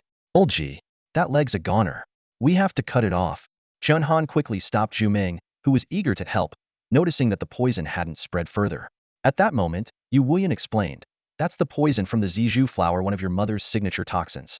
It's not fatal but causes extreme burning pain, and also, before he could finish, Ji Yun's voice suddenly turned unnaturally high-pitched.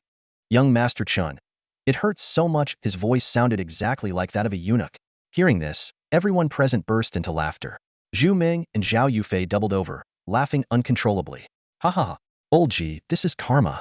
Even the usually stern Zhao Linger couldn't help but chuckle. Chen Han tried hard to suppress the upward curve of his lips. After calming himself, he waved his hand outward and commanded, "Someone, take Jiyun out."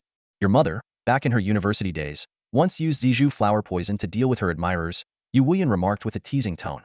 Noticing that it was the harmless Zizhu flower poison rather than a lethal toxin, he visibly let out a sigh of relief. It seemed Lu Yufeng had no intention to kill. Otherwise, given her skills, if she had set up a true death trap, even he might have struggled to dismantle it entirely. Under Yu Wuyun's guidance, the group continued forward. Within the cave, there were two main formations: the Witch Queen's four-gate array and the Marshal strategist's Duanjia array. Since the mechanisms weren't deadly, Yu Wuyun navigated them with relative ease. Yet, even so, the team couldn't entirely avoid some unexpected misfortunes. Zhu Meng was bitten by a strange beast, leaving 3 fist-sized lumps on his head. Zhao Yufei accidentally inhaled some peculiar gas, causing his body to break out in bumps.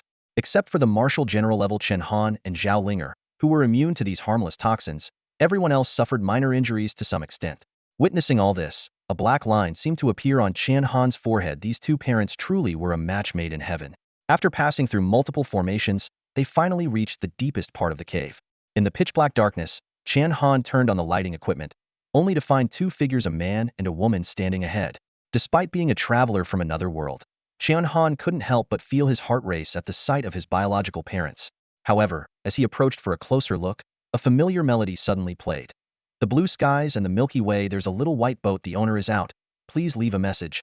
It turned out to be 2 intelligent mechanical dolls playing "The Little White Boat," clearly creations of Chen Xingbian. Chen Han's grip on his overlord's spear tightened as his frustration surged, wishing he could smash those 2 mechanical dolls to pieces. Even though he'd heard about his father's personality from Yu Wuyun, this kind of prank still left him both amused and exasperated. "Ha ha ha." Yu Wuyun burst out laughing. "Well, it seems Xingbian hasn't changed a bit. Chen Han, let's head back. Leave them a note. They'll come find you." Helpless, Chen Han left a note that read, "Order from Commander Yu. Return immediately. Red Wolf, Beast City." With that, he led the Cold Knight squad out of the cave. This northern expedition thus came to an end. The complete annihilation of a city of alien beasts and the acquisition of a massive star crystal vein marked an unprecedented victory in this new era of history. Instead of returning directly to the military camp, the triumphant Northern Expedition Army headed to the capital. At this point, Chen Han was unaware that a welcoming procession stretching hundreds of miles awaited them on the way back. 600 million citizens of Daxia had spontaneously organized to celebrate. The capital itself was in an uproar. The Privy Council's 24 officials had already prepared for the conferment ceremony, and the streets were abuzz with discussions about this newly minted youngest marquis. As soon as they entered the Tongtian Wall, the Northern Expedition Army could see the surging crowds from a distance. This marked the first time in a century that humanity had proactively launched an offensive against the beasts and achieved a decisive victory. A nationwide celebration was no exaggeration. At the forefront of the procession, Chen Han rode on horseback, even with Grand Marshal Yu Wuyun willingly taking a place behind him. Cheers erupted from the crowd. "Chen Han, you're amazing. Chen Han, I love you." Many young women pushed to the front, excitedly calling out, finally seeing him in person. Truly a young prodigy.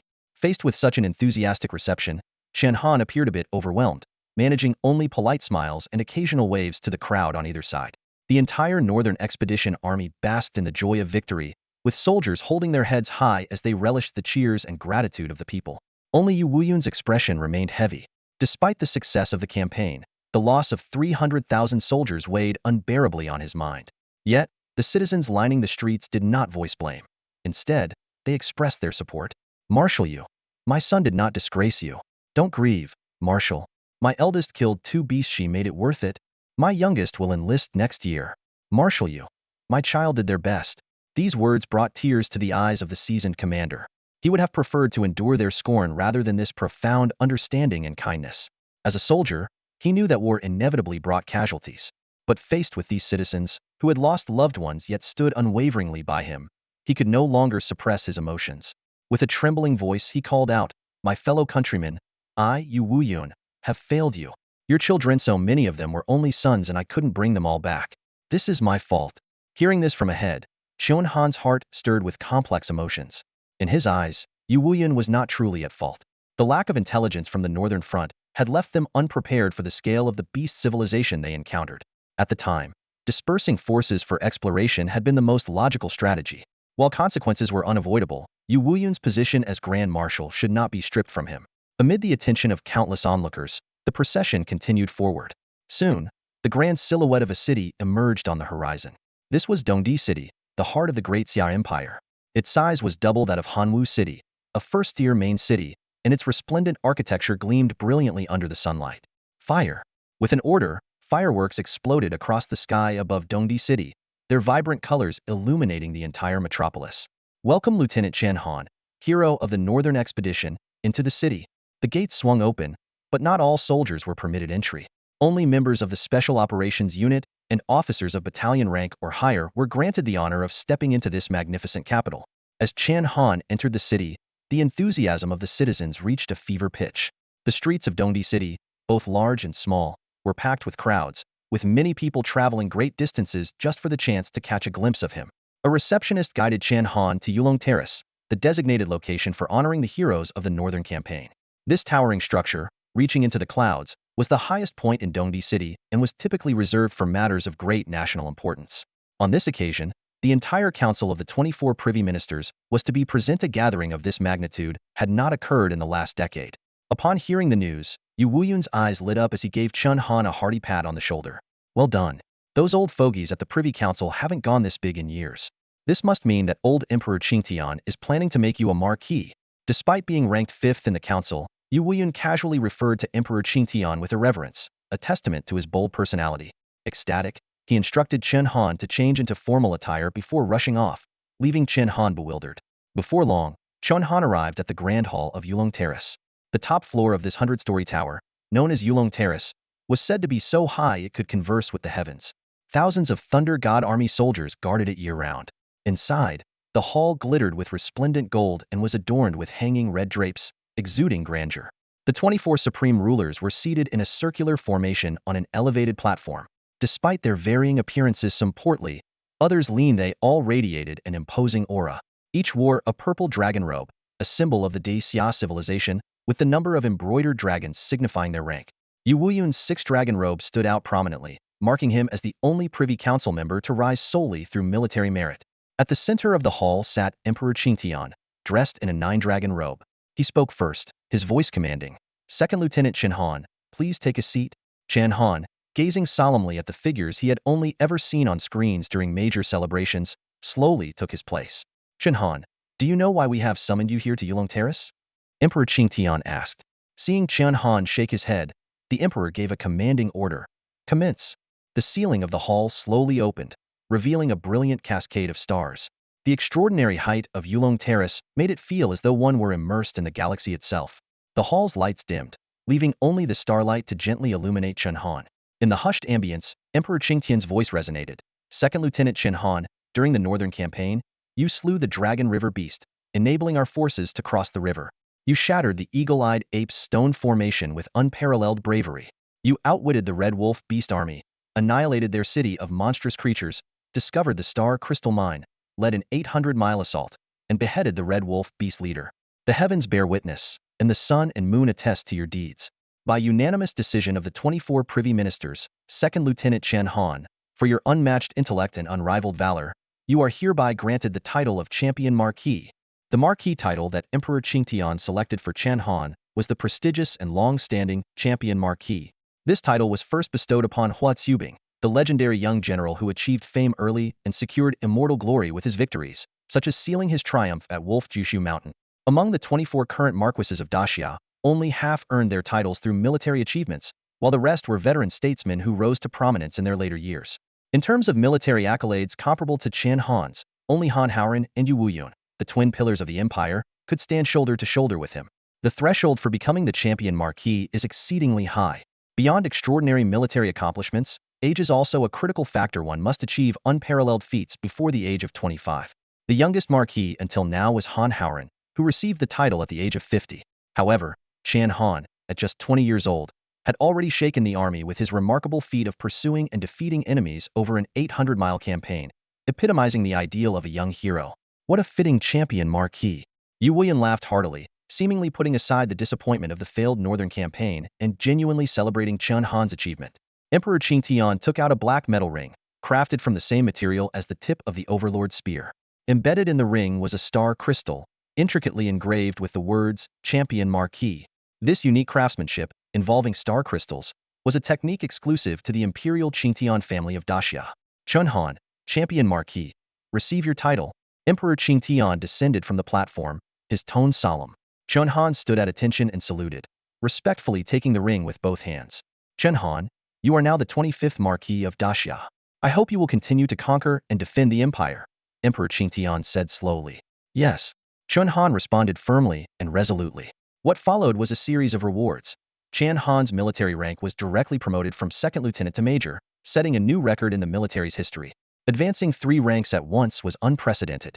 Members of the Cold Knight Squad, Chen Han's unit, were also promoted by 2 ranks each. And this was only the beginning. More tangible rewards awaited them. The members of the Cold Knight group and the soldiers of the Kuei Corps stood below the stage, their faces beaming with joy. Not only had they received a large amount of precious vitality liquid, but they had also been granted an opportunity for a cost-free physical enhancement, allowing them to implant soft tissue within their bodies just like Qi Hu. However, when Di Qingtian announced the final reward for Chen Han, the crowd instantly fell silent.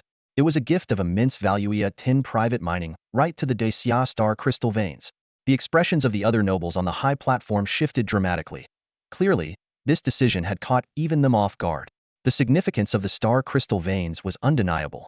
In Daxia, these veins were state-owned, with 60 of the resources directly allocated to the national treasury. The remaining 40 was distributed to prominent families through a barter system, designed to prevent these influential families like the Chen family, which controlled numerous factories in Hanwu City, from hoarding resources and disrupting Daxia's economic stability. Now, Di Qingtian had directly granted Chen Han a private tin mining right. This unprecedented honor shocked the assembled nobles. After all, they had gone to great lengths, offering countless benefits, yet could not even secure one of such rights. Di Qingtian's decision was undoubtedly strategic. On one hand, it incentivized Chen Han to search for more star crystal veins in the northern borderlands. After all, the more veins discovered, the more stable Di Qingtian's position as the ultimate authority of Daxia would be. On the other hand, the northern star crystal veins were far more perilous than those in the south. With such a substantial incentive, Chen Han would undoubtedly dedicate himself to their protection. Chen Han graciously accepted the deal. Di Qingtian nodded in satisfaction and soon announced a celebratory banquet to be held at Yulong Terrace, giving the weary Northern Expedition Army a chance to relax. However, Chen Han did not leave immediately. He wanted to stay and hear the verdict on Yu Wuyun's punishment. After a brief moment of contemplation, Di Qingtian agreed to Chen Han's request. He turned to Yu Wuyun and solemnly declared, Yu Wuyun, as Daxia's Grand Marshal, your misjudgment led to the entrapment of 400,000 Northern Expedition troops and the loss of 300,000 soldiers. For such a grave offense, you are hereby stripped of all titles and demoted to a commoner. Demoted to a commoner. These 4 words struck Chen Han like a thunderclap, leaving him momentarily stunned. Instinctively, his gaze shifted to Yu Wuyun, and a surge of indignation welled up in his heart. Yu Wuyun had spent his entire life fighting for Daxia. He lost his wife in middle age, and all his sons had perished on the battlefield. More importantly, he was the hero who quelled the dark turmoil. Just as Chen Han was about to speak up in Yu Wuyun's defense, the old marshal suddenly burst into hearty laughter. Ha ha ha, good. That's great. Yu Wuyun's laughter was unrestrained. Being demoted to a commoner isn't so bad. At last, I can be like Howren and live as a pure martial artist. With that, he strode forward, giving Chen Han's shoulder a firm pat, signaling the newly appointed champion marquis not to intervene. Under the starlit sky, Yu Wuyun's aged figure appeared particularly solitary in front of the grand hall. At that moment, Di Qingtian's voice echoed once more, Old Yu, don't be in such a hurry to leave. Speaking slowly, Di Qingtian continued, the loss of 300,000 soldiers in the northern expedition is indeed a grave mistake. However, the successor you personally selected achieved a resounding victory. Coupled with the merits you've accumulated over the years, even with such a colossal error, we can let it pass. After deliberation by the 24 Privy Council, it has been decided that your position as Marshal remains, but your ranking will drop from 5th to 24th. Hearing this outcome, both Yu Wuyun and Chen Han let out a sigh of relief.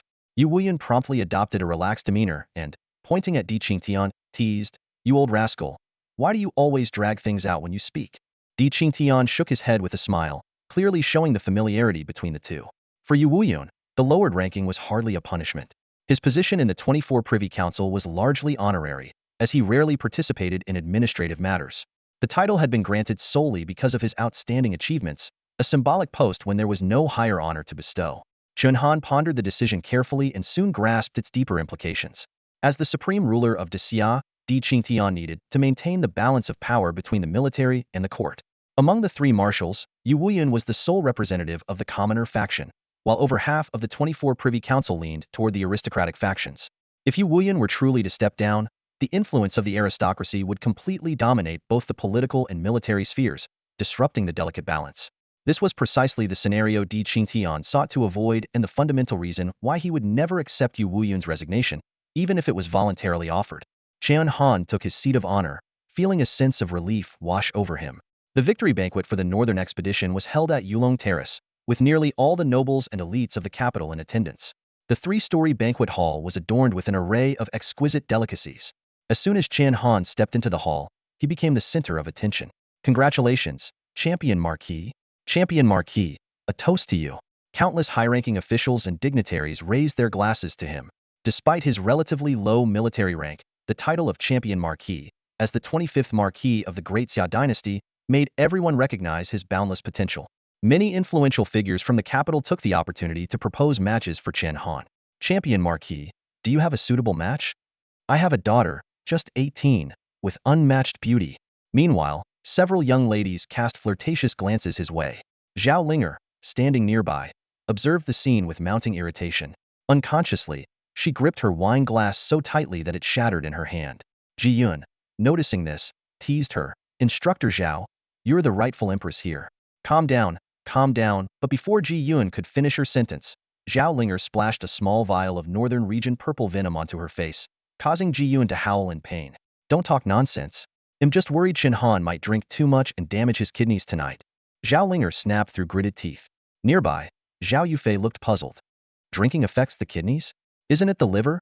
He asked innocently. When Chen Han reached the third floor, he encountered two uninvited guests, Jin family patriarch Chen Muhu and the current head of the family, Chen Shiming.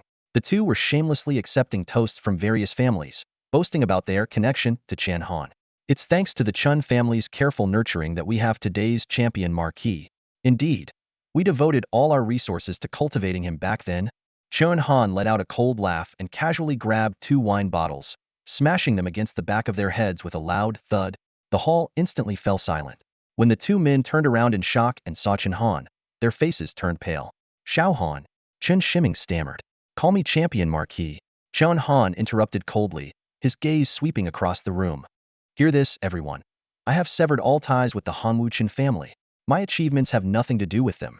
From this day forward, I stand on my own. The Hanwu Chen family is nothing more than a bunch of insignificant scoundrels. Chen Muhu and Chen Shiming's actions were utterly repulsive. As Chen Han observed their hypocritical expressions, a cold sneer formed in his heart. The father and son thought themselves clever, attempting to take advantage of his newfound title as champion Marquis to claim credit. Little did they know, they were playing right into his hands. With eyes sharp as lightning and a faint smile, Chen Han conveyed two crucial messages to the room full of influential nobles in just a few words. First, his complete break from the Chen family to establish his own lineage. Second, his firm opposition to the Chen family.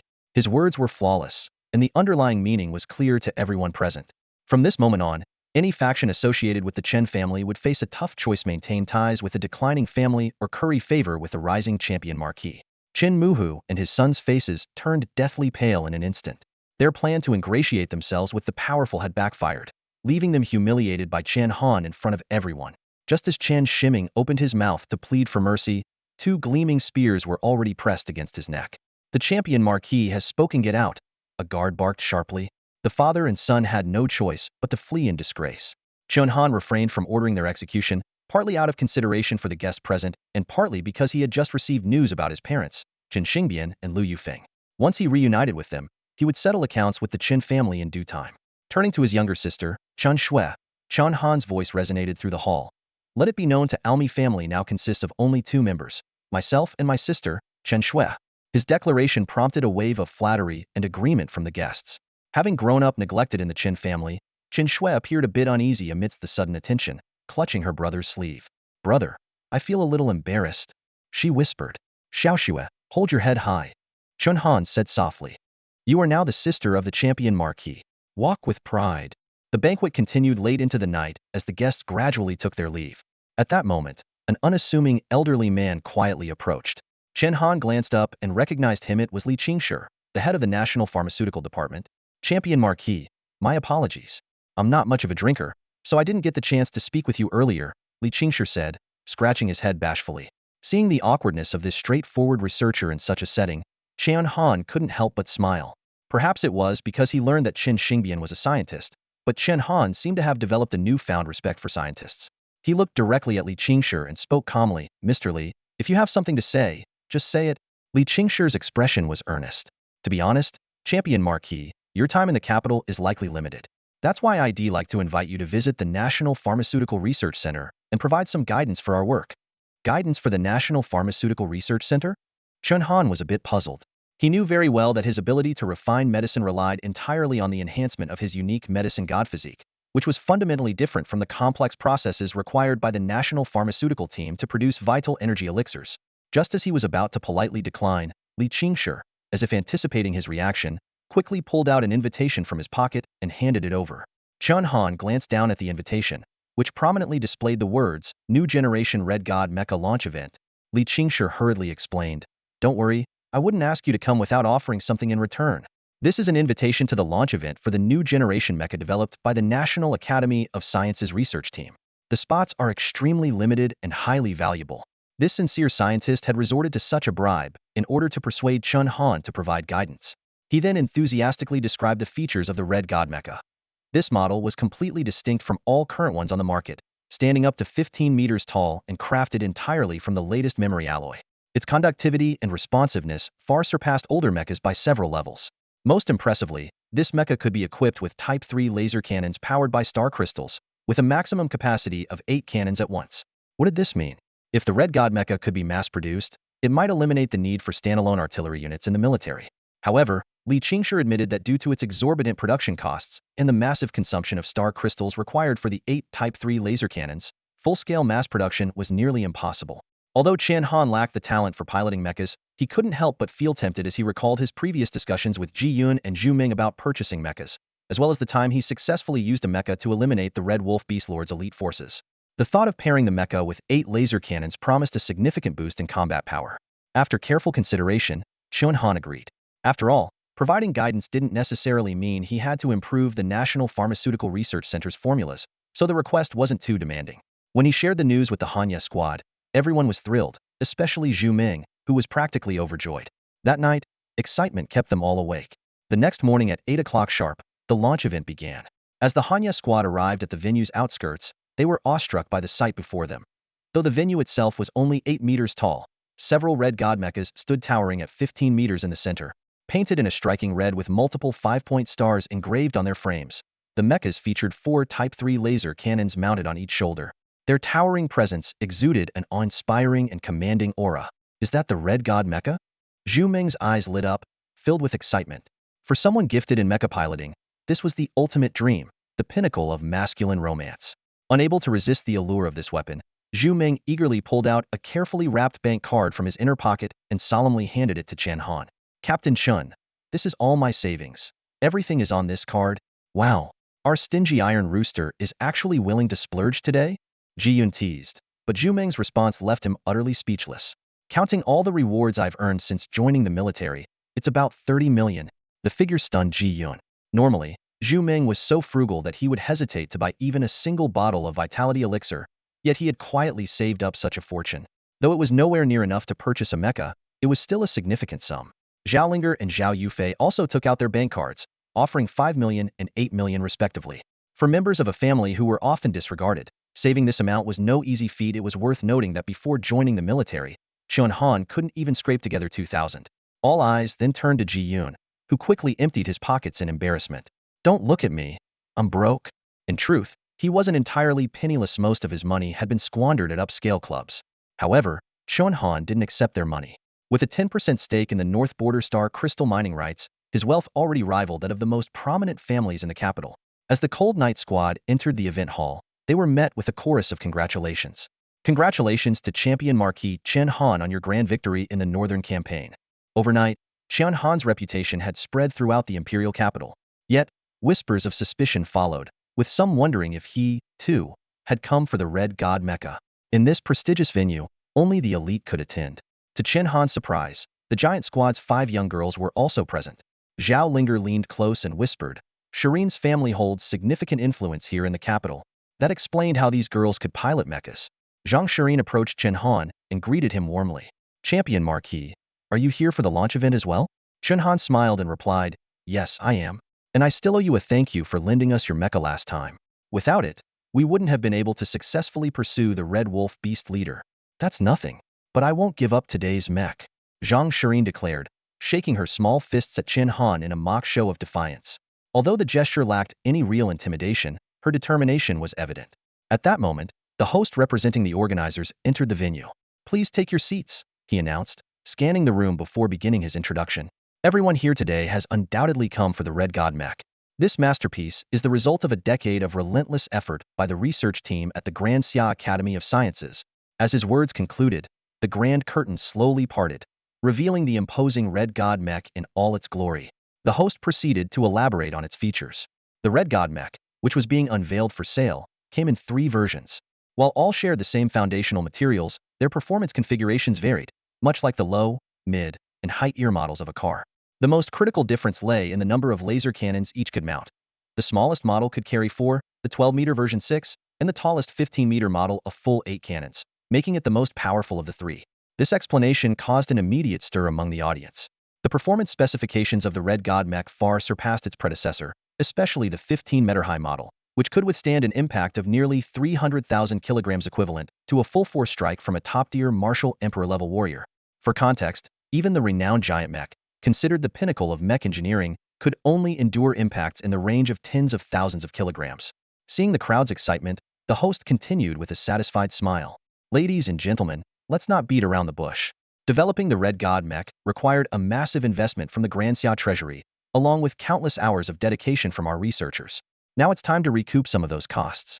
These 3 mechs will be sold via auction. I hope you understand. This announcement took the audience by surprise, but given the limited availability of just 3 mechs for hundreds of attendees, it was a reasonable approach. The first item up for auction was the most powerful 15-meter Red God mech, with a starting bid set at a staggering 1 billion. Each subsequent bid was required to increase by no less than 10 million. For perspective, a single Type 3 laser cannon alone cost the military around 30 million. Thus, the 1 billion starting price was already a loss for the developers. However, before anyone else could make a move, Chen Han stunned the room by placing a jaw-dropping bid, 200 kilograms of star crystals. The entire venue fell into a dead silence. In major transactions within the capital, star crystals were often used as currency, valued at approximately 5 million per kilogram. 200 kilograms equaled an astronomical 10 billion. Those who had initially planned to bid quickly lost their nerve. A few hesitant individuals were promptly stopped by their companions, who whispered, competing in wealth with the champion Marquis? Do you even have the means? Among the crowd, there were some who were in the know. Chen Han's gaze landed on a middle-aged man with a bald head. It was Zheng Hui, the obsequious man from yesterday's banquet. As the heir to a major hotel empire in the capital, Zheng Hui had followed him around like a lapdog, showering him with flattery at every chance. Standing amidst the spectators, Zheng Hui eagerly revealed to the crowd, "You all probably don't know this, but when the champion Marquis was granted his title yesterday, he received an incredible benefit. The 24 Privy Council gave him a 10% stake in the Northern Star Crystal Mines." He deliberately paused for dramatic effect before continuing. Each star crystal mine produces 50 tons of crystals per month. That means the champion Marquis will be earning 5,000 kilograms of star crystals every month. The news hit the crowd like a thunderclap, leaving them gasping in shock. A quick calculation revealed that with the current market price of 5 million per kilogram, this amounted to an astronomical fortune each month. And the situation was even more complex due to Yu Wuyun's confiscation of most family-held star crystals for the Northern Campaign. The market was experiencing an acute shortage. In just a month, prices had skyrocketed from 3 million to 5 million per kilogram, with projections suggesting they could rise even further to 6 million. 5,000 kilograms of star crystals. This was a wealth that many families couldn't accumulate over generations. Yet Chen Han was earning it monthly. No wonder he could casually throw out a bid of 200 kilograms of star crystals. It was indeed just a drop in the bucket for him. Hearing this, the crowd began to back away, visibly intimidated. Even Zhang Shireen could only give a wry smile and say, "Chen Han, your resources are overwhelming. Fine, they'll give up on this mech, but you're not allowed to snatch the other 2. Chen Han nodded in agreement. After all, he had only planned to purchase 1 Red God mech for the Hanyet team. At that moment, a voice rang out from behind Chen Han, 300 kilograms of star crystals. Chen Han turned around to see a young man with dyed yellow hair, dressed in luxurious designer clothing, standing there. Zhao Yufei leaned in and whispered to Chen Han, "That's Ma Jing from the Ma family." The Ma family is incredibly powerful in the capital, holding significant shares in several major banks. With star crystals being a hard currency tightly controlled by the state, the banking industry is a lucrative business, and the Ma family dominates a substantial portion of it. However, what caught Chen Han's attention was the unmistakable hostility in Ma Jing's gaze directed at him. This puzzled him after all. This was his first visit to the capital, and he couldn't think of any reason why he would have offended anyone here. Ma Jing wasn't just bidding. At this moment, he walked straight up to Chen Han, raising his head in a near provocative manner. "Champion Marquis, others may fear you, but I, Ma Jing, do not. Don't think that just because you've been granted a title, you can act high and mighty in the capital. Do you even have any foundation here amidst the generations of wealth and influence of our capital's families?" Seeing Ma Jing's aggressive demeanor, Chen Han slightly furrowed his brows. At this point, Zhang Hui, noticing the rising tension between the two, seized the opportunity to lean close to Chen Han and whisper, "Champion Marquis, not long ago, General, you cut down a family here in the capital with a single stroke. That family happened to be closely related to the Ma family." Chen Han suddenly understood. So it was the mess left behind by General Yu. However, since this was an auction, it should be a fair competition. He had no intention of quarreling with Ma Jing. 1,000 kilograms of star crystals. Chen Han declared decisively. His bold bid left even the auctioneer momentarily stunned. After all, most people raise their bids in small increments, but Chen Han had directly raised it by hundreds, adding a staggering 45 billion in one go. "Incredible wealth," someone exclaimed from the audience. "I've been in the capital for so long, but I've never seen anyone bid like this with star crystals. This is unplayable. Even if the Ma family owns a bank, they can't possibly convert all their cash into star crystals so quickly." Ma Jing's face turned red with anger. The audience wasn't wrong. Though his family might control a bank, star crystals were still limited in supply. While major families were never short of money, they all struggled to secure enough star crystals. However, Ma Jing's fury had already reached its peak. 1,100 kilograms, he shouted. Zhang Hui quickly tried to dissuade Chen Han. "Champion Marquis, please, show some magnanimity. Don't stoop to Ma Jing's level. The Ma family doesn't only have immense wealth. Ma Jing's granduncle is also the 22nd highest authority in Daxia." But Chen Han paid no attention. 2,000 kilograms of star crystals, he announced. This bid left Ma Jing trembling with rage. The Ma family could only mobilize around 1,500 kilograms of star crystals. To come up with an additional 500 kilograms, they would need to liquidate vast amounts of cash, which would take at least a month. Worse still, this seemed to be merely Chen Han's starting price. "Chen Han, don't get cocky," Ma Jing suddenly accused.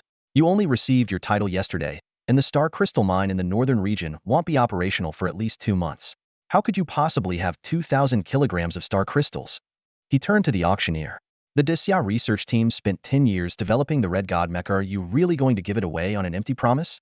To Ma Jing's surprise, the auctioneer sided with Chen Han instead. "Mr. Ma, the champion Marquis achieved a great victory in the northern region, and our research team has the utmost respect for him. Developing the Red God Mecha wasn't just about money, it was a matter of faith. That's why a team of thousands persevered for 10 years. Even if we have to wait 2 months, or even a year, we're willing to wait." These words left Ma Jing utterly humiliated. It seemed he had just remembered that the Red God Mecha's crimson coating and 5-point star were the colors of the national flag, a symbol of faith and the pride of Daxia. Chen Han delivered the final blow, his gaze carrying a hint of disdain. "Didn't your granduncle tell you? Just yesterday, the 24 Privy Council awarded this marquis an advance of 10,000 kilograms of star crystals from the national treasury. This wasn't just a victory, it was a crushing defeat." Chen Han, with 10,000 kilograms of star crystals in his possession as leverage, naturally had no intention of making empty promises. Just as he and Ma Jing were locked in a heated standoff, the atmosphere in the venue was suddenly interrupted by the sound of synchronized footsteps. A military officer, clad in uniform, led over 1,000 researchers into the open-air venue in perfect formation. The officer issued a sharp command. "Halt! Salute the champion Marquis." In an instant, the thousands of researchers, dressed in white lab coats, stood upright with unwavering determination in their eyes. They all directed their gaze toward the auction platform and performed a precise military salute to Chen Han. The scene left everyone present deeply moved. These scientists, who had no ties to the military, had spontaneously displayed such profound respect for Chen Han. Chen Han, his expression solemn, immediately led the members of the Han Yi unit and the Titan unit in returning the salute with equal gravity. In that moment, he seemed to truly grasp Yu Wuyun's relentless dedication to the northern expedition. As the champion Marquis for only a short time, he was already bearing the weight of so many hopeful gazes. "Yu Wuyun, having fought through the chaos and darkness of turbulent times to this day, must have carried an even more unimaginable burden of expectations. Just then, the voice of the host rang out. After unanimous agreement among the research team, we have decided to present this highest-grade Red God mech as a gift to the champion Marquis, free of charge. He elaborated, it's not just about recouping funds. We hope that the mech we've poured a decade of effort into can truly prove its worth on the battlefield. Only then will our hard work not have been in vain. You're incredible, research team. Cheers erupted from the crowd. Such a weapon belongs on the battlefield, not as a tool for petty skirmishes in academies. Faced with this overwhelming display, Ma Jing, who had been attempting to sow discord, found himself utterly humiliated. With no way to redeem himself, he slinked away from the venue in disgrace, met with jeers from the crowd, a fitting rebuke to his despicable behavior. As for Chen Han, he certainly wasn't one to take advantage of the research team's generosity without reciprocating. 2,000 kilograms of star crystals might sound like a lot, but when divided evenly, each person would only get about 1 kilogram, Chen Han said calmly. 10 years of effort, and it's just 5 million. It's really not much. Those scientists working for family clans earn nearly this amount in a year, and a successful project can bring in tens of millions. He continued, I promise 2,000 kilograms, and 2,000 kilograms it is. I'll arrange for it to be delivered immediately. Thank you, Champion Marquis. The host, along with all the researchers, bowed deeply to Chen Han. Afterward, Chen Han left Zhu Ming to complete the final adjustments on the Red God mecha. As Chen Han and his group exited the building, they spotted Ma Jing lingering near the venue entrance with a few of his servants. Young master, we should leave. Staying here is too embarrassing. One of the servants whispered, trying to persuade him. But Ma Jing dismissed the suggestion. Leave? Why would we leave? I came here today to buy a mecha. If I can't get the top-tier one, maybe I can still buy a lower-tier model from someone else.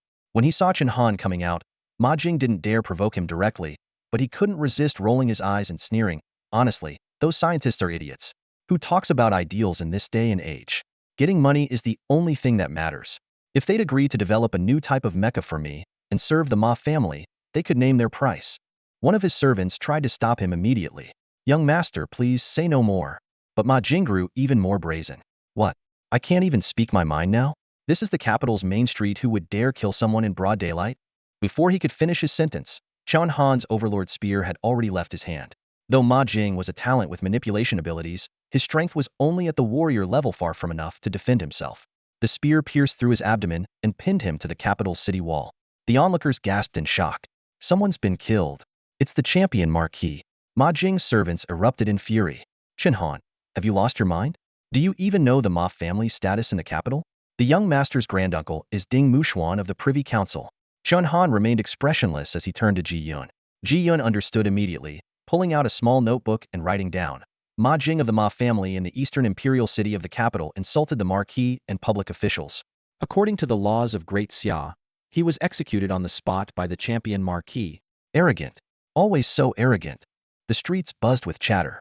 Most people had only seen Chen Han on live streams before. Though his tough demeanor was widely rumored, witnessing his domineering methods firsthand left everyone stunned. In the history of the new era, no Marquis had ever dared to publicly execute a member of a prominent family on the streets.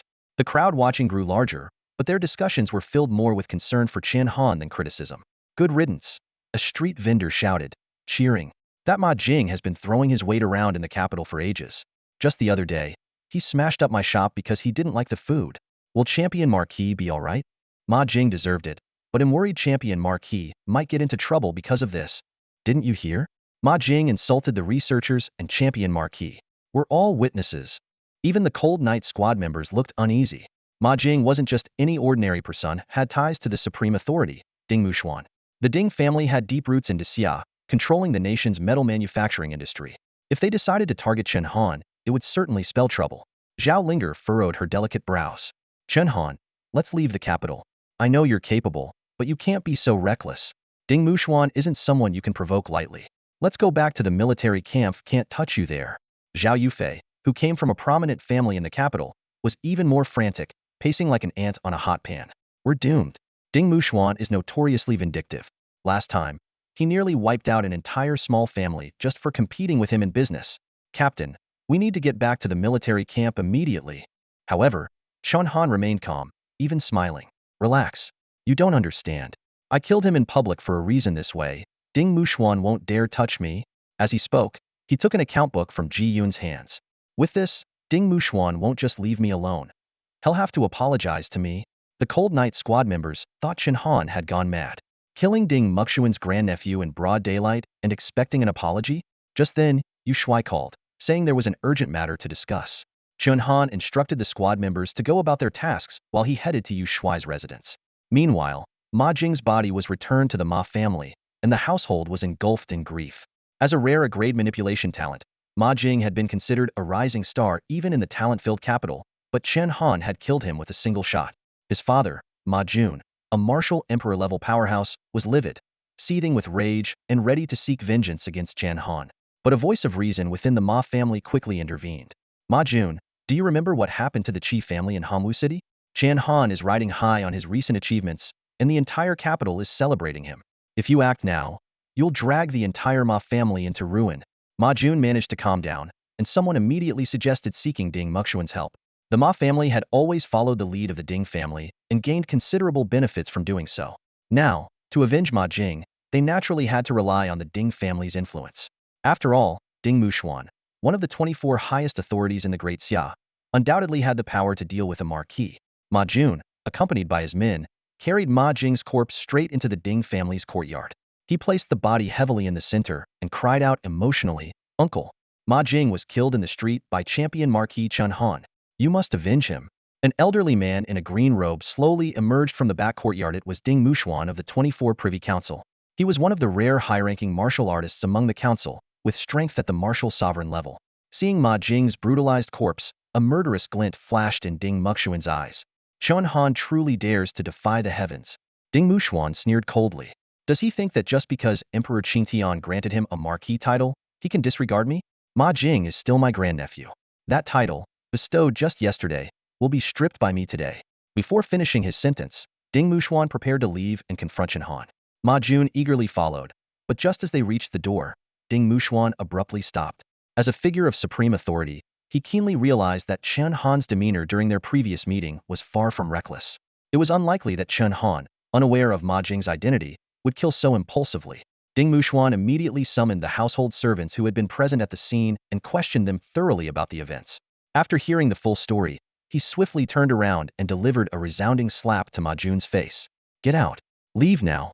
Ding Muxuan roared. Treat this matter as if it never happened, and take that disgraceful corpse with you. Ma Jun stood frozen, bewildered by Ding Muxuan's sudden change in attitude. Seeing Ding Muxuan raise his hand again, Ma Jun paled in fear and quickly fled in panic with his men, carrying the corpse away. The subtleties of power dynamics were beyond the comprehension of someone as coarse as Ma Jun. Ma Jing's disrespectful remarks about the researchers, if exploited, could result in disastrous consequences for Ding Muxuan. The positions within the 24 Privy Council were always in flux, like Yu Wuyun, who fell from 5th to 24th after a failed northern expedition.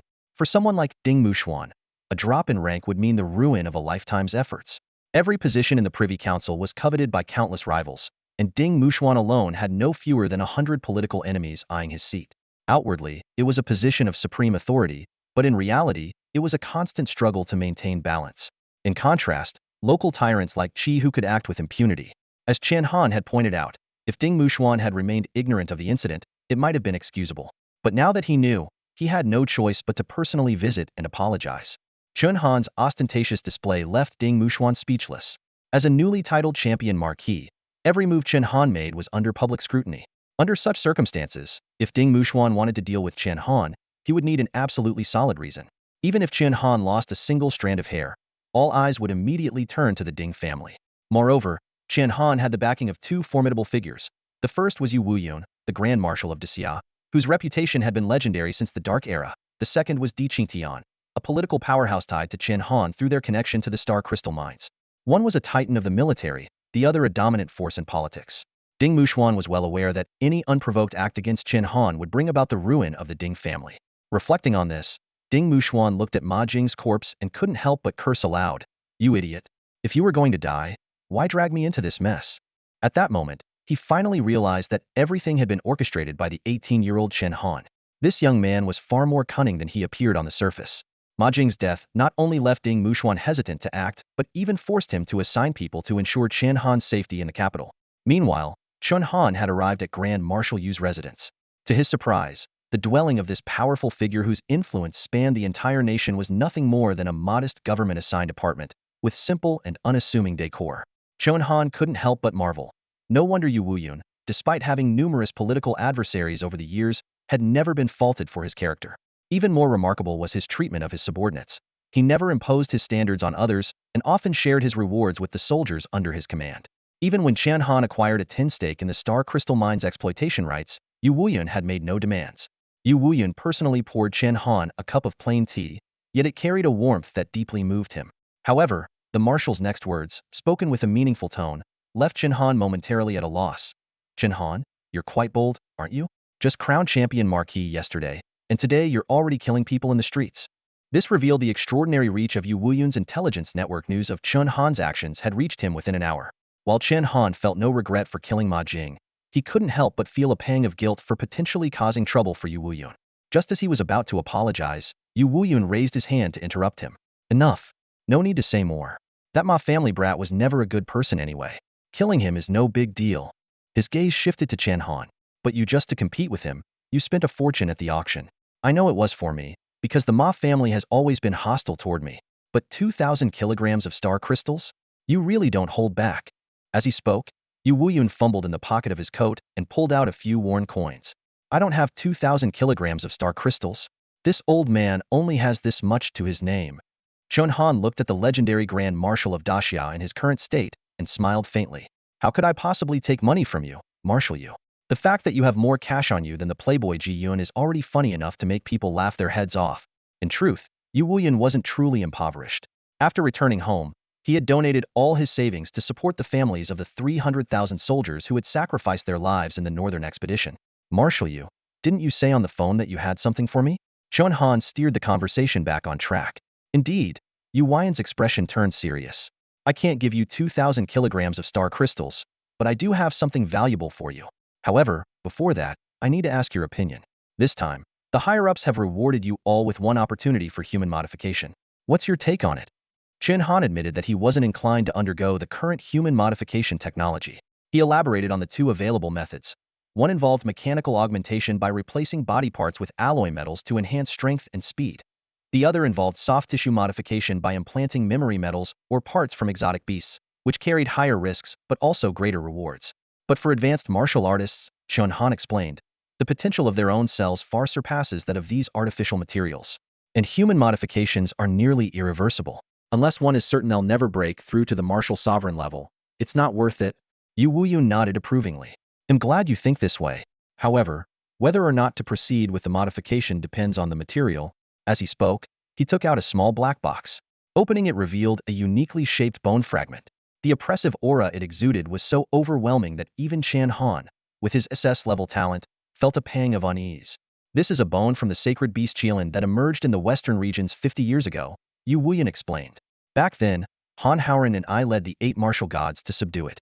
This fragment of the Qilin's bone contains its essence. Chen Han's heart trembled. He had heard of this piece of history. That battle, which lasted over a month, saw the fire Qilin's flames nearly decimate half of Daxia. It was only at the cost of 2 martial gods' lives that the beast was finally slain, narrowly averting an apocalyptic disaster. When Yu Wuyun recounted the origins of the Qilin bone, a trace of astonishment flashed through Chen Han's eyes. This seemingly ordinary bone was, in fact, a precious relic from a sacred beast that had required the pinnacle of human martial strength to subdue. Back then, the martial artists who participated in the siege divided the materials from the Qilin amongst themselves, Yu Wuyun continued, pointing to the bone in his hand. This segment of the Qilin bone is the most valuable. A martial god skilled in human body modification immediately recognized that this bone was highly compatible with the human skeleton. It could greatly enhance a warrior's fundamental attributes, even benefiting martial gods. He explained that this particular Qilin bone originally belonged to Han Hauran, who had made significant contributions during the battle.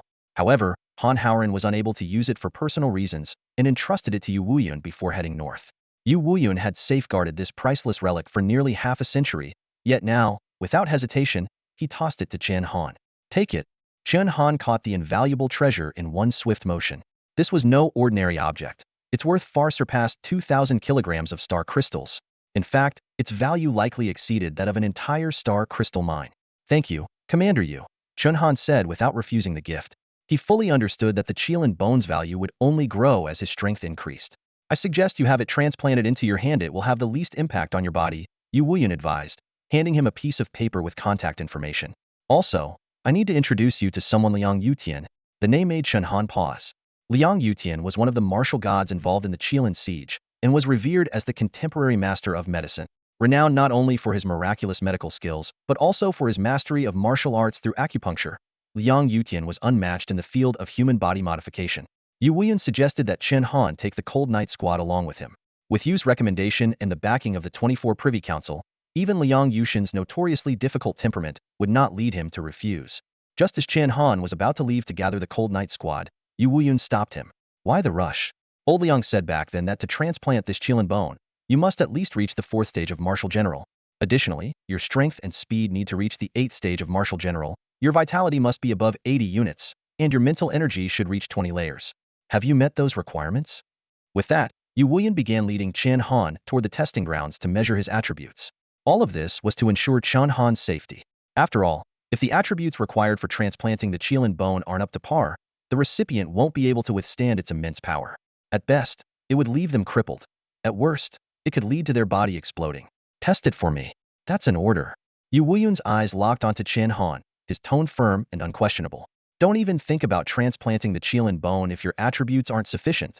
Otherwise, return it to me.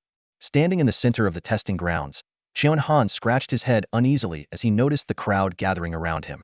Commander Yu, isn't this a bit unnecessary? Although he was confident in his own attributes, he couldn't easily brush off Yu Wuyan's fatherly concern. With no other choice, Chen Han took a deep breath and slammed his right fist into the testing instrument. Boom. Strength, 542,300 kilograms. The AI of the instrument immediately announced. The corner of Yu Wuyan's mouth twitched slightly. Not only did this exceed the required standard, it completely blew it out of the water. He gestured for Chen Han to proceed with the next test, but what followed was even more jaw-dropping data. Base speed, 2,364. Vital energy, level 145. Mental force, tier 31. This series of astonishing figures left Yu Wuyan utterly dumbfounded and sparked a wave of discussion among the onlookers. Isn't that champion Marquis? I thought he was only at the Marshal General level? This isn't Marshal General level. This is clearly the foundation of a Martial Emperor. No wonder he's been granted the title of Marquis. It's well-deserved. Listening to the murmurs around him, Chen Han spread his hands helplessly toward Yu Wuyan. Commander Yu, see? I told you it wasn't necessary. Yu Wuyan shook his head with a wry smile but remained persistent. But what about your realm? During the Northern Campaign, I personally checked you were only at the 3rd tier of Marshal General. Advancing to the 4th tier should take at least a month. If you come back for the modification in a month, I won't object. Commander Yu, Chen Han replied, a look of surprise on his face. Have you not checked my realm since we returned from the Northern Campaign? Yu Wuyan froze for a moment. It was true. Since the campaign ended, the loss of 300,000 soldiers had left him mentally and emotionally drained. Ever since he struck down Zhong Guo and Ouyang Quan with a single slash, he hadn't used his cultivation. Acting on a sudden thought, Yu Wuyan immediately probed Chen Han's current realm. What the? The result left the seasoned commander blurting out in shock. When did you reach the 4th tier of Marshal General? It was utterly inconceivable. The Northern Campaign had lasted only 4 or 5 days, during which they were constantly marching and fighting. There was no time for cultivation. Everyone's focus had been on dealing with the beasts, and under such conditions, even a peerless prodigy at the martial soldier level might only advance one realm in 4 or 5 days. Moreover, the entire campaign had been broadcast live, and everyone knew Chen Han hadn't been cultivating at all. Yu Wuyan was at a complete loss, unaware that Chen Han's sacred soldier physique possessed a unique trait. Simply holding a weapon placed him in a cultivation-like state. During the campaign, weapons were never out of his hands, not even while sleeping, as a precaution against sudden attacks. In this state, Chen Han's cultivation progressed faster than if he were meditating in seclusion, though it came at the cost of skipping over the process of solidifying his foundational realm. Yu Wuyan was left speechless. It had been a long time since he last tested Chen Han's basic attributes, and now, faced with such astonishing data, even the legendary Han Howren from years ago might have to bow in comparison. After a moment of contemplation, he nodded in agreement, approving Chen Han to immediately undergo the Qilin bone transplant. This might be a rare opportunity. No one in Daxia had ever attempted Qilin bone modification before, and the earlier it was done, the greater the potential benefits for advancing his cultivation.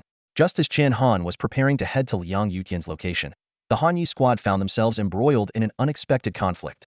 Zhao Linger had just led the group to purchase daily necessities and was about to return to Chen Han's residence. Since everyone except Zhao Yufei had no other place to stay, they had temporarily taken refuge in the champion Marquis's mansion. However, the scene before them ignited their fury. Several men in plain clothes were brazenly defacing the mansion walls with graffiti, and even more outrageously, a Marshal general-level fighter had knocked down the champion Marquis's plaque and was trampling on it. This was all part of Ma Jun's scheme. After Ma Jing's death, the Ma family neither dared to directly confront Chen Han, nor could they swallow their anger. When Ding Muxuan refused to take action on their behalf, Ma Jun devised a plan to have people disguise themselves as civilians to stir up trouble, aiming to tarnish Chen Han's reputation. The champion Marquis is a fraud, killing people in broad daylight, disregarding the law, the disguised troublemakers shouted loudly, quickly drawing a large crowd of onlookers. Zhao Linger, known for her fiery temper, could no longer hold back. With a swift move, her spear struck, pinning one of the troublemakers against the wall. A genius capable of defeating enemies 2 levels above her own, she was not someone to cross. "What nonsense are you barking about?" she demanded sharply, following up with a powerful punch aimed at another member of the Ma family. Zhao Yufei stood stunned, watching the scene unfold, marveling at how both of them could be so hot-headed. He had initially intended to intervene, but since Zhao Linger had already taken action, the others had no choice but to join in. The Hanyi squad's strength, honed on the northern battlefield, was immediately apparent. The people hired by the Ma family were no match for them. Particularly notable was Zhu Ming, who piloted the newly calibrated Red God mecha. Just standing in front of the mansion, he commanded an overwhelming presence that silenced the entire crowd. Yet, the Marshal general from the Ma family seemed oblivious to the situation, foolishly attempting to challenge the Red God mecha Heaton. The Red God mech swung its mountain-like fist, sending the Ma family warrior flying over 20 meters away, crashing through several shops in succession. The surrounding crowd erupted in cheers and applause. Chen Han's position in the hearts of the people now rivaled that of Yu Wuyun, and the provocations of the Ma family were clearly unable to shake the public support.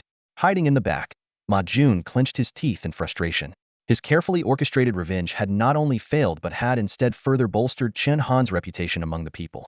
Just as he was lamenting his misfortune, a powerful aura surged from behind him. Turning around, he was shocked to see none other than Zhong Go, the second Marshal of Xia. Ma Jun's heart trembled. After all, this entire fiasco was his doing, and the Cold Knight squad consisted of military personnel. If Zhonggo decided to investigate thoroughly, Ma Jun would have no escape. However, Zhonggo seemed to pay him no attention, his gaze firmly fixed in the direction of the Cold Knight squad.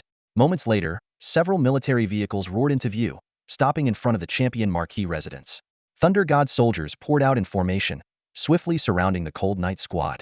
The leading officer barked a stern command: "Arrest these individuals and escort them to Black Rock Prison." Facing the formidable Thunder God soldiers, Zhao Yufei, Zhu Ming, and Ji Yun turned pale with fear, unable to move.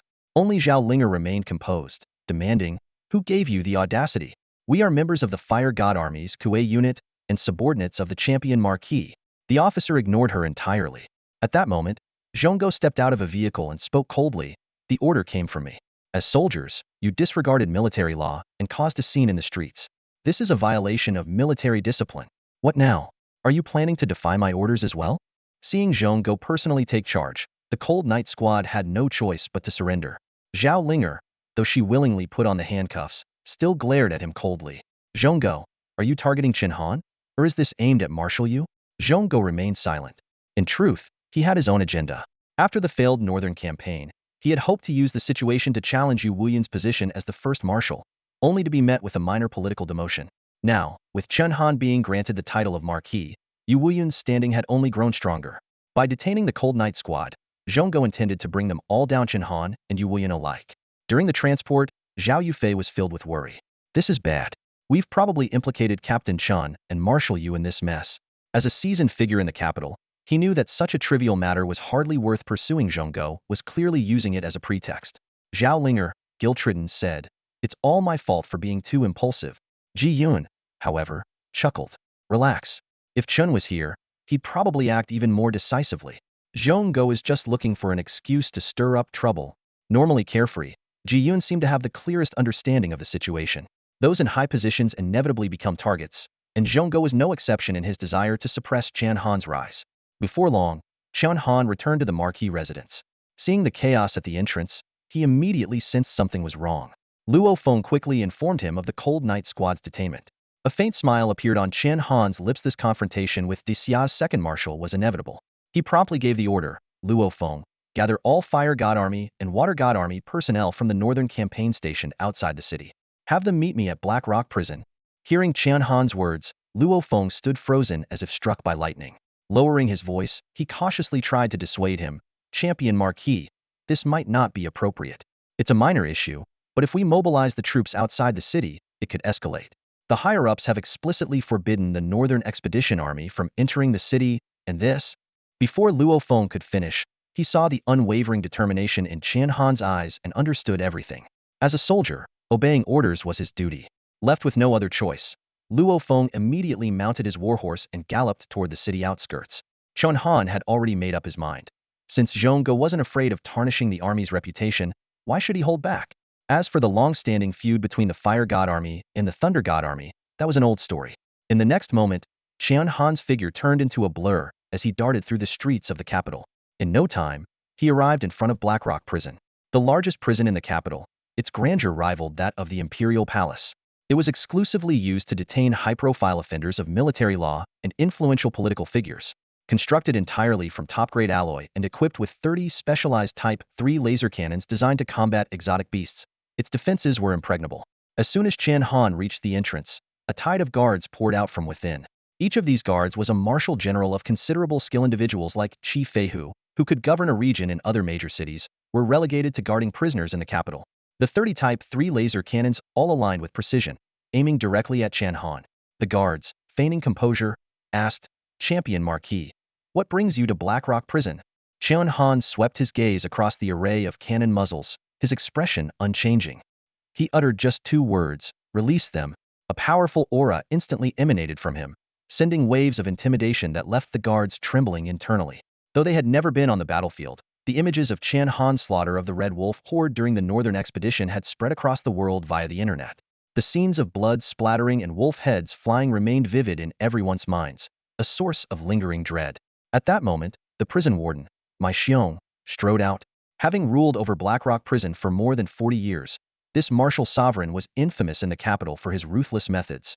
Yet, he was the only one who remained unshaken under Chen Han's imposing presence. Marshal spoke coldly, "Champion Marquis, this is Blackrock Prison. It's not a place where you can release prisoners at will. To release someone, you need authorization from the 24 Privy Council, along with signatures from the ministers of the 6 departments of the capital." Realizing that manpower alone might not be enough to deter Chen Han, he gestured toward the cannons and added, "If you plan to force your way in, you'll have to get past these 30 Type 3 laser cannons first." With hundreds of martial generals, a martial sovereign, and 30 Type 3 laser cannons, Blackrock Prison was as secure as a fortress. Marshal was confident that Chen Han wouldn't dare act recklessly, but he underestimated the resolve of his opponent. In the next moment, Chen Han suddenly drew out the dragon chant bow, his expression cold and indifferent. Whoosh! A ray of light flashed, and a terrifying star crystal arrow tore through the air, piercing straight across dozens of meters. Wherever the arrow passed, dozens of generals fell to the ground, and the massive gate of the Blackrock Prison was blasted open, leaving a gaping hole. The full destructive power of the star crystal arrow was revealed in that instant. It expanded from a single point into a 6-meter-wide force of devastation. Chen Han's decisive action stunned everyone present. Marshal couldn't help but exclaim, "Holy crap," before shouting, "Fire the laser cannons." Truthfully, if Chen Han hadn't struck first, Marshal, as nothing more than a prison warden, wouldn't have dared to act against the 25th Marquis of Daxia. Without a direct order from the Council of 24, even someone like Yu Wuyan wouldn't have been able to storm Blackrock Prison without risking immediate execution. However, before the prison's Type 3 laser cannons could finish loading, a distant, orderly command echoed through the air. "All units, prepare. Coordinates at 6 o'clock. Distance 500 meters, fire." Black laser beams streaked across the sky like meteors, instantly reducing Blackrock Prison's famed impenetrable walls and its 30 Type 3 laser cannons to ashes. Moments later, squads of officers stepped forward, cupping their fists in salute and shouting, "Captain Xiang Min of the Xiang Battalion, reporting to Champion Marquis. Captain Zhang Ming of the Zhang Battalion, reporting to Champion Marquis. Captain Lu Zixing of the Kuei Battalion, reporting to Champion Marquis." The deafening voices of the officers echoed one after another as tens of thousands of Northern Expedition troops completely surrounded Blackrock Prison. These battle-hardened heroes, fresh from the fires of war, struck fear into the hearts of the prison guards. Even Marshal dared not utter another word. Lu Zixing smiled and asked, "Chen Han, I didn't arrive too late, did I?" Chen Han nodded in acknowledgement before ordering the artillery battalion to aim all Type 3 laser cannons at the prison gates. In a cold voice, he demanded, "Release the prisoners. You think you can detain my brothers? I'll level this entire place to the ground right now." At that moment, the protagonist, Zhong Go, who had been silently observing from within the prison, finally stepped forward. He had been waiting for Chen Han to make a mistake, intending to use it as grounds to deal with him. Now, storming the prison, killing guards, mobilizing the Northern Expedition Army without authorization, and bombarding the prison gates, all of these offenses were enough to sentence Chen Han to death. Zhong Go, exuding righteousness, swept his gaze over the Northern Expedition troops and declared, "Do you even deserve to call yourselves Daxia soldiers? Lawless, shameless, no better than street thugs. You've disgraced the name of Daxia. Is this how Yu Wuyun trains his soldiers, turning them into a band of brutes?" Faced with the second highest-ranking Marshal of Daxia, second only to Yu Wuyun, the troops could only lower their heads in silence. However, Chen Han suddenly stepped forward, closing the distance between himself and Zhong Go to within mere inches. In a cold and defiant tone, he said, "Zhong Go, I call you Marshal out of respect. Without it, who do you think you are?" Zhong Go was utterly dumbfounded by the remark, unable to respond for a moment. The only thought racing through his mind was, who's the real Marshal here? Even the Northern Expedition soldiers were left stunned, staring in disbelief at the scene before them. Chen Han standing face-to-face with the second Marshal of Daxia, less than a meter apart. In truth, Chen Han's boldness stemmed from his title as Champion Marquis. He deliberately referred to himself by his noble rank rather than his military position, striking at the deepest sore spot of Zhong Go. Though Zhong Go held the prestigious position of the second Marshal of Daxia, he had not earned it through military merit. Instead, he had climbed to this rank with the support of his family. His Thunder God army, stationed in the capital for years, had rarely participated in battles against the beasts at the borders, leaving him without any real military achievements. In the military, while strength is important, merit is an indispensable currency of respect. Due to his lack of accomplishments, Zhong Go commanded little reverence from soldiers outside his two direct units. In stark contrast stood Yu Wuyun, the first Marshal, who had earned his rank through sheer combat prowess. His extraordinary military achievements left the court with no choice but to honor him as the fifth most important figure in Daxia, a position upheld by the Council of 24. As a result, even though the Northern Expedition forces were composed of soldiers from 6 different armies, none dared to disobey Yu Wuyun's commands. Chen Han's remarks were a blatant reminder to Zhong Go. Outside the military, his title as a Marquis meant he owed Zhong Go no deference. Just as Zhong Go was about to erupt in anger, Chen Han delivered an even sharper blow. "You accuse this Marquis of disregarding military discipline? Fine. Tomorrow, this Marquis will execute your entire Thunder God army, destroy your family, leave you with nothing. What then?" These words immediately earned the silent approval of the Northern Expedition forces, though none dared openly side with Chen Han in Zhong Go's presence. Lu Zixing discreetly gave Chen Han a thumbs up. Not only was the statement justified, but it was also an outright threat. If Zhong Go insisted on detaining the Cold Knight squad members, Chen Han would ensure the Thunder God army suffered dearly. A major threatening a marshal? The surrounding soldiers gasped in shock, and one veteran couldn't help but marvel. The Champion Marquis truly has the audacity of youth. What courage! Zhong Go, flushed with anger, tried to assert his authority. "Major Chen Han, I am your superior, the Marshal of this army. What regulation permits you to speak to your superior in this manner?" Chen Han had anticipated this move. He waved his hand dismissively and retorted, "Zhong Go, stop flattering yourself. You, my superior? My only direct superior in this army is the first Marshal of Daxia, the loyal and brave Marquis, Yu Wuyun. And you? You're nothing more than a perennial second place." This statement was a dagger to Zhong Go's heart. For 60 years, Yu Wuyun had dominated as Daxia's foremost marshal, while Zhong Go, despite being promoted 40 years ago, had always been overshadowed. To make matters worse, Zhong Go was 30 years older than Yu Wuyun, and now he was being humiliated by someone far younger. "You insolent brat, I'll kill you." Zhong Go finally lost all composure, roaring in rage. The sky suddenly turned dark, heavy with oppressive clouds, as an overwhelming aura of a martial god-level power spread across a radius of several miles. The soldiers of the Northern Expedition collapsed under the immense pressure, with those of weaker talent fainting on the spot. Only Chen Han stood firm, his expression calm and unwavering. This was the first time Chen Han had witnessed a martial god-level warrior unleash their full power. A clear sky was instantly shrouded in dark clouds, undoubtedly the handiwork of Zhong Go. As a natural lightning elemental ability user, Zhong Go had climbed to the position of the second Marshal of Daxia, a testament to his formidable strength. Martial God level 8, on par with Yu Wuyun. A deafening rumble of thunder echoed across the heavens, as countless thick bolts of lightning intertwined and flickered within the clouds, sending chills down the spines of all who saw them. The prisoners of Blackrock Prison peered through their windows, horrified by the sight. Zhao Linger immediately sensed that the situation was dire. Though she and Ji Yun knew Chen Han's strength was extraordinary, for a martial general to directly confront a martial god seemed far too reckless. Yet, Chen Han, standing just a short distance away, showed no sign of fear. Zhongguo, on the other hand, had no intention of taking Chen Han's life. Given Chen Han's current reputation, killing him would be tantamount to self-destruction. Zhongguo merely wanted to teach this young champion marquis a lesson. Chen Han, do you really think I wouldn't dare kill you? Do you believe your title as champion marquis is some kind of invincible shield? Apologize to me this instant. Zhongguo's words were arrogant, but he hesitated to act. At that moment, a streak of icy light tore through the sky. It was a mighty guandao, exuding an overwhelming presence. The blade cleaved through Zhongguo's stormy clouds in an instant, restoring clarity to the heavens. With unstoppable momentum, the guandao surged straight toward Zhongguo. In panic, Zhongguo summoned a barrier of lightning to defend himself, only for it to shatter like fragile clay. Blood splattered as his right arm, along with half his torso, was severed in one devastating strike. This scene vividly demonstrated that even among martial god level 8 warriors, the disparity in strength could be vast. Yu Wuyun had reigned supreme for 6 decades, and apart from Han Haoran, he was truly unmatched in the world. A towering figure appeared in front of Chen Han. It was Yu Wuyun himself. Zhongguo, you've got some nerve, don't you? His tone was calm, as if the earth-shattering attack moments ago was a trivial matter. Marshal Yu. The soldiers of the Northern Expedition cheered in exhilaration. However, the influence of Chen Han extended far beyond this.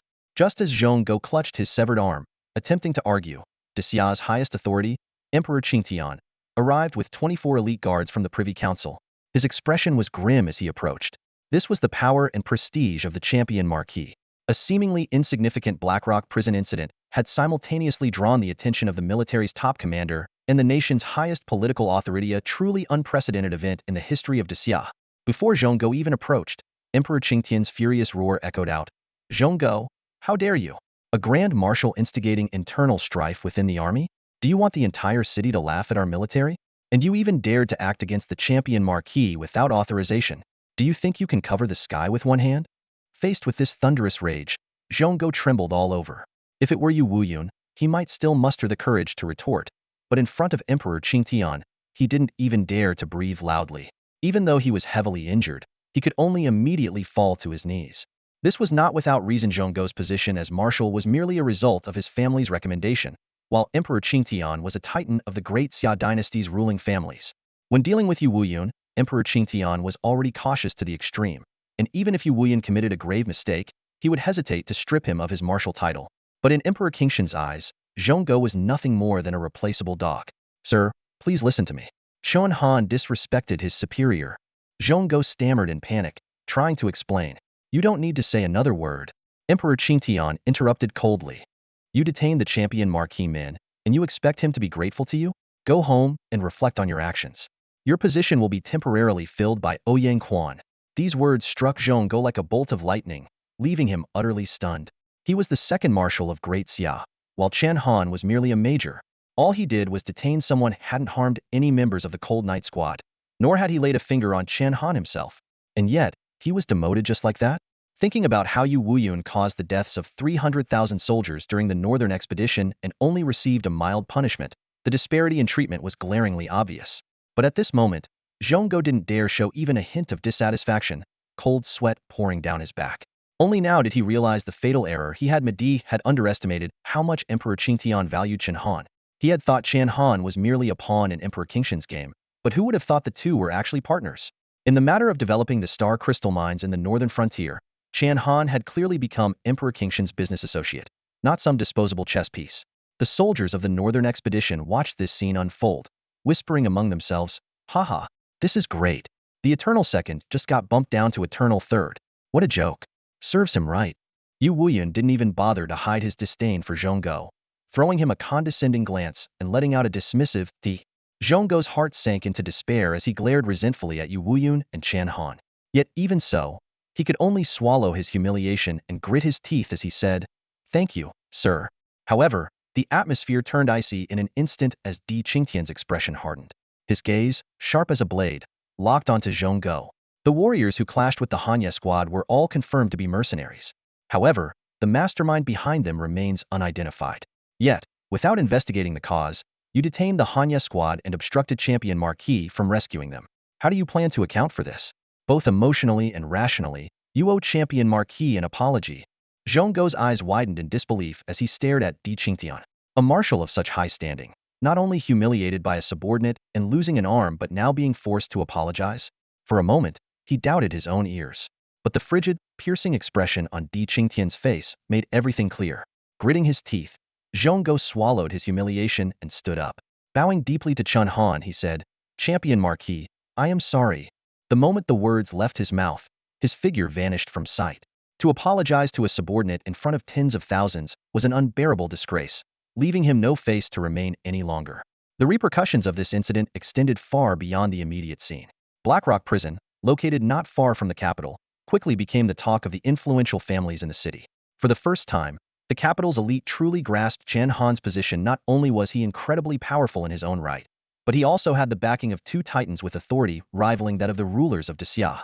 Yu Wuyun, the #1 martial artist in the world, the top marshal of Dixia, commanding millions of troops. Di Qingtian, the pinnacle of power in Dixia, and the head of its most influential family. The consequences of offending Chen Han were dire enough to demote even a marshal. Meanwhile, lying at home, Ding Muxuan breathed a long sigh of relief upon hearing the news. Good thing I didn't rashly provoke Chen Han back then. Otherwise, the survival of the Ding family would have been in jeopardy. Even Zhongguo, who still held value to Di Qingtian, had suffered such a downfall. If the Ding family had crossed Chen Han, they might have been annihilated by Yu Wuyun without hesitation. Back in the prison, the members of the Hanya squad were respectfully escorted out by the guards. Not only were they unharmed, but Ji Yun also emerged with several gold chains extorted from the prison warden, Mai Xiong. Once domineering and arrogant, Mai Xiong now knelt before Chen Han, tears streaming down his face. "Champion Marquis, please spare me. I was merely following Marshal Zhong's orders. Have mercy. I have elders to care for and children to raise." Chen Han looked at him with disdain. He hadn't aimed his first arrow at Mai Xiong precisely because he found it beneath him to bother with such a petty individual. However, compensation was non-negotiable. Mai Xiong promptly handed over all the treasures he had accumulated over the years. One particular item caught Chen Han's attention: a white metal storage box called the Imperial Weapon Box. This artifact could automatically clean and refine weapons, even enhancing their quality over time. Neither Yu Wuyun nor Di Qingtian had ever seen such an object before, yet Yu Wuyun seemed to recognize its origins. Yu Wuyun asked, "Is this something created by Feng Yufeng?" Speaking of Feng Yufeng, as one of the 10 martial gods, he was one of the two who heroically sacrificed their lives during the campaign to eliminate the sacred beast Fire Qilin of the western regions. After his death, he was not only honored with the title of Great Xia Battle Hero but was also posthumously granted the title of Marquis. His talent belonged to the most unique category among the 4 major talent systems, known as the Soul of Artifacts, rated at an SSS level. This talent allowed him to imbue the items he crafted with special effects, though these effects often came with mixed blessings. For example, he once created a set of bowls and chopsticks that made any food taste like excrement. Even stranger, anyone who used this set would be cursed by the talent to only use it for eating for the rest of their life, or they would suffer dire consequences. Rumor has it that the unfortunate person who received this set is still alive, eating food with that same foul taste every day. Ordinary weapon cases would never possess the ability to nurture weapons, let alone elevate the level of top-tier divine weapons. To put things into perspective, the Overlord Spear and the Dragon Champ Bow are already the pinnacle of divine weapons in existence, yet the Imperial Weapon Box could potentially push them beyond their limits. For someone like Chen Han, who possesses the Sacred Weapon Soul physique, this means not only an increase in the power of his weapons, but also an enhancement in his cultivation speed, techniques, and martial arts prowess. This Imperial Weapon Box is practically a divine artifact tailor-made for him. After receiving a definite confirmation from Mai Xiong, Yu Wuyun burst into laughter and said, "Haha, old Feng spent his lifetime crafting things, and 9 out of 10 were duds. The remaining 1/10, he kept a good portion for himself. The few things he made that survived are truly one of a kind." Chen Han silently felt fortunate. Back at the prison gates, his arrow had missed Mai Xiong, who was standing farther away. Otherwise, this priceless treasure would have never ended up in his hands. Warden Mai Xiong smiled and said, "I wonder if Champion Marquis is satisfied and willing to forgive my mistakes?" Chen Han nodded slightly, indicating he would let the matter go. In truth, he had never intended to hold a grudge, and this Imperial Weapon Box turned out to be an unexpected boon. The prison incident caused quite a stir in the capital, with mixed reactions from different quarters. Apart from Chen Han, The biggest beneficiary was another individual, Ouyang Quan, who was currently inspecting troops at the military training grounds. When he received the report from his subordinates, he couldn't help but let a smile creep across his face in front of the soldiers. Moments later, he burst into laughter. Ha ha ha. Zhongguo's series of maneuvers not only failed to suppress Chen Han but unexpectedly elevated Ouyang Quan to the position of second-in-command. This position was no trivial matter. For 30 years, the ranks of the marshals had remained virtually unchanged. Yue Wuyan firmly held the first position, Zhongguo the second, and Ouyang Quan the third. Barring any major upheavals, this hierarchy was expected to persist until their retirement. Ouyang Quan was overjoyed by this unexpected windfall. Although he was aware of Zhongguo's actions in detaining the Hanye team, he had wisely chosen to stay out of it, avoiding any confrontation with the rising star Chen Han. Now, having effortlessly risen in rank, he was so elated that he recklessly ordered the entire army to take a break and halt all training. This scene was witnessed by Zhongguo upon his return to the military camp. Days of pent-up frustration and resentment erupted in that moment, and he felt a sharp pain in his chest before coughing up a mouthful of blood. Oh, boundless heavens! Why are you so unjust to me? Zhongguo lamented, looking up at the sky. The next day, Chen Han followed his plan and arrived at Liang Yutian's residence. To his surprise, the door was opened by a man who appeared to be in his 30s. This unexpected sight left Chen Han and his companions perplexed. Zhao Linger blurted out, "Mr. Liang, hello?" It was truly puzzling. The martial gods they had encountered, whether Yu Wuyun, Zhongguo, or Ouyang Quan, were all elderly men. Even the youngest of them, Ouyang Quan, was already in his 80s.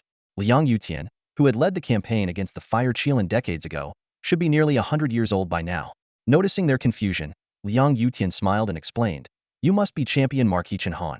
I've seen you on the live stream, truly a young prodigy. Old you wasn't wrong about you." He continued, "The higher a martial artist's cultivation level, the more active their cells become. Rejuvenation is not an impossible feat, old you, and the others simply choose not to appear in a youthful form. Besides, I have some unique methods to maintain my youth."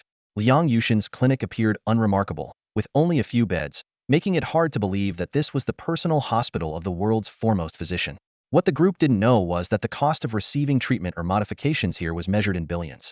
Without Yu Wein's referral, Liang Yutian wouldn't have been so approachable. After Chen Han explained the purpose of their visit, he had his teammates describe their modification needs. Ji Yun wanted his legs enhanced to increase his speed, while Zhu Meng sought improvements to his neck for better mechanical control. These were relatively simple tasks that could be handled by Liang Yushin's disciples. When it was Chen Han's turn, Liang Yutian signaled for the others to discuss their modifications with his disciples, leaving Chen Han alone. "Bring it out," Liang Yutian said, clearly referring to the Qilin bone. As Chen Han took out the Qilin bone, a flash of fervor appeared in Liang Yushin's eyes. "Back then, we begged and pleaded, but old you wouldn't part with it. For anyone else, they might have resorted to murder and theft to claim it." Chen Han had long known the Qilin bone was valuable, but he hadn't realized it was this extraordinary. He noticed a fleeting trace of greed in Liang Yushin's eyes, though it was quickly suppressed. Liang Yutian then instructed Chen Han to lie down, preparing to test his compatibility with the Qilin bone before deciding on the transplantation process. The compatibility test is a crucial indicator for measuring the suitability between the subject and the modification material. According to the standard, it is ranked from worst to best as D, C, B, A, and S levels. Chen Han stood inside the testing room of the military hospital, listening as Liang Yutian explained the importance of this test in detail. "If the compatibility is too low," Liang Yutian said while adjusting the testing equipment, "the modification process will cause severe pain and may even trigger rejection reactions, forcing the material to be removed midway. However, if the compatibility is excellent, not only will there be almost no pain, but it might also activate the material's special effects." Chen Han recalled Lu Zixing from the military camp. The soldier whose right fist was mechanically modified was a prime example. His compatibility with the modification material reached its level, resulting in a dramatic increase in the strength of his right arm. During regular tests, he could achieve a force of 530,000 kilograms, and under special circumstances, it could even explode to an astonishing million-kilogram level.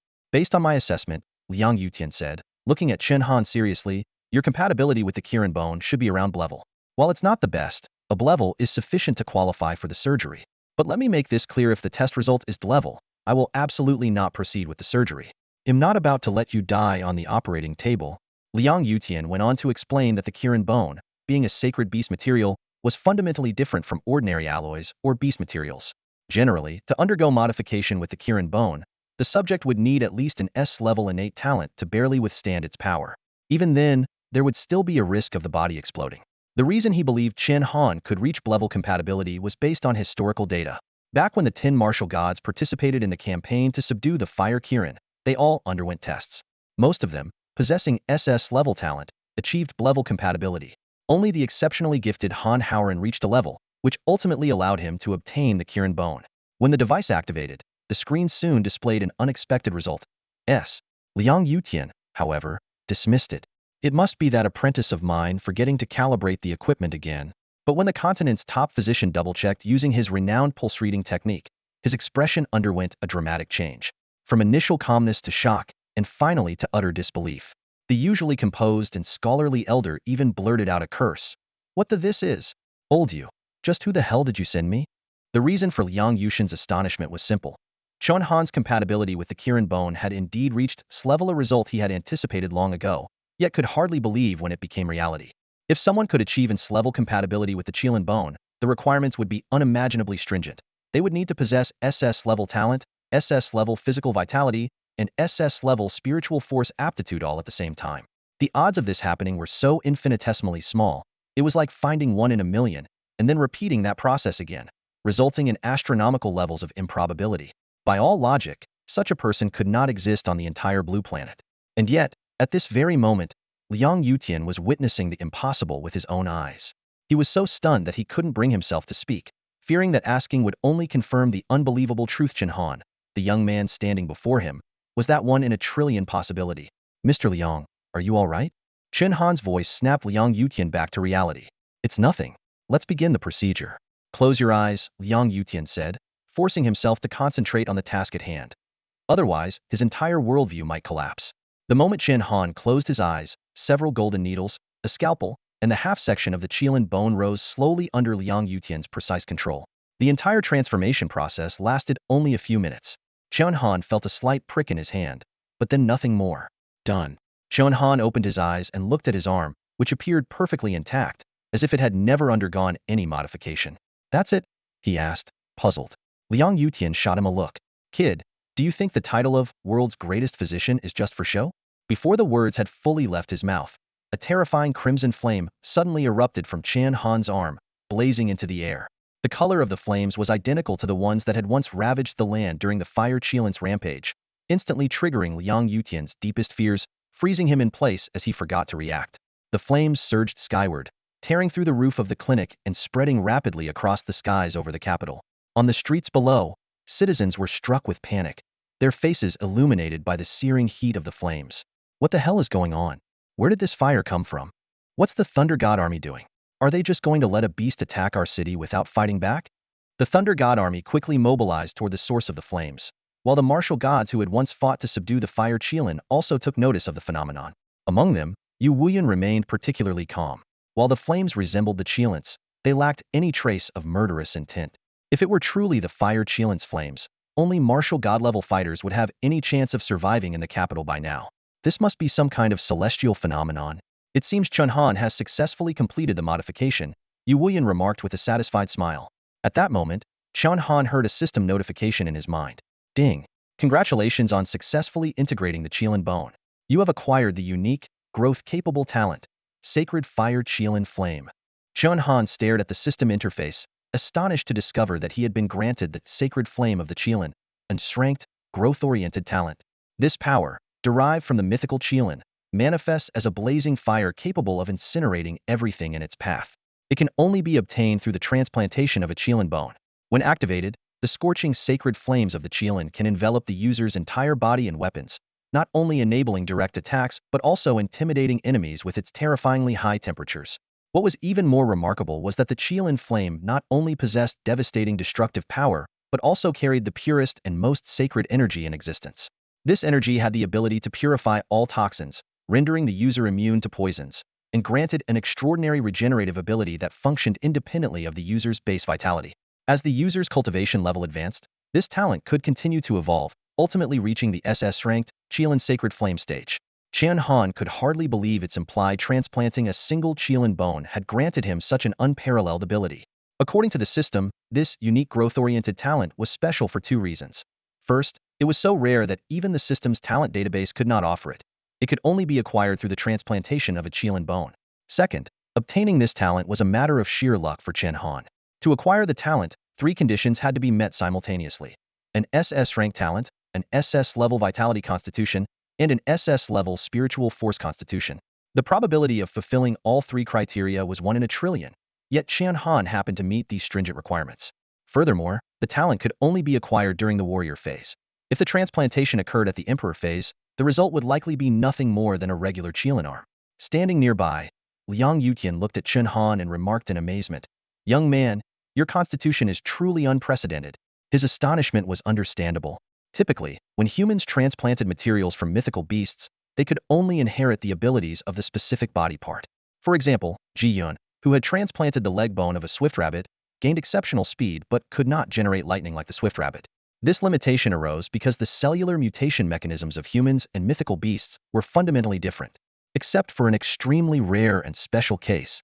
Yu Shuai's voice carried a trace of excitement. That is, if the modified individual who accepts the transformation using exotic beast materials is born with a rare innate constitution, they can fully obtain all the abilities of the exotic beast. He went on to explain that this special physique could only be inherited. It required both parents to be extraordinary geniuses. In his view, Qin Xingbian and Lu Yufeng were precisely such exceptional individuals, which made Chen Han naturally possess a mutated constitution. Even without the system, Chen Han's talent far surpassed ordinary people. Yet, the members of the Chen family failed to see this. In truth, whether it was cultivation techniques, martial arts, or breathing methods, Chen Han could grasp them effortlessly. He had actually mastered the beginner breathing technique within a month, but the Chen family's stinginess with cultivation resources caused him to waste 3 precious years. At the Hanwu City military exchange competition, Chen Han's ability to instantly comprehend Han Howren's Beidou Howren spear technique and the aura of victory was not solely due to the system's granted talent. While the system made it easier for him to master weapons, it could not enhance his comprehension. This astonishing talent, which even Chen Han himself was unaware of, was what people referred to as a natural anomaly, a secret only known to martial gods. In this era that revered talent, such a unique constitution was often overlooked. Yet, this was precisely the third critical factor that allowed Chen Han to acquire the Qilin Sacred Flame. A perfect combination of 3 SS-level innate talents, the precise strength of a martial general, and the 9 natural anomaly. Together, these created an unparalleled capability that even the system's talent library had never recorded. Liang Yutian keenly noticed the special ability Chen Han had gained, and a fervent light flickered in his eyes. "I can't imagine how old you found you. It's like discovering a treasure. You might be the only one who can help us old folks break through to the martial god level, and the only one capable of unlocking the human race's genetic lock." These mysterious words sent a chill down Chen Han's spine. He asked in confusion, "Mr. Liang, what is this genetic lock you're talking about?" Liang Yutian didn't answer directly, but instead posed a question. "Chen Han, do you believe the martial god level is the highest realm for a warrior?" Chen Han recalled the battle he had witnessed the previous day between Zhong Go and Yu Wei on thunderclouds spanning hundreds of miles. A halberd slashing through the skies, all of it showcasing the extraordinary prowess of martial gods. He nodded in agreement. Liang Yutian shook his head and asked again, "What is your current burst speed?" "Around 6 or 7 kilometers per second, Chen Han replied. "Do you know Old Yu, known as the strongest in the world? His burst speed is 16.5 kilometers per second, and both Han Howren and I have the same speed, 16.5 kilometers per second. Yet, if they were serious, I wouldn't be able to withstand even a single move." This revelation made Chen Han thoughtful. Logically, from martial general to martial emperor, martial sovereign, and finally to martial god, basic attributes should increase exponentially. However, the base speed of these 8th-level martial gods was only twice as fast as his. Since advancing to the martial general level, his speed improvement had indeed been marginal. It was only because he remained faster than opponents of the same level that he hadn't noticed. Suddenly, this figure sparked a familiar thought in his mind. "Mr. Liang, 16.5 kilometers per second, isn't that the third cosmic velocity? Is that what you mean by the genetic lock?" Liang Yutian nodded heavily, his gaze somber. "The third cosmic velocity is the limit for humanity," he said slowly. "Currently, across the entire Xia, as far as I know, there are about 20 martial artists at the 8th tier of martial god. However, most of them have been stuck at this level for years, some for decades. The longest is Old Yua has been trapped for 50 years. Chen Han nodded slightly, a realization dawning on him. This explained the vast disparity between Zhong Go and Yu Wuyun, despite both being at the 8th tier of martial god. If Yu Wuyun truly wanted to take Zhong Go's life, one move would likely suffice. Even so, Yu Wuyun still showed restraint toward Xia's second martial. No wonder, back at the Hanwu City arena, Zhong Go and Ouyang Quan didn't dare to breathe too loudly in Yu Wuyan's presence. Liang Yutian continued, at the 8th tier of martial god, while speed cannot break through, strength and vital energy can still be enhanced, and martial techniques and cultivation methods can be refined. But the bottleneck lies in that speed limit of 16.5 kilometers per second. He mentioned that over the past century of the new era, many extraordinary talents had emerged. For instance, Han Haoran, who dominated his era, overshadowing all other prodigies. Similarly, Yu Wuyan, who served as Dixia's first marshal for 50 years, also ruled his time. During those 50 years, countless people challenged the title of second under heaven, yet none could shake his position. But even such top-tier powerhouses are helpless before the genetic lock, Liang Yutian sighed. It's like a towering mountain, blocking the path of all strong individuals. It represents both the shackle and the limit of humanity. He turned to Chen Han, his tone serious. If someone could break past the 16.5 kilometers per second barrier, even by just 1 meter, it would usher in an unprecedented new era. Back then, everyone believed Han Haoran could break this curse. But unfortunately, his voice grew heavy. In the end, he fell to that terrifying entity in the northern extreme cold zone. Liang Yutian then revealed a little-known secret. Han Haoran's journey north wasn't just driven by the spirit of a pure martial artist's challenge. He also bore the hopes of all 8th-tier martial god powerhouses to break humanity's genetic lock. However, fate was cruel, and this mission went unfinished. Mr. Liang, Chen Han asked thoughtfully, stroking his chin, why do you think I can break the genetic lock? As a martial artist still far from the 8th tier, he was genuinely curious about Liang Yutian's reasoning. Liang Yutian gave a wry smile and patted his arm and chest. As the saying goes, experimentation is the foundation of all science. Don't be fooled by how normal I appear. In reality, I've modified myself over 1,000 times. Chen Han was momentarily stunned, silently marveling at the old man's determination. It was well known that a single modification could push an ordinary human body to its limit, leaving irreversible scars. Even with its great adaptation, which significantly reduced damage, it couldn't eliminate it entirely. Only a divine artifact like the Qilan bone could offer immense benefits without harm, but such rare materials were far from easily obtainable. Once in a century, Liang Yutian exclaimed, even those with exceptional physical abilities can only undergo 2 or 3 modifications at most. But I've managed to go through 1,000. As he spoke, his eyes flickered with a complex light. This revelation meant that aside from his still conscious mind, there was hardly any part of his body that remained original. If Han Haoran is taking the path of challenging limits and unlocking genetic potential, then I've chosen the path of modification, Liang Yutian continued. I've been exploring whether the genetic traits of alien beasts or machines could break the human limit of 16.5 kilometers per second. At this point, he let out a deep sigh. Unfortunately, I failed.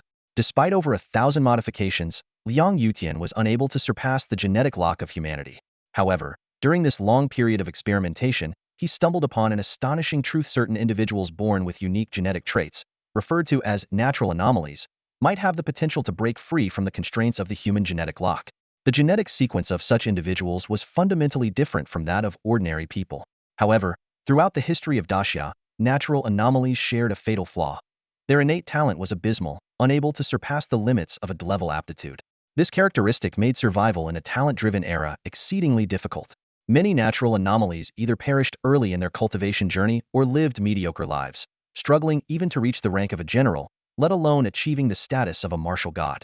But Chen Han was an exceptional anomaly, defying all conventions. No wonder Liang Yutian's gaze burned with fervor.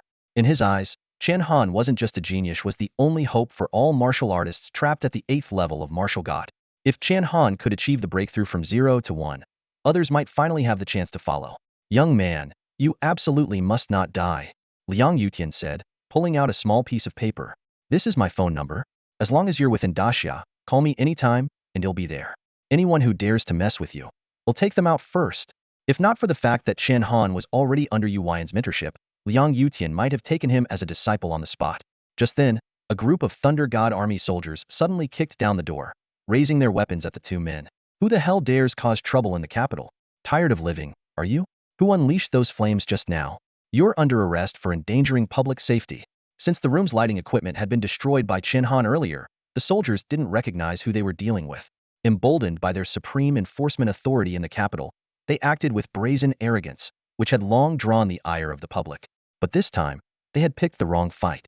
Before Chen Han could react, a golden needle shot up from behind Liang Yutian. In the blink of an eye, more than a dozen Thunder God Army soldiers exploded into a mist of blood. The seemingly ordinary golden needle caused devastating explosions upon piercing human bodies, showcasing the terrifying power of a martial god-level expert from the same era as Yu Wuyun.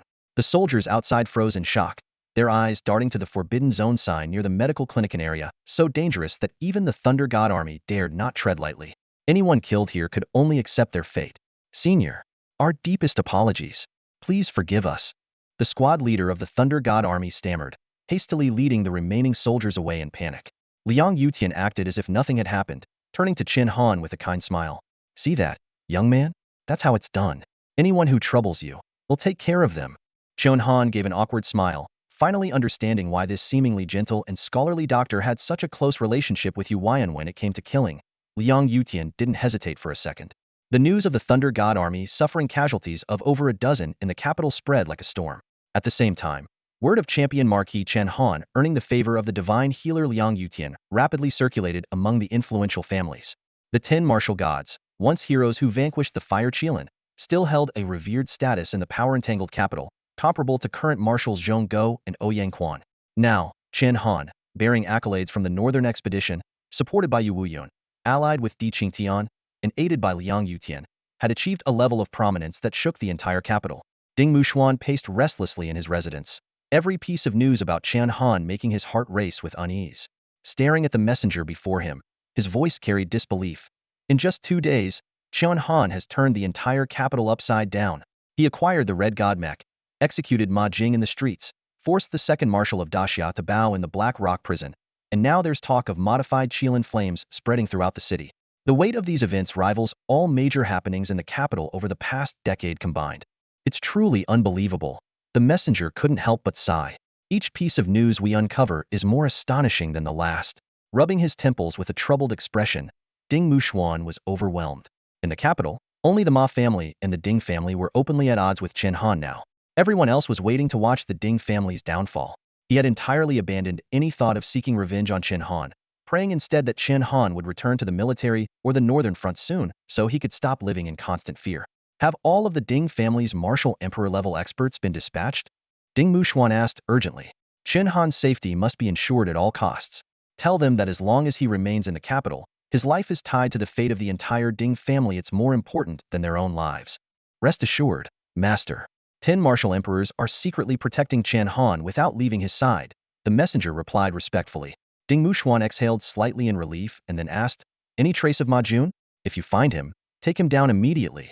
If necessary, eliminate him on the spot. Beyond his fears for Chen Han's safety, he was even more terrified that the reckless Ma Jun would seek revenge and implicate the Ding family. We've mobilized every force in the capital to search for him, but Ma Jun seems to be hiding very well, the messenger said, shaking his head. Let's hope that fool has already escaped the capital.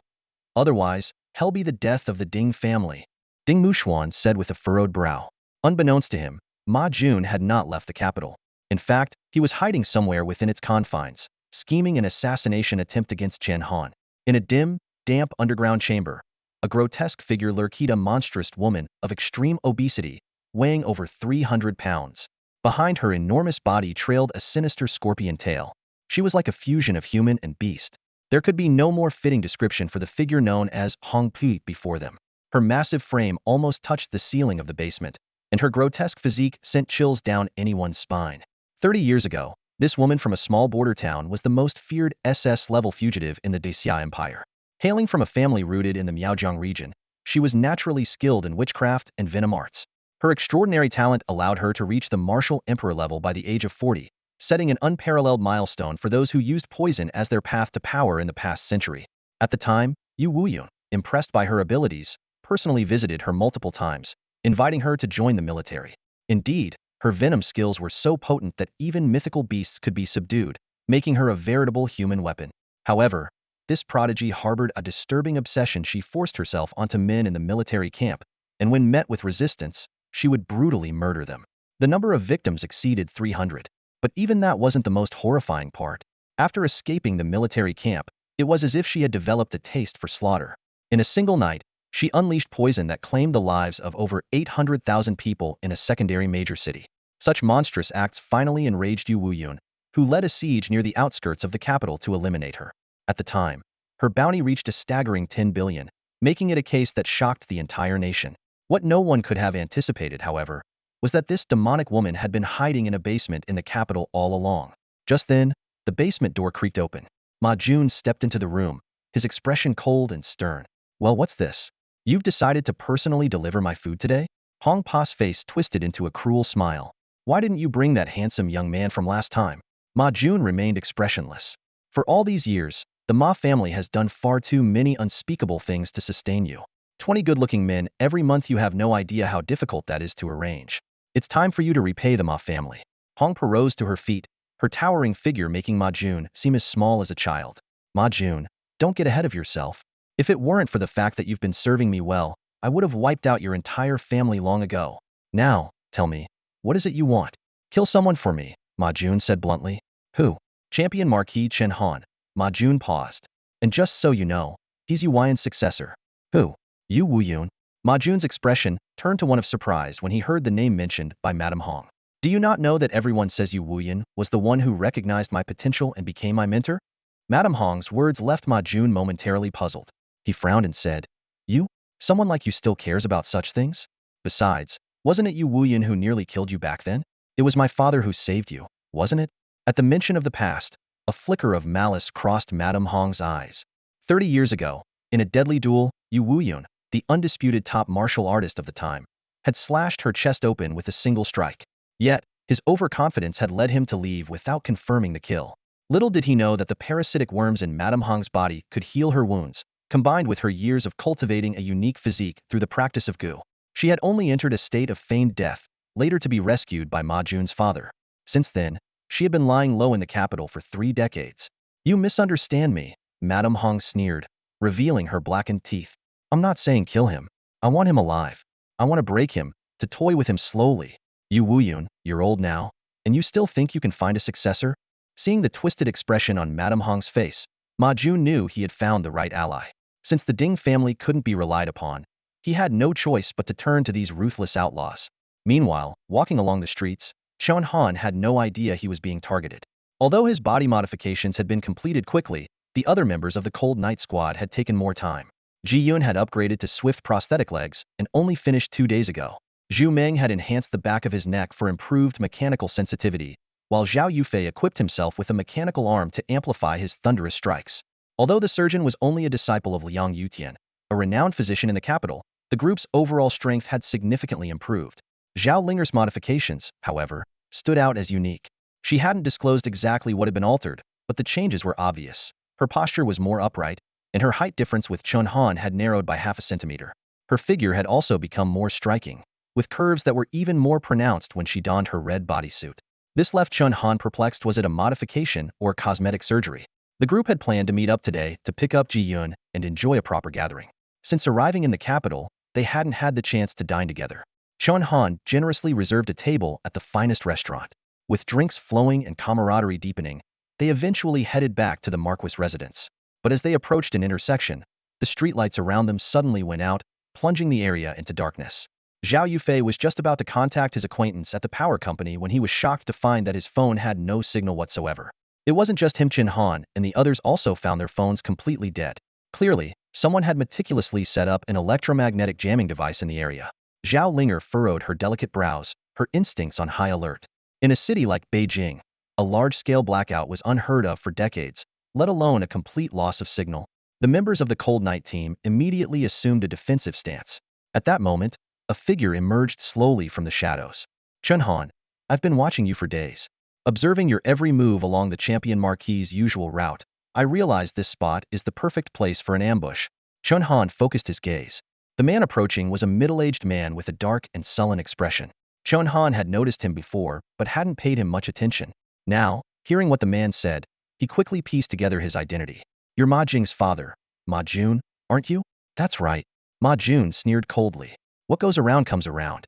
Heaven spares no one. Chen Han, you killed my son. So you should have known this day would come. No matter who you are, a life for a life, that's justice. Hearing that the man was Ma Jun, the members of the Cold Night team couldn't help but gasp. It was well known that Ma Jun was a Marshal Emperor-level powerhouse. Clearly, he had been planning this for some time, choosing this desolate intersection and jamming all communications to ensure Chen Han couldn't call for help. Young Master Chen, this is trouble. Ma Jun is a renowned figure in Beijing, and now he's out for blood, Ji Yun said worriedly. Chen Han, however, remained unfazed. After all, Ma Jun wasn't the only one who had been secretly tracking him these past few days. Suddenly, several figures appeared out of nowhere, surrounding Ma Jun. Upon closer inspection, there were a total of 10 Marshal Emperor-level experts. Champion Marquis, we apologize for the oversight.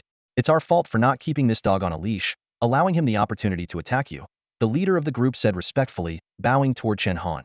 These 10 individuals were Marshal Emperor-level protectors secretly sent by the Ding family to guard Chen Han. Ma Jun scoffed disdainfully. Huh, the Ding family, a bunch of cowards. The Ding family warriors were furious. After all, the Ma family was merely a subordinate to the Ding family. Ma Jun, the family head ordered you to stay put at home. Since you refused to listen, don't blame us for being ruthless. Although these Ding family warriors were nominally Ma Jun's cousins, they clearly had no intention of holding back. Given Ma Jun's strength, he likely wouldn't last more than 10 moves against 10 martial emperors. However, Ma Jun burst into laughter. Ha ha, you cowards. Do you think I came unprepared? Before his voice had even faded, a massive shadow leapt out from a nearby building. One of the Ding family warriors was caught off guard and struck down with a single palm.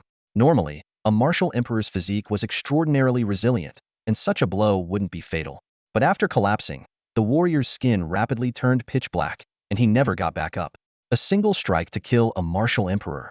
This sudden turn of events shocked not only the Ding family warriors, but also made Chen Han furrow his brows. Fourth brother, I will avenge you. 2 Ding family warriors, overcome with grief and fury, launched a ferocious attack with their powerful martial arts. But before their fists could land, the shadowy figure casually waved its wide sleeve, and 2 streams of black mist pierced through their skulls. In the blink of an eye, 2 more martial emperors fell. In less than a minute, 3 had perished. This was the terrifying power of an SS-level fugitive.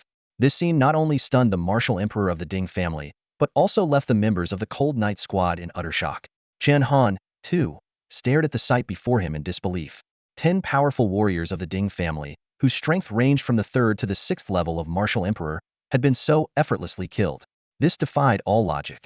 Even a martial venerable wouldn't have been able to eliminate them with such ease. Unless the one who acted was a martial god. But this speculation was quickly dismissed. Martial gods were exceedingly rare across the entire Great Xia. Given their status and position, if one had truly been hired by Ma Jun to carry out a mission, they would never resort to such underhanded assassination tactics. It would be beneath them. When the figure finally revealed their face, the members of the Cold Knight squad were overwhelmed with nausea, with Ji Yun even vomiting on the spot. That facade was grotesque and terrifying, like a monstrous war machine. Most of the Cold Knight squad were young, with the eldest, Zhao Linger, being only 25 years old. It was understandable that they didn't recognize Hong Pu. However, the martial emperors of the Ding family, all over 50 years old, froze in terror the moment they saw her face. It's Hong Pu? How could she be here? She's still alive? That's impossible. She was declared dead 30 years ago. Fear surged through the hearts of the Ding family's martial emperors like a tidal wave. 30 years ago, when this generation of the Ding family's martial emperors was beginning to rise, it was also the peak of Hong Pa's reign of terror. She roamed the land, leaving a trail of blood wherever she went. Her methods of killing were eerily sinister. She could wipe out an entire village or town in a single night. The entire Great Xia was gripped by a state of panic and dread.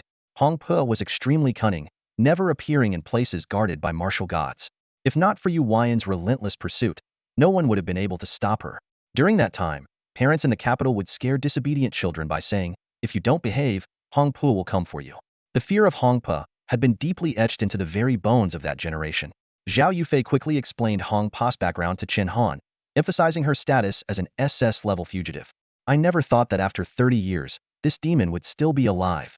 It seems that General Yu wasn't able to completely eliminate her back then, Zhao Yufei remarked with a sigh. Hong Pa's presence instantly dominated the atmosphere, enveloping everyone in an oppressive aura. Even Chen Han couldn't help but furrow his brows.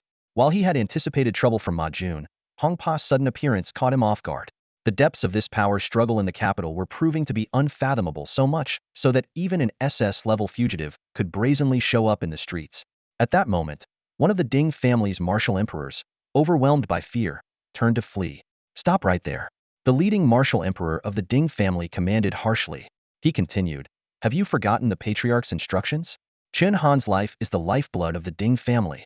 This Ding family martial emperor clearly understood the stakes. Running away now would not only be futile, but would also plunge the Ding family into greater trouble. After all, to outsiders, the Red Madam had been dead for 30 years. If anything happened to Chen Han, the blame would inevitably fall on the Ding family. At this life-or-death moment, they had no choice but to stand their ground.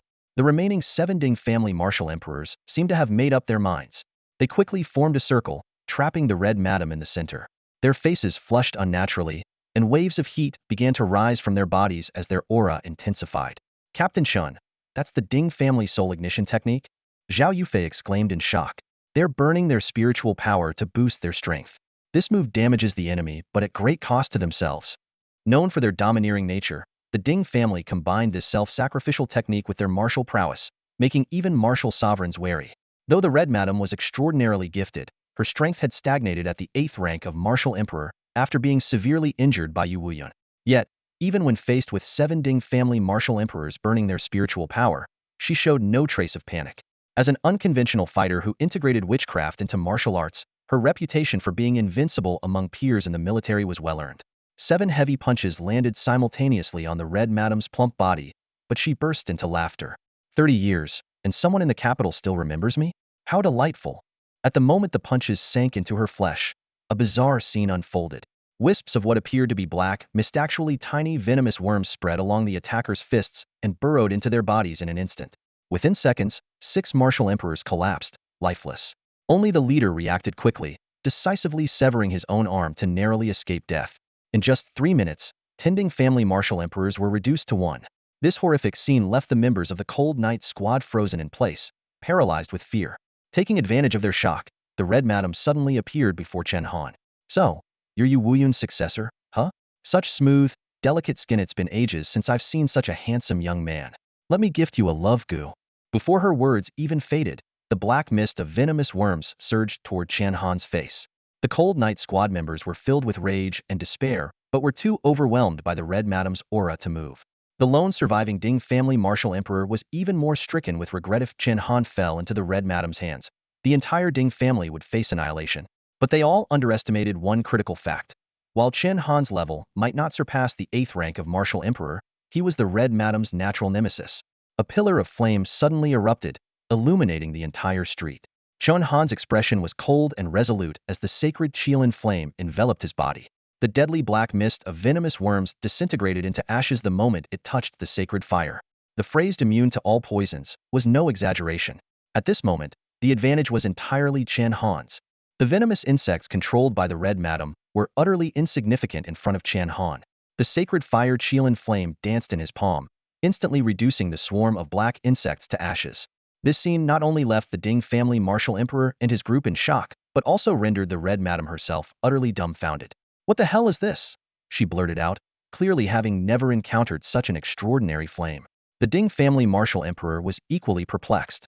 Moments ago, the Red Madam's black mist of venomous insects had effortlessly claimed the lives of 9 of his brother's warriors who were an entire major realm above Chen Han in strength, unable to put up any resistance. By all logic, Chen Han, a mere 4th-tier martial general, should have been no match for the Red Madam. A flash of insight struck the martial emperor. He speculated that the Red Madam might have a fear of fire. Acting on this hunch, he immediately took out a lighter, poured some gasoline onto his hand, and ignited it, turning his fist into a blazing fireball. Red Madam, prepare to die. Seizing the moment while her attention was drawn to Chen Han, he launched a surprise attack from behind, aiming a fiery punch at the back of her head. The Red Madam's eyes narrowed with disdain. Courting death, she sneered. Before her words fully landed, the black mist of venomous insects engulfed the martial emperor's fist, effortlessly extinguishing the ordinary flames. At the critical moment, Chen Han waved his hand, and the sacred fire Qilin flame incinerated the deadly swarm in an instant, saving the martial emperor. Ordinary flames were no match for the Red Madam, an SS-level fugitive. Such an obvious weakness had long been tested by others. It was said that even those born with innate fire abilities had met their end at her hands, hundreds of them, in fact. The Red Madam set aside her initial contempt and scrutinized Chen Han seriously. In this world, only the divine healer Liang Yutian can truly suppress my venomous insects. Others either rely on overwhelming power or end up being killed by me. You are clearly neither the former nor the latter. Who exactly are you? Chen Han had no interest in wasting words. The Overlord's spear in his hand was instantly engulfed in sacred fire Qilin flame. He unleashed the Beidou Howren spear technique, a sweeping strike imbued with an unstoppable force, targeting the Red Madam's face. Not daring to underestimate the attack, the Red Madam raised her arm to block it. However, to the astonishment of everyone present, this renowned 8th-tier Marshal Emperor was sent flying several meters by Chen Han's spear strike, landing awkwardly on the ground. When it came to raw strength, Hong Po was surprisingly no match for Chen Han. This discovery stemmed from Chen Han's keen observations. During his battle with the Ding family's Marshal Emperor, he astutely noticed that this 8th-tier Marshal Emperor, Hong Po, actually had weaker base attributes than the 10 Marshal Emperors of the Ding family. Her ability to withstand their attacks was not due to superior strength, but rather her tough skin and the enhancement provided by the parasitic insects within her. Having discerned this, Chen Han launched a decisive assault without hesitation. The Beidou Howren spear technique displayed astonishing power in his hands, thrusting, slashing, and stabbing with precision, each strike landing on Hong Po's vital points. In mere moments, her body was riddled with spear wounds, blood pouring profusely. Chen Han's Qilin Flame, which had a potent suppressive effect on the parasitic insects, rendered her prized regenerative abilities completely ineffective. The Ding family's Marshal Emperor, who was observing from the sidelines, was utterly dumbfounded. A 3rd-tier Marshal General managing to suppress an 8th-tier Marshal Emperor, an SS-ranked fugitive, to the point of helplessness was beyond belief. When he discerned Hong Po's weakness in her basic attributes, he was even more in awe of Chen Han's insight, silently grateful for the family patriarch's prior warning to avoid provoking this champion marquis. Cornered, Hong Po finally unleashed her ultimate trump card. She released 2 venomous insect kings she had cultivated over decades, the Black Scorpion Emperor and the 6-winged centipede. These terrifying creatures, capable of threatening even martial god-level warriors, attacked Chen Han from both sides, while her scorpion tail aimed directly at his crown. This was her ultimate weapon, initially reserved for dealing with Yu Wuyun. However, to everyone's shock, the 2 fearsome insect kings disintegrated into ashes before they could even approach Chen Han, consumed by the outer flames of the Qilin Flame. Although Hong Po's scorpion tail managed to leave a scratch on Chen Han's forehead, it healed instantly under the powerful restorative abilities of the Qilin Flame. Meanwhile, Ma Jun, who was watching anxiously, grew increasingly distressed, as time was running out for them. But just as Chen Han's Overlord Spear was about to pierce Hong Po's throat, 2 figures suddenly appeared on the battlefield: the Grand Marshal of Daxia, Yu Wuyun, and the Divine Physician, Liang Yutian. Surprisingly, Yu Wuyun's expression remained calm as he looked at Hong Po, as if he had anticipated this encounter. "Honggu, I never thought this day would finally come," he remarked. Yu Wuyun seemed to have anticipated that Hong Po would still be alive. The deep furrow in his brow revealed that what truly surprised him was encountering her within the capital. As the Grand Marshal of Daxia, Yu Wuyun had not risen to such a position through brute strength alone. Even Han Howren, the renowned figure of his time, had to concede to him. With his usual cautious nature, how could he have made the elementary mistake of not finishing her off? Especially when it came to someone like Hong Po, a former subordinate whose ability to regenerate her body using parasitic insects he knew all too well.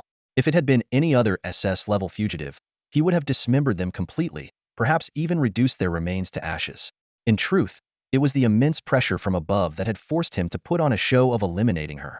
Looking back, Hong Po had once held the rank of Major General in the military, achieving great feats as she defended against 18 waves of beast attacks outside the Tongtian Wall. Her contributions were undeniable. Unfortunately, she later strayed down a dark path. Even so, Yu Wuyun had never dealt her a fatal blow, allowing her to slip through his fingers time and time again. It wasn't until her final atrocity, poisoning 80,000 people and shocking the entire nation, that he had no choice but to publicly take action. Yet even then, he left her a sliver of life. Yu Wuyun carried guilt in his heart. If it hadn't been for his repeated efforts to recruit her from a small border town, she might have lived her life as a carefree villager. Seeing Yu Wuyun's reaction, Hong Po could guess what he was thinking, but there wasn't a trace of gratitude in her eyes. Instead, they burned with a bone-chilling hatred. She glared at him with such intensity that it seemed to freeze the air around them. "Yu Wuyun, do you think I should be grateful to you for this? Should I build a monument in your honor?" Her voice dripped with scorn. Although she bore no intent to kill Chen Han, her murderous aura toward Yu Wuyun was almost tangible. This deep, seething hatred went far beyond the animosity between a hunter and their prey. Chen Han and Zhao Linger exchanged a knowing glance. Hong Po's hatred for Yu Wuyun clearly stemmed from a love that had turned into resentment. And indeed, that was the case. Years ago, Yu Wuyun had repeatedly and earnestly persuaded her to leave her secluded mountain village, all for the sake of her talent and service to the nation. Yet Hong Po misunderstood his intentions. Having never ventured beyond the mountains, she mistook his sincerity for romantic affection. After achieving great military success, she confessed her feelings to Yu Wuyun, only to face rejection. The result was inevitable. The once celebrated general became an SS-level fugitive. Witnessing this scene, Liang Yutian could no longer hold back his anger. He turned to Yu Wuyun and roared, "Yu Wuyun, what an excellent subordinate you've raised. Let me tell you, if anything happens to Chen Han, you and I are not finished." His fury wasn't without reason. If Chen Han hadn't obtained the Qilin Flame 2 days earlier, Hong Pa's level of power would have likely spelled disaster for him. Finally, Yu Wuyun turned to Chen Han. After carefully assessing that he was unharmed, he let out a sigh of relief and said in a low voice, "Chen Han, I'm sorry I was late." The heavy words "I'm sorry" fell from Yu Wuyun's lips, laden with guilt not only for failing to arrive in time, but also as an apology for what Hongpa had done in the past. A flicker of pain crossed his eyes as he recalled the scene from years ago, standing before the families of the 800,000 victims. Chen Han waved his hand dismissively, unconcerned, while inwardly acknowledging Ma Jun's cunning. After staking out the area for days, Ma Jun had indeed chosen the most ideal spot for an ambush. However, with the arrival of Yu Wuyun and Liang Yutian, the enemy's plans had already been thwarted. But at that moment, Hongpa suddenly glanced at the time, and a crazed smile crept across her face. "Yu Wuyun, aren't you always preaching about the nation and its people? Today, I'll ensure your complete disgrace." Chen Han immediately sensed something was wrong. Just as he shouted, "Not good, they have a backup plan," deafening explosions erupted from all corners of the capital. The blasts didn't release ordinary smoke, but a spreading scion mist filled with countless venomous insects meticulously cultivated by Hongpa. Hongpa burst into maniacal laughter. "These are all the venomous creatures I've spent 30 years refining. Everyone in the capital below the level of Wuzuan will be dead within a day. The capital will become a city of death." She turned to Liang Yutian, her madness fully unveiled. "Not even he can find the antidote." Before her words had fully landed, anguished screams began to echo from all directions. The venomous insects attacked based on the victim's cultivation level. Ordinary citizens would succumb within half an hour, while martial emperors could last up to a day. The scion poison mist was already spreading across hundreds of miles, and even the Northern Expedition Army outside the city wouldn't escape its reach. Among the capital's 30 million inhabitants, fewer than 100 were at the Wuzuan level or higher. Hongpa's claim of a city of death was no exaggeration. Yu Wuyun was consumed by fury, veins bulging as his killing intent surged. But Hongpa gave him no chance to act. She suddenly grabbed Chen Han's overlord spear and, without hesitation, drove it toward her own throat. "This woman is terrifying," Ji-yun couldn't help but remark. Hongpa might not be able to kill Yu Wuyun, but she could destroy everything he cared about. The capital was the heart of the Grand Xia Empire. Its fall would cripple the entire nation, especially with its elite forces concentrated within the city. The Ding family's martial emperor erupted in rage, turning to Ma Jun and roaring, "Ma Jun, have you gone insane? The poison mist won't spare your Ma family either. This is suicide." Ma Jun sneered in disdain. "And what of it? My son is dead. I have nothing left to live for. If I can't kill you, Chen Han, then I'll take the entire city and its people to the grave with me." In Ma Jun's plan, every detail was meticulously calculated. He personally scouted the locations to determine the best spot to ambush Chen Han, while Madame Hong planted deadly insect bombs all across the capital. Their objective was clear: capture Chen Han alive within 5 minutes. However, if they exceeded this time limit and Yu Wuyun managed to arrive at the scene, the consequences would be catastrophic. The insect bombs scattered throughout the city would detonate simultaneously, turning the bustling capital into a lifeless ruin in an instant. To ensure the plan's success, Ma Jun was even prepared to sacrifice his entire family. He understood that any premature evacuation of his clan would arouse suspicion. Just as he finished speaking, Ma Jun suddenly pulled out a pill, inside which a venomous insect writhed visibly.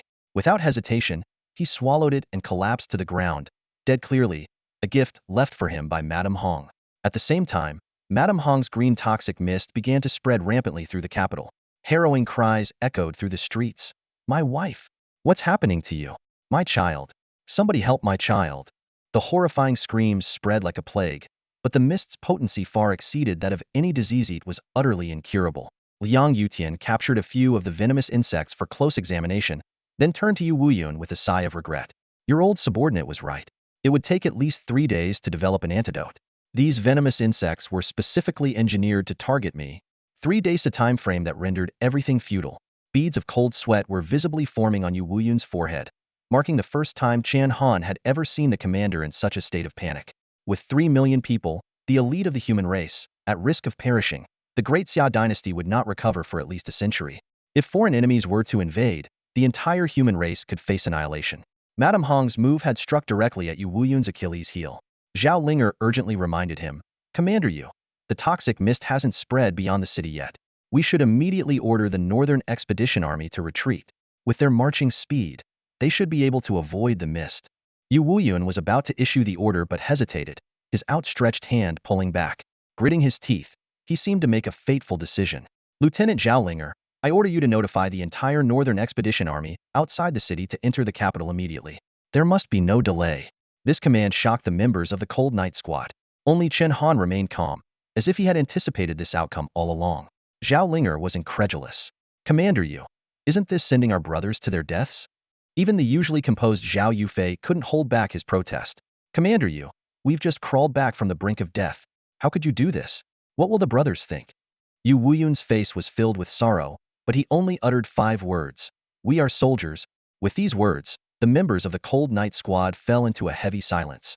A soldier's duty is to protect the nation. Faced with this catastrophic disaster affecting 30 million people, Yu Wuyun understood deeply. In the face of such a crisis, if the army retreats first, its honor will be lost forever. The harrowing cries of the survivors would remain an everlasting scar on the hearts of the Northern Expedition Army. After Zhaolinger and the others left, only Yu Wuyun and Chen Han remained at the scene. Yu Wuyun could no longer hold himself together. He collapsed to the ground, tears streaming down his face. Chen Han, it was my mistake. My momentary compassion back then has caused such a calamity. The poisonous mist and insects had already spread to their vicinity but were unable to penetrate the protective barrier of the Qilin flame, nor could they harm a war god like Yu Wuyun. Yet, this brought Yu Wuyun no comfort. Instead, it deepened his despair. He, the invincible #1 in the world, could not save even a single civilian in this moment. Chen Han gazed at the poisonous insects that were instantly reduced to ashes by the Qilin flame. A glimmer of insight flashed in his eye. She had thought of a solution. At the city gates, chaos had erupted. Under the shroud of the poisonous mist, warriors who had not yet succumbed to its effects scrambled to escape, trampling and fighting one another. Ironically, the soldiers of the Thunder Army stood out among them, their desperate attempts to flee forming a stark contrast to the advancing Northern Expedition forces preparing to enter the city. Zhaolinger had swiftly rallied 70 to 80,000 Northern Expedition troops in record time. Her expression was resolute as she conveyed Commander Yu's orders to the soldiers. We are entering the city to search for and rescue any survivors who have not yet been poisoned. If anyone is afraid, you may leave now, and Commander Yu will not hold you accountable. Despite the hellish scene awaiting them in the city, not a single one of the 80,000 soldiers flinched. They donned protective gear, even though they knew these measures might be futile. Hong-Po's poisonous insects could easily pierce through the suits, finding even the smallest gaps to invade the human body. Just as Zhaolinger was about to issue the command to move out, Chen Han suddenly appeared. His presence instantly boosted the morale of the soldiers. This champion Marquis, who had created the miracle of Red Wolf City, always seemed to find a way out of impossible situations. Saving one person at a time? Why not save them all? Chen Han snapped his fingers, and in an instant, a deep crimson Qilin flame ignited on the bodies of the 80,000 soldiers.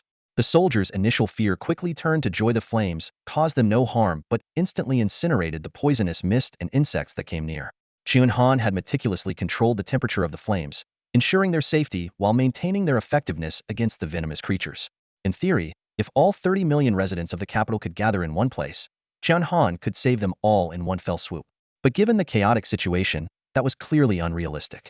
However, the 80,000 Northern Expedition troops were enough. They would act as sparks, spreading like wildfire to restore order and hope throughout the capital.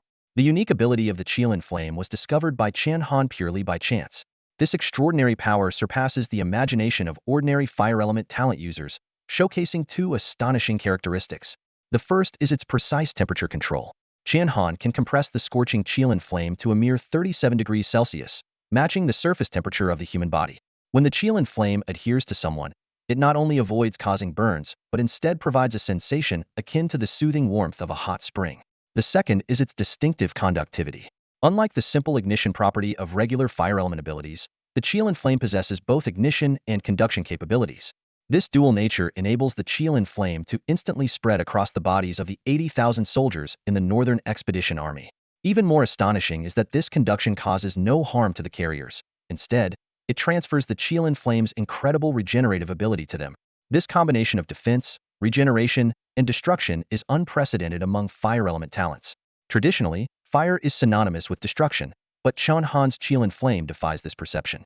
Its ability to grant both defensive and restorative powers to others makes it more akin to a light element ability, much like Zhan Zeline's Holy Light. This explains why the talent is named the Sacred Qilin Flame, flame, signifies its fire element essence, while sacred hints at its light element attributes. This dual element talent is immensely powerful, with destructive force capable of instantly incinerating the Red Widow's life-bound goo insects, which even Marshal God-level experts struggle to contend with. Its defensive and regenerative properties far surpass Zhun Zillian's S-level light element talent.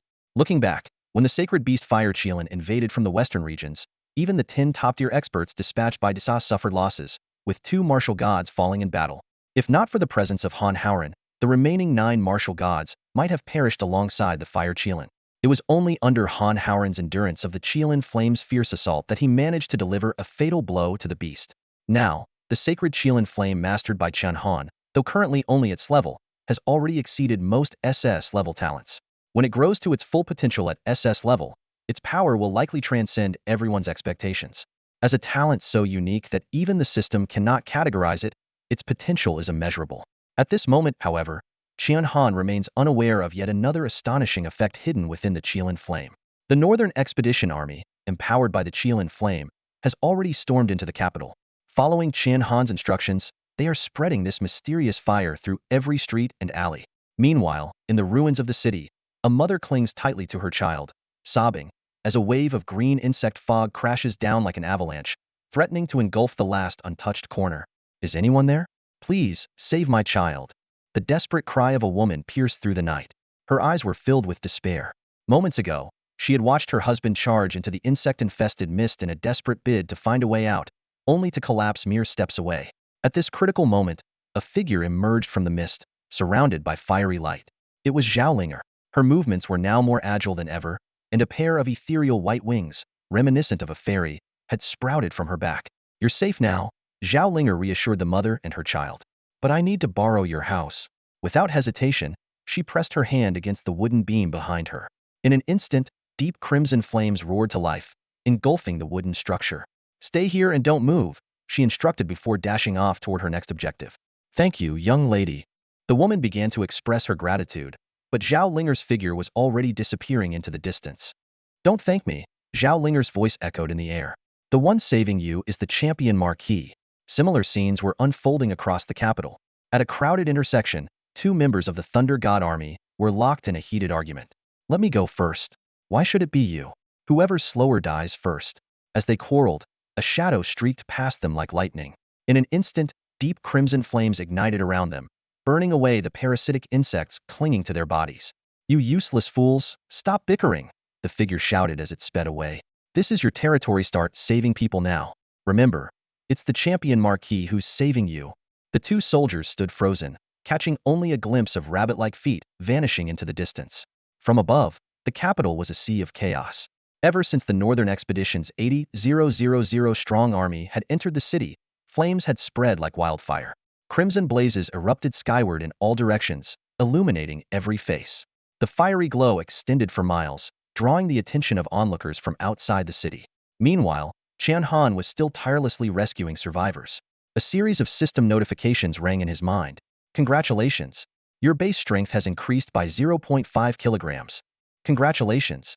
Your base strength has increased by 2 kilograms. Congratulations! Your vitality has been upgraded by 1 tier. These notifications had been coming in steadily for the past 5 minutes, and Chen Han could feel his core attributes improving with each passing moment. By the end of this night, the name of the champion Marquis would be etched into the hearts of the capital's 30 million inhabitants. He had not only saved these 30 million human elites, but also safeguarded the future of humanity itself. Chen Han was momentarily stunned as the continuous system notifications echoed in his ears. However, rescuing people was his top priority at the moment. He continued to manipulate the Qilan Flame, letting it sweep through the entire city until the green poisonous mist had almost completely dissipated before finally halting. As the Qilan Flame extinguished, the system notifications also ceased. Chen Han immediately pulled up the system interface to check, and to his astonishment, there were over 80,000 notifications accumulated. These notifications had granted him an incredible base strength increase of 120,000 kilograms and a 12-tier boost to his vitality.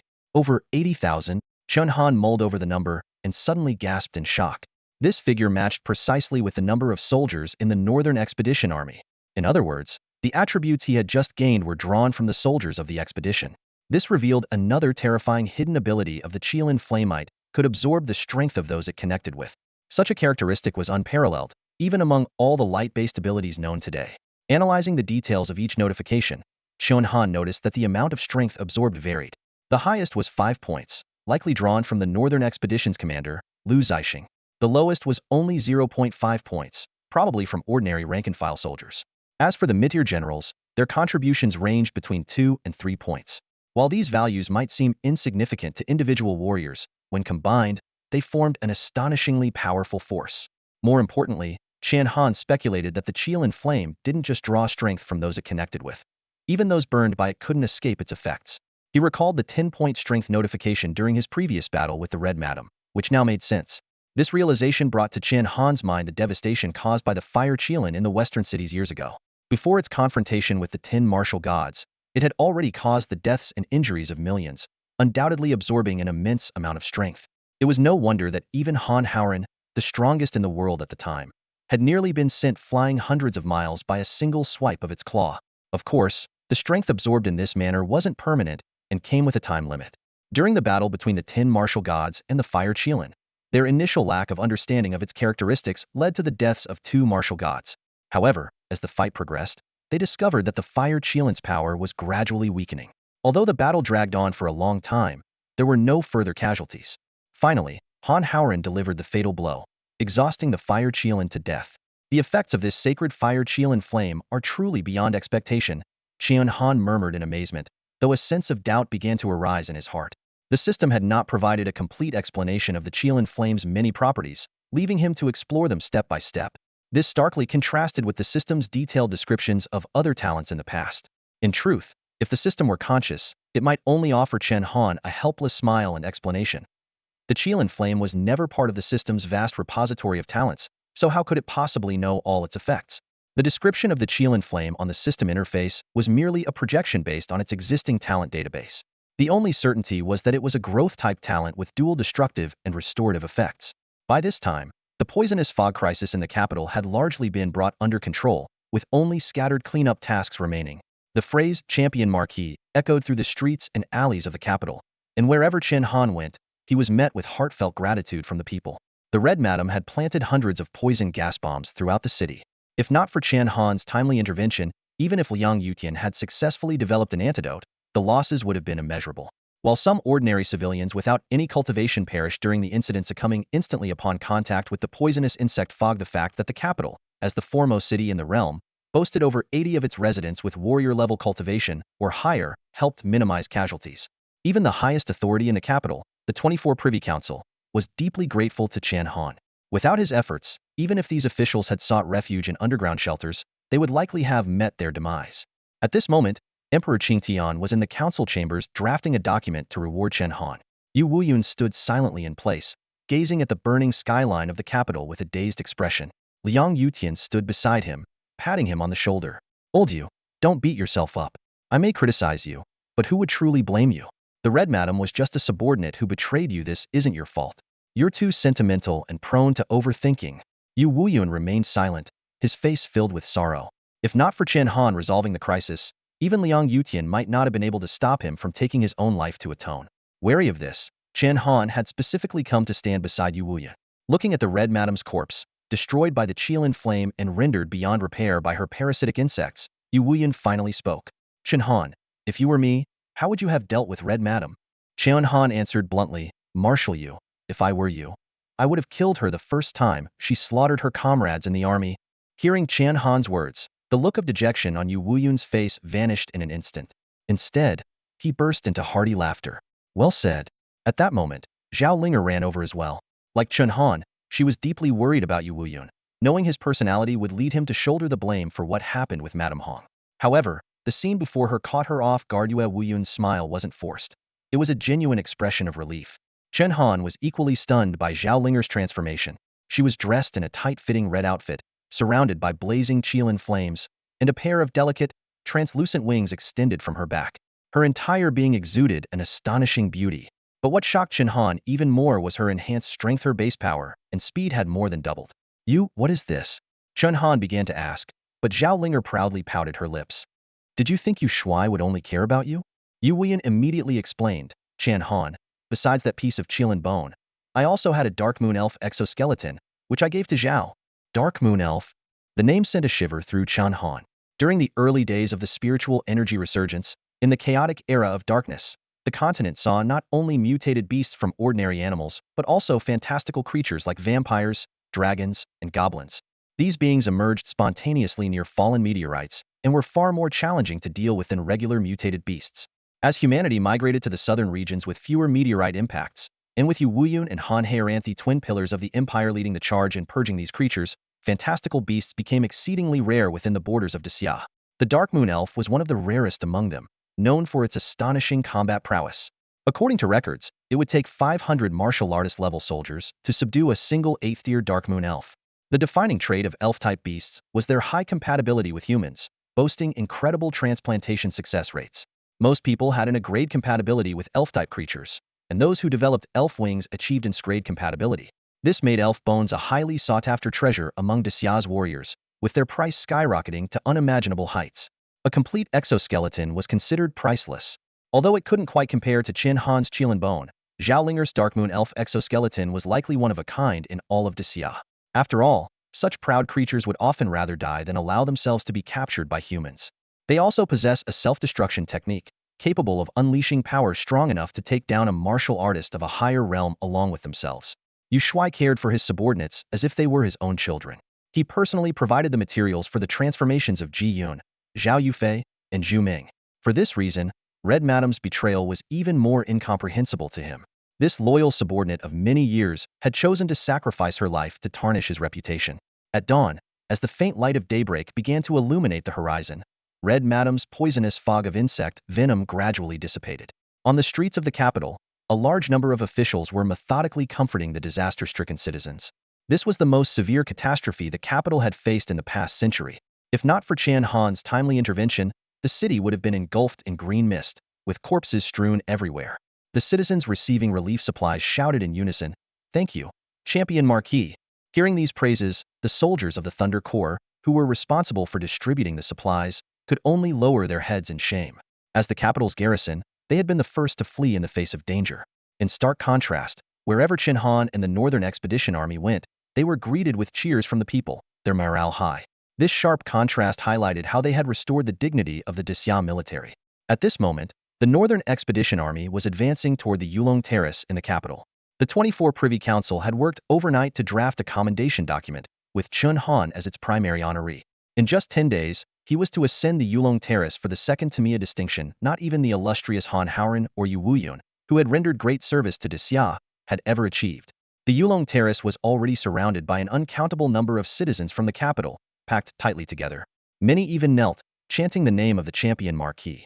The scene was far more spectacular than when Chen Han had returned from the Northern Front. As the Northern Expedition Army passed through the crowd and entered the Yulong Terrace, they were awestruck by the grandeur of the occasion. Standing before the already present Chen Han, Emperor Qingtian began to read the commendation decree. Champion Marquis Chen Han had not only achieved repeated military successes, but had also saved 30 million citizens of the capital using the sacred fire of the Qilin. By unanimous decision of the 24 Privy Council, he was granted supreme command over all military forces in the Northern Territories and the authority to act at his discretion. Additionally, he was awarded 25,000 kilograms of star crystals, 3 luxurious mansions in the capital, and 10 factories in the suburbs. This commendation left the soldiers of the Northern Expedition Army in shock. However, for Chen Han, the most significant aspects were the 2 powers bestowed upon him: supreme command of the Northern Expedition Army and the authority to act at his discretion. This effectively made him a governor of the Northern Territories, wielding power surpassing that of the 3 Grand Marshals Yue Wuyun, Zhong Guo, and Ouyang Quan. Although his military rank remained that of a major, his actual status was equivalent to that of a 4th Grand Marshal.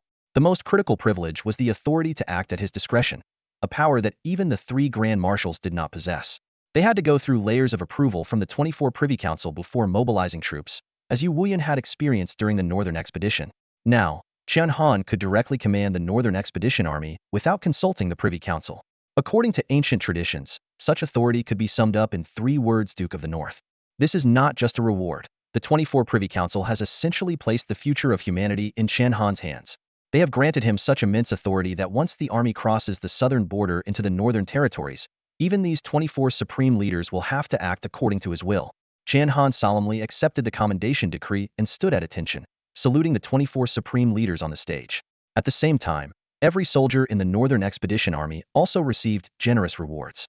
For their bravery in last night's battle, each of them was granted a precious gift to buy a luxury apartment in the central district of the capital. This was no ordinary reward. With their military pay and income from hunting exotic beasts, they could hardly save enough for a down payment, let alone buy a home. Although Chen Han no longer cared much for material rewards, for most soldiers who came from humble backgrounds, this was undoubtedly a life-changing opportunity. In addition to the property, various attribute-enhancing potions and vitality elixirs exclusively supplied by the national pharmaceutical industry were also included in the rewards. Speaking of the national pharmaceutical company, Chen Han suddenly remembered Li Qingshi's invitation. With so much happening recently, he had almost forgotten about it. Li Qingshi had not only extended a warm invitation but also sent him a rare ticket to the Red God mech launch event, a gesture of goodwill he could not overlook. The responsibilities and rewards granted by the 24 Privy Council, his titles as Champion Marquis and Lord of the Northern Frontier, as well as a 10% share of star crystal mining rights were not only a recognition of his achievements but also a testament to their expectations for his future contributions in the Northern Territories. Coupled with his desire to find his parents, Chen Han sensed that his return to the Northern Frontier was imminent. But before that, he decided to fulfill his promise to Li Qingshi. The next day, Chen Han arrived at the National Pharmaceutical Headquarters. This vast complex, spanning over 1,000,000 square meters, showcased the power and capability of the nation's machinery. Even at the entrance, the rich aroma of medicinal herbs filled the air. Having been informed in advance, tens of thousands of employees stood in neat lines under the scorching sun, awaiting his arrival. The sound of ceremonial cannons echoed, and banners reading, "Welcome Champion Marquis to guide our work," fluttered high. Chen Han felt a bit embarrassed, thinking to himself that he was no master alchemist and had only succeeded thanks to the help of his system. Li Qingshi personally came out to greet him, and one by one, employees stepped forward to express their gratitude and shake his hand. It turned out that a toxic gas bomb planted by Hong Pe had been located near the pharmaceutical facility. Thanks to Zhao Yufei's timely intervention and the use of his Qilin flame to neutralize the threat, the factory had narrowly avoided a devastating shutdown. While touring the factory, Chen Han specifically reminded Li Qingshi, "Mr. Li, I'm afraid I don't have much expertise to share." However, Li Qingshi simply laughed and replied, "Champion Marquis, you're far too modest. Being able to craft potions that directly enhance vitality is nothing short of divine ability." Seeing Li Qingshi's unwavering enthusiasm, Chen Han could only shake his head helplessly, knowing further explanations would be futile. Li Qingshi led Chen Han through the deafening roar of machinery in the factory, stopping in front of a large piece of equipment in operation. "Champion Marquis, this is the core process of producing our qi and blood elixir," he explained, gesturing toward the constantly running machine. "First, we crush the blood essence stones of exotic beasts into fine powder and immerse them in a specially formulated acid bath. This acid is unique and capable of completely dissolving the blood essence stones," Li Qingshi said, pointing along the production line.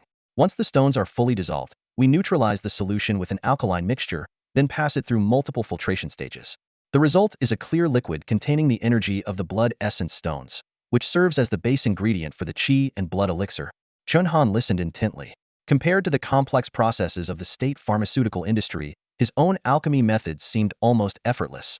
However, as Li Qingshi continued his explanation, Chen Han began to sense something unusual. "Building on this base, we add various exotic beast materials to create qi and blood elixirs of different qualities. The highest quality is, of course, prioritized for military use," Li Qingshi added. "You mean your elixirs are made by combining exotic beast materials?" Chen Han blurted out. Li Qingshi froze for a moment. "Is there any other way to make elixirs without using exotic beast materials?" "Of course not," Chen Han replied, though his mind was racing. He was astonished. He had assumed the state pharmaceutical industry relied solely on chemical reactions and meticulous procedures to manufacture medicine. To his surprise, their methods were strikingly similar to his own divine alchemy, albeit with far more cumbersome steps. "If that's the case, I think I might be able to help," Chen Han said softly. Li Qingshi's face lit up with excitement, and he immediately led Chen Han to tour the warehouse. What greeted them was a mountain of low-grade exotic beast materials, with hundreds of workers sorting and cleaning them. To Chen Han, it was like stumbling upon a treasure trove. Though high-grade materials were lacking, these were more than sufficient for crafting basic potions. The only issue was that this would require him to stay at the state pharmaceutical facility long-term. Exotic beast materials were continuously delivered from across the country, and his alchemy ability required his personal presence. If only there were a machine that could make elixirs even when I'm not here, Chen Han sighed quietly. Just then, the system's notification sound chimed. "You can spend points to craft a medicinal furnace. It functions identically to your divine alchemy body," allowing you to produce elixirs by simply adding materials based on a recipe. The medicinal furnace must be activated by you and operates on electricity instead of qi and blood. You can control it remotely at any time. As it is a system-exclusive item, each unit requires 50,000 points. Please consider your options carefully. The figure of 50,000 points made Chen Han's heart skip a beat. This medicine furnace, far surpassing the current level of technological advancement, required such an enormous investment of points. He quickly calculated that the system rewards he had earned from advancing from second lieutenant to major, combined with his daily sign-in bonuses, would barely cover this amount. Although this investment would leave his points balance at zero, the benefits of the medicine furnace were undeniable. It not only allowed for external medicine refinement but, more importantly, eliminated the need to consume vital energy. After careful consideration, Chen Han gritted his teeth and made the decision to invest 50,000 points into it. The system displayed that it would take 1 hour to construct the furnace. While Chen Han was deep in thought, Li Qingshi mistakenly assumed he was dissatisfied with the exotic beast material library before him. Humbly, he asked, "Champion Marquis, is there anything you would like to guide us on?" This question snapped Chen Han back to reality. He had no particular advice to offer regarding the exotic beast material library. After all, the national pharmaceutical industry had developed over a century, and many processes were already highly refined. However, when it came to medicine refinement, he did have some unique insights. To test his ideas, Chen Han led Li Qingshi back to the pharmaceutical workshop. Rolling up his sleeves, he made a request to Li Qingshi. "Mr. Li, please prepare 1 blood essence stone from a 4th-tier exotic beast and 3 leg bones of a bush hare. Make sure the proportions are precise." Hearing this request, Li Qingshi was so moved he was nearly in tears. Witnessing the champion Marquis refine medicine, personally, was a once-in-a-lifetime opportunity. He immediately shouted orders, "Quick, bring the materials for the champion Marquis. Also, notify all the technicians in the factory to come and observe." Chen Han felt a bit helpless. "Mr. Li, there's no need to make such a big deal out of this." But Li Qingshi was even more enthusiastic. "It's absolutely worth it. You're a renowned figure in the academic world. And let's not forget the legendary scientist Chen Xingbian, who developed the tool to neutralize star crystals, is backing you." Soon, the materials were delivered, and all the senior technicians and scientists in the factory gathered, eagerly awaiting Chen Han's demonstration. Under the watchful eyes of the crowd, Chen Han began his medicine refinement process. First, he dissolved the blood essence stone from the 4th-tier exotic beast in a specially formulated strong acid solution. Once it was fully dissolved, he performed multiple rounds of acid-based neutralization and filtration, ultimately obtaining a small bucket of purified water infused with the stone's energy. Next, he meticulously ground the 3 bush hare leg bones into a fine powder. For the final step, he brought the purified energy-infused water to a boil and then carefully added the powdered leg bones. Before long, the 2 materials fused perfectly and, upon cooling, formed a deep crimson liquid, the qi and blood elixir. Li Qingshi watched Chen Han's alchemy process intently without blinking. When the elixir finally took shape, he couldn't wait to grab a spoon and have a taste. With years of experience, just 1 sip was enough for him to exclaim excitedly, "Top grade. No, the very best. This level of purity has never been achieved in the entire history of our pharmaceutical industry." Li Qingshi immediately fetched a measuring device and poured in a sample. The screen quickly displayed the results, 98.8. The number left everyone present gasping in shock. It was no small feat since the development of the qi and blood elixir. The highest recorded purity had only reached 93.8. While a 5 difference might seem small, every 0.1 increase past the 90 mark required millions of experiments. Yet Chen Han had effortlessly shattered this limit with a simple process. Wow, the champion Marquis is incredible. The precision in his material ratios is unreal. The crowd erupted in admiration, unaware that this success was due to the system-provided perfect formula. If not for slight inaccuracies during weighing, Chen Han could have achieved 100 purity. The 1.2 gap was already the maximum margin of error. Li Qingshi was so moved that tears welled up in his eyes. This formula was now etched deeply into his memory, and with it, the nation's pharmaceutical industry could see a massive surge in tax revenues. After all, from warriors to those at the Marshal god level, every practitioner required qi and blood elixirs. "Mr. Chen, on behalf of the national pharmaceuticals, I sincerely invite you to serve as our honorary consultant. What do you think?" This position was second only to the role of Director Li Qingshi himself, essentially granting Chen Han the authority of a co-leader. Even Marshal god-level powerhouses would have to show respect. However, what shocked Li Qingshi even more came next. After washing his stained hands, Chen Han calmly said, "Mr. Li, you'll need some time to think about the consultant position. But I do have a machine here that can directly produce the elixir by simply inputting the formula and adding the materials, bypassing the entire tedious alchemy process. Would you be interested in collaborating with national pharmaceuticals on this?" The moment these words left his mouth, the entire factory of thousands fell into complete silence. Everyone stared at Chen Han with wide eyes, as if struck by lightning, utterly dumbfounded. Li Qingshe remained silent for a long time, disbelief evident in his eyes. Champion Marquis, you must be joking with this old man, aren't you? He said slowly. If such a machine as Chen Han described truly exists, not only would collaborating with national pharmaceuticals be a trivial matter, but dismantling it entirely would be just as effortless. His words were not without reason. Though national pharmaceuticals employed hundreds of thousands of workers, the volume of medicine they produced each month was still quite limited. No one else could match Chen Han's precision in material ratios, or his relentless pursuit of perfection in every step of the process. Of course, Chen Han had no intention of dismantling national pharmaceuticals. In his view, the organization represented the power of the state, and it would be nearly impossible for an individual to amass such a vast reserve of exotic beast materials. What he truly valued was their stockpile of these materials. The machine has already arrived, Chen Han said, pointing out the window.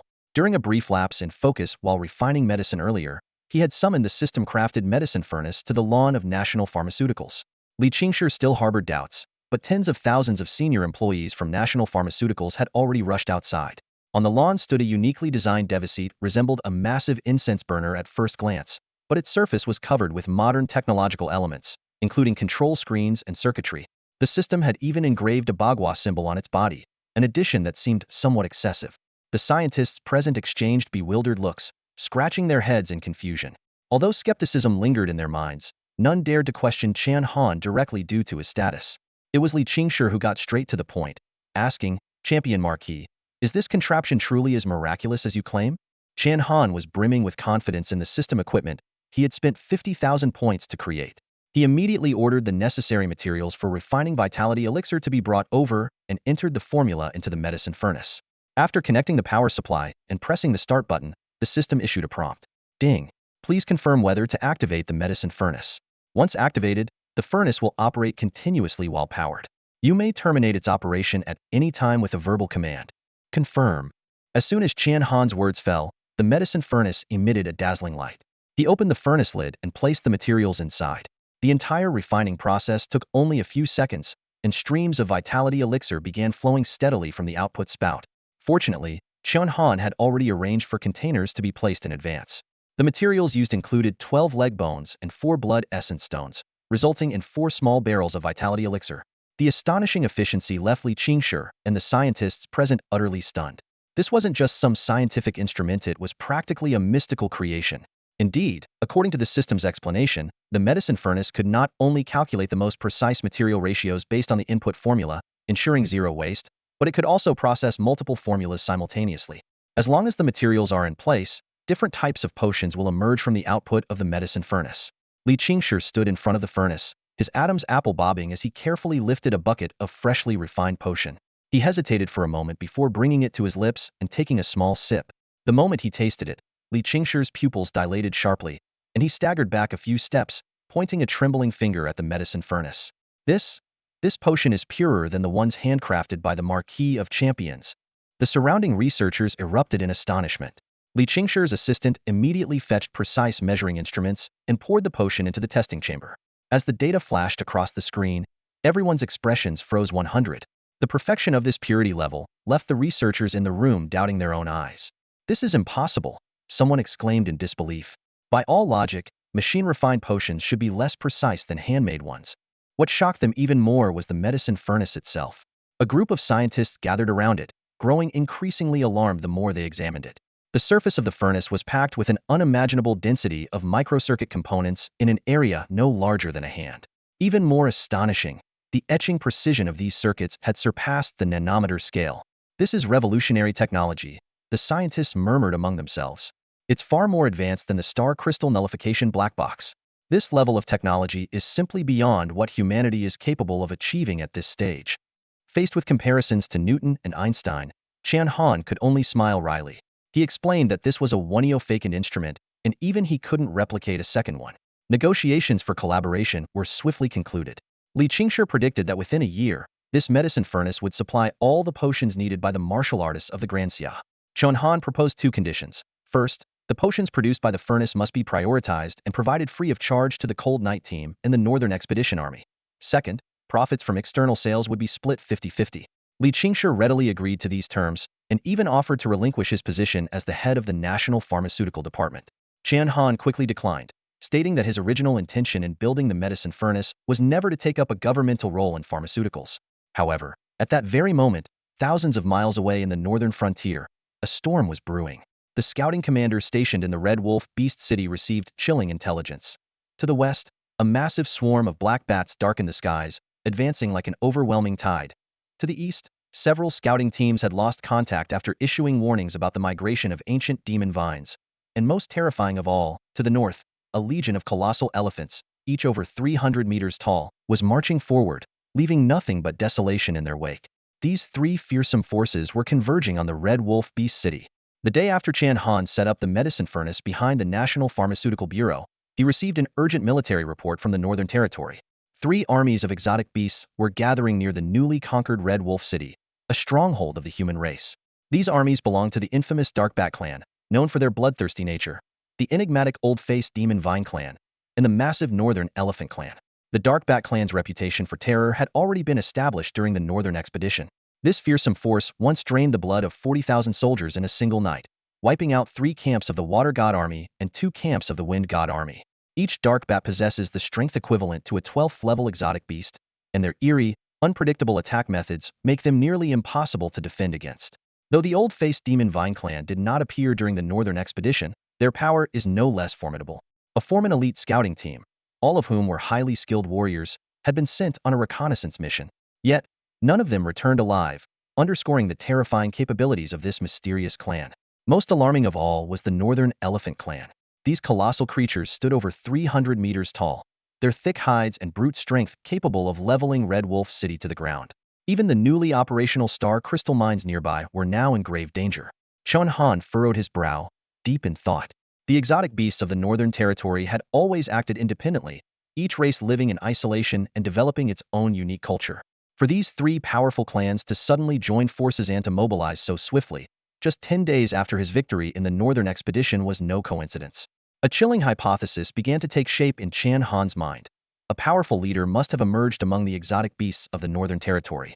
Without such a unifying figure, this unprecedented alliance would have been impossible to achieve in such a short time. To confirm his suspicions, Chen Han immediately contacted the chief scout general to inquire about recent movements among the exotic beasts. The response left him stunned. Starting 5 days ago, large numbers of exotic beasts had indeed begun converging in the same direction. Shockingly, that direction pointed to the mountain where the mountain god resided. Even more surprising, the Northern Elephant clan had also originated from that very location. Could the one orchestrating this be my father? The thought flashed through Chen Han's mind, leaving him deeply perplexed. Chen Han frowned, contemplating the situation before him. He had left a note for Chen Xingbian under the guise of Yu Shuai, and logically, Chen Xingbian should have headed directly to the Red Wolf Beast City upon his return. Yet now, reports of alien beasts attacking humans had surfaced, leaving Chen Han puzzled. Of course, it was possible he was overthinking, and someone else might have been orchestrating the movement of the beast armies.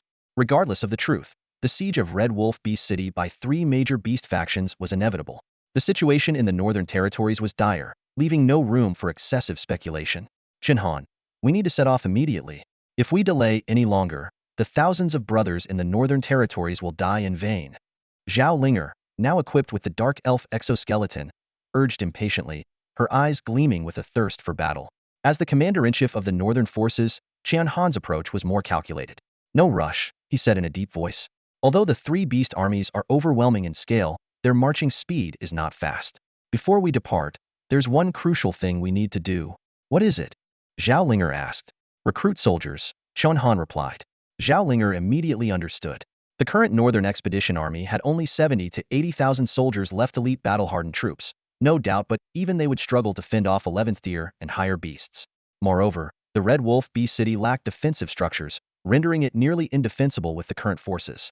The Dark Bats alone numbered 200,000, not to mention the giant Elephant Legion from the north and the old-faced Demon Vines from the east. You've definitely gotten smarter since becoming the commander, Zhao Linger remarked with a smile.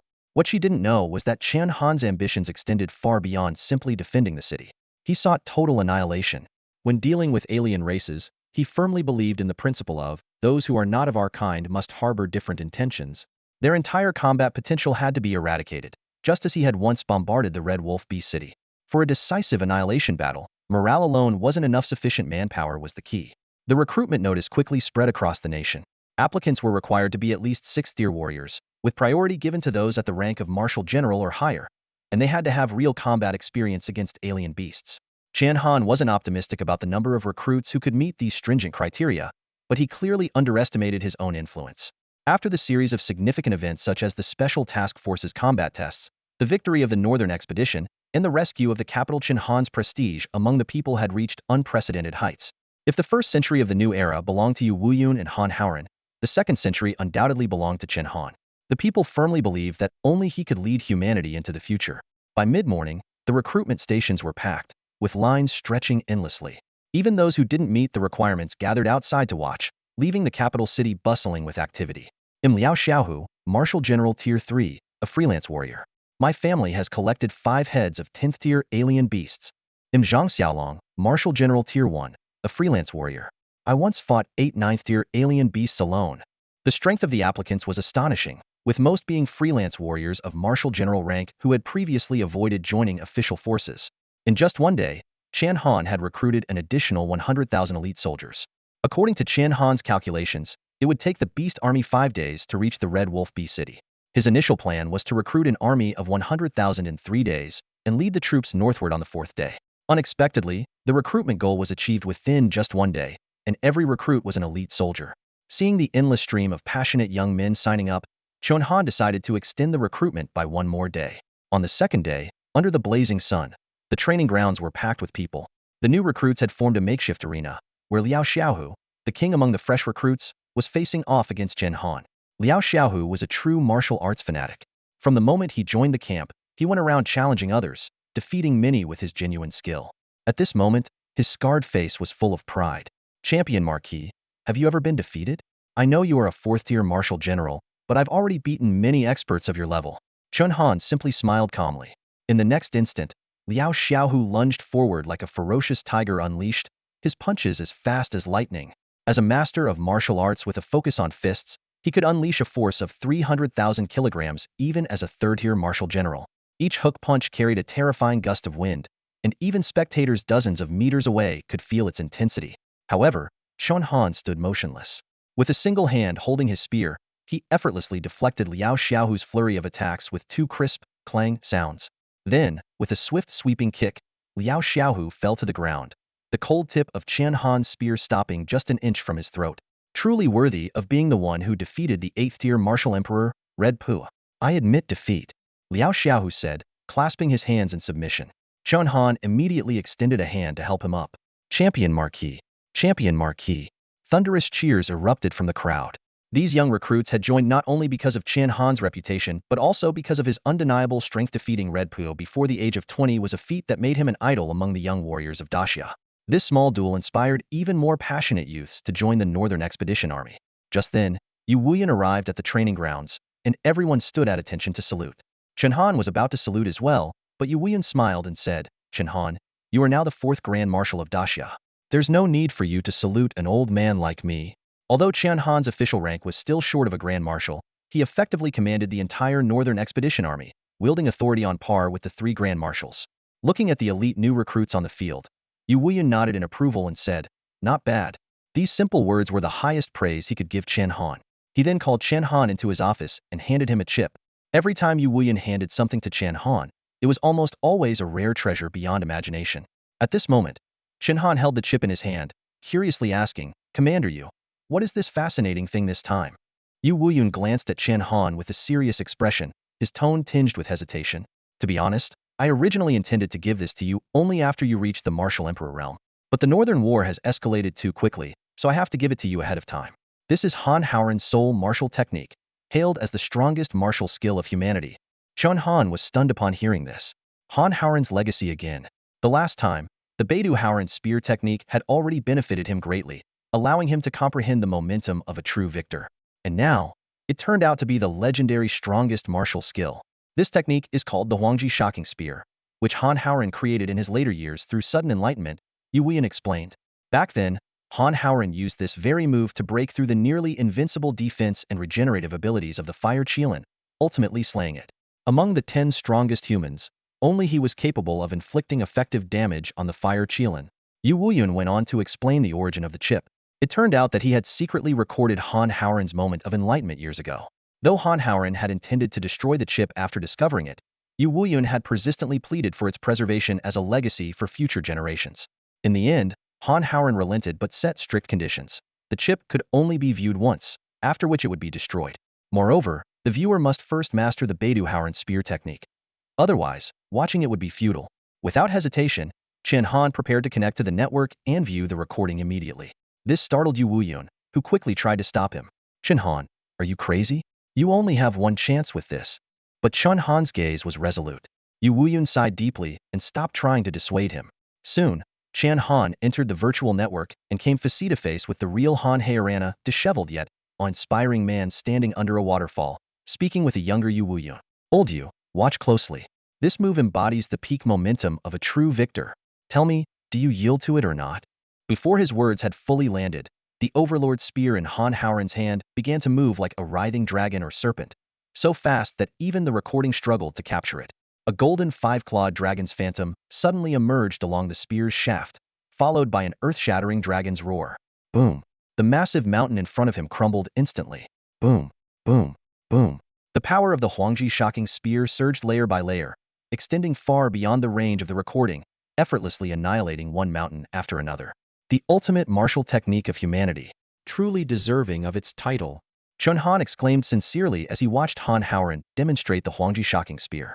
Comparing it with the two techniques he had mastered, the piercing thorn spear and the sun-slaying god spear, Chen Han had to admit that they fell short of the Huangji shocking spear. The piercing thorn spear, while almost guaranteeing a hit to the heart with an almost causal-like certainty and consuming very little life energy, lacked true destructive power. Its dominance in the arena was entirely due to Chen Han's formidable physical attributes. However, when facing beasts, its effectiveness plummeted. The beast's complex anatomy and multiple hearts nullified its killing effect, and the close-range nature of the technique negated the advantage of using a spear. As for the sun-slaying god spear, though its power was immense, it had glaring weaknesses. It consumed a tremendous amount of life energy and required a specific charging time and a 3-stage attack sequence to execute. The Huangji shocking spear, on the other hand, perfectly avoided these shortcomings. It inherited the instantaneous nature of the piercing thorn spear, utilizing the spear's sharpest thrust as its foundation. While it lacked the guaranteed hit effect, its devastating destructive power more than compensated for it.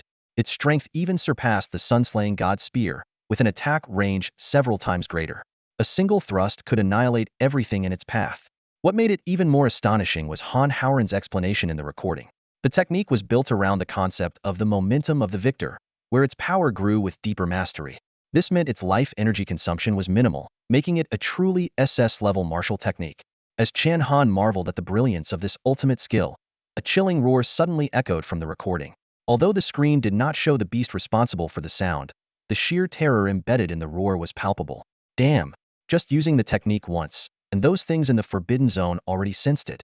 Han Hauren's expression in the recording turned grim. Old Yu, let's take it on together. Before the words fully landed, the recording abruptly cut off. Chen Han opened his eyes. A tinge of regret flashing through them had missed the chance to witness the epic battle between two top human warriors and a Forbidden Zone beast. How much did you grasp? Yu Wuyun quickly stepped forward to ask. Despite having been astonished by Chen Han's talent many times before, he still harbored doubts about whether such an extraordinary technique could be fully understood. He was just considering whether Chen Han should watch the recording a few more times when the chip suddenly self-ignited and short-circuited. At that moment, Chen Han silently retrieved the Overlord spear from the Imperial weapon box. As he gripped the spear, his wrist began to tremble almost imperceptibly to the naked eye. At the same time, the victorious aura derived from the Beidou Hauren spear technique surged within Chen Han's consciousness, and a golden dragon-shaped phantom instantly appeared on the surface of the Overlord spear. This was precisely the hallmark mentioned by Han Hauren and Yu Wuyun in the recording. The appearance of the golden dragon phantom signified a complete mastery of the Huangji Jingshi spear. Yu Wuyun's lips twitched involuntarily as he watched the scene unfold before him. At that moment, a system notification sounded in Chen Han's ears. Congratulations, you have obtained the SS-level martial skill, Huangji Jingshi spear. Accompanying the notification, a resonant dragon's roar echoed throughout the conference room. The golden dragon phantom was no longer confined to the surface of the Overlord spear, but extended to Chen Han's arm, a phenomenon that even the martial skills creator, Han Hauren, had never exhibited. The reason was simple. With the enhancement of the sacred body of martial spirit, Chen Han's mastery of the Huangji Jingshi spear had surpassed the SS level, exceeding even the level of Han Haoren, the world's greatest martial artist, by 2 tiers. Yu Wuyun, the current #1 in the world, widened his eyes, feeling for the first time an unfathomable depth in Chen Han. At that moment, a shadow flickered, and Liang Yutian suddenly appeared beside Yu Wuyun. Apologies for dropping in unannounced, Brother Chen Han, Liang Yutian said, glancing teasingly at Yu Wuyun. Why are you so surprised? Didn't I tell you before? This is the power of a natural, extraordinary physique. Chen Han glanced at the large bag on Liang Yutian's back and couldn't help but smile wryly. Elder Liang, what brings you here this time? Liang Yutian set the bag down and began pulling out various bottles and jars. This is the 9-turn rejuvenation pill. If your brain and heart are intact, it can save your life. And this is the poison worm bomb, confiscated from Madame Hong. If you can't win, you can at least use it to escape. The most eye-catching item was a black, diamond-shaped metal shield, the Xingtian shield. According to Liang Yutian, it was a supreme divine weapon crafted for Feng Yufeng, capable of withstanding a full-force strike from a martial god-level combatant. Although it would shatter under heavy impact, as long as the fragments remained intact, it could automatically regenerate within 48 hours. This shield had once saved Liang Yutian's life during a battle against the Fire Qilin, though it failed to protect Feng Yufeng. Elder Liang, you're even willing to part with such a treasure? Yu Wuyun exclaimed in astonishment. Even I can't break through this shield. It was worth noting that Yu Wuyun's blade could cut through Zhong Guo's mighty thunder shield, yet the Xingtian shield could endure, making it the ultimate defensive artifact of humanity. Ignoring Yu Wuyun's amazement, Liang Yutian turned to Chen Han with a solemn reminder. You must come back alive.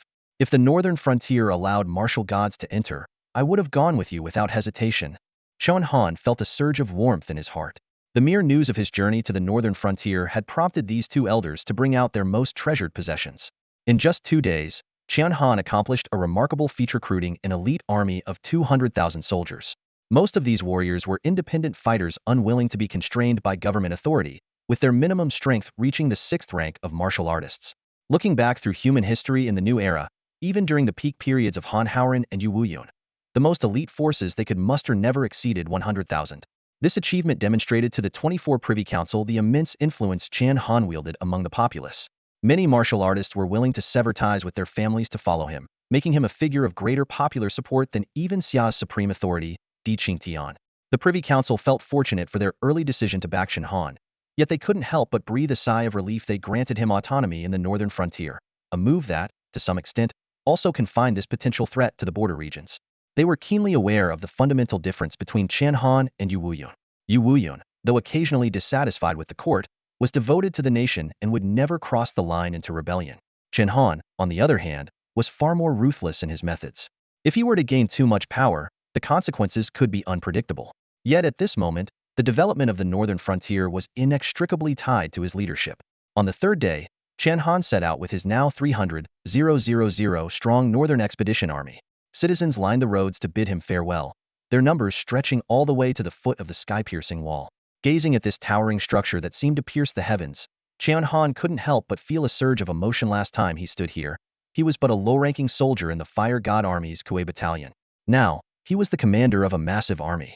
His objective was clear: to tear down this century-old sky-piercing wall, reclaim the northern lands, unify the south and north, and restore the glory of Xia's golden age. Move out. With Chen Han's concise and commanding order, the soldiers' morale surged like a tide. Drawing from past experience, the army swiftly crossed the river and soon reached the city of Jinbei, formerly known as the Red Wolf Beast City, humanity's first city established in the northern frontier in 100 years. As soon as he settled in, Chen Han summoned the chief reconnaissance officer for a battle report. The situation was grim. The 3 beast armies, advancing from 3 directions, were moving unusually slowly and were still 200 miles away from Jinbei after 3 days. More troubling was their strategy. They were not heading directly for the city, but were instead preparing to converge, clearly having mastered the art of coordinated warfare. This news caused Chen Han's expression to darken. His original plan had been to divide and conquer, eliminating the 3 armies one by one. But now, with their numbers about to double and their understanding of human tactics significantly improved, the battle would be far more challenging than he had anticipated. It was evident that someone with great expertise was guiding them. This was no longer the simple Red Wolf Beast army they had faced before. During the interrogation of the Dark Bats, Chen Han uncovered a shocking revelation: the mastermind behind the Beast Army's invasion was the person he least wanted to confront. Just yesterday, several warrior-class scouts risked their lives to launch a daring raid on a Dark Bat encampment, successfully capturing several of these creatures. These beasts, roughly the size of an adult human with eerie diamond-shaped eyes, were capable of human speech. However, under the skilled art of human interrogation, they quickly crumbled and confessed everything. According to the Dark Bat's testimony, the invading beast army was composed of three main forces: 200,000 Dark Bats, 100,000 old-faced demon vines, and the most fearsome of all, 10,000 Yaksha warriors. The massive elephants were not an independent force but instead served as mounts for the Yaksha. Despite being the smallest in number, the Yaksha were far more powerful than the other two groups. They not only controlled the giant elephants but also possessed intelligence far surpassing that of ordinary beasts. However, what truly caused the Dark Bats and the old-faced demon vines to obey the Yaksha was not merely a disparity in power. Their loyalty stemmed from their shared devotion to a mysterious leader, the so-called mountain god. This figure only ever appeared before the leaders of the three tribes, and ordinary beasts had never seen their true face. The only certainty was that the mountain god was a human. Chen Han felt his heart sink. He had already realized that this mountain god was very likely his own father. Could it be that Chen Xingbian had truly betrayed humanity? Meanwhile, in a dimly lit space north of Zhenbei City, a heated argument was unfolding. A beautiful woman was angrily confronting a man who resembled a wild savage. Chen Xingbian, you've disappointed me beyond words. You are sending those beasts to attack our own comrades. How can you live with yourself? The man, referred to as Chen Xingbian, was none other than the mountain god worshipped fanatically by the beast San Chen Han's father. In his hand, he clutched a piece of paper left by Chen Han, his eyes flickering with a complex mix of hatred and pain. Our comrades. Chen Xingbian scoffed coldly. You Feng, don't forget they killed our 8 brothers. 18 years. It's been 18 years. Do you remember how we've managed to survive all this time? We couldn't even see our own child. Lu Yufeng fell silent at his words. After a long pause, she finally spoke in a soft voice. Xingbian, what if the note really was left by Commander Yu? Impossible. The Marshal god cannot cross the northern border. Unless I see Commander Yu with my own eyes, he'll trust no one. Chen Xingbian declared through gritted teeth. Yufeng, I'm already at the 8th level of Marshal Sovereign. Just wait a little longer. Once I ascend to Marshal God, not only will we be able to see our child, but we'll also avenge our brothers. If these words were to spread, they would undoubtedly cause a massive uproar. A Marshal Sovereign at the 8th level at the age of 43, Chen Xingbian truly broke through to the Marshal God realm. He would become the youngest Marshal God in history. Lu Yufeng thought of her 2 children and eventually fell silent. The current situation allowed no room for error. Even if it meant mistakenly harming their own people, sacrifices had to be made to ensure their survival and avoid detection. However, fate has its own plans. Little did the 2 of them know that the commander they deemed an enemy was, in fact, their long-lost son whom they had yearned for day and night. Although Lu Yufeng reluctantly agreed to Chen Xingbian's approach, she firmly set 2 conditions. First, the beast army was only to drive back the human troops and must not engage in wanton slaughter. Second, Chen Xingbian was forbidden to take action personally. Though he was at the 8th rank of Marshal Sovereign, his full power was nearly at the level of a Marshal God. A strong figure of his caliber making a move in the Northern Territory could potentially draw the attention of forbidden powers, which would undoubtedly spell doom for the couple. Chen Xingbian, Lu Yufeng's gaze was sharp. If you violate either of these rules, I will stand against you with all my might. Chen Xingbian immediately put on a cheerful expression upon hearing this. Dear, don't you know me by now? When have I ever gone to such extremes? It's precisely because I know you too well that I must set these rules. Lu Yufeng snapped, rolling her eyes at him. Chen Xingbian waved his hand dismissively, unconcerned. From what the beasts say, the one leading the troops this time is some young, inexperienced lad. Don't worry, they'll retreat in less than an hour. The great Xia has really fallen letting a greenhorn command the army. Meanwhile, in the war room, Chen Han suddenly sneezed. After learning about the Dark Bat's plans, he immediately convened the Cold Night unit and the camp commanders to devise a battle strategy. For now, he chose to keep the matter of Chen Xingbian a secret. He couldn't fathom what could drive someone who had once abandoned his family to serve the nation to ultimately turn to treason. With the 3-pronged beast army nearing their rendezvous and approaching the city gates, Chen Han decided not to engage the enemy directly at Zhenbei City. The city was still in recovery, and within it lay a priceless star crystal mine that must not be lost. He planned to leave 50,000 troops to defend the city while leading an army of 250,000 out to engage the beast forces on a plain 50 miles away. Chen Han circled the battlefield location on the map and began assigning tasks. Captain Lu. Just call me by my name, Lu Zixing said with a smile. You're the Northern Territory's supreme commander now. If it weren't for your rank, I'd have to address you as Commander Chen. Chen Han dropped the formalities and issued orders. Lu Zixing, you'll lead 15 artillery battalions of the Northern Expedition Army to set up artillery positions at the 3, 7, and 10 o'clock directions. Be ready for fire suppression at any time. Liao Xiaohu, you'll lead the elite martial generals from the Kuei, Tong, and Jin battalions as the vanguard. With that, the deployment of the 250,000 strong army was swiftly finalized. The battalion commanders couldn't help but admire Chen Han's skillful coordination. Commanding an army of 250,000 soldiers was no easy task. After all, Chen Han's actual combat experience was limited to the 70,000 to 80,000 troops under his command during the first northern expedition. Back then, the battles required relatively few combat orders. This time, however, it was a complex large-scale positional warfare. Even seasoned veterans like Lu Zixing, who had spent years navigating the military hierarchy, wouldn't dare claim they could handle such a massive operation. Yet, Chen Han appeared to manage it with ease. During the deployment, Chen Han deliberately refrained from assigning specific tasks to the Hanya unit. Equipped with the advanced Red God mechs, the Hanya unit had become the Northern Expedition Army's sharpest weapon. They were to remain stationed with Chen Han at Central Command, ready to provide immediate support should the situation turn unfavorable. Similarly, the newly joined Titan unit also assumed a mobile support role. In the previous battle against the Red Wolf Beast Corps, Chen Han had realized that mechs were particularly effective against alien beasts. Unlike human warriors, the beasts didn't specifically target the weak points of mechs, such as their control or energy Corsan advantage that highlighted the superiority of human technology over alien creatures. Meanwhile, the leaders of the three alien beast armies were also discussing their strategy. These three commanders were each significantly larger than ordinary beasts. The old-faced demon vine leader spanned 100 meters. The dark bat leader stood 3 meters tall, though his left wing and shoulder were heavily injured. And the most inconspicuous of them all, the steel trident-wielding Yaksha, was in fact the supreme commander of the coalition forces. The old-faced demon vine leader sneered. Bat, what happened to your left wing? The dark bat leader grumbled indignantly. The mountain god was completely unreasonable. All I did was wear a human skin cloak to meet him, and he nearly killed me. Serves you right. You knew the mountain god was human, yet you still wore human skin to see him. You were asking for trouble. The demon vine mocked. Seeing the tension rising between the two leaders, the Yaksha commander immediately intervened. Enough. Both of you. Shut up. Have you memorized the formation taught by the mountain god? Remember his instructions. Drive the humans away, but do not annihilate them. However, the dark bat leader flashed a sinister grin. I've seen those humans before. They'd rather die to the last man than surrender. Their blood is deliciously sweet.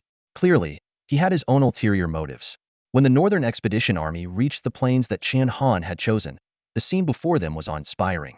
The formation of the three alien beast armies was utterly terrifying. At the forefront was a vast forest woven from countless old-faced demon vines, stretching for hundreds of miles. Within this forest, innumerable dark bats hung upside down, their blood-red eyes glinting in the shadows. Even more fearsome was the sight behind the forest, hundreds of towering war elephants, their backs carrying tens of thousands of Yaksha warriors brandishing steel tridents. These warriors pointed their weapons directly at the Type 3 laser cannon positions set up by Chen Han. This alien beast coalition had transformed into what seemed like an impenetrable, invincible fortress. This unprecedented combination of exotic beasts in the enemy's army stunned everyone watching.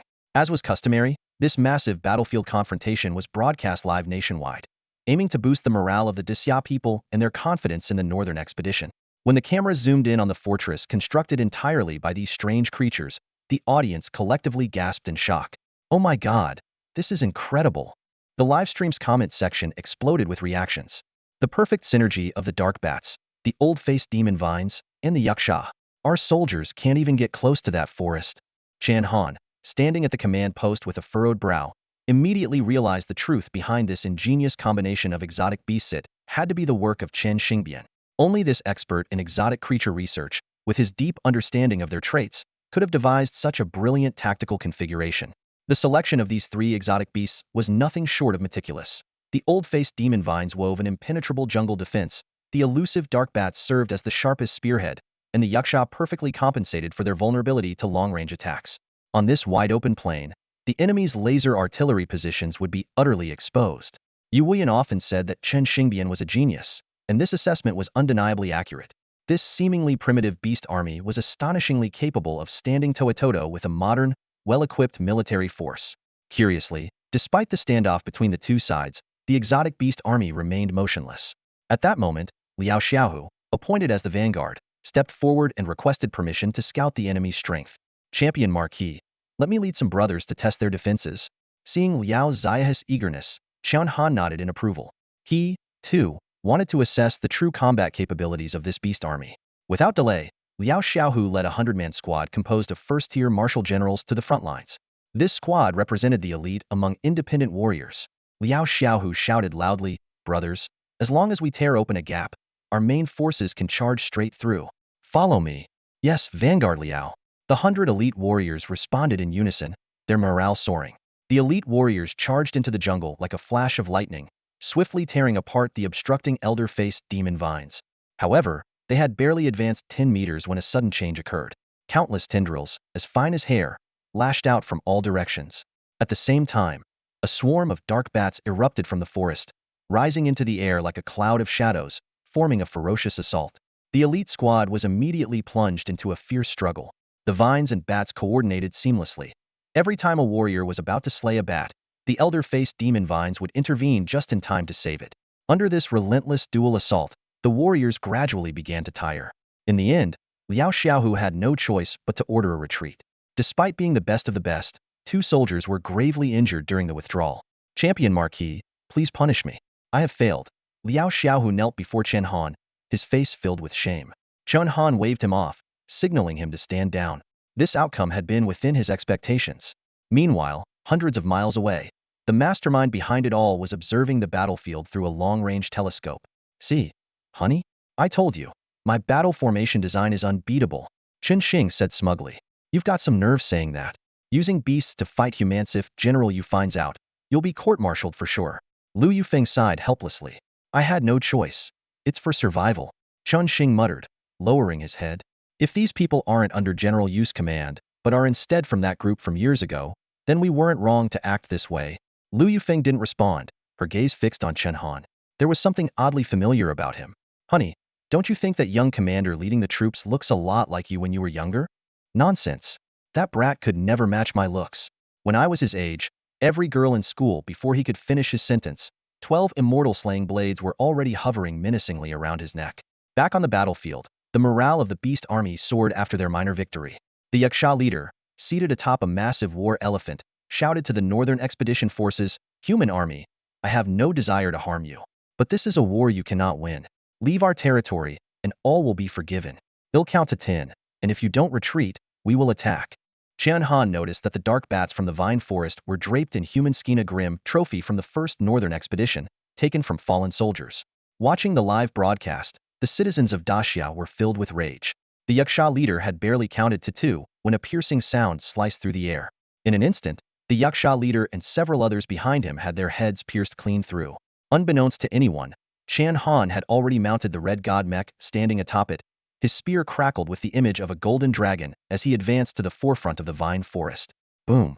A thunderous explosion erupted as energy surged from the tip of Chen Han's spear, sweeping across the surroundings in an instant. The forest ahead crumbled under the terrifying force, with all the aged demon vines and dark bats shredded into pieces. This was the devastating power of the Huangji shocking spear. Countless attacks compressed and unleashed simultaneously, creating a force capable of obliterating everything in its path. A massive rift was torn through the forest of demon vines within a 100-mile radius, and the overwhelming penetrating power even reached a distant giant elephant. The colossal creature, towering at 300 meters, had a gaping hole blasted through its chest, sending it and the Yaksha warrior on its back, crashing heavily to the ground. This strike showcased the terrifying might of humanity's ultimate martial skill, plunging the unprepared beast army into temporary chaos. Watching through live broadcasts, the citizens of Daxia cheered in excitement, marveling at the destructive force that surpassed the 4th tier of martial generals and rivaled even the martial emperor. A panicked Yaksha shouted at Chen Han, "The mountain god told us that you humans value martial virtue, yet your commander has none of it. This is an ambush."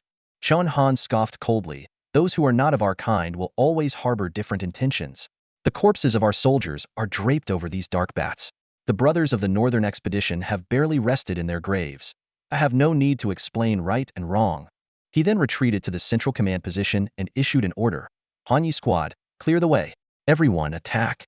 The battlefield erupted with deafening cries of battle as the 200,000 strong Northern Expedition army charged through the opening. The Red God Mechs led the assault, unleashing their 8 Type 3 laser cannons on both flanks, further expanding the devastation. Zhao Linger, clad in red with white wings, leapt out of her mech, wielding a long spear with striking valor. "I am Zhao Linger, second lieutenant of the Han Yi squad under the Fire God Army's Kuei battalion. Everyone, charge with me. She drove her spear through an oncoming dark bat with ease, showcasing combat prowess far beyond her previous abilities, thanks to the powerful enhancement of the Dark Elf exoskeleton. As the reigning monarch among mythical beasts, the Dark Elf's innate shadow charm ability allows it to precisely pinpoint an enemy's weak spots in battle while boasting extraordinary evasion skills. Zhao Linger had evidently inherited this talent to perfection. She deftly dodged the Dark Elf's attack and swiftly struck it down with a single spear thrust. The versatile and fluid Yu family spear technique complemented her Dark Elf exoskeleton seamlessly, enabling her to carve a bloody path through the enemy ranks in no time. On the battlefield, Zhao Yufei and Ji Yun also performed exceptionally. Ji Yun utilized his supernatural speed and enhancements from the swift hair modification to dart across the battleground. He was able to quickly assist teammates in slaying enemies, rescue comrades under siege, and even take on the responsibility of transporting the wounded. Zhao Yufei, on the other hand, stood like a mobile artillery platform, firmly holding his ground while blasting through swathes of old vine fiend tendrils with ease.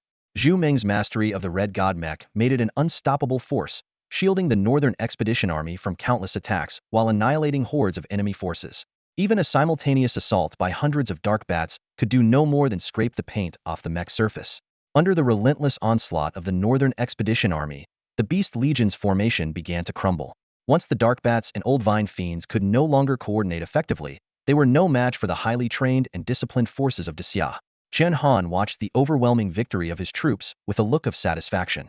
Yet, he bore a far more critical responsibility at this momento: eliminate the most formidable threat on the battlefield, the Yaksha army. This force of fewer than 10,000 soldiers was akin to a human laser cannon battalion, capable of inflicting massive damage in an instant. Earlier, Chen Han had decisively killed the Yaksha leader, not only because of his insolence but also to disrupt the Yaksha army's deployment and prevent them from endangering the laser cannon positions. With the enhanced vision granted by the Eagle-Eye Ape Serum, Chen Han could clearly see the Yaksha army's position even from several hundred meters away. He immediately issued the command: Artillery Regiment, listen up.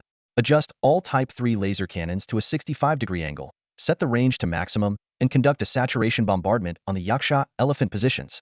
Under Lu Zixing's direction, the artillery regiment swiftly repositioned the cannons. Just as the Yaksha soldiers raised their steel tridents, they were met with several black beams of light hurtling straight at them. This was humanity's most advanced technological weaponry, far beyond the ability of the mythical beasts to evade. In mere moments, the Yaksha army atop the elephants suffered devastating losses. From hundreds of miles away, Lu Yufeng, watching the battle unfold, cheered excitedly, "Chen Xingbian, this young fellow is way more impressive than you." However, Chen Xingbian remained silent in the face of her teasing, for he had recognized the Dragon Roar bow and the Star Crystal arrows, both of which could only have been crafted by him being drawn from the enemy commander's Imperial Relic box. Chen Xingbian fell into deep thought, quietly reasoning to himself. The location of the Dragon Champ bow and the recipe for crafting the Star Crystal arrows IVE only ever shared that information with Yu Wuyun. So, the young commander on the opposing side is very likely one of Yu Shuai's subordinates. He thought of the mysterious note and couldn't help but wonder if it was left by Yu Shuai. Yet, the psychological shadow of past events kept him hesitant and unsure. Seeing him standing there in a daze, Lu Yufeng suddenly lost her temper and gave him a heavy slap on the back. The sharp pain jolted Chen Xingbian back to his senses. He protested with a hint of grievance, "Wife, we're both Marshal sovereigns. A slap like that could have actually killed me." It was true Lu Yufeng had reached the 7th stage of Marshal sovereign, while Chen Xingbian was at the 8th stage. 20 years ago, they were both recognized as unparalleled geniuses at Starry Sky University. Chen Xingbian was once considered a promising candidate to become the youngest martial god in history, while Lu Yufeng had the potential to be the youngest female martial god. "Who told you to zone out and ignore me?" Lu Yufeng pouted in complaint. Chen Xingbian then shared his thoughts about the identity of the enemy commander with her, emphasizing the critical clues surrounding the Dragon Champ bow and Star Crystal arrows. After listening, Lu Yufeng pondered for a moment before making a startling suggestion that left Chen Xingbian in shock. "Could it be that young commander is actually our son, Xiao Han?" She elaborated, explaining that the Dragon Champ bow was almost a sacred artifact to Yu Shuai, and he would never hand it over lightly unless it was to someone extremely close to him. If Yu Shuai believed they were dead, he would likely have buried the bow long ago. Considering the commander's age, she reasoned that the person could very well be Chen Han. Chen Xingbian, however, responded with a peculiar smile. "Yufeng, you still have such a wild imagination. That's absolutely impossible." He went on to explain that in the era of spiritual energy revival, special instruments could measure a baby's talent level at birth. Before they left, They had already confirmed that Chen Han only had inflexible talent. Even with rigorous training, reaching the martial artist realm would have been his limit. But the enemy commander they had just encountered demonstrated strength at the rare martial emperor level. With a deep sigh, Chen Xingbian continued, when we learned that Xiao Han's talent was flexible, I made sure to leave all our wealth to the Chen family. In this lifetime, I don't ask for him to achieve great success, but I do hope he can live a safe and peaceful life. Chen Xing said this to Lu Yufeng, and both lowered their heads almost simultaneously. As parents, their greatest concern was their son, Chen Han. Within the family, they knew all too well what inflexible talent meant. It was precisely because of this that Chen Xing made meticulous arrangements before departing. Aside from the dragon champ bow and star crystal arrows, he left all his possessions to the Chen family. The most valuable of these was 2,000 kilograms of star crystals, enough to bring prestige to the Chen family in Hanwu City. He had also specifically instructed their relatives to ensure Chen Han could complete his studies. Even if it meant securing just a minor position within the family, it would be enough. Although Lu Yufeng was reluctant to admit it aloud, in her heart, she agreed with her husband's thoughts.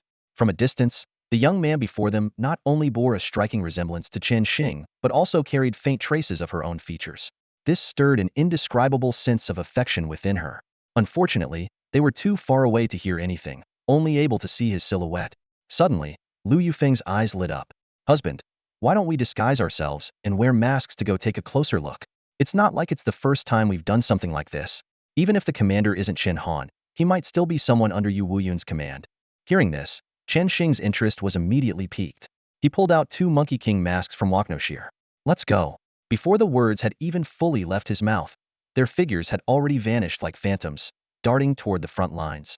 Meanwhile, the battle at the front was raging fiercely. Although both sides were evenly matched in numbers, Chen Han's surprise attack had dealt a significant blow. However, the enemy forces had yet to collapse entirely. The elder leader of the Demon Vine and the Dark Bat leader remained hidden within the forest, commanding from the shadows. They dared not show themselves after all. The Yasha warrior atop the giant elephant had impeccable archery skills, and exposing themselves would mean certain death. It was precisely because the locations of these 2 leaders remained unknown that the enemy forces had not disbanded completely. Chen Han remained calm and composed. Observing the rising morale of the Northern Expedition Army, he knew that victory was only a matter of time. The 2 beast leaders seemed to have come to the same realization. Retreat. The Dark Bat leader finally said, resigned. The Demon Vine leader hesitated. You can fly fast, but we can only crawl along the ground. If we get caught, won't we just end up as your shields? The Dark Bat leader glanced at the darkening sky with a sly smile. Night is falling. Don't forget my clan's innate ability. Retreating now is just to prepare for a better counterattack. I won't leave you behind to cover us. As the enemy forces began to retreat, Liao Xiaohu, who was still recovering from his injuries, eagerly asked, Champion Marquis, should we pursue them? I'm willing to lead the charge. Chen Han's lips twitched at the suggestion. This kid truly lived up to his name as a little tiger. Although Chen Han had always believed in the principle of strike while the iron is hot, the enemy's morale had not completely crumbled yet. During their retreat, they might regroup and counterattack, making a hasty pursuit unwise. Moreover, a fiery Kirin flame was already burning in his palm, clearly signaling he had other plans in mind. Tell the troops to advance at a steady pace and keep the pressure on. No need to fight recklessly, he instructed. The chase eventually led to a secluded valley. The leaders of the Dark Bats and the old-faced Demon Vines quickly took advantage of the terrain at the mountain pass, regrouping and setting up defenses under the cover of night. Zhao Linger looked ahead into the valley, where countless glowing red bat eyes flickered amidst the dense barrier of forest created by the Demon Vines. She immediately raised her hand, signaling the vanguard to halt their advance. The terrain was easy to defend but difficult to attack, and with nightfall already upon them, a reckless assault would undoubtedly lead to heavy casualties. She swiftly returned to the camp to report to Chen Han. Champion Marquis, I've ordered the army to pause and rest. What are your instructions for our next move? In today's battle, the Cold Night Squad had performed outstandingly, with Zhao Linger alone slaying over 100 Dark Bats. Chen Han, well aware of the unique abilities of the Dark Bats, had no intention of giving the enemy any chance to recover. He immediately issued an order to Zhao Linger. Lieutenant Zhao, gather a large amount of gasoline and prepare to deploy it against the enemy camp. Gasoline? Zhao Linger was puzzled but wasted no time in carrying out the command. Meanwhile, deep within the forest constructed by the Demon Vines, the 2 beast leaders were assessing their losses. The old-faced Demon Vine leader was furious, having lost 60,000 of its kind during the retreat, 40,000 of which were casualties from the human pursuit. You said we wouldn't be the rear guard. It roared angrily at the Dark Bat leader. Without the suppression of the Yaksha commander, conflict between the two could erupt at any moment. The Dark Bat leader responded coldly, "We lost 80,000 of our own. Why are you complaining? Wait until deep into the night, that's when we strike back." It then revealed the special ability of the Dark Bat clan. During the late hours of the night, their strength and speed would increase significantly, and they could even achieve a form of invisibility. To placate the Demon Vine leader, the Dark Bat leader added, "Don't forget, human blood is a great tonic for my kind, and their decaying corpses enrich the soil that your kind thrives on." Without the Yaksha commander to keep them in check, both leaders revealed their greed and hostility. They no longer cared about the orders of the mountain god. To most beasts, humans were nothing more than a delectable feast. Just then, an unexpected sound shattered the stillness of the night. "You've gotten pretty bold now, haven't you?" The familiar voice made the Dark Bat leader and the Old Face Vine leader's legs go weak instantly. Though they usually disregarded the mountain god, when truly faced with him, the deep-seated awe ingrained in their very being was impossible to conceal. "Mountain god, sir." The two beasts hurriedly stepped forward to greet him. From the darkness, two figures wearing Monkey King masks slowly emerged. Before they could even speak, a flash of cold light streaked through the air. A celestial slaying flying knife whizzed past, slicing off the remaining wing of the Dark Bat leader. This was a beast with strength comparable to a 6th-rank Marshal Emperor, yet it dared not even let out a cry of pain. Instead, it immediately knelt and begged for mercy. "Forgive me, Lady Mountain God." Lu Yufeng's voice was cold and commanding. "The mountain god taught you to learn human language and understand human societal order, and this is how you repay him? By turning against humans?" The Dark Bat leader broke out in a cold sweat, nodding repeatedly. "Lady Mountain God is right. I won't dare do it again." It knew full well that if the mountain god himself had acted, it would already be dead. Lu Yufeng waved her hand dismissively. "Stay stationed here and hold off the human army. The mountain god and I will head to the front lines." Though the disruption of the plan left the Dark Bat leader frustrated, it could only silently endure. The Old Face Vine leader, however, seemed unusually excited. "Mountain god, sir, are you going to personally assist us?" Chen Xing did not respond, only continuing forward silently with Lu Yufeng. After a few steps, he suddenly frowned. "Wife, do you smell something strange, like gasoline?" Lu Yufeng shot him a disdainful look. "Did you not bathe again? What are you up to now with your inventions?" Chen Xing was about to defend himself when countless clay jars filled with gasoline came hurtling through the sky, drenching the entire vine-covered forest. The beasts paid no heed to the pungent smell after all. Ordinary fire could not harm them. Chen Xing chuckled smugly. "That young man is too naive, using fire attacks. The Old Face Vine absorbs so much water from underground daily, its body is perpetually damp. Even if it catches fire, it won't burn." However, his smugness didn't last long before his expression froze in shock because the fire about to ignite was anything but ordinary. Chen Xingbian initially only saw a flash of deep crimson flames at the front of the battlefield, but in the blink of an eye, the fire spread wildly through the vine forest like a wildfire driven by strong winds. The blaze surged rapidly, engulfing hundreds of miles in an instant, turning the pitch-black night sky into a sea of red. It even reached the rear of the massive beast army where he stood. The entire vine forest echoed with wails of despair. Despite their moist surfaces, the old-faced demon vines were no match for the corrosive power of this peculiar flame. Their hair-thin tendrils quickly turned to ash. This was precisely what Chen Han had calculated in advance, while the old-faced demon vines were resistant to ordinary fire. With the use of gasoline as a catalyst, his Qilin flame could reduce everything to ashes. Not even water could extinguish this flame. The dark bats residing on the demon vines also met the same grim fate. Even with their formidable nocturnal abilities, including invisibility, they were instantly incinerated upon contact with the Qilin flame. Countless beasts, unable to escape in time, fled in panic, unknowingly fueling the fire and making the Qilin flame burn even more ferociously. The battle was already decided. Chen Han immediately ordered the bugler to sound the charge. At this point, no complex tactics were necessary. The Northern Expedition Army, having rested and conserved their energy for hours, was brimming with morale. Even Lu Zixing, who was in charge of the Type 3 laser cannon positions, led his artillery troops into the blazing forest. At the edge of the fire, however, Chen Xingbian curiously observed the strange flames. Even from a distance, he could feel the searing heat waves washing over him. Driven by a researcher's curiosity, he ignored Lu Yufeng's warnings and insisted on reaching out to touch a cluster of Qilin flame. The consequences of this reckless experiment immediately taught the 8th-rank Marshal Master a painful lesson. The Qilin flame not only caused him excruciating pain but, more alarmingly, began spreading from his hand to the rest of his body. Although his cultivation level allowed him to barely halt the flame's advance, he couldn't extinguish the fire on his hand. "What the hell is this thing?" Chen Xingbian shouted in frustration. Little did he realize just how fitting his exasperated cry of, "What a scam" truly was. At this moment, two panicked beast leaders rushed to Chen Xingbian. "Mountain God, please act quickly to extinguish these flames. Our clan is being consumed by the inferno." Chen Xingbian, holding the blazing Kirin flame in his hand, had a flicker of realization in his eyes. This was no ordinary fire, it was a rare innate flame, so powerful that it could not be extinguished by conventional means. It would burn endlessly unless its target was reduced to ashes, or its master was slain. Faced with the beast leader's plea for help, Chen Xingbian knew there were only two options. Either slaughter all the burning beasts or find and kill the flame's master. However, since it was uncertain whether the flame's master was aligned with Yu Shuai's forces, the latter option was clearly not viable. Just as the beast leaders were sinking into despair, the vanguard of the human army had arrived. Leading the charge was none other than Zhao Linger. With her transplanted elven exoskeleton, she moved across the battlefield like a gust of wind. Enhanced night vision allowed her to instantly lock onto Chen Xingbian and Lu Yufeng, both wearing masks, Chen Xingbian's resembling the Monkey King. Disregarding the danger, Zhao Linger charged directly toward them. However, as she approached, an overwhelming aura pressed down on her, causing cold sweat to break out all over her body. Instinctively, she realized that these two were far more powerful than anyone in the Northern Expedition Army, perhaps even stronger than Chen Han. Lu Yufeng eyed Zhao Linger with interest. "Such a pretty young girl." Overcoming her inner fear, Zhao Linger said coldly, "You two sneaked into the enemy camp under the cover of night, hiding behind masks. You must come with me to see the Champion Marquis." The Champion Marquis? The mention of this title stunned both Chen Xingbian and Lu Yufeng. A commander so young yet already granted the title of Marquis was no ordinary figure.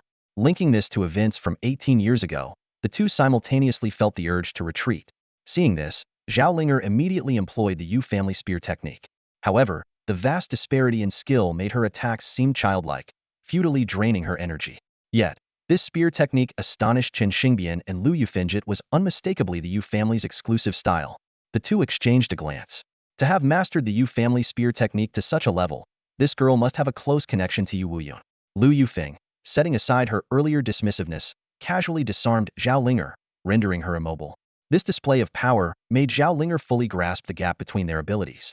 Fixing her gaze on Zhao Linger, Lu Yufeng asked gravely, "What is your relationship with Yu Shuai? And who exactly is your Champion Marquis?" That's all for today. Thank you so much for watching. I hope you guys enjoyed. If you wish to have another part of this recap, please give us at least 1,000 likes. Please don't forget to comment and subscribe to our channel for more content like this. Until next time.